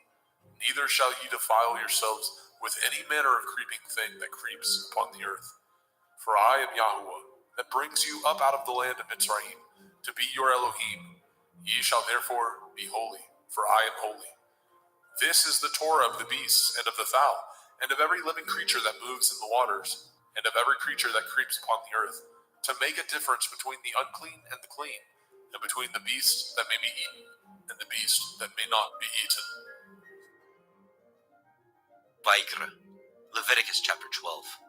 And Yahweh spoke unto Moshe, saying, Speak unto the children of Yasharel, saying, If a woman have conceived seed, and born a male child, then she shall be unclean 7 days.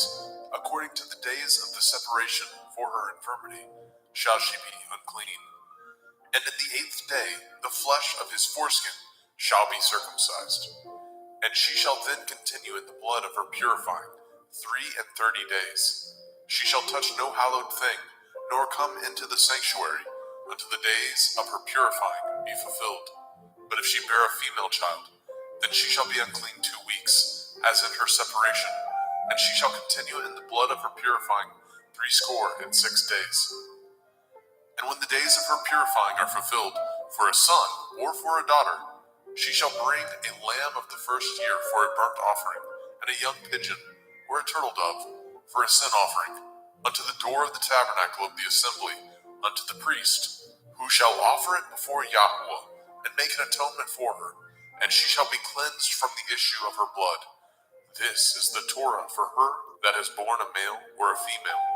And if she be not able to bring a lamb, then she shall bring 2 turtle doves or 2 young pigeons, the one for the burnt offering, and the other for a sin offering. And the priest shall make an atonement for her, and she shall be clean. Vaikra, Leviticus chapter 13. And Yahweh spoke unto El Moshe and El Aharon, saying, When a man shall have in the skin of his flesh a rising, a scab, or a bright spot, and it be in the skin of his flesh, like the plague of leprosy, then he shall be brought unto El Aharon the priest, or unto one of his sons the priests. And the priest shall look on the plague in the skin of the flesh, and when the hair in the plague is turned white, and the plague in sight be deeper than the skin of his flesh, it is a plague of leprosy, and the priest shall look on him and pronounce him unclean. If the bright spot be white in the skin of his flesh, and in sight be not deeper than the skin, and the hair thereof be not turned white, then the priest shall shut up him that has the plague 7 days. And the priest shall look on him the 7th day, and behold, if the plague in his sight be at a stay, and the plague spread not in the skin, then the priest shall shut him up 7 days more. And the priest shall look on him again the 7th day, and behold, if the plague be somewhat dark, and the plague spread not in the skin, the priest shall pronounce him clean. It is but a scab, and he shall wash his clothes, and be clean. But if the scab spread much abroad in the skin, after that he has been seen of the priest for his cleansing, he shall be seen of the priest again. And if the priest see that, behold, the scab spreads in the skin, then the priest shall pronounce him unclean. It is a leprosy. When the plague of leprosy is in a man, then he shall be brought unto the priest. And the priest shall see him, and behold, if the rising be white in the skin, and it have turned the hair white, and there be quick raw flesh in the rising, it is an old leprosy in the skin of his flesh, and the priest shall pronounce him unclean, and shall not shut him up, for he is unclean. And if a leprosy break out abroad in the skin, and the leprosy cover all the skin of him that has the plague from his head even to his foot, wheresoever the priest looks, then the priest shall consider, and behold, if the leprosy have covered all his flesh, he shall pronounce him clean that has the plague. It is all turned white, he is clean. But when raw flesh appears in him, he shall be unclean. And the priest shall see the raw flesh and pronounce him to be unclean. For the raw flesh is unclean, it is a leprosy. Or if the raw flesh turn again, and be changed unto white, he shall come unto the priest. And the priest shall see him, and behold, if the plague be turned unto white, then the priest shall pronounce him clean that has the plague, he is clean. The flesh also, in which even in the skin thereof was a boil, and is healed. And in the place of the boil, where there be a white rising, or a bright spot, white, and somewhat reddish, and it be showed to the priest. And if, when the priest sees it, behold, it be in sight lower than the skin, and the hair thereof be turned white, the priest shall pronounce him unclean. It is a plague of leprosy, broken out of the boil. But if the priest look on it, and behold, there be no white hairs therein, and if it be not lower than the skin, but be somewhat dark, then the priest shall shut him up 7 days. And if it spread much abroad in the skin, then the priest shall pronounce him unclean. It is a plague. But if the bright spot stay in his place and spread not, it is a burning boil, and the priest shall pronounce him clean. Or if there be any flesh in the skin whereof there is a hot burning, and the quick flesh that burns have a white bright spot, somewhat reddish or white, then the priest shall look upon it, and behold, if the hair in the bright spot be turned white, and it be in sight deeper than the skin, it is a leprosy broken out of the burning, wherefore the priest shall pronounce him unclean. It is the plague of leprosy. But if the priest look on it, and behold, there be no white hair in the bright spot, and it be no lower than the other skin, but be somewhat dark, then the priest shall shut him up 7 days. And the priest shall look upon him the 7th day, and if it be spread much abroad in the skin, then the priest shall pronounce him unclean. It is the plague of leprosy. And if the bright spot stay in his place, and spread not in the skin, but it be somewhat dark, it is a rising of the burning, and the priest shall pronounce him clean, for it is an inflammation of the burning. If a man or woman have a plague upon the head or the beard, then the priest shall see the plague, and behold, if it be in sight deeper than the skin, and there be in it a yellow thin hair, then the priest shall pronounce him unclean. It is a dry skull, even a leprosy upon the head or beard.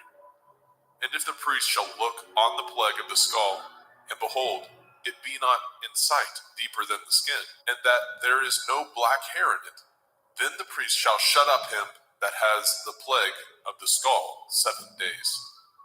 And in the 7th day the priest shall look on the plague, and behold, if the skull spread not, and there be in it no yellow hair, and the skull be not in sight deeper than the skin, he shall be shaven, and the skull shall he not shave, and the priest shall shut him up that has the skull 7 days more.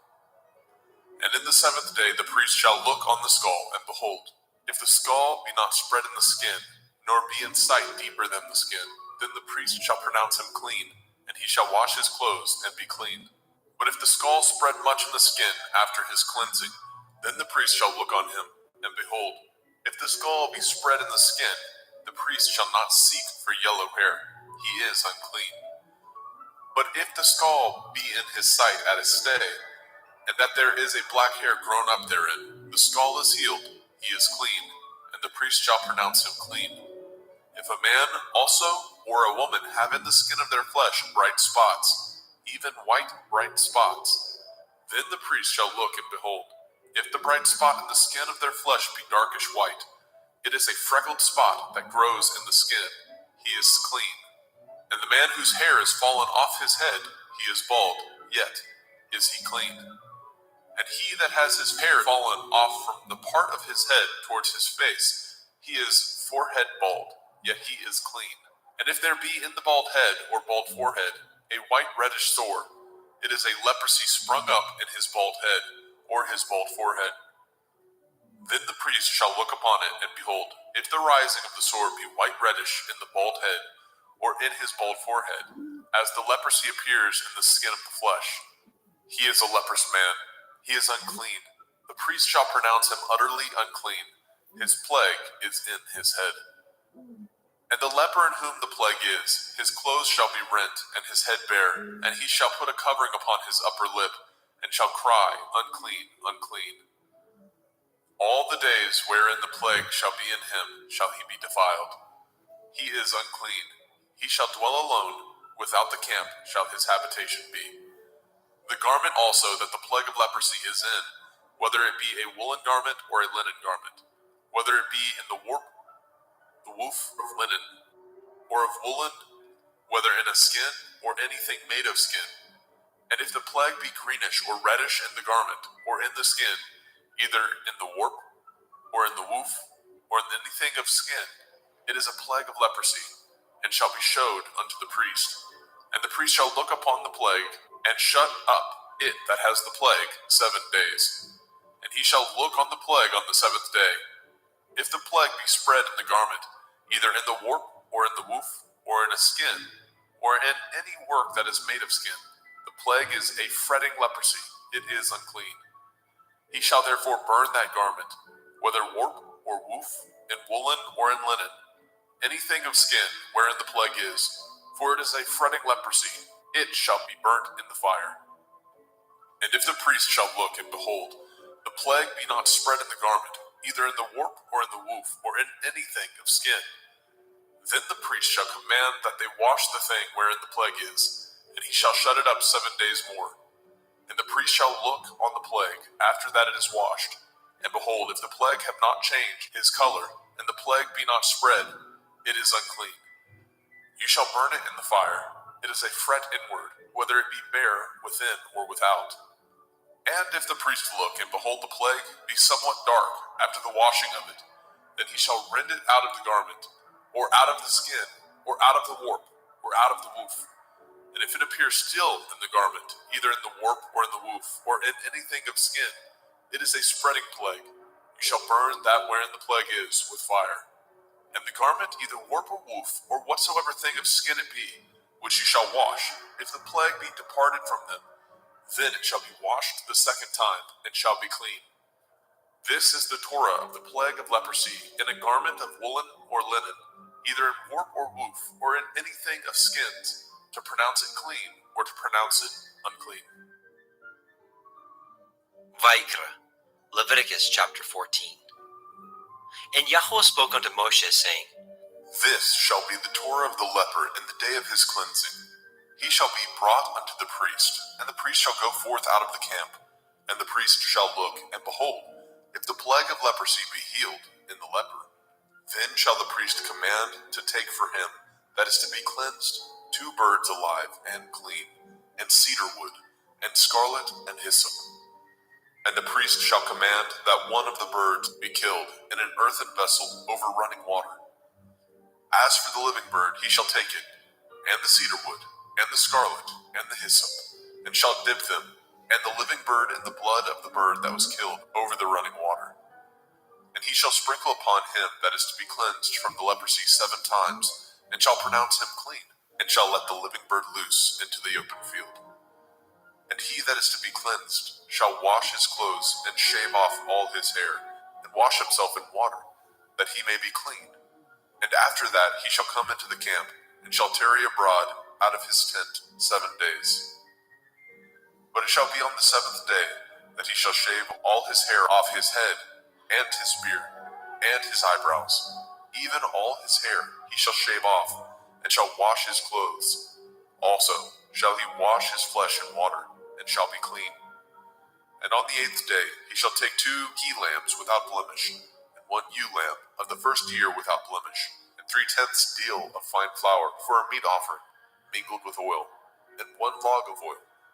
And the priest that makes him clean shall present the man that is to be made clean, and those things before Yahweh at the door of the tabernacle of the assembly.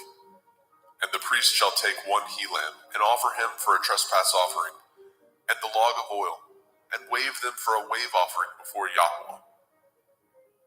And he shall slay the lamb in the place where he shall kill the sin offering and the burnt offering in the holy place. For as the sin offering is the priest's, so is the trespass offering. It is most holy. And the priest shall take some of the blood of the trespass offering, and the priest shall put it upon the tip of the right ear of him that is to be cleansed, and upon the thumb of his right hand, and upon the great toe of his right foot. And the priest shall take some of the log of oil, and pour it into the palm of his own left hand.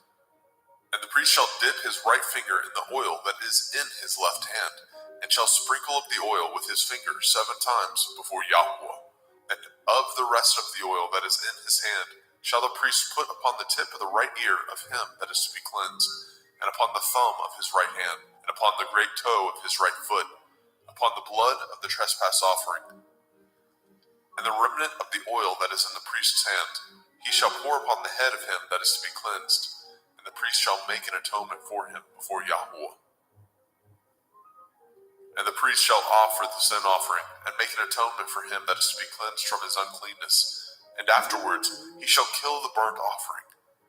And the priest shall offer the burnt offering and the meat offering upon the altar, and the priest shall make an atonement for him, and he shall be clean. And if he be poor, and cannot get so much, then he shall take 1 lamb for a trespass offering to be waved, to make an atonement for him, and 1/10 deal of fine flour mingled with oil for a meat offering, and a log of oil, and 2 turtle doves, or 2 young pigeons, such as he is able to get, and the one shall be a sin offering, and the other a burnt offering. And he shall bring them on the 8th day for his cleansing unto the priest, unto the door of the tabernacle of the assembly before Yahweh. And the priest shall take the lamb of the trespass offering, and the log of oil, and the priest shall wave them for a wave offering before Yahweh. And he shall kill the lamb of the trespass offering, and the priest shall take some of the blood of the trespass offering, and put it upon the tip of the right ear of him that is to be cleansed, and upon the thumb of his right hand, and upon the great toe of his right foot. And the priest shall pour of the oil into the palm of his own left hand. And the priest shall sprinkle with his right finger some of the oil that is in his left hand 7 times before Yahweh. And the priest shall put of that oil that is in his hand upon the tip of the right ear of him that is to be cleansed, and upon the thumb of his right hand, and upon the great toe of his right foot, upon the place of the blood of the trespass offering.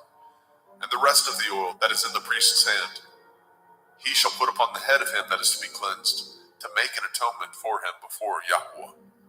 And he shall offer the one of the turtle doves, or of the young pigeons, such as he can get, even such as he is able to get, the one for a sin offering, and the other for a burnt offering, with the meat offering. And the priest shall make an atonement for him that is to be cleansed before Yahweh. This is the Torah of him, in whom is the plague of leprosy, whose hand is not able to get that which pertains to his cleansing. And Yahweh spoke unto El Moshe and unto El Aharon, saying, When ye are come into the land of Canaan, which I give to you for a possession, and I put the plague of leprosy in a house of the land of your possession, and he that owns the house shall come and tell the priest, saying, It seems to me there is, as it were, a plague in the house. Then the priest shall command that they empty the house before the priest go into it, to see the plague, that all that is in the house be not made unclean. And afterward the priest shall go in to see the house. And he shall look on the plague, and behold, if the plague be in the walls of the house, with hollow strakes, greenish or reddish, which in sight are lower than the wall, then the priest shall go out of the house to the door of the house, and shut up the house 7 days. And the priest shall come again the 7th day, and shall look, and behold, if the plague be spread in the walls of the house, then the priest shall command that they take away the stones in which the plague is, and they shall cast them into an unclean place without the city. And he shall cause the house to be scraped within round about, and they shall pour out the dust that they scrape off without the city into an unclean place. And they shall take other stones, and put them in the place of those stones. And he shall take other mortar, and shall plaster the house. And if the plague come again, and break out in the house, after that he has taken away the stones, and after he has scraped the house, and after it is plastered, then the priest shall come and look, and behold, if the plague be spread in the house, it is a fretting leprosy in the house, it is unclean.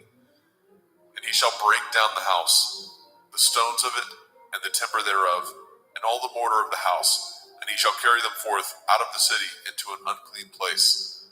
Moreover, he that goes into the house all the while that it is shut up shall be unclean until the evening. And he that lies in the house shall wash his clothes, and he that eats in the house shall wash his clothes. And if the priest shall come in and look upon it, and behold, the plague has not spread in the house, after the house was plastered, then the priest shall pronounce the house clean, because the plague is healed.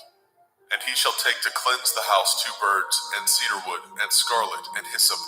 And he shall kill the one of the birds in an earthen vessel over running water. And he shall take the cedar wood, and the hyssop, and the scarlet, and the living bird, and dip them in the blood of the slain bird, and in the running water, and sprinkle the house 7 times.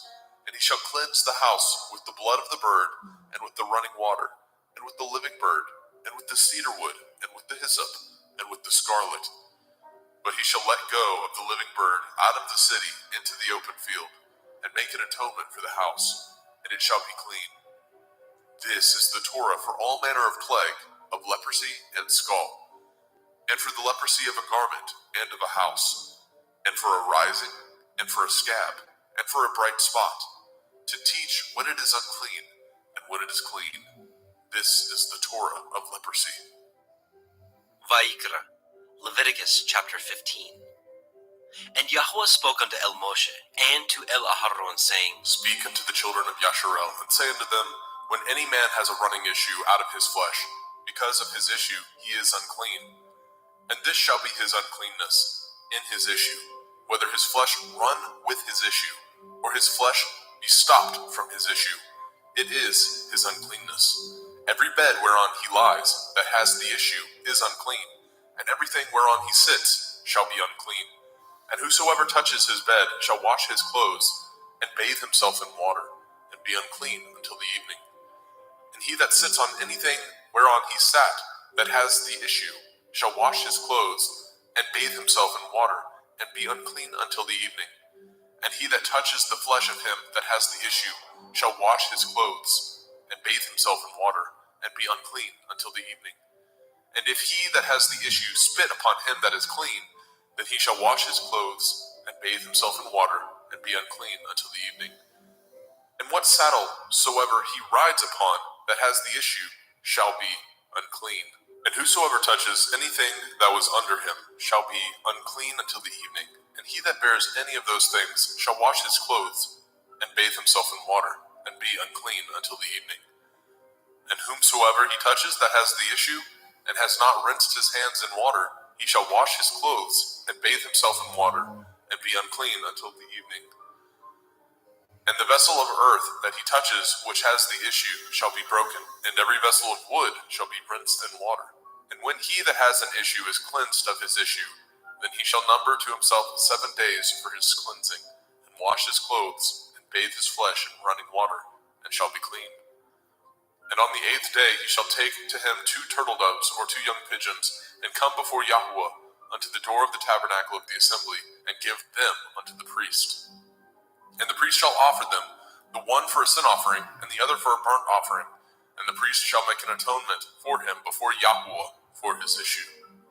And if any man's seed of copulation go out from him, then he shall wash all his flesh in water, and be unclean until the evening. And every garment and every skin whereon is the seed of copulation shall be washed with water, and be unclean until the evening. The woman also with whom the man shall lie with seed of copulation, they shall both bathe themselves in water, and be unclean until the evening. And if a woman have an issue, and her issue in her flesh be blood, she shall be put apart 7 days, and whosoever touches her shall be unclean until the evening. And everything that she lies upon in her separation shall be unclean. Everything also that she sits upon shall be unclean. And whosoever touches her bed shall wash his clothes, and bathe himself in water, and be unclean until the evening. And whosoever touches anything that she sat upon shall wash his clothes, and bathe himself in water, and be unclean until the evening. And if it be on her bed, or on anything whereon she sits, when he touches it, he shall be unclean until the evening. And if any man lie with her at all, and her flower be upon him, he shall be unclean 7 days, and all the bed whereon he lies shall be unclean. And if a woman have an issue of her blood many days out of the time of her separation, or if it run beyond the time of her separation, all the days of the issue of her uncleanness shall be as the days of her separation. She shall be unclean. Every bed whereon she lies, all the days of her issue shall be unto her as the bed of her separation, and whatsoever she sits upon shall be unclean, as the uncleanness of her separation. And whosoever touches those things shall be unclean, and shall wash his clothes, and bathe himself in water, and be unclean until the evening. But if she be cleansed of her issue, then she shall number to herself 7 days, and after that she shall be clean. And on the 8th day she shall take unto her 2 turtle doves, or 2 young pigeons, and bring them unto the priest to the door of the tabernacle of the assembly. And the priest shall offer the one for a sin offering, and the other for a burnt offering. And the priest shall make an atonement for her before Yahweh for the issue of her uncleanness. Thus shall ye separate the children of Yasharel from their uncleanness, that they die not in their uncleanness, when they defile my tabernacle that is among them. This is the Torah of him that has an issue, and of him whose seed goes from him, and is defiled therewith, and of her that is sick of her flowers, and of him that has an issue, of the man and of the woman, and of him that lies with her that is unclean. Vayikra, Leviticus chapter 16. And Yahweh spoke unto Moshe after the death of the two sons of Aharon, when they offered before Yahweh and died. And Yahweh said unto El Moshe, Speak unto El Aharon your brother, that he come not at all times into the holy place within the veil before the mercy seat, which is upon the ark, that he die not. For I will appear in the cloud upon the mercy seat. Thus shall Aharon come into the holy place, with a young bullock for a sin offering, and a ram for a burnt offering. He shall put on the holy linen coat, and he shall have the linen breeches upon his flesh, and shall be girded with a linen belt, and with the linen turban shall he be attired. These are holy garments. Therefore shall he wash his flesh in water, and so put them on. And he shall take of the assembly of the children of Yasharel 2 kids of the goats for a sin offering, and 1 ram for a burnt offering. And Aharon shall offer his bullock of the sin offering, which is for himself, and make an atonement for himself and for his house. And he shall take the 2 goats, and present them before Yahweh at the door of the tabernacle of the assembly. And Aharon shall cast lots upon the 2 goats, 1 lot for Yahuwah, and the other lot for Azazel. And Aharon shall bring the goat upon which Yahuwah's lot fell, and offer him for a sin offering. But the goat on which the lot fell to be for Azazel shall be presented alive before Yahuwah, to make an atonement with him, and to let him go for Azazel into the wilderness. And Aharon shall bring the bullock of the sin offering, which is for himself, and shall make an atonement for himself and for his house, and shall kill the bullock of the sin offering, which is for himself. And he shall take a censer full of burning coals of fire from off the altar before Yahuwah, and his hands full of sweet incense beaten small, and bring it within the veil. And he shall put the incense upon the fire before Yahuwah, that the cloud of the incense may cover the mercy seat that is upon the testimony, that he die not. And he shall take of the blood of the bullock, and sprinkle it with his finger upon the mercy seat eastward. And before the mercy seat shall he sprinkle of the blood with his finger 7 times. Then shall he kill the goat of the sin offering that is for the people, and bring his blood within the veil, and do with that blood as he did with the blood of the bullock, and sprinkle it upon the mercy seat, and before the mercy seat. And he shall make an atonement for the holy place, because of the uncleanness of the children of Yasharel, and because of their transgressions, in all their sins. And so shall he do for the tabernacle of the assembly, that remains among them in the midst of their uncleanness. And there shall be no man in the tabernacle of the assembly, when he goes to make an atonement in the holy place, until he comes out, and have made an atonement for himself, and for his household, and for all the assembly of Yasharel. And he shall go out unto the altar that is before Yahuwah, and make an atonement for it, and shall take of the blood of the bullock, and of the blood of the goat, and put it upon the horns of the altar round about.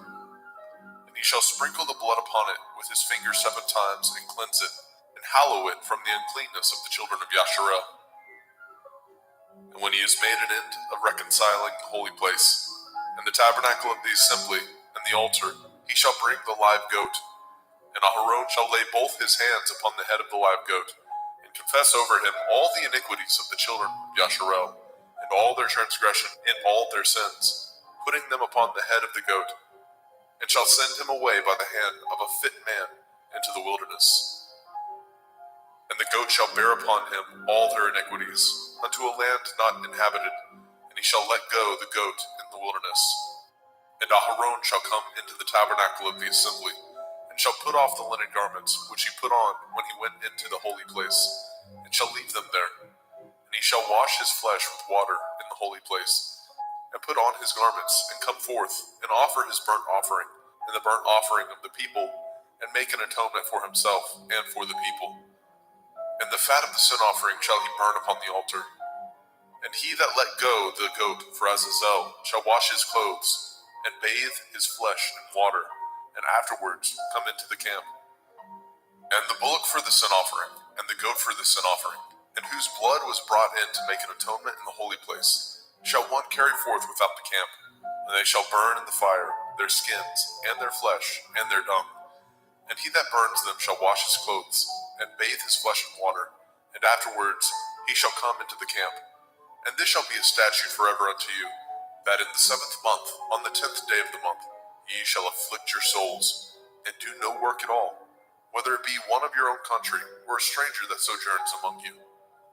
For on that day shall the priest make an atonement for you, to cleanse you, that ye may be clean from all your sins before Yahweh. It shall be a Sabbath of rest unto you.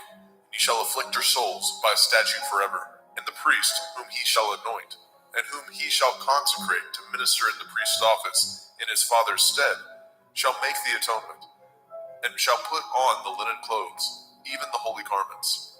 And he shall make an atonement for the holy sanctuary, and he shall make an atonement for the tabernacle of the assembly, and for the altar, and he shall make an atonement for the priests, and for all the people of the assembly.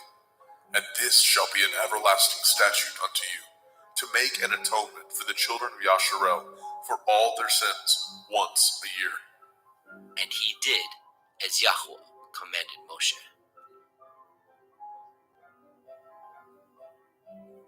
Vaikra, Leviticus chapter 17. And Yahweh spoke unto Moshe, saying, Speak unto El-Aharon and unto his sons, and unto all the children of Yasharel, and say unto them, This is the thing which Yahweh has commanded, saying, What man soever there be of the house of Yasharel, that kills an ox, or lamb, or goat, in the camp, or that kills it out of the camp, and brings it not unto the door of the tabernacle of the assembly, to offer an offering unto Yahweh before the tabernacle of Yahweh, blood shall be imputed unto that man. He has shed blood, and that man shall be cut off from among his people, to the end that the children of Yasharel may bring their sacrifices, which they offer in the open field, even that they may bring them unto Yahweh, unto the door of the tabernacle of the assembly, unto the priest, and offer them for peace offerings unto Yahweh. And priests shall sprinkle the blood upon the altar of Yahweh at the door of the tabernacle of the assembly, and burn the fat for a sweet savor unto Yahweh. And they shall no more offer their sacrifices unto devils, after whom they have gone a whoring. This shall be a statute forever unto them throughout their generations. And you shall say unto them, Whatsoever man there be of the house of Yasharel, or of the strangers, which sojourn among you, that offers a burnt offering or sacrifice, and brings it not unto the door of the tabernacle of the assembly, to offer it unto Yahweh, even that man shall be cut off from among his people. And whatsoever man there be of the house of Yasharel, or of the strangers that sojourn among you, that eats any manner of blood, I will even set my face against that soul that eats the blood, and will cut him off from among his people. For the soul of the flesh is in the blood.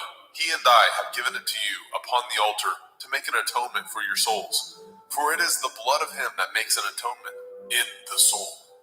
Therefore I said unto the children of Yasharel, No soul of you shall eat blood, neither shall any stranger that sojourns among you eat blood. And whatsoever man there be of the children of Yasharel, or of the strangers that sojourn among you, which hunts and catches a beast or fowl that may be eaten, he shall even pour out the blood thereof, and cover it with dust. For it is the life of all flesh, the blood of it is for the life thereof. Therefore I said unto the children of Yasharel, Ye shall eat the blood of no manner of flesh, for the life of all flesh is the blood thereof. Whosoever eats it shall be cut off. And every soul that eats that which died of itself, or that which was torn with beasts, whether it be one of your own country or a stranger, he shall both wash his clothes and bathe himself in water, and be unclean until the evening. Then shall he be clean. But if he wash them not, nor bathe his flesh, then he shall bear his iniquity.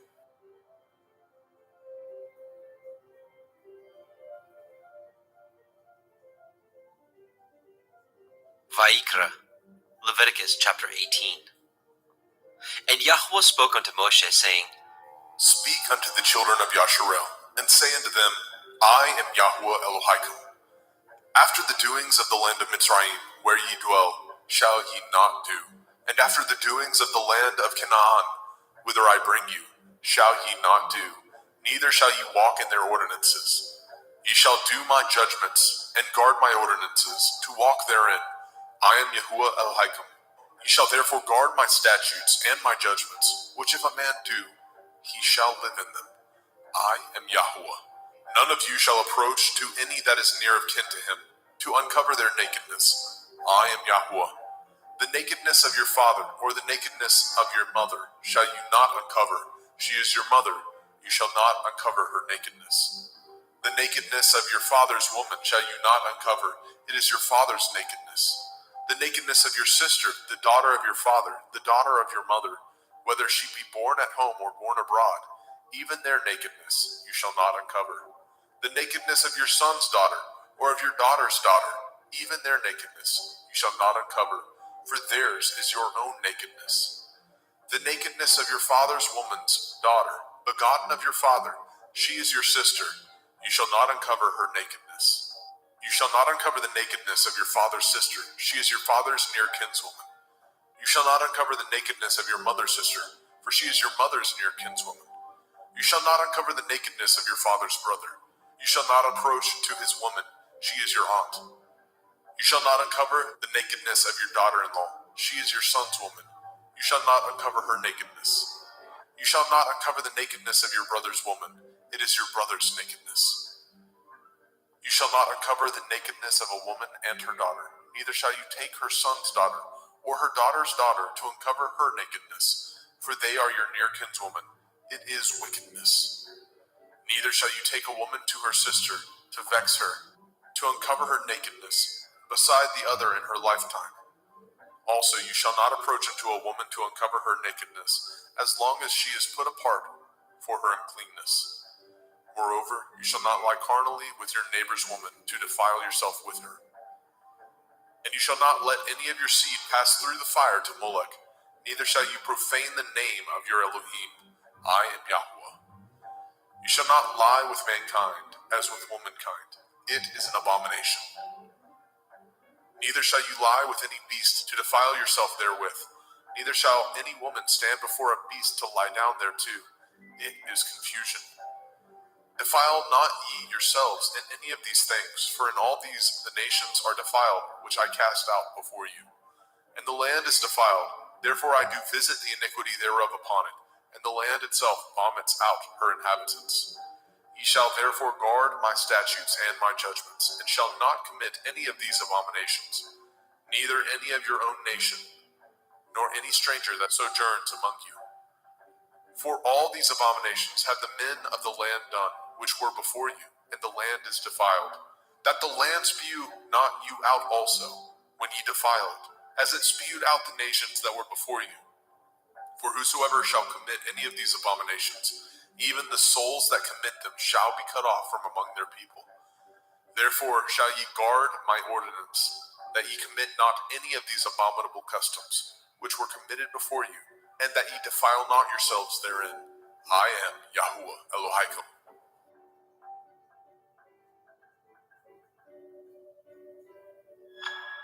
Vaikra, Leviticus chapter 19. And Yahuwah spoke unto Moshe, saying, Speak unto all the assembly of the children of Yasharel, and say unto them, Ye shall be holy, for I, Yahuwah Elohaikum, am holy. Ye shall fear every man his mother and his father, and guard my Shabbathot. I am Yahuwah Elohaikum. Turn ye not unto idols, nor make to yourselves molten Elohim. I am Yahuwah Elohaikum. And if ye offer a sacrifice of peace offerings unto Yahuwah, ye shall offer it at your own will. It shall be eaten the same day ye offer it, and on the morrow. And if aught remain unto the third day, it shall be burnt in the fire. And if it be eaten at all on the third day, it is abominable. It shall not be accepted. Therefore everyone that eats it shall bear his iniquity, because he has profaned the hallowed thing of Yahuwah, and that soul shall be cut off from among his people. And when ye reap the harvest of your land, ye shall not wholly reap the corners of your field, neither shall you gather the gleanings of your harvest. And you shall not glean your vineyard, neither shall you gather every grape of your vineyard. You shall leave them for the poor and stranger. I am Yahuwah Elohaikum. Ye shall not steal, neither deal falsely, neither lie one to another. And ye shall not swear by my name falsely, neither shall you profane the name of your Elohim. I am Yahuwah. You shall not defraud your neighbor, neither rob him. The wages of him that is hired shall not abide with you all night until the morning. You shall not curse the deaf, nor put a stumbling block before the blind, but shall fear your Elohim. I am Yahuwah. Ye shall do no unrighteousness in judgment. You shall not respect the person of the poor, nor honor the person of the mighty, but in righteousness shall you judge your neighbor. You shall not go up and down as a talebearer among your people, neither shall you stand against the blood of your neighbor. I am Yahuwah. You shall not hate your brother in your heart. You shall in any wise rebuke your neighbor, and not suffer sin upon him. You shall not avenge, nor bear any grudge against the children of your people, but you shall love your neighbor as yourself. I am Yahuwah. Ye shall guard my statutes. You shall not let your cattle gender with a diverse kind. You shall not sow your field with mingled seed. Neither shall a garment mingled of linen and woolen come upon you. And whosoever lies carnally with a woman that is a bondmaid, betrothed to a man, and not at all redeemed, nor freedom given her, she shall be scourged. They shall not be put to death, because she was not free. And he shall bring his trespass offering unto Yahuwah, unto the door of the tabernacle of the assembly, even a ram for a trespass offering. And the priest shall make an atonement for him with the ram of the trespass offering before Yahuwah, for his sin which he has done, and the sin which he has done shall be forgiven him. And when ye come into the land, and shall have planted all manner of trees for food, then ye shall count the fruit thereof as uncircumcised. 3 years shall it be as uncircumcised unto you. It shall not be eaten of. But in the 4th year all the fruit thereof shall be holy to praise Yahuwah withal. And in the 5th year shall ye eat of the fruit thereof, that it may yield unto you the increase thereof. I am Yahuwah Elohim. Ye shall not eat anything with the blood, neither shall ye use enchantment, nor practice sorcery. You shall not round the corners of your heads, neither shall you mar the corners of your beard. You shall not make any cuttings in your flesh for the dead, nor print any marks upon you. I am Yahuwah. Do not prostitute your daughter, to cause her to be a whore, lest the land fall to whoredom, and the land become full of wickedness. Ye shall guard my Shabbathot, and reverence my sanctuary. I am Yahuwah. Regard not them that have familiar spirits, neither seek after wizards to be defiled by them. I am Yahuwah Elohim. You shall rise up before the gray head, and honor the face of the old man, and fear your Elohim. I am Yahuwah. And if a stranger sojourn with you in your land, ye shall not vex him. But the stranger that dwells with you shall be unto you as one born among you, and you shall love him as yourself. For ye were strangers in the land of Mitzrayim. I am Yahuwah Elohim. Ye shall do no unrighteousness in judgment, in meat yard, in weight, or in measure. Just balances, just weights, a just ephah, and a just hin shall ye have. I am Yahuwah Elohim, which brought you out of the land of Mitzrayim. Therefore shall ye guard all my statutes, and all my judgments, and do them. I am Yahuwah.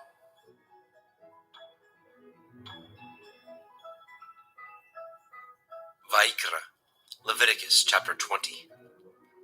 And Yahuwah spoke unto Moshe, saying, Again you shall say to the children of Yasharel, whosoever he be of the children of Yasharel, or of the strangers that sojourn in Yasharel, that gives any of his seed unto Molech, he shall surely be put to death. The people of the land shall stone him with stones. And I will set my face against that man, and I will cut him off from among his people, because he has given of his seed unto Molech, to defile my sanctuary, and to profane my holy name. And if the people of the land do any ways hide their eyes from the man, when he gives of his seed unto Molech, and kill him not, then I will set my face against that man, and against his family, and will cut him off, and all that go a-whoring after him, to commit whoredom with Molech, from among their people. And the soul that turns after such as have familiar spirits, and after wizards, to go a-whoring after them, I will even set my face against that soul, and will cut him off from among his people. Sanctify yourselves, therefore, and be ye holy, for I am Yahuwah Elohim, and ye shall guard my statutes, and do them. I am Yahuwah Mekudishkim.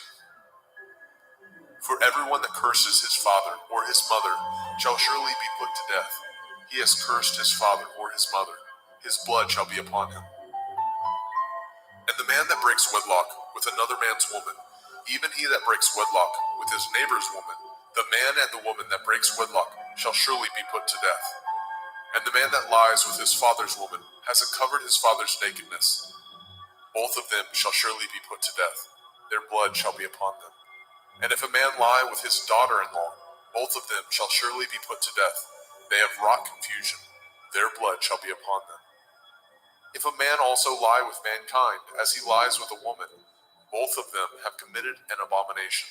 They shall surely be put to death. Their blood shall be upon them. And if a man take a woman and her mother, it is wickedness. They shall be burnt with fire, both he and they, that there be no wickedness among you.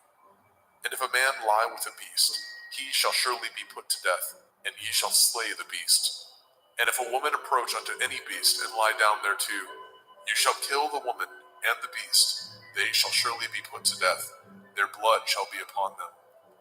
And if a man shall take his sister, his father's daughter, or his mother's daughter, and see her nakedness, and she see his nakedness, it is a wicked thing, and they shall be cut off in the sight of their people.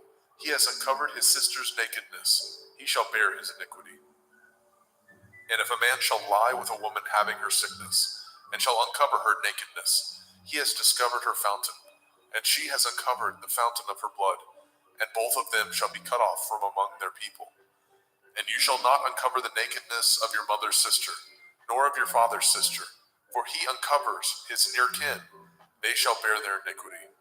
And if a man shall lie with his uncle's woman, he has uncovered his uncle's nakedness. They shall bear their sin.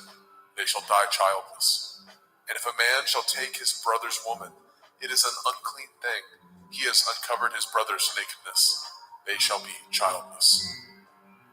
Ye shall therefore guard all my statutes and all my judgments, and do them, that the land whither I bring you to dwell therein spew you not out. And ye shall not walk in the manner of the nation which I cast out before you. For they committed all these things, and therefore I abhorred them. But I have said unto you, ye shall inherit their land, and I will give unto you to possess it, a land that flows with milk and honey. I am Yahweh Elohim, which have separated you from other people. Ye shall therefore put difference between clean beasts and unclean, and between unclean fowls and clean. And ye shall not make your souls abominable by beast, or by fowl, or by any manner of living thing that creeps on the ground, which I have separated from you as unclean. And ye shall be holy unto me, for I, Yahweh, am holy, and have severed you from other people, that ye should be mine. A man also, or a woman that has a familiar spirit, or that is a wizard, shall surely be put to death. They shall stone them with stones. Their blood shall be upon them. Vaikra, Leviticus chapter 21.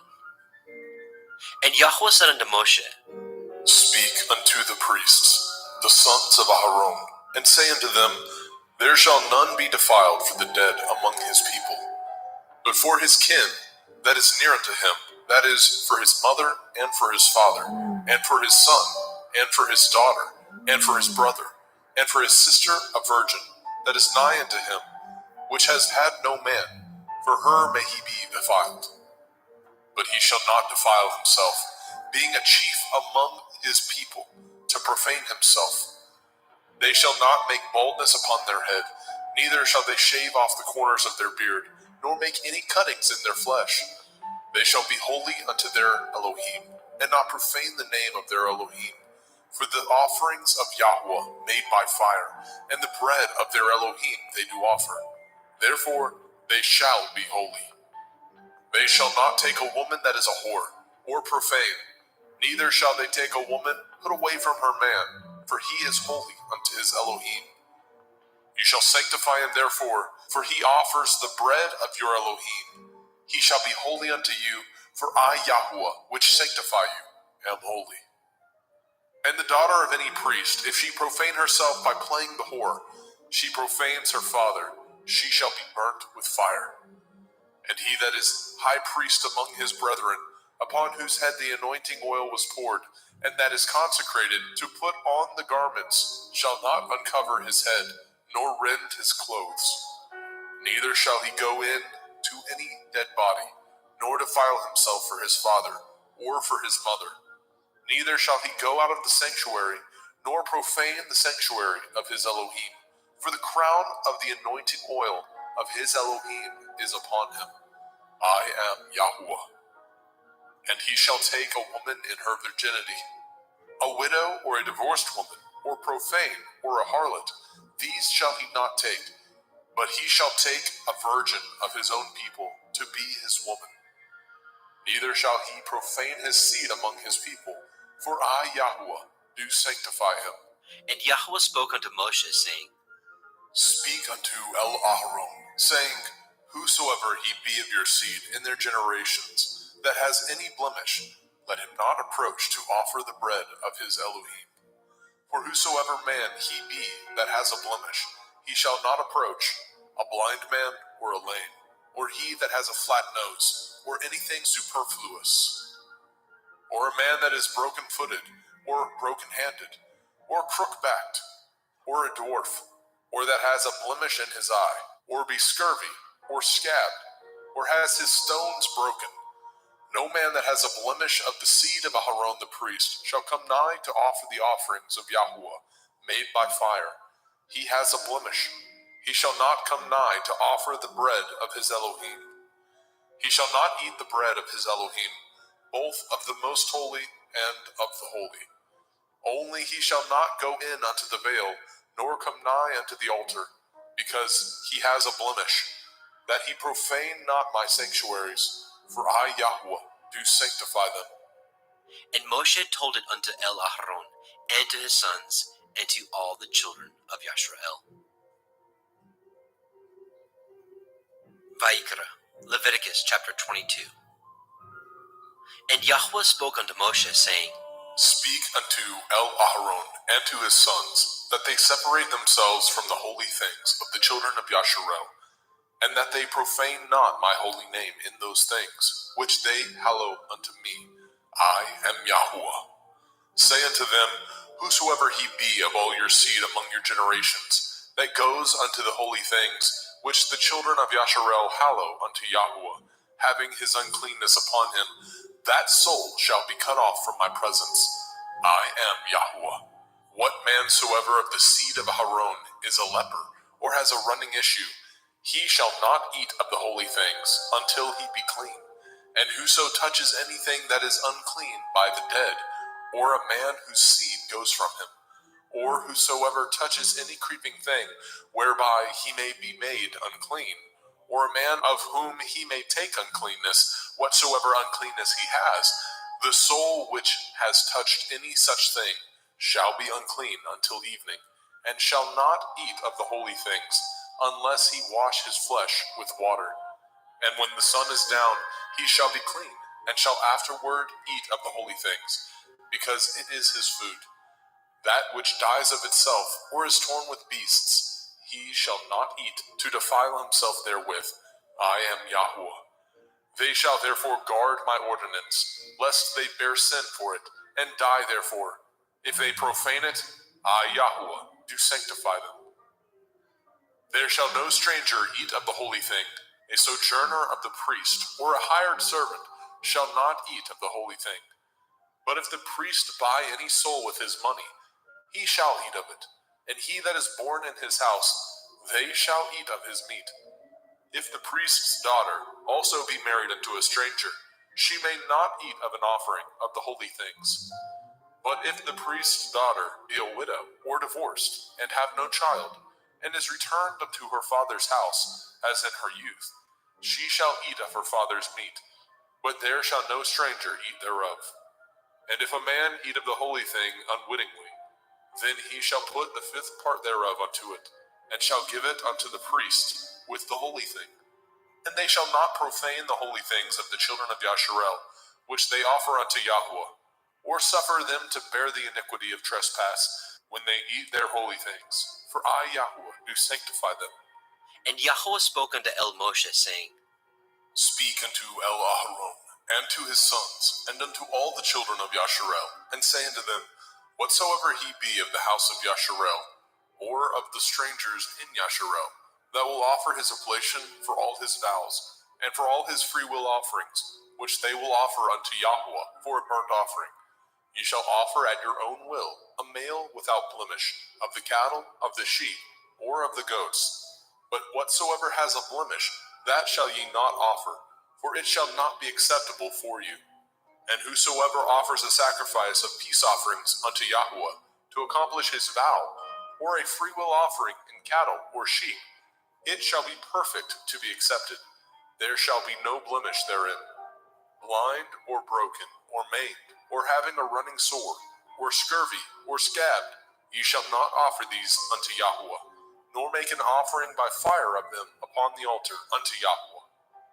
Either a bullock or a lamb that has anything superfluous or lacking in his parts, that may you offer for a freewill offering, but for a vow it shall not be accepted. Ye shall not offer unto Yahweh that which is bruised, or crushed, or broken, or cut, neither shall ye make any offerings thereof in your land. Neither from a stranger's hand shall ye offer the bread of your Elohim, of any of these, because their corruption is in them, and blemishes be in them. They shall not be accepted for you. And Yahweh spoke unto Moshe, saying, When a bullock or a sheep or a goat is brought forth, then it shall be 7 days under the dam, and from the 8th day and thenceforth it shall be accepted for an offering made by fire unto Yahweh. And whether it be cow or ewe, ye shall not kill it, and her young, both in 1 day. And when ye offer a sacrifice of thanksgiving unto Yahweh, offer it at your own will. On the same day it shall be eaten up. Ye shall leave none of it until the morrow. I am Yahweh. Therefore shall ye guard my commandments, and do them. I am Yahweh. Neither shall ye profane my holy name, but I will be hallowed among the children of Yasharel. I am Yahweh, which hallow you, that brought you out of the land of Mizraim, to be your Elohim. I am Yahweh.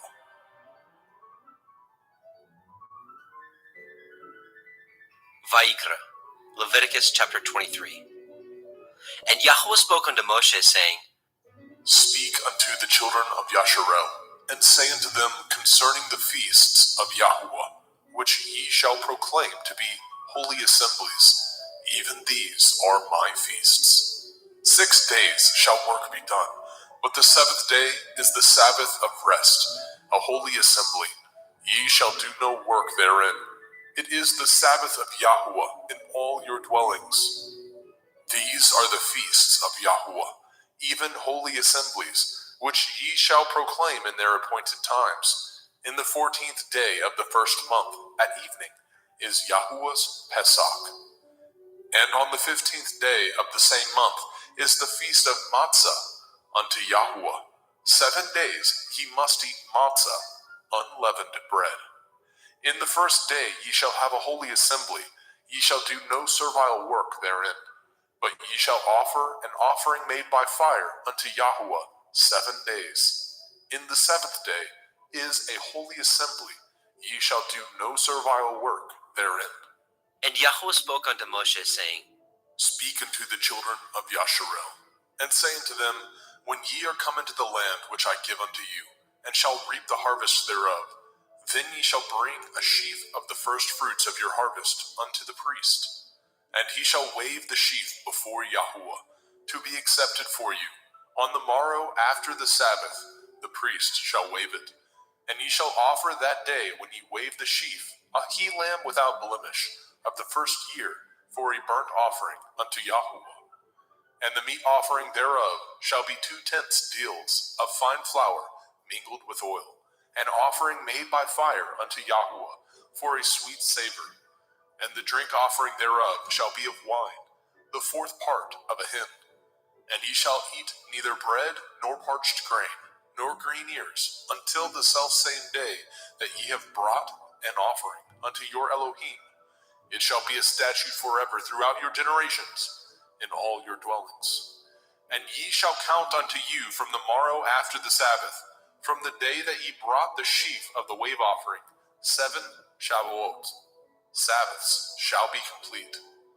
Even unto the morrow after the 7th Sabbath shall ye number 50 days, and ye shall offer a new meat offering unto Yahweh. Ye shall bring out of your habitations 2 wave loaves of 2 tenths deals. They shall be of fine flour. They shall be baken with leaven. They are the first fruits unto Yahweh. And ye shall offer with the bread 7 lambs, without blemish of the first year, and 1 bullock, and 2 rams. They shall be for a burnt offering unto Yahweh, with their meat offering, and their drink offerings, even an offering made by fire of sweet savor unto Yahweh. Then ye shall sacrifice 1 kid of the goats for a sin offering, and 2 lambs of the first year for a sacrifice of peace offerings. And the priest shall wave them with the bread of the first fruits for a wave offering before Yahweh. With the 2 lambs, they shall be holy to Yahweh for the priest. And ye shall proclaim on the selfsame day that it may be a holy assembly unto you. Ye shall do no servile work therein. It shall be a statute forever in your dwellings throughout your generations. And when ye reap the harvest of your land, you shall not make clean riddance of the corners of your field when you reap. Neither shall you gather any gleanings of your harvest. You shall leave them unto the poor, and to the stranger. I am Yahweh Elohim. And Yahweh spoke unto Moshe, saying, Speak unto the children of Yasharel, saying, In the 7th month, on the first day of the month, shall ye have a Sabbath, a memorial of blowing of shofarot, Yom Teruah, the feast of trumpets, the day of the awakening blast, a holy assembly. Ye shall do no servile work therein, but ye shall offer an offering made by fire unto Yahweh. And Yahweh spoke unto Moshe, saying, Also on the 10th day of this 7th month is Yom Kippurim, the day of atonement. It shall be a holy assembly unto you, and ye shall afflict your souls, and offer an offering made by fire unto Yahweh. And ye shall do no work in that same day, for it is Yom Kippurim, to make an atonement for you before Yahweh Elohim. For whatsoever soul it be that shall not be afflicted in that same day, he shall be cut off from among his people. And whatsoever soul it be that does any work in that same day, the same soul will I destroy from among his people. Ye shall do no manner of work. It shall be a statute forever throughout your generations, in all your dwellings. It shall be unto you a Sabbath of rest, and ye shall afflict your souls in the 9th day of the month at evening. From evening unto evening shall ye celebrate your Sabbath. And Yahweh spoke unto Moshe, saying, Speak unto the children of Yasharel, saying, The 15th day of this 7th month shall be the feast of Sukkot, tabernacles, for 7 days unto Yahweh. On the first day shall be a holy assembly. Ye shall do no servile work therein. 7 days ye shall offer an offering made by fire unto Yahweh. On the 8th day shall be a holy assembly unto you, and ye shall offer an offering made by fire unto Yahweh. It is a solemn assembly, and ye shall do no servile work therein.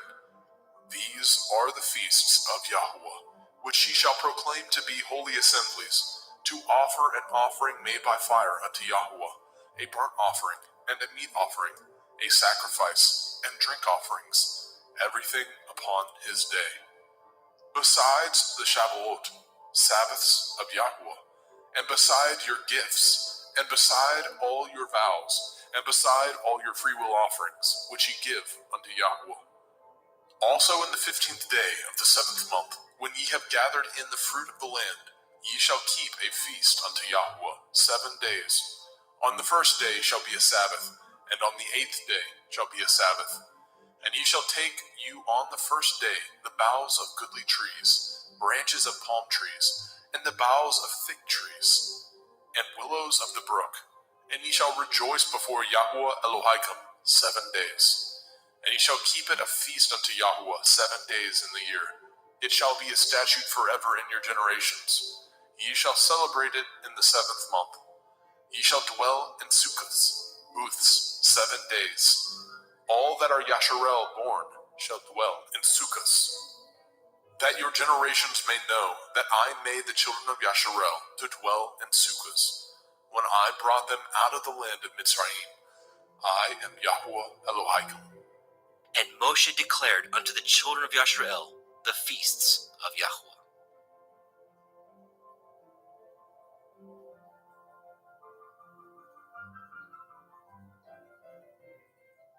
Vayikra, Leviticus chapter 24.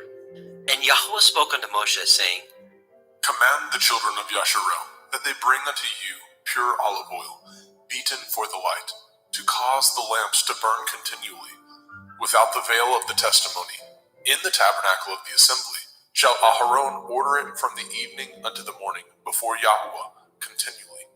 It shall be a statute forever in your generations. He shall order the lamps upon the pure menorah, 7-branched candlestick, before Yahweh continually.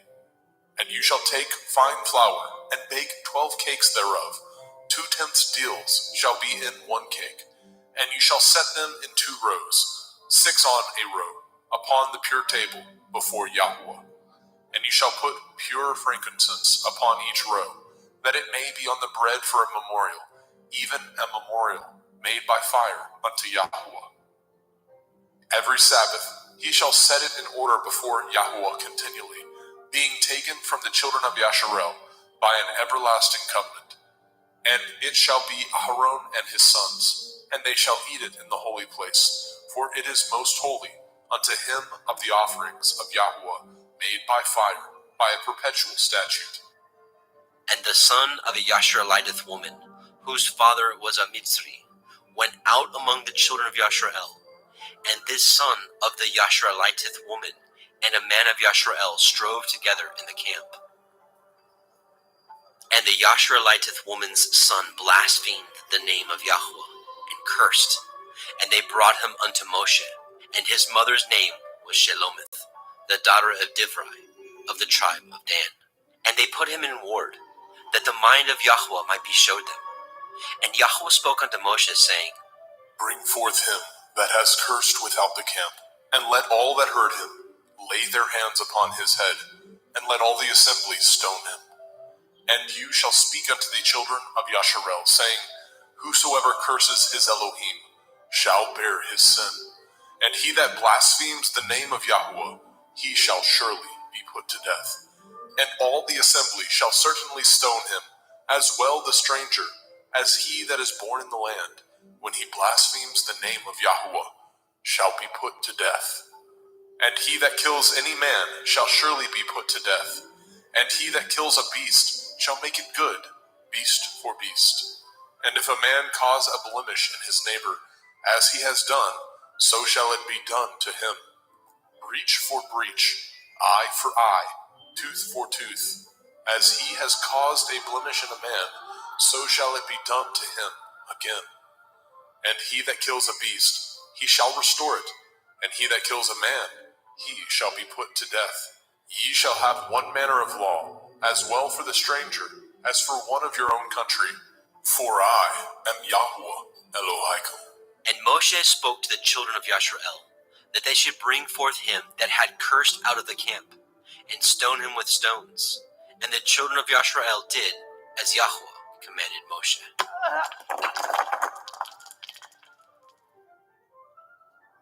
Vayikra, Leviticus chapter 25. And Yahweh spoke unto Moshe in Mount Sinai, saying, Speak unto the children of Yasharel, and say unto them, When ye come into the land which I give you, then shall the land keep a Sabbath unto Yahweh. 6 years you shall sow your field, and 6 years you shall prune your vineyard, and gather in the fruit thereof. But in the 7th year shall be a Sabbath of rest unto the land, a Sabbath for Yahuwah. You shall neither sow your field, nor prune your vineyard. That which grows of its own accord of your harvest you shall not reap, neither gather the grapes of your vine undressed, for it is a year of rest unto the land. And the Sabbath of the land shall be food for you and for your servant, and for your maid, and for your hired servant, and for your stranger that sojourns with you, and for your cattle, and for the beasts that are in your land, shall all the increase thereof be meat. And you shall number 7 Shabbathot, Sabbaths of years unto you, 7 times 7 years, and the space of the 7 Shabbathot of years shall be unto you 49 years. Then shall you cause the shofar of the Jubilee to sound on the 10th day of the 7th month, in Yom Kippurim. the Day of Atonement, shall ye make the shofar sound throughout all your land. And ye shall hallow the 50th year, and proclaim liberty throughout all the land unto all the inhabitants thereof. It shall be a jubilee unto you, and ye shall return every man unto his possession, and ye shall return every man unto his family. A jubilee shall that 50th year be unto you. Ye shall not sow, neither reap that which grows of itself in it, nor gather the grapes in it of your vine undressed. For it is the jubilee, it shall be holy unto you. Ye shall eat the increase thereof out of the field. In the year of this jubilee, ye shall return every man unto his possession. And if ye sell aught unto your neighbor, or buy aught of your neighbor's hand, ye shall not oppress one another. According to the number of years after the jubilee, you shall buy of your neighbor, and according unto the number of years of the fruits, he shall sell unto you.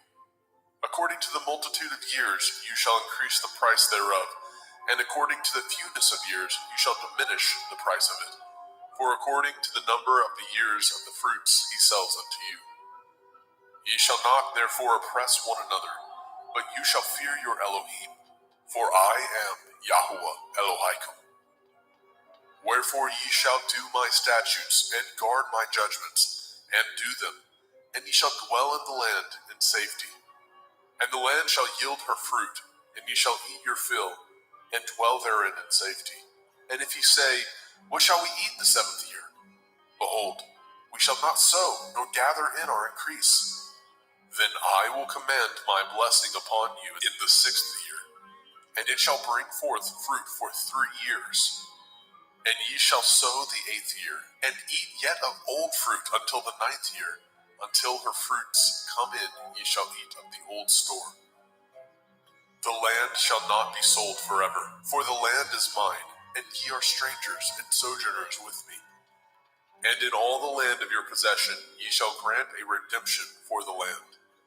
If your brother be waxen poor, and has sold away some of his possession, and if any of his kin come to redeem it, then shall he redeem that which his brother sold. And if the man have not to redeem it, and himself be able to redeem it, then let him count the years of the sale thereof, and restore the overplus unto the man whom he sold it, that he may return unto his possession. But if he be not able to restore it to him, then that which is sold shall remain in the hand of him that has bought it until the year of Jubilee. And in the Jubilee it shall go out, and he shall return unto his possession. And if a man sell a dwelling house in a walled city, then he may redeem it within a whole year after it is sold. Within a full year may he redeem it. And if it be not redeemed within the space of a full year, then the house that is in the walled city shall be established forever to him, that brought it throughout his generations. It shall not go out in the Jubilee. But the houses of the villages which have no wall round about them shall be counted as the fields of the country. They may be redeemed, and they shall go out in the Jubilee. Notwithstanding, the cities of the Leviim, of the houses of the cities of their possession, may the Leviim redeem at any time. And if a man purchases of the Leviim, then the house that was sold and the city of his possession shall go out in the year of Jubilee.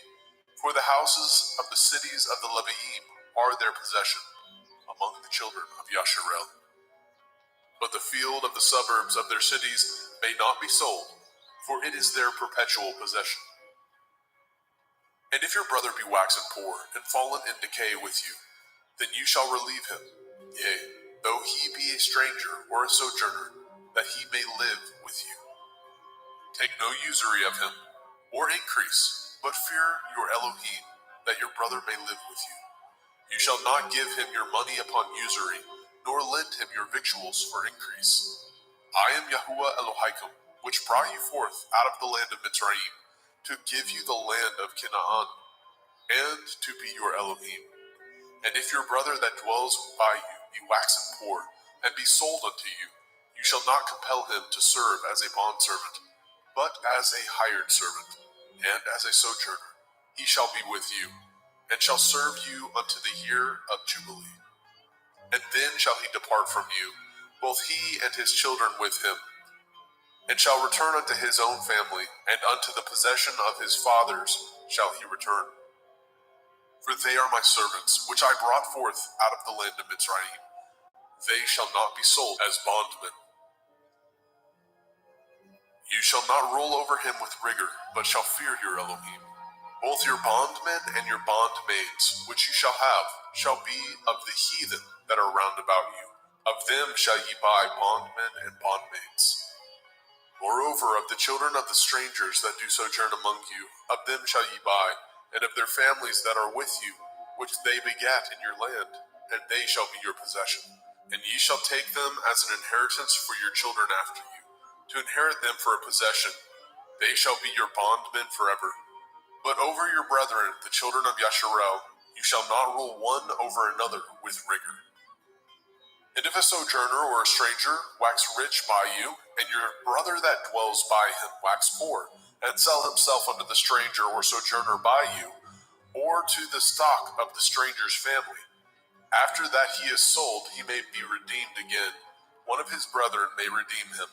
Either his uncle or his uncle's son may redeem him, or any that is nigh of kin unto him of his family may redeem him, or if he be able, he may redeem himself.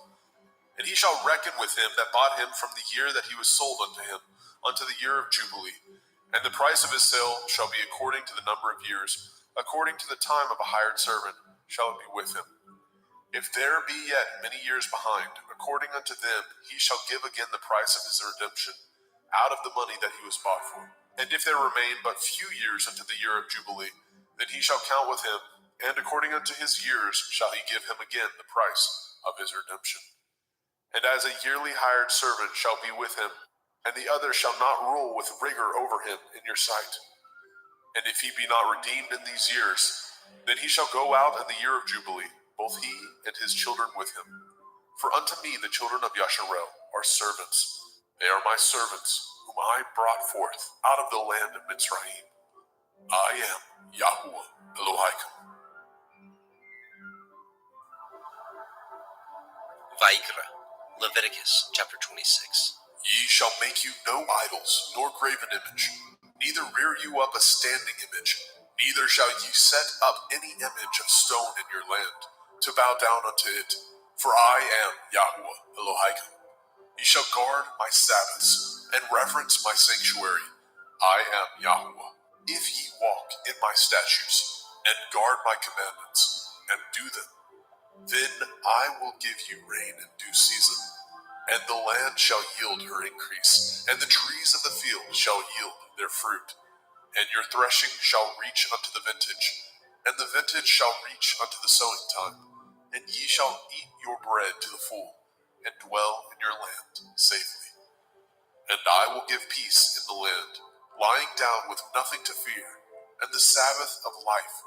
Though evil be part of the land, there is no sword to bring in the land.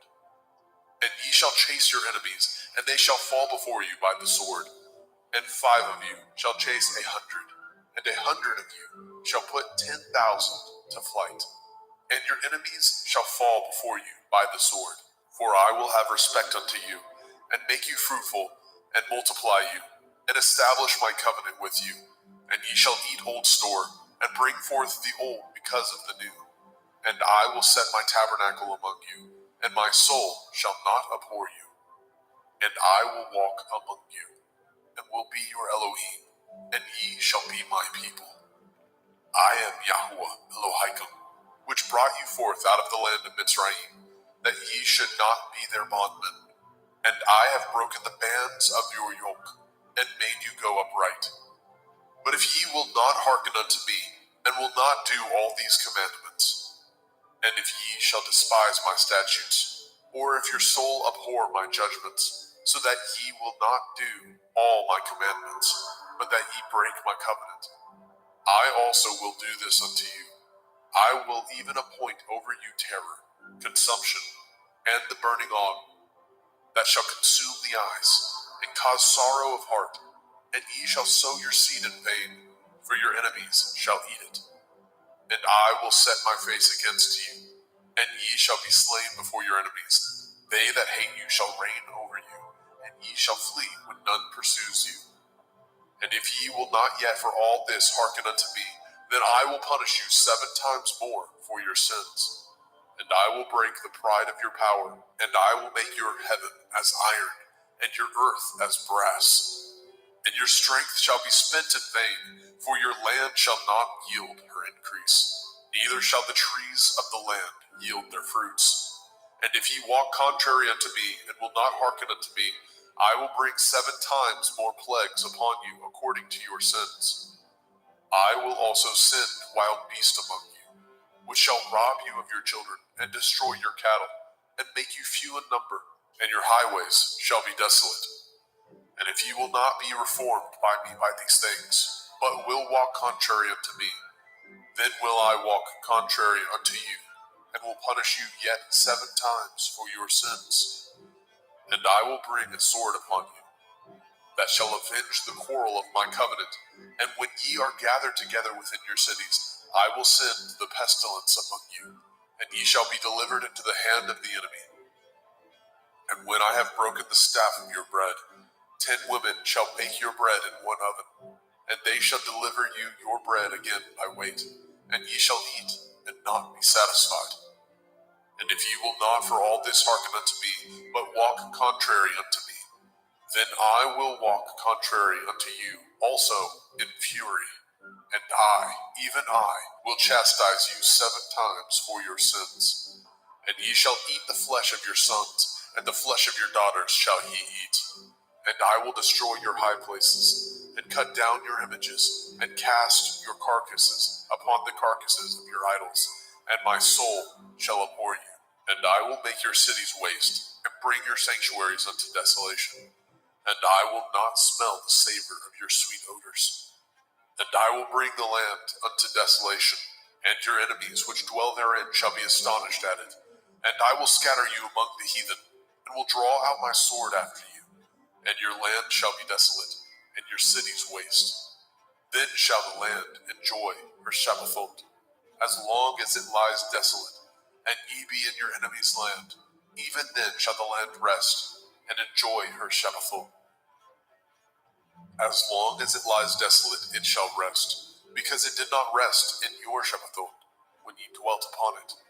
And upon them that are left alive of you, I will send a faintness into their hearts, in the land of their enemies, and the sound of a shaken leaf shall chase them, and they shall flee as fleeing from a sword, and they shall fall when none pursues. And they shall fall one upon another, as it were before a sword, when none pursues. And ye have no power to stand before your enemies. And ye shall perish among the heathen, and the land of your enemies shall eat you up. And they that are left of you shall pine away in their iniquity, in your enemies' lands, and also in the iniquities of their fathers shall they pine away with them. If they shall confess their iniquity, and the iniquity of their fathers, with their transgressions which they transgressed against me, and that also they have walked contrary unto me, and that I also have walked contrary unto them, and have brought them into the land of their enemies, if then their uncircumcised heart be humbled, and they then accept of the punishment of their iniquity, then I will remember my covenant with Yaakov, and also my covenant with Yitzhak, and also my covenant with Abraham will I remember, and I will remember the land.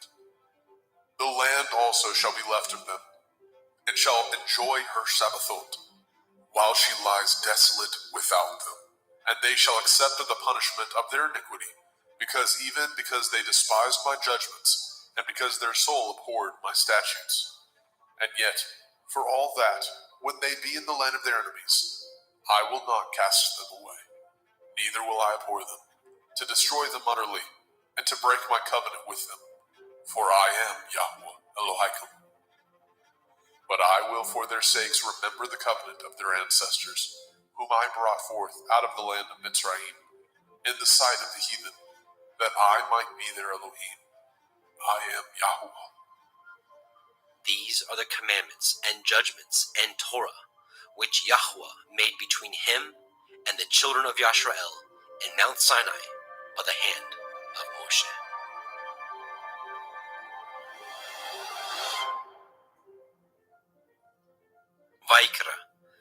Leviticus chapter 27. And Yahweh spoke unto Moshe, saying, Speak unto the children of Yasharel, and say unto them, When a man shall make a singular vow, the persons shall be for Yahuwah by your estimation. And your estimation shall be of the male from 20 years old, even unto 60 years old. Even your estimation shall be 50 shekels of silver, after the shekel of the sanctuary. And if it be a female, then your estimation shall be 30 shekels. And if it be from 5 years old, even unto 20 years old, then your estimation shall be of the male 20 shekels, and for the female 10 shekels. And if it be from a month old, even unto 5 years old, then your estimation shall be of the male 5 shekels of silver, and for the female your estimation shall be 3 shekels of silver. And if it be from 60 years old and above, if it be a male, then your estimation shall be 15 shekels, and for the female 10 shekels. But if he be poorer than your estimation, then he shall present himself before the priest, and the priest shall value him according to his ability. That vowed shall the priest value him. And if it be a beast, whereof men bring an offering unto Yahuwah, all that any man gives of such unto Yahuwah shall be holy. He shall not alter it, nor change it, a good for a bad, or a bad for a good. And if he shall at all change beast for beast, then it and the exchange there shall be holy. And if it be any unclean beast, of which they do not offer a sacrifice unto Yahuwah, then he shall present the beast before the priest. And the priest shall value it, whether it be good or bad, as you value it. Who are the priest, so shall it be. But if he will at all redeem it, then he shall add a 5th part thereof unto your estimation. And when a man shall sanctify his house to be holy unto Yahuwah, then the priest shall estimate it, whether it be good or bad. As the priest shall estimate it, so shall it stand. And if he that sanctified it will redeem his house, then he shall add the 5th part of the money of your estimation unto it, and it shall be his.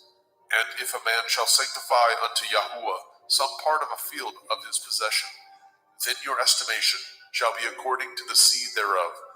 A omer of barley seed shall be valued at 50 shekels of silver. If he sanctify his field from the year of Jubilee, according to your estimation, it shall stand. But if he sanctify his field after the Jubilee, then the priest shall reckon unto him the money according to the years that remain, even unto the year of Jubilee, and it shall be abated from your estimation. And if he that sanctified the field will in any wise redeem it, then he shall add the 5th part of the money of your estimation unto it, and it shall be assured to him. And if he will not redeem the field, or if he have sold the field to another man, it shall not be redeemed any more. But the field, when it goes out in the Jubilee, shall be holy unto Yahuwah. As a field devoted, the possession thereof shall be the priest's. And if a man sanctify unto Yahuwah a field which he has bought, which is not of the fields of his possession, then the priest shall reckon unto him the worth of your estimation, even unto the year of the Jubilee.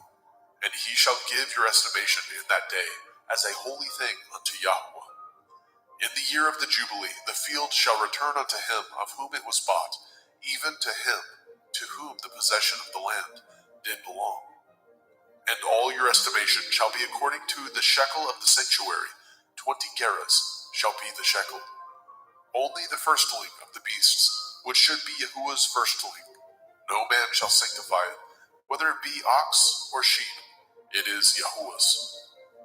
And if it be of an unclean beast, and he shall redeem it according to your estimation, and shall add a 5th part of it thereto, or if it be not redeemed, then it shall be sold according to your estimation. Notwithstanding, no devoted thing that a man shall devote unto Yahuwah of all that he has, both of man and beast, and of the field of his possession, shall be sold or redeemed. Every devoted thing is most holy unto Yahuwah. None devoted, which shall be devoted of men, shall be redeemed, but shall surely be put to death.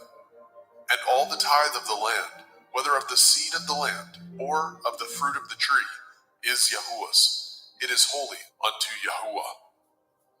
And if a man shall at all redeem aught of his tithes, he shall add thereto the fifth part thereof. And concerning the tithe of the herd, or of the flock, even of whatsoever passes under the rod, the tenth shall be holy unto Yahuwah. He shall not search whether it be good or bad, neither shall he change it. And if he change it at all, then both it and the change thereof shall be holy. It shall not be redeemed. These are the commandments which Yahuwah commanded Moshe for the children of Yisrael in Mount Sinai.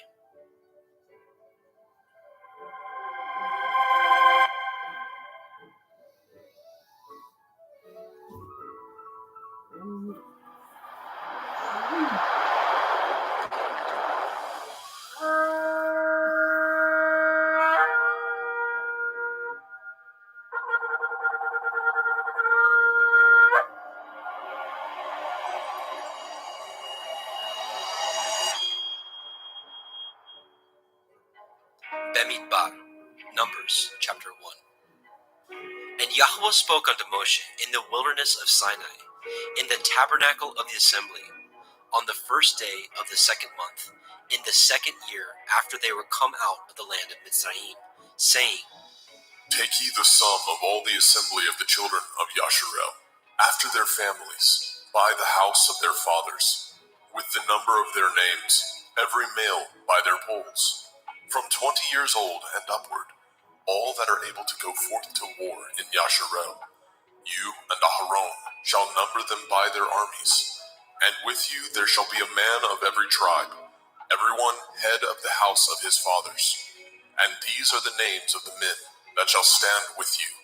Of the tribe of Reuben, Elitzer, the son of Shedur; of Shimon, Shalumiel, the son of Suri Yeshdai; of Yehuda, Nachshon, the son of Aminadav; of Yisachar, Nathaniel, the son of Suar; of Zebulun, Eliav, the son of Shalom; of the children of Joseph; of Ephraim, Elishama, the son of Amihud; of Manasseh, Gamliel, the son of Pedasdur; of Benjamin, Abidan, the son of Gideoni; of Dan, Achiezer, the son of Amishadai; of Asher, Pagiel, the son of Okram; of Gad, Eliasaph, the son of Deuel; of Naphtali, Ahira, the son of Enan. These were the renowned of the assembly, princes of the tribes of their fathers, heads of thousands in Yasharel. And Moshe and Aharon took these men which are expressed by their names, and they assembled all the assembly together on the first day of the second month. And they declared their pedigrees after their families, by the house of their fathers, according to the number of the names, from 20 years old and upwards by their polls. As Yahuwah commanded Moshe, so he numbered them in the wilderness of Sinai. And the children of Reuben, Yasharel's eldest son, by their generations, after their families, by the house of their fathers, according to the number of the names, by their polls, every male from 20 years old and upward, all that were able to go forth to war. Those that were numbered of them, even of the tribe of Reuben, were 46,500. Of the children of Shimon, by their generations, after their families, by the house of their fathers, those that were numbered of them, according to the number of the names, by their polls, every male from 20 years old and upward, all that were able to go forth to war. Those that were numbered of them, even of the tribe of Shimon, were 59,300. Of the children of Gad, by their generations, after their families, by the house of their fathers, according to the number of the names, from 20 years old and upward, all that were able to go forth to war. Those that were numbered of them, even of the tribe of Gad, were 45,650. Of the children of Yehuda, by their generations, after their families, by the house of their fathers, according to the number of the names, from 20 years old and upward, all that were able to go forth to war. Those that were numbered of them, even of the tribe of Yehudah, were 314,600. Of the children of Issachar, by their generations, after their families, by the house of their fathers, according to the number of the names, from 20 years old and upward, all that were able to go forth to war. Those that were numbered of them, even of the tribe of Issachar, were 54,400. Of the children of Zebulun, by their generations, after their families, by the house of their fathers, according to the number of the names, from 20 years old and upward, all that were able to go forth to war. Those that were numbered of them, even of the tribe of Zebulun, were 57,400.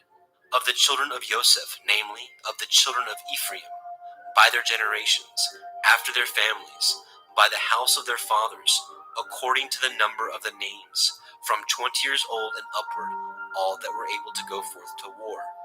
Those that were numbered of them, even of the tribe of Ephraim, were 40,500. Of the children of Manasseh, by their generations, after their families, by the house of their fathers, according to the number of the names, from 20 years old and upward, all that were able to go forth to war. Those that were numbered of them, even of the tribe of Manasseh, were 32,200. Of the children of Benjamin, by their generations, after their families, by the house of their fathers, according to the number of the names, from 20 years old and upward, all that were able to go forth to war. Those that were numbered of them, even of the tribe of Benjamin, were 35,400. Of the children of Dan, by their generations, after their families, by the house of their fathers, according to the number of the names, from 20 years old and upward, all that were able to go forth to war. Those that were numbered of them, even of the tribe of Dan, were 62,700. Of the children of Asher, by their generations, after their families, by the house of their fathers, according to the number of the names, from 20 years old and upward, all that were able to go forth to war. Those that were numbered of them, even of the tribe of Asher, were 41,500.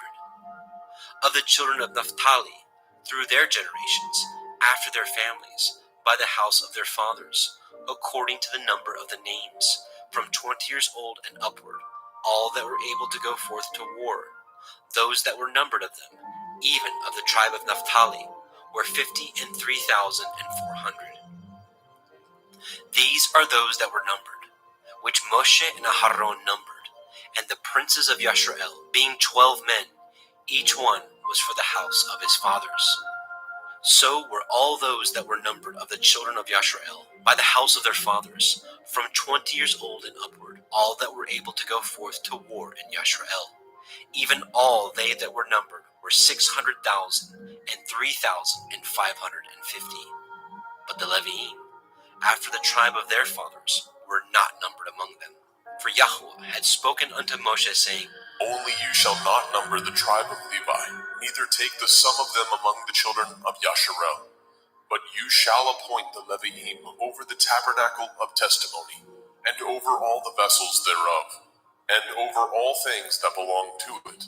They shall bear the tabernacle, and all the vessels thereof, and they shall minister unto it, and shall encamp around about the tabernacle.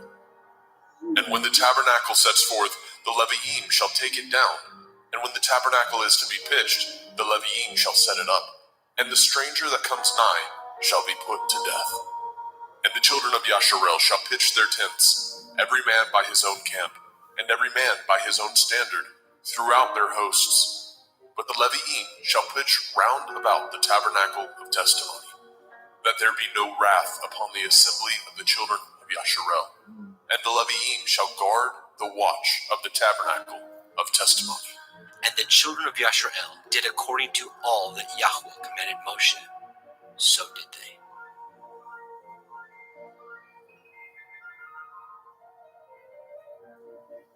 Bemidbar, Numbers, chapter 2. And Yahweh spoke unto El Moshe, and unto El Aharon, saying, Every man of the children of Yasharel shall pitch by his own standard, with the ensign of their father's house far off about the tabernacle of the assembly, shall they pitch. And on the east side, towards the rising of the sun, shall they of the standard of the camp of Yehuda pitch throughout their armies. And Nachshon, the son of Aminadab, shall be captain of the children of Yehuda. And his host, and those that were numbered of them, were 614,600. And those that do pitch next to him shall be the tribe of Issachar. And Nathaniel, the son of Zuar, shall be captain of the children of Issachar. And his host, and those that were numbered thereof, were 54,400. Then the tribe of Zebulun, and Eliav, the son of Chelon, shall be the captain of the children of Zebulun. And his host, and those that were numbered thereof, were 57,400. All that were numbered in the camp of Yehuda were 100,000 and fourscore thousand and 6,400 throughout their armies. These shall first set forth. On the south side shall be the standard of the camp of Reuben, according to their armies, and the captain of the children of Reuben shall be Elitzur, the son of Shedeur. And his host, and those that were numbered thereof, were 46,500. And those which pitch by him shall be the tribe of Shimon, and the captain of the children of Shimon shall be Shalumiel, the son of Surishadai. And his host, and those that were numbered of them, were 59,300. Then the tribe of Gad, and the captain of the sons of Gad shall be Eliasaph, the son of Reuel. And his host, and those that were numbered of them, were 45,650. All that were numbered in the camp of Reuben were 100,050 and 1,450 throughout their armies. And they shall set forth in the second rank. Then the tabernacle of the assembly shall set forward with the camp of the Leviim in the midst of the camp. As they encamp, so shall they set forward, every man in his place by their standards. On the west side shall be the standard of the camp of Ephraim, according to their armies. And the captain of the sons of Ephraim shall be Elishama, the son of Ammihud. And his host, and those that were numbered of them, were 40,500. And by him shall be the tribe of Manasseh. And the captain of the children of Manasseh shall be Gamliel, the son of Pedasjur. And his host, and those that were numbered of them, were 32,200. Then the tribe of Benjamin, and the captain of the sons of Benjamin shall be Abidan, the son of Gideoni. And his host, and those that were numbered of them, were 35,400. All that were numbered of the camp of Ephraim were 100,000 and 8,100 throughout their armies. And they shall go forward in the third rank. The standard of the camp of Dan shall be on the north side by their armies. And the captain of the children of Dan shall be Achiezer, the son of Ammishaddai. And his host, and those that were numbered of them, were 62,700. And those that encamp by him shall be the tribe of Asher, and the captain of the children of Asher shall be Pagiel, the son of Okran. And his host, and those that were numbered of them, were 41,500. Then the tribe of Naphtali, and the captain of the children of Naphtali shall be Ahira, the son of Enan. And his host, and those that were numbered of them, were 53,400. All they that were numbered in the camp of Dan were 100,050 and 7,600. They shall go hindmost with their standards. These are those which were numbered of the children of Yashrael, by the house of their fathers. All those that were numbered of the camps throughout their host were 600,000 and 3,550. But the Leviim were not numbered among the children of Yashrael, as Yahweh commanded Moshe. And the children of Yashrael did according to all that Yahweh commanded Moshe. So they pitched by their standards, and so they set forward, everyone after their families, according to the house of their fathers. Bemidbar, Numbers chapter 3. These also are the generations of Aharon and Moshe, in the day that Yahweh spoke with Moshe in Mount Sinai. And these are the names of the sons of Aharon: Nadab, the firstborn, and Abihu, Eleazar, and Ithamar. These are the names of the sons of Aharon, the priests which were anointed, whom he consecrated to minister in the priest's office. And Nadab and Abihu died before Yahweh, when they offered strange fire before Yahweh, in the wilderness of Sinai, and they had no children. And Eleazar and Ithamar ministered in the priest's office, in the sight of Aharon their father. And Yahweh spoke unto Moshe, saying, Bring the tribe of Levi near, and present them before Aharon the priest, that they may minister unto him. And they shall guard his watch, and the watch of the whole assembly before the tabernacle of the assembly, to do the service of the tabernacle. And they shall guard all the instruments of the tabernacle of the assembly, and the charge of the children of Yasharel, to do the service of the tabernacle. And you shall give the Leviim unto Aharon and to his sons. They are wholly given unto him out of the children of Yasharel. And you shall appoint Aharon and his sons, and they shall guard their priest's office, and the stranger that comes nigh shall be put to death.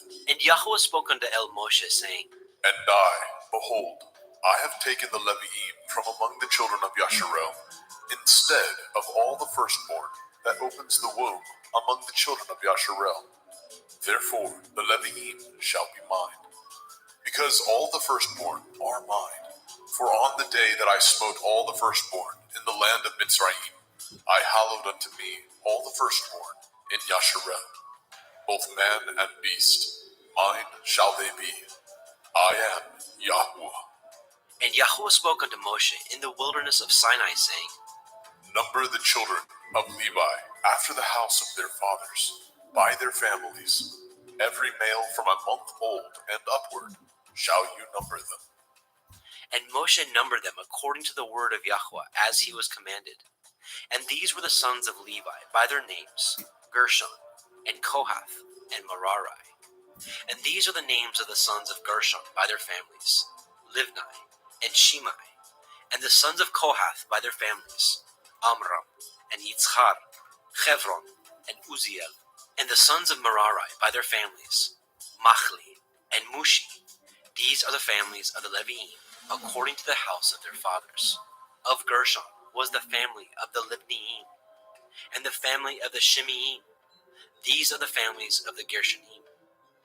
Those that were numbered of them, according to the number of all the males, from a month old and upward, even those that were numbered of them were 7,500.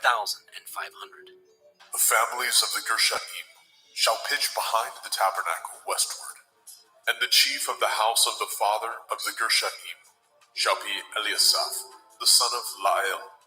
And the charge of the sons of Gershon in the tabernacle of the assembly shall be the tabernacle, and the tent, the covering thereof, and the hanging for the door of the tabernacle of the assembly, and the hangings of the court, and the curtain for the door of the court, which is by the tabernacle, and by the altar round about, and the cords of it for all the service thereof. And of Kohath was the family of the Amramim, and the family of the Yitzharim, and the family of the Chevronim, and the family of the Uzielim. These are the families of the Kohathim. In the number of all the males, from a month old and upward, were 8,600, guarding the watch of the sanctuary. The families of the sons of Kohath shall pitch on the side of the tabernacle southward, and the chief of the house of the father of the families of the Kohathim shall be Elitzaphan, the son of Uzziah. And their charge shall be the ark, and the table, and the menorah, 7-branched candlestick, and the altars, and the vessels of the sanctuary, wherewith they ministered, and the hanging, and all the service thereof. And Eleazar, the son of Aharon the priest, shall be chief over the chief of the Leviim, and have the oversight of them, that guard the watch of the sanctuary. Of Merari was the family of the Machlim, and the family of the Mushim. These are the families of Merari, and those that were numbered of them, according to the number of all the males, from a month old and upward, were 6,200. And the chief of the house of the father of the families of Merari shall be Zuriel, the son of Avihail. These shall pitch on the side of the tabernacle northward. And under the custody and charge of the sons of Merari shall be the boards of the tabernacle, and the bars thereof, and the pillars thereof, and the sockets thereof, and all the vessels thereof, and all that serves thereto, and the pillars of the court round about, and their sockets, and their pins, and their cords. But those that encamp before the tabernacle towards the east, even before the tabernacle of the assembly, eastward, shall be Moshe, and Aharon, and his sons, guarding the watch of the sanctuary, for the watch of the children of Yasharel, and the stranger that comes nigh shall be put to death. And all that were numbered of the Leviim, which Moshe and Aharon numbered at the commandment of Yahweh, throughout their families, all the males from a month old and upward were 22,000. And Yahweh said unto El Moshe, Number all the firstborn of the males of the children of Yasharel, from a month old and upward, and take the number of their names, and you shall take the Leviim for me. I am Yahweh, instead of all the firstborn among the children of Yasharel, and the cattle of the Leviim, instead of all the firstlings among the cattle of the children of Yasharel. And Moshe numbered, as Yahweh commanded him, all the firstborn among the children of Yasharel, and all the firstborn males by the number of names, from a month old and upward, of those that were numbered of them, were 22,213. And Yahweh spoke unto El Moshe, saying, Take the Leviim, instead of all the firstborn among the children of Yasharel, and the cattle of the Leviim, instead of their cattle, and the Leviim shall be mine. I am Yahweh. And for those that are to be redeemed of the 213 of the firstborn of the children of Yasharel, which are more than the Leviim, you shall even take 5 shekels apiece by the pole. After the shekel of the sanctuary shall you take them, and you shall give the money wherewith the odd number of them is to be redeemed unto Aharon and to his sons. And Moshe took the redemption money of them that were over and above them that were redeemed by the Leviim.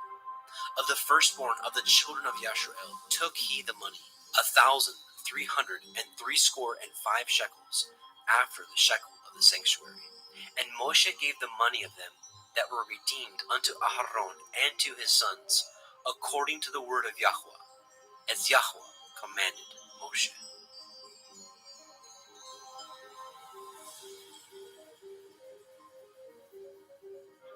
Bemidbar, Numbers chapter 4. And Yahweh spoke unto El Moshe and unto El Aharon, saying, Take the sum of the sons of Kohath from among the sons of Levi, after their families, by the house of their fathers, from 30 years old and upward, even until 50 years old, all that enter into the host, to do the work in the tabernacle of the assembly. This shall be the service of the sons of Kohath in the tabernacle of the assembly, about the most holy things. And when the camp sets forward, Aharon shall come, and his sons, and they shall take down the covering veil, and cover the ark of the testimony with it, and shall put thereon the covering of badger skins, and shall spread over it a cloth wholly of blue, and shall put in the staves thereof, and upon the table of showbread they shall spread a cloth of blue, and put thereon the dishes, the spoons, the bowls, and covers to cover withal, and the continual bread shall be thereon. And they shall spread upon them a cloth of scarlet, and cover the same with a covering of badger skins, and shall put in the staves thereof. And they shall take a cloth of blue, and cover the menorah, 7-branched candlestick, of the light, and his lamps, and his tongs, and his snuff dishes, and all the oil vessels thereof, wherewith they minister unto it. And they shall put it, and all the vessels thereof, within a covering of badger skins, and shall put it upon a bar.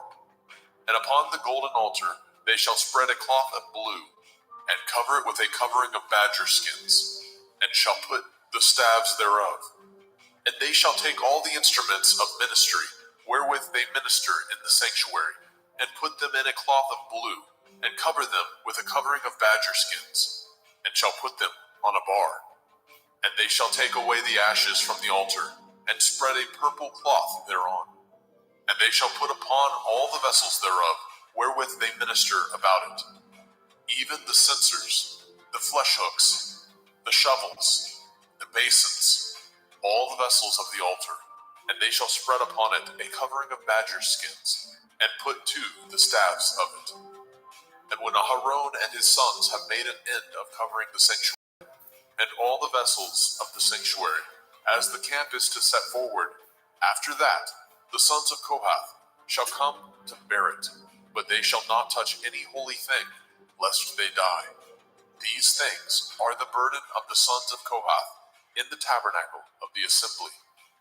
And to the office of Eleazar, the son of Aharon, the priest, pertains the oil for the light, and the sweet incense, and the daily meat offering, and the anointing oil, and the oversight of all the tabernacle, and of all that therein is, in the sanctuary, and in the vessels thereof. And Yahweh spoke unto El Moshe and unto El Aharon, saying, Cut ye not off the tribe of the families of the Kohathim from among the Leviim, but thus do unto them, that they may live and not die. When they approach unto the most holy things, Aharon and his sons shall go in, and appoint them every one to his service and to his burden. But they shall not go in to see when the holy things are covered, lest they die.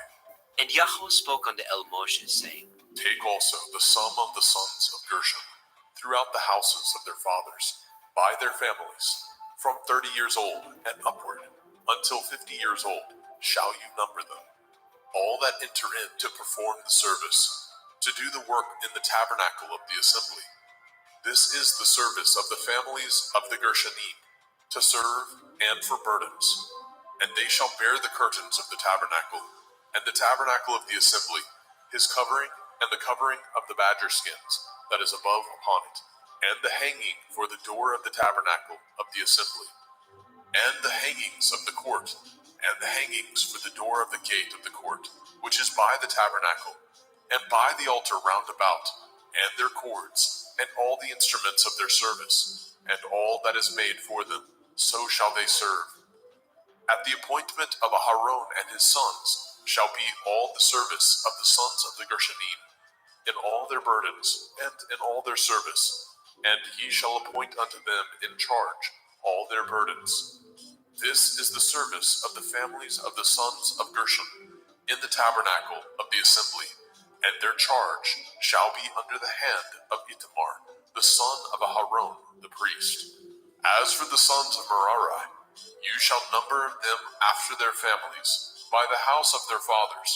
From 30 years old and upward, even unto 50 years old, shall you number them. Everyone that enters into the service to do the work of the tabernacle of the assembly. And this is the charge of their burden, according to all their service in the tabernacle of the assembly. The boards of the tabernacle, and the bars thereof, and the pillars thereof, and sockets thereof, and the pillars of the court round about, and their sockets, and their pins, and their cords, with all their instruments, and with all their service, and by name ye shall reckon the instruments of the charge of their burden. This is the service of the families of the sons of Merari, according to all their service in the tabernacle of the assembly, under the hand of Itamar, the son of Aharon, the priest.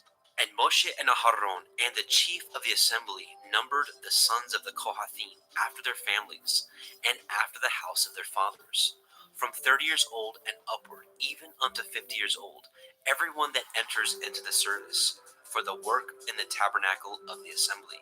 And those that were numbered of them by their families were 2,750.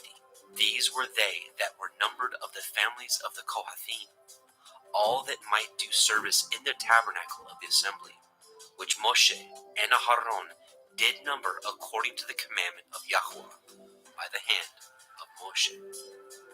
And those that were numbered of the sons of Gershon throughout their families, and by the house of their fathers, from 30 years old and upward, even unto 50 years old, everyone that enters into the service for the work in the tabernacle of the assembly, even those that were numbered of them throughout their families by the house of their fathers, were 2,630. These are they that were numbered of the families of the sons of Gershon, of all that might do service in the tabernacle of the assembly, whom Moshe and Aharon did number according to the commandment of Yahweh. And those that were numbered of the families of the sons of Merari, throughout their families, by the house of their fathers, from 30 years old and upward, even unto 50 years old, everyone that entered into the service for the work in the tabernacle of the assembly, even those that were numbered of them after their families, were 3,200. These be those that were numbered of the families of the sons of Merari, whom Moshe and Aharon numbered according to the word of Yahweh by the hand of Moshe. All those that were numbered of the Leviim, whom Moshe and Aharon and the chief of Yashrael numbered, after their families, and after the house of their fathers, from 30 years old and upward, even unto 50 years old, everyone that came to do the service of the ministry and the service of the burden in the tabernacle of the assembly, even those that were numbered of them, were 8,540. According to the commandment of Yahweh, they were numbered by the hand of Moshe, everyone according to his service, and according to his burden. Thus were they numbered of him, as Yahweh commanded Moshe.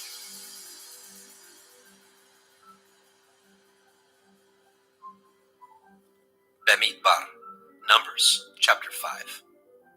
And Yahweh spoke unto El Moshe, saying, Command the children of Yasharel that they put out of the camp every leper, and everyone that has an issue, whosoever is defiled by the dead. Both male and female shall ye put out, without the camp shall ye put them, that they defile not their camp, in the midst whereof I dwell. And the children of Yashrael did so, and put them out without the camp, as Yahweh spoke unto Moshe.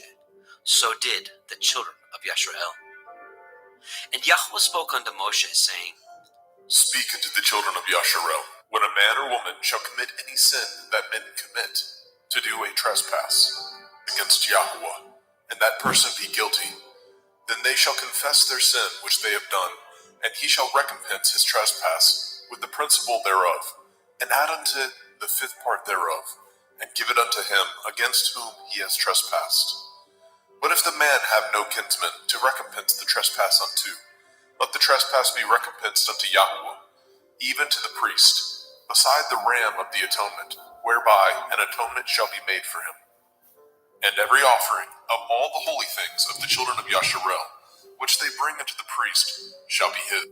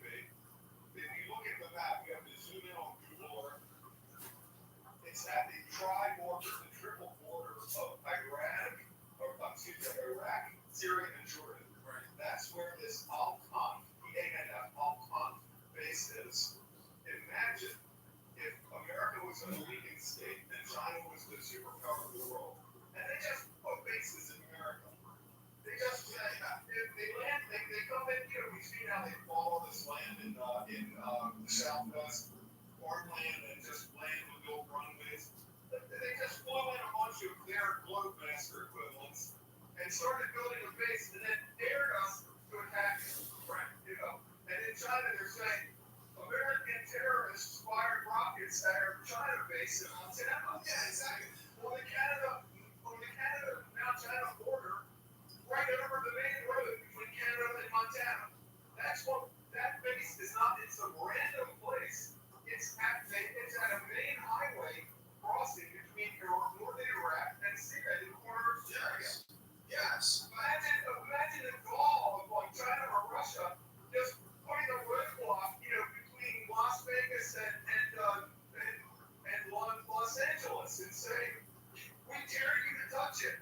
I know. We're resupplying it by air. It's like you better not touch us." Hey, we've got some of the graphics that you sent us. Let's go through those. Bring up the first graphic, if you would, please. Let's see. Okay, those are your books. We've also got on your website. Let's go to the next graphic. There we go. Is this the one that you have come out next? Yes. Okay. It starts in South Carolina and it winds up in Texas, and so it goes to various places where you can explore different post-collapse recovery efforts. But when they get to Texas, it's remember, this is not just like some political thing 2 or 3 years ago. We're talking 10 to 15 years in the future when the population is extremely reduced already. It's at least 75 or 80% collapse in population. And the Texans have freed themselves. Well, the recovery is Texas only, and along with Louisiana, and it begins with the oil refineries. Because they do have the latent capacity. In this scenario, fuel is everything. You cannot run a modern economy just on horse-drawn wagons. It ain't gonna happen. And you can't defend yourself either. The different places where this scooter goes, they just don't have fuel. Fuel is the lifeblood.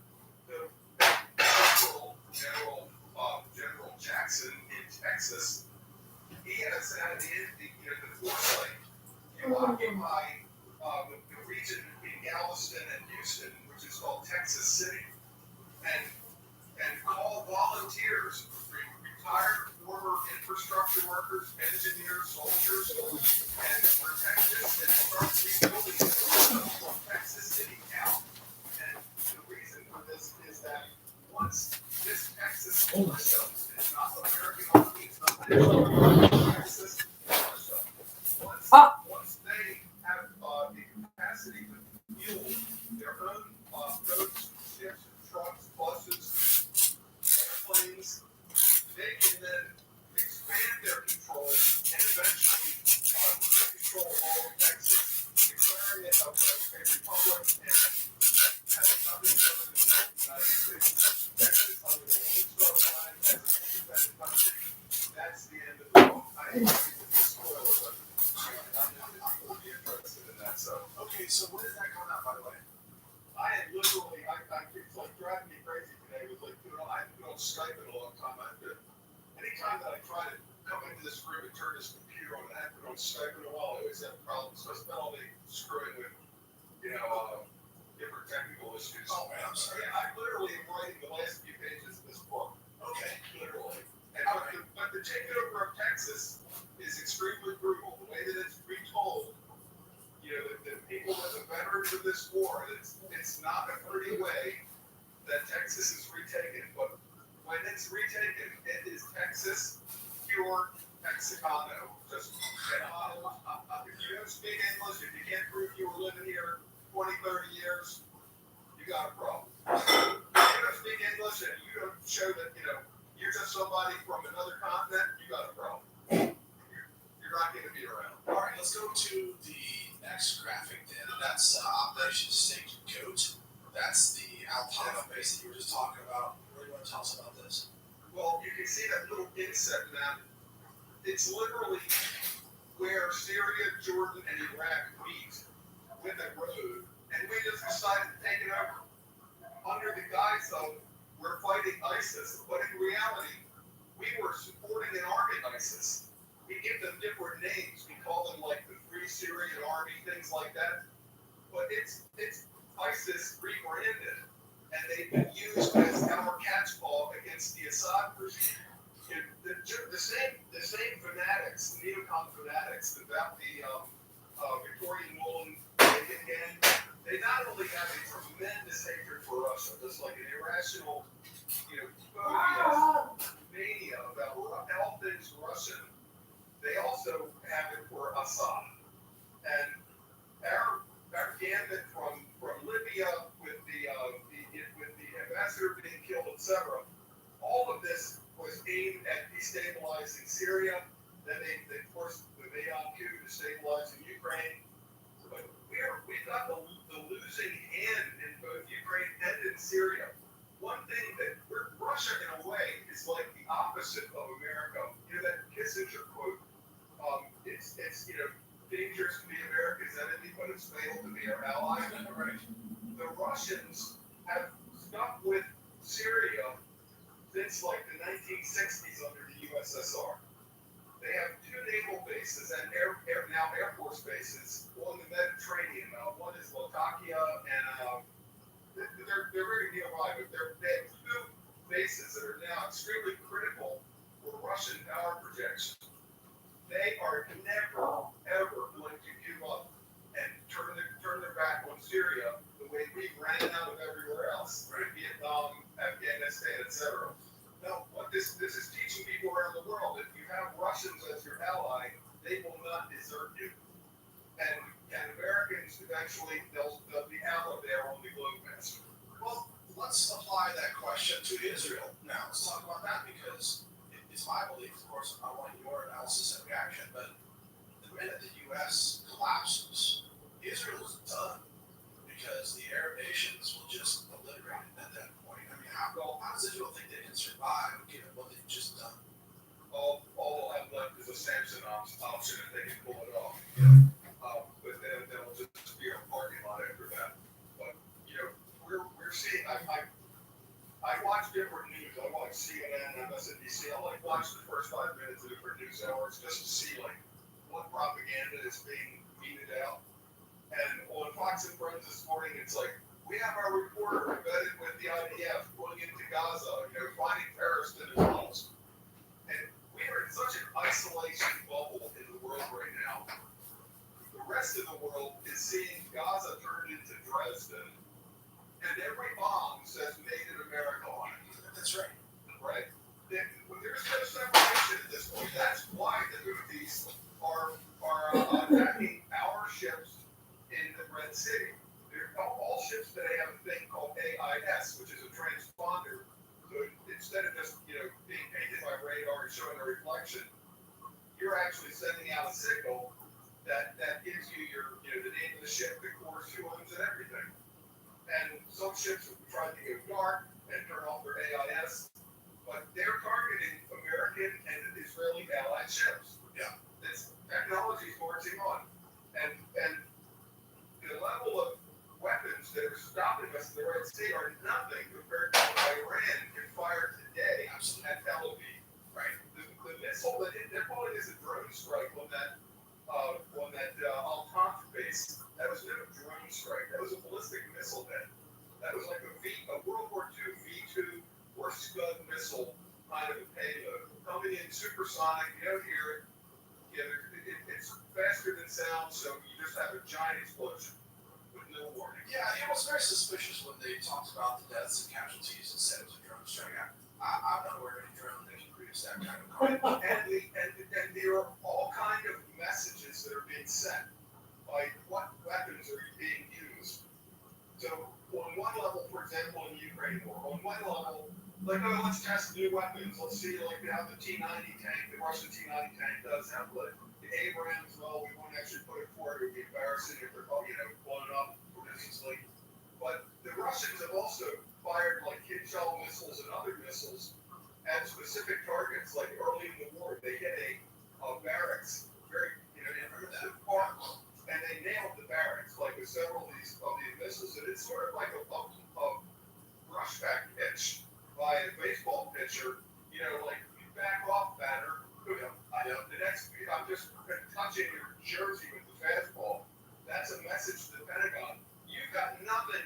stop these dudes. And we can hit a barracks with something that turns it into a 100-foot crater. Yeah, the whole thing. Well, that's what they did at that base the other night. That's why we're not seeing any. Have you seen any video out of that base? No. Because people can do crater analysis. With crater analysis, they can not only tell the direction, they can tell what type of, was it a penetrating warhead, was it an airburst, whatever, what it was. They can get to within a couple hundred kilograms of what the payload was. That's why they're not showing any pictures. I think this was another brushback pitch. This is a warning. Look, we can put it not just somewhere in the desert near with a circular error probability of kilometer. We're going to hit the barracks. Right. This is a brushback pitch. Americans are having any of this analysis on our news. No. And those missiles from Iran have the range to hit Tel Aviv or any city. They have missiles that can hit Europe. But the Iranians, people need to remember, the Persians, they invented chess, okay? These are not Saudis, camouflage on, okay? These are sophisticated people. They have engineers. They have mathematicians. Well, some of the best mathematicians throughout human history, frankly. Absolutely. And the worst thing we can do now, and I think I can't remember if it was Larry Johnson who said this, attacking Iran kinetically now is the stupidest move because it will just unite all of the Iranians. They'll forget that they hate the Ayatollahs. They'll forget that they hate the Crusaders are attacking us. We're now united against the Crusaders. That's exactly right. It's much smarter if we just continue to destabilize them internally, politically, but attacking them kinetically is so stupid. Yemen. People are. I'm a big math fanatic. I'm a math guy. Yemen is the size of France.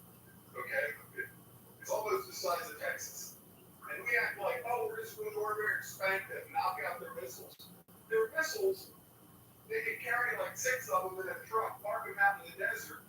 There's no signature. Every time they launch from a different place, right?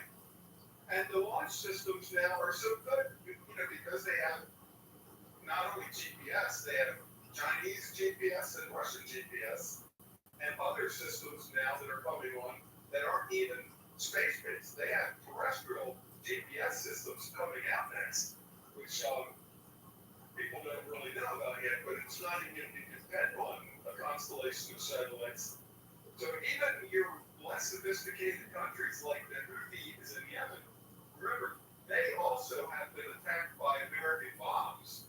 They've been in this civil war, quasi-civil war against Saudi Arabia for a decade. Many civilians killed, and the missiles raining down on Yemen also say made in America. Yes. Americans aren't getting any of this understanding of what's going on. No, and when the U.S. recently struck Yemen, all we did was fire missiles at the same sites that have already been hit by missiles, times previously to be damaged. But look, Matt, let me ask you this question, because you're kind of leading towards this. It seems to me, you mentioned how the U.S. military, its weapons have become obsolete, and I agree with that assessment. Yeah. But it seems to me they're not replaceable, and they can't be replaced. Right. But also, of course, the culture of the Pentagon is also disastrous for the wokeism of it. But it seems to me that the U.S. engineers and builds weapons in order to sell them to other countries, not to have effective war machines. Whereas Russia and Iran build weapons to take out enemies on the battlefield.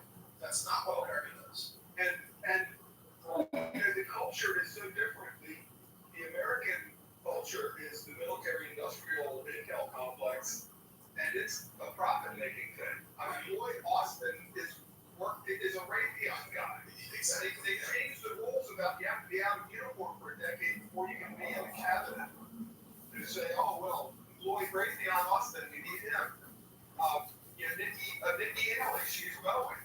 These are all like the top 5 military conglomerates. That's right. So our military programs, like the Ford aircraft carrier, can't even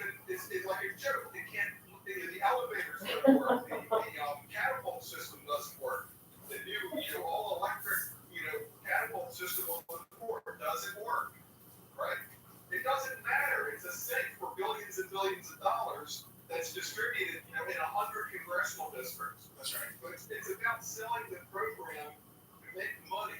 In Russia, you can say what you want about the Soviet Union. I mean, and certainly in the 20s and 30s and through the 40s, very cruel communists. I get it. But they never said, hey, we're going to brainwash your boy into thinking he's a girl. And give him hormones and brainwash him to cut off his, he's castrated.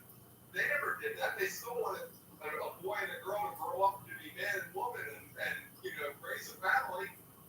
In some ways, we're way crazier than they ever were right now. Well, yeah, and I would add, in America, we manufacture munitions to be as expensive as possible, right, so that the money can be skimmed and distributed and kickbacks everywhere. Yeah. In Russia, they say, how can we build artillery shells as cheaply as possible that still work?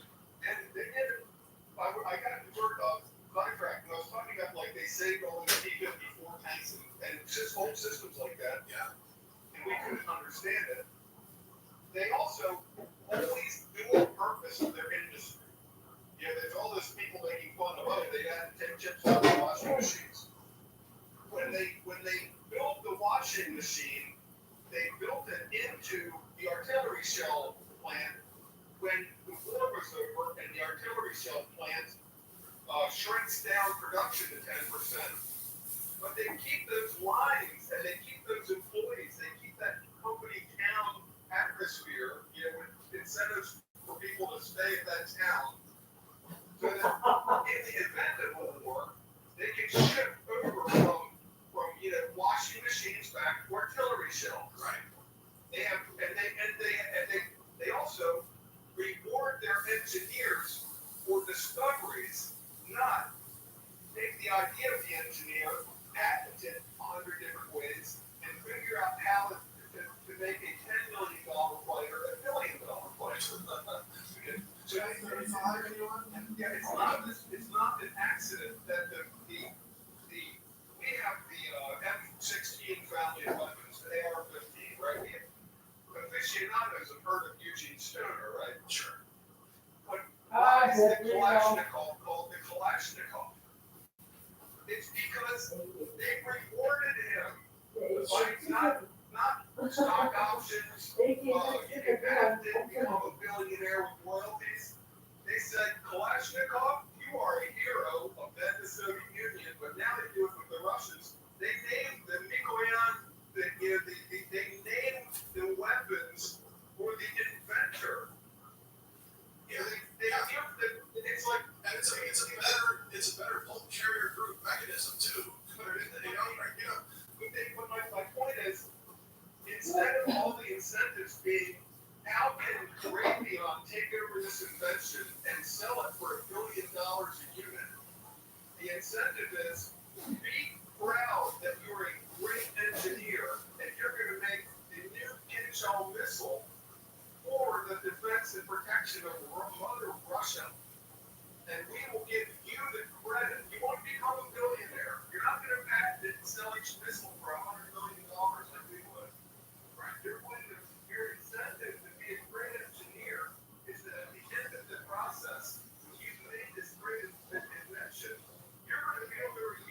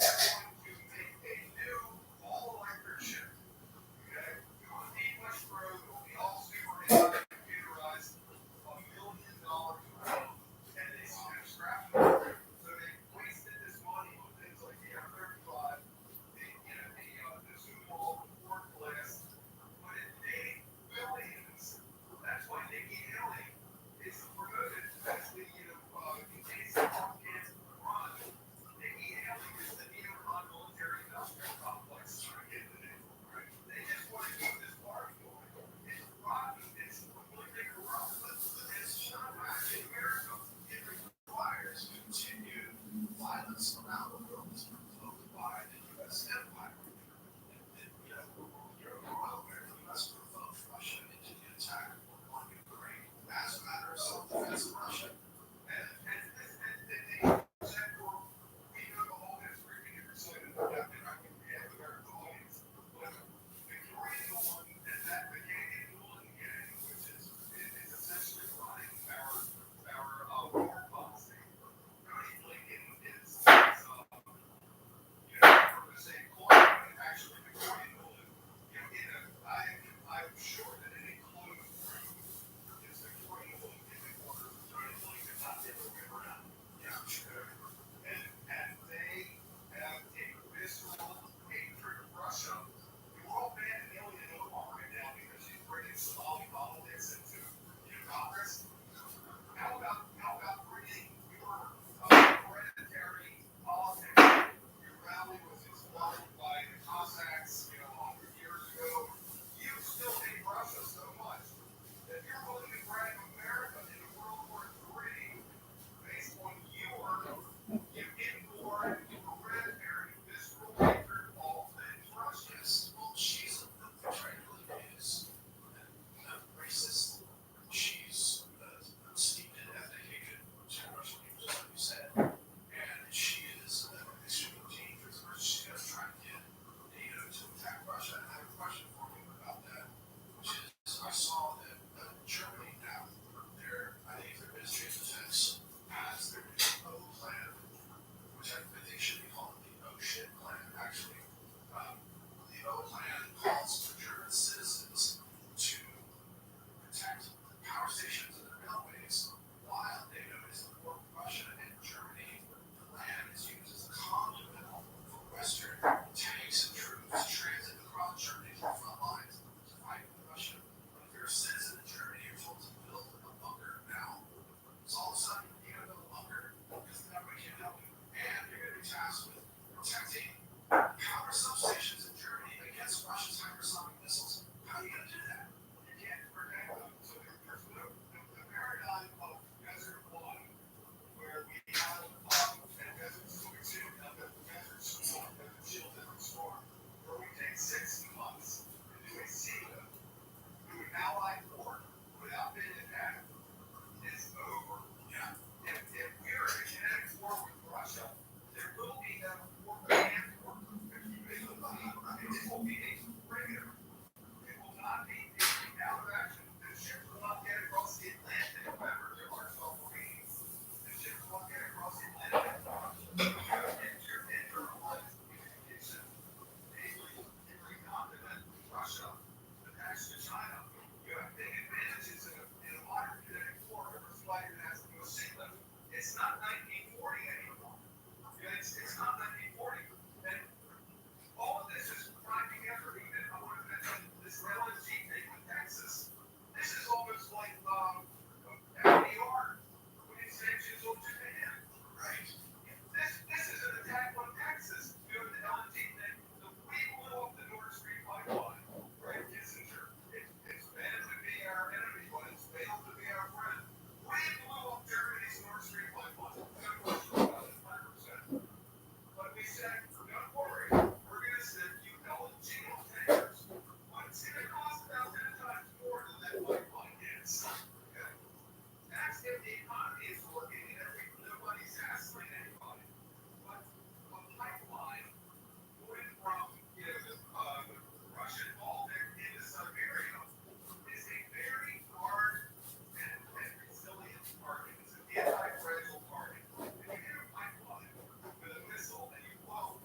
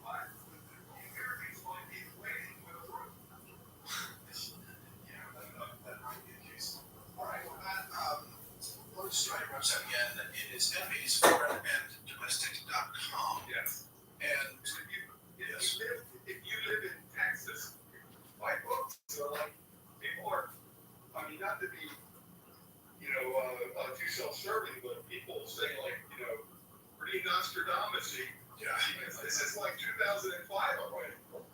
I know, corrupt judges, corrupt generals, the North American Legion in my book. There's the North American Legion, illegal aliens with American trader officers.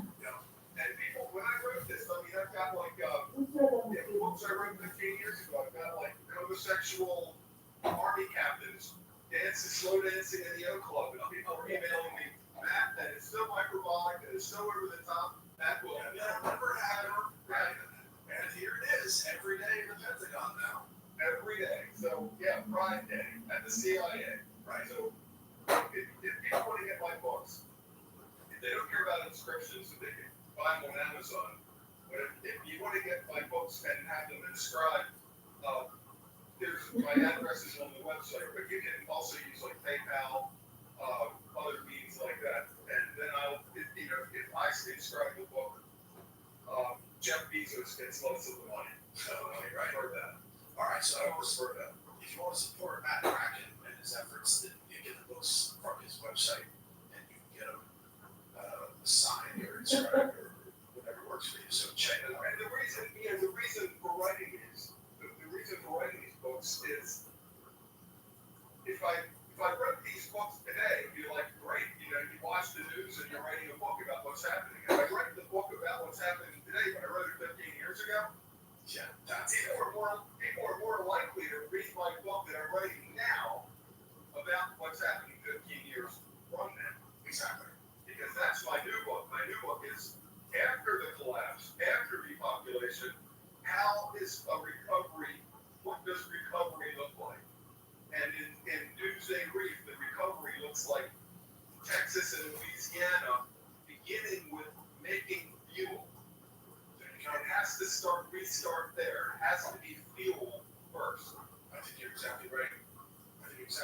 And at this point, there's so much evil coming from the US dollar and how it's been weaponized and exploded that the collapse of the dollar is actually a necessary thing for human freedom to ever have a resurgence. In Texas, at the end of this book, it's 20-to-1 gold to silver bimetal system. And that's not to say that a bimetal system would work in perpetuity, but as they dig out of the no economy, they're using gold and silver 20-to-1. There you go. Interesting. Wow. And that's it. So no banks, no loans. It's a government war economy. People are joining the militia for a concept called re-homesteading. There are a lot of empty homes, and you will serve in the militia or in the Texas Engineering Corps, and there's no money to pay. You're paying a promise of a home. That's what you're fighting for. To get the years of service, we're going to give you a home when this is all over. So I'm thinking of how does an economy restart from ashes, right? And it's not through bankers. It's through patriotic fervor that we're going to work to do this because we have to do it. We have to do the work and rebuild Texas. That's the end of the book. Okay. Well, I'm happy to be in Texas. I'm glad to be a Texan. And got the Texas flag and Texas community right here. Because I'm not leaving Texas. I'm not going anywhere. I'm here to see Texas through this and to contribute to, if it becomes the Republic of Texas, whatever it is, I'm here to help rebuild the spirit of America in Texas. So absolutely. Thank you for joining me today, Matt. It's been a pleasure. Appreciate you. All right, appreciate it. All right, folks, that was Matt Bracken. Just a really brilliant author. Be sure to check out his books and his website, enemiesforeignanddomestic.com. And thank you for watching today. Mike Adams here, a true Texan. Also founder of Brighteon.com, uncensored. Feel free to share this interview on other platforms, though. You have our permission to repost. So just give a link back to Matt Bracken's website. Thanks for joining us today. God bless America. God bless Texas. Take care. Everything is better with butter, it seems, and we now have back in stock at healthradiostore.com. We have certified organic lab tested butter powder in the number 10 cans there. Perfect for long-term preparedness. Butter and cream, these are things that are typically missing from people's food supplies. So check it out right now at healthradiostore.com. You know what goes great with butter is pancakes and blueberries. And we have now a new product, organic blueberry vanilla pancake mix at the Health Ranger store. Yum, yummy, yum. With anthocyanins in the blueberries, all over. Check out what it's made with. Organic coconut flour, you see that? And then coconut sugar, blueberries, vanilla powder. This is an amazing recipe. Super delicious. This is great for use that fact, what's on my desk. We also have a new batch of ultra clean turmeric root powder. Now, turmeric root is often, just on the open marketplace, is often contaminated with lead. Lead is the most common contaminant that we find everywhere. That's why we have to reject sometimes up to 80% of the lots that we test. We get samples, we purchase a lot of turmeric powder, and if it doesn't pass, then we reject it. Then that gets sold to somebody else. We have an ultra clean new lot of turmeric root powder available right now at our store, healthrangerstore.com. And it's the kind of thing that you don't get very often, especially in the marketplace. And then one other thing is we have a smaller bag there of butter powders to show you we have different formats of butter powder available as well. Now remember that all your purchases at healthrangerstore.com help support this platform, brighteon.com, which is not only providing you a platform where you can upload videos and you can speak freely, but also, of course, where we conduct interviews with great guests like we had today to share their knowledge and information with you in an uncensored format. So thank you for your support. You're doing yourself a favor with our products, which are laboratory tested, ultra clean, almost everything certified organic, and we have just really amazing ingredients, as you'll see in the pancake mix. But also thank you for supporting us so that we can pursue our mission here. A global reset is coming, and that's why I recorded a new 9-hour audiobook. It's called The Global Reset Survival Guide. You can download it for free by subscribing to the naturalnews.com email newsletter, which is also free. I'll describe how the monetary system fails. I also cover emergency medicine and first aid, what to buy to help you avoid infections. So download this guide. It's free. It's my gift to you simply because I want like-minded people to survive.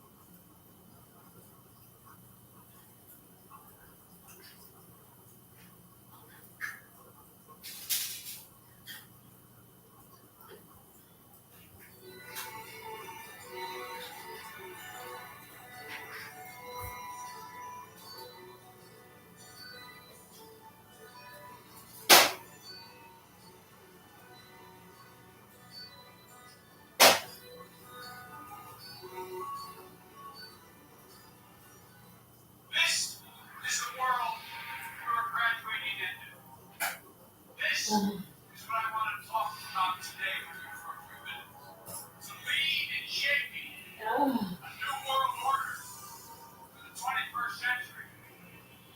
This morning, is coming to the greatest arena on earth. It's the Super Bowl of cosplay.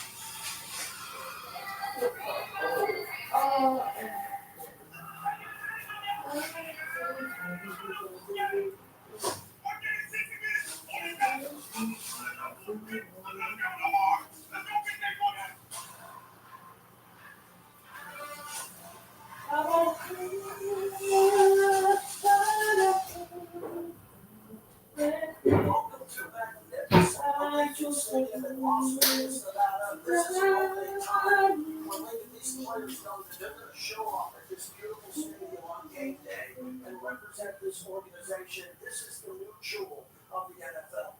Welcome to the Death Star. My father always said that the greatness of the Raiders is in its future.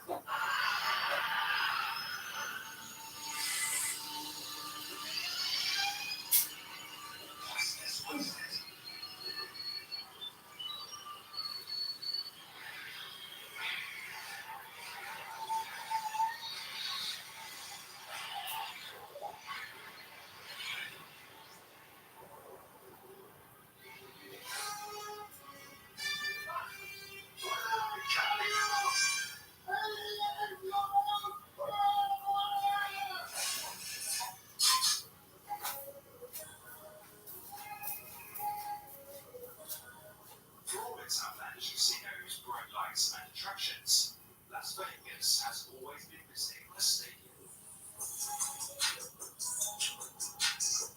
But with the Raiders boldly relocating to the city in 2020, a vast new venue has now been constructed.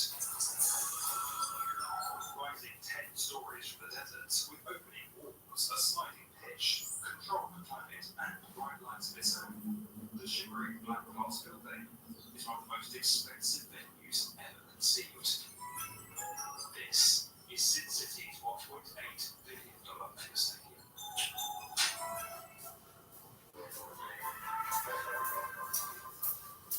Seeking a move to a larger stadium since the 1980s, when the Raiders' plan to relocate from Oakland to Los Angeles fell through, they focused their attention on America's playground. The bold idea of a 65,000-seat stadium in the center of Las Vegas was quickly supported by the Southern Nevada Tourism Infrastructure Committee, and $1.1 billion from the Raiders was topped up with $750 million of public funding, generated by the tax on Las Vegas hotel rooms. Get ready. It's time for your next life-changing, unforgettable moment. The greatest sporting event has come to the greatest arena on earth. It's more than the Super Bowl. It's the Super Bowl in Las Vegas. February 11th, 2024. The Super Bowl happens here.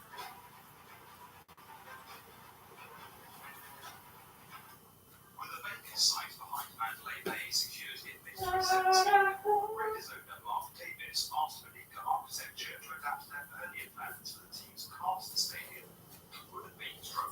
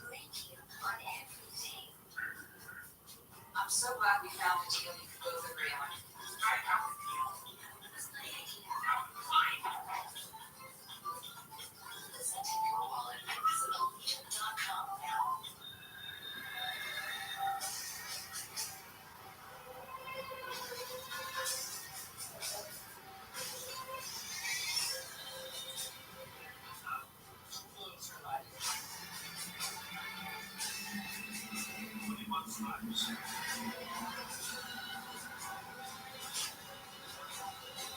I will build an iron dome over a country, a state-of-the-art missile defense shield made in the USA. We do it for other countries. We help other countries. We don't do it for ourselves. So we need it too. You know, Reagan proposed that many years ago. Star Wars. He proposed it many years ago, but at that time there was no technology. It was just like it looked good.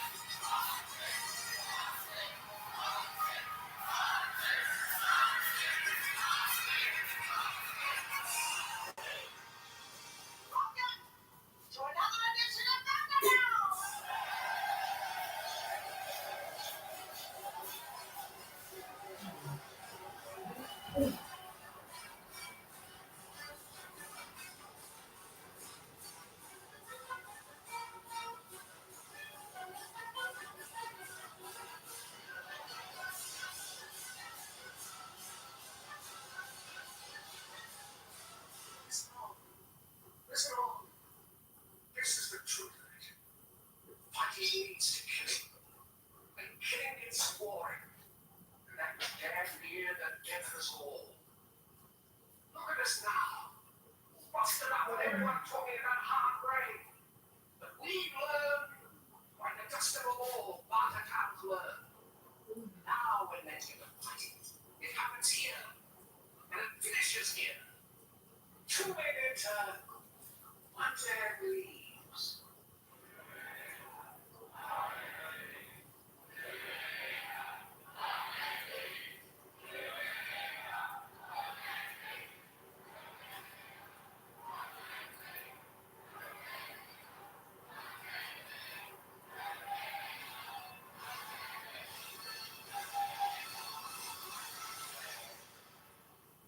And right now, I've got 2 men. 2 men with a gun full of fear. Ladies and gentlemen, boys and girls, dying times here.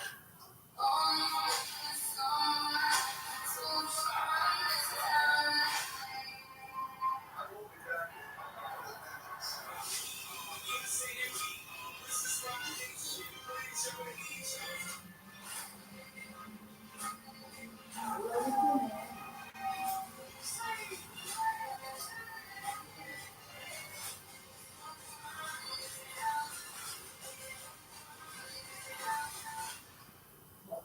Wouldn't you love to see one of these NFL honors? If somebody disrespects our flag, to say, get that son of a ball brought down, how about me, please? Hey, Big Adam, how's it hanging, fly? Idiots.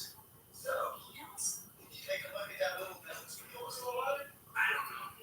What are you afraid of? If this thing works, it'll solve all your financial problems. And if it doesn't work, Needles, I can get fired. It's illegal. I mean, what if the chicks is monitoring, huh? The chicks will never find out. Oh, come on. Leave your card in the slot and handle it. Unless you want everyone in the division to think you're chicken.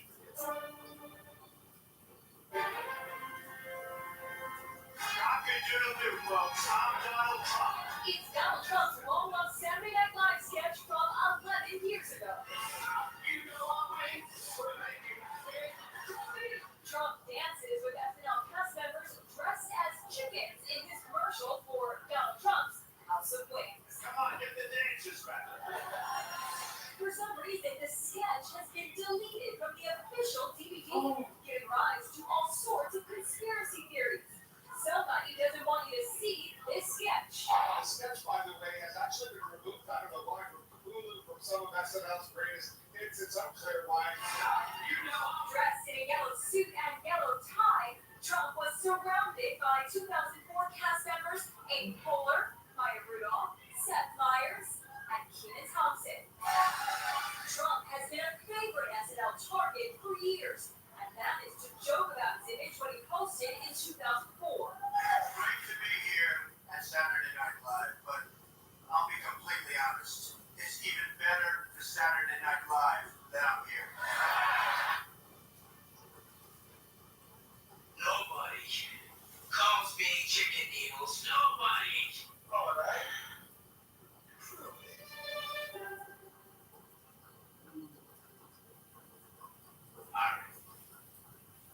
All right, needles. Here's my card. Yes, I'm in. Thanks, McFly. I'll see you platform.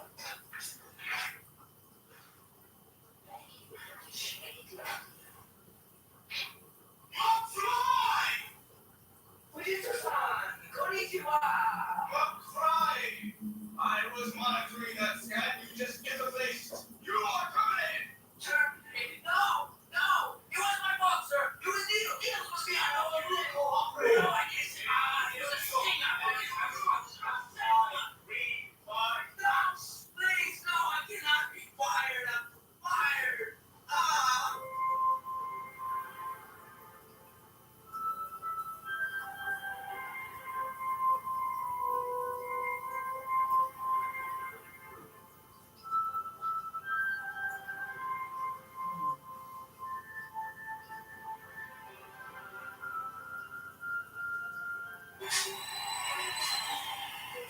I've been watching Trump for a long time now. Our friend Donald Trump, and he's always had this fascination with gold. You see it everywhere, right? There's always a lot of gold around Trump. When you think about it, he used to host a TV show called Gold Rush. Inside a lot of his casinos that are now all bankrupt and out of hands. But gold was a common interior design element in a lot of Trump casinos. It really popped up sort of most recently during the Republican convention when he came up to speak. The main guy, Donald Trump, when he got up there on stage, he was surrounded by huge gold columns on either side of the Jumbotron. There were gold steps leading up to the podium, and then his lectern itself was outlined in gold. But I think it also says something very deep about his ideology. What I really think is gold is a symbol not of wealth per se, but about power. Well, what's really the difference? Doesn't wealth convey power, and power can't convey wealth? I'm really rich. I'm sure that is. There are all kinds of ways to show wealth, but historically, gold is the type of thing that you really need a great power to acquire. It's very labor intensive to get gold. You need to have incredibly complex global supply chains to get enough gold to turn it into a currency. And so I think that in addition to the fact that gold is associated with wealth, it's really the sort of conveyance of the idea that he has power. You can tell through the ages, there's the miners, there's the pharaohs of Egypt, and actually, Trump's apartment sort of looks like Louis XIV's might be decorated on that acid trip. It doesn't seem like it's an accident that he likes gold. And of course, let's not forget about his hair. I don't wear it. It's my hair. Every day, probably the closest gold item to Donald Trump is that massive halo of gold hair that hangs over his head like sort of a flying saucer.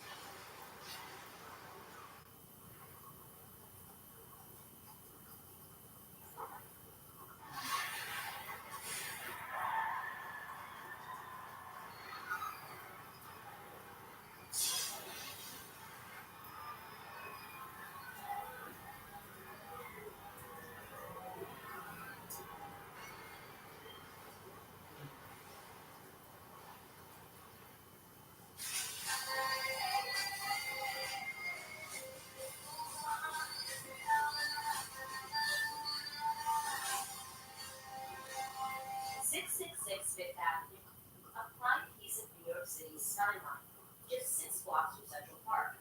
Jared Kushner decided to make it his trophy in 2007.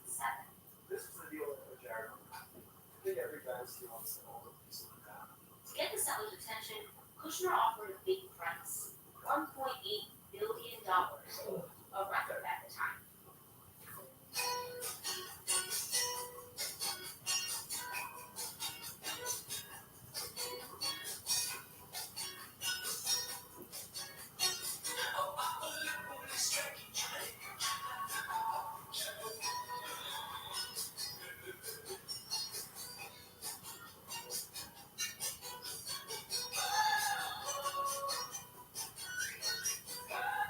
President Trump, who attended Fordham, a Jesuit university, came face to face today with the first Jesuit pope. The rest is history.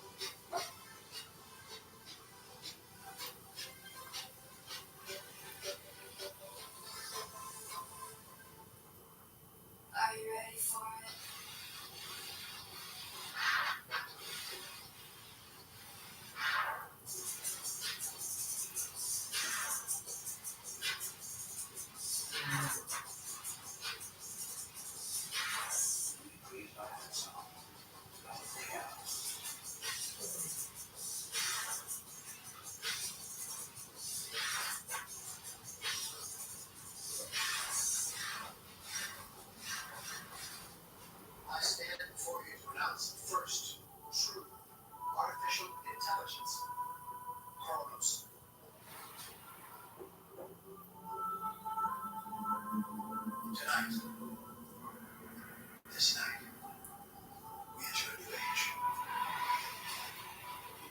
When you're staying with people who get that vision, we understand that you gotta be proud and you gotta have your hand up and you gotta do everything that's right.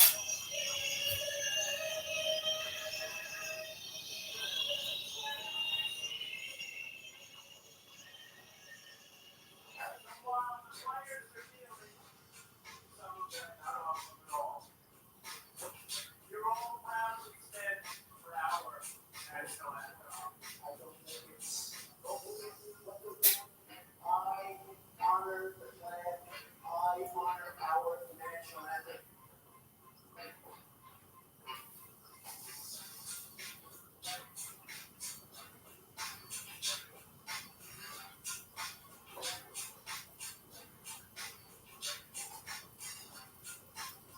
I think that people have to at all times respect their flag and at all times respect our national anthem. And our country. We are proud of standing up for our great national anthem. Thank God I made the grace for the temple. I love my knives that much what I do is so complicated. We practice witchcraft. We speak the right words. And we create life itself. Out of chaos. Are you ready, sir? Are you ready, sir?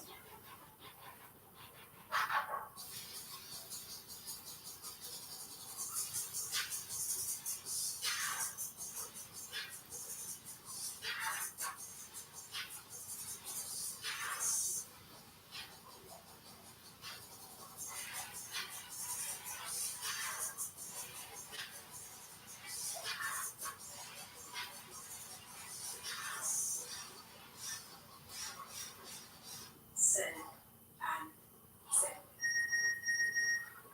It doesn't make the sound effect, I just added that because it makes me laugh. You promised me that we touch our eyes. Not after last time. That was cute, isn't it? I've had stem cells in her eyes since then. Yeah, okay, I'm thinking. Not enough. All these power cuts. And what would happen to you? Nothing. What happens to you in a power cut? Nothing. So, what about my head?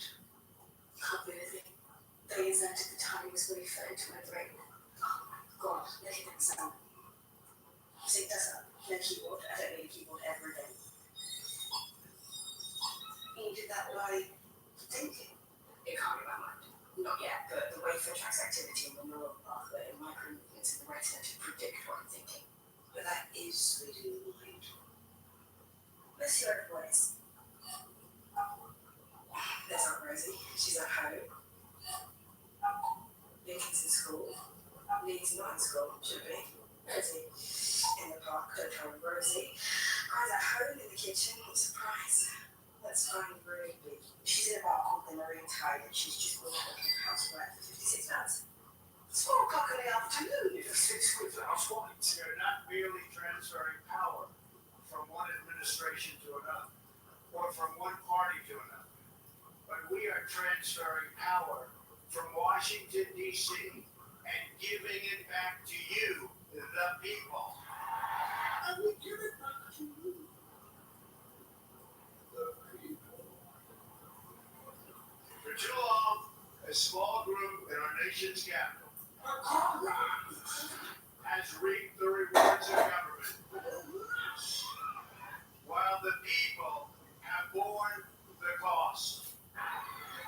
So the generations who kept you down with natural opportunity. The establishment protected itself, but not the citizens of our country.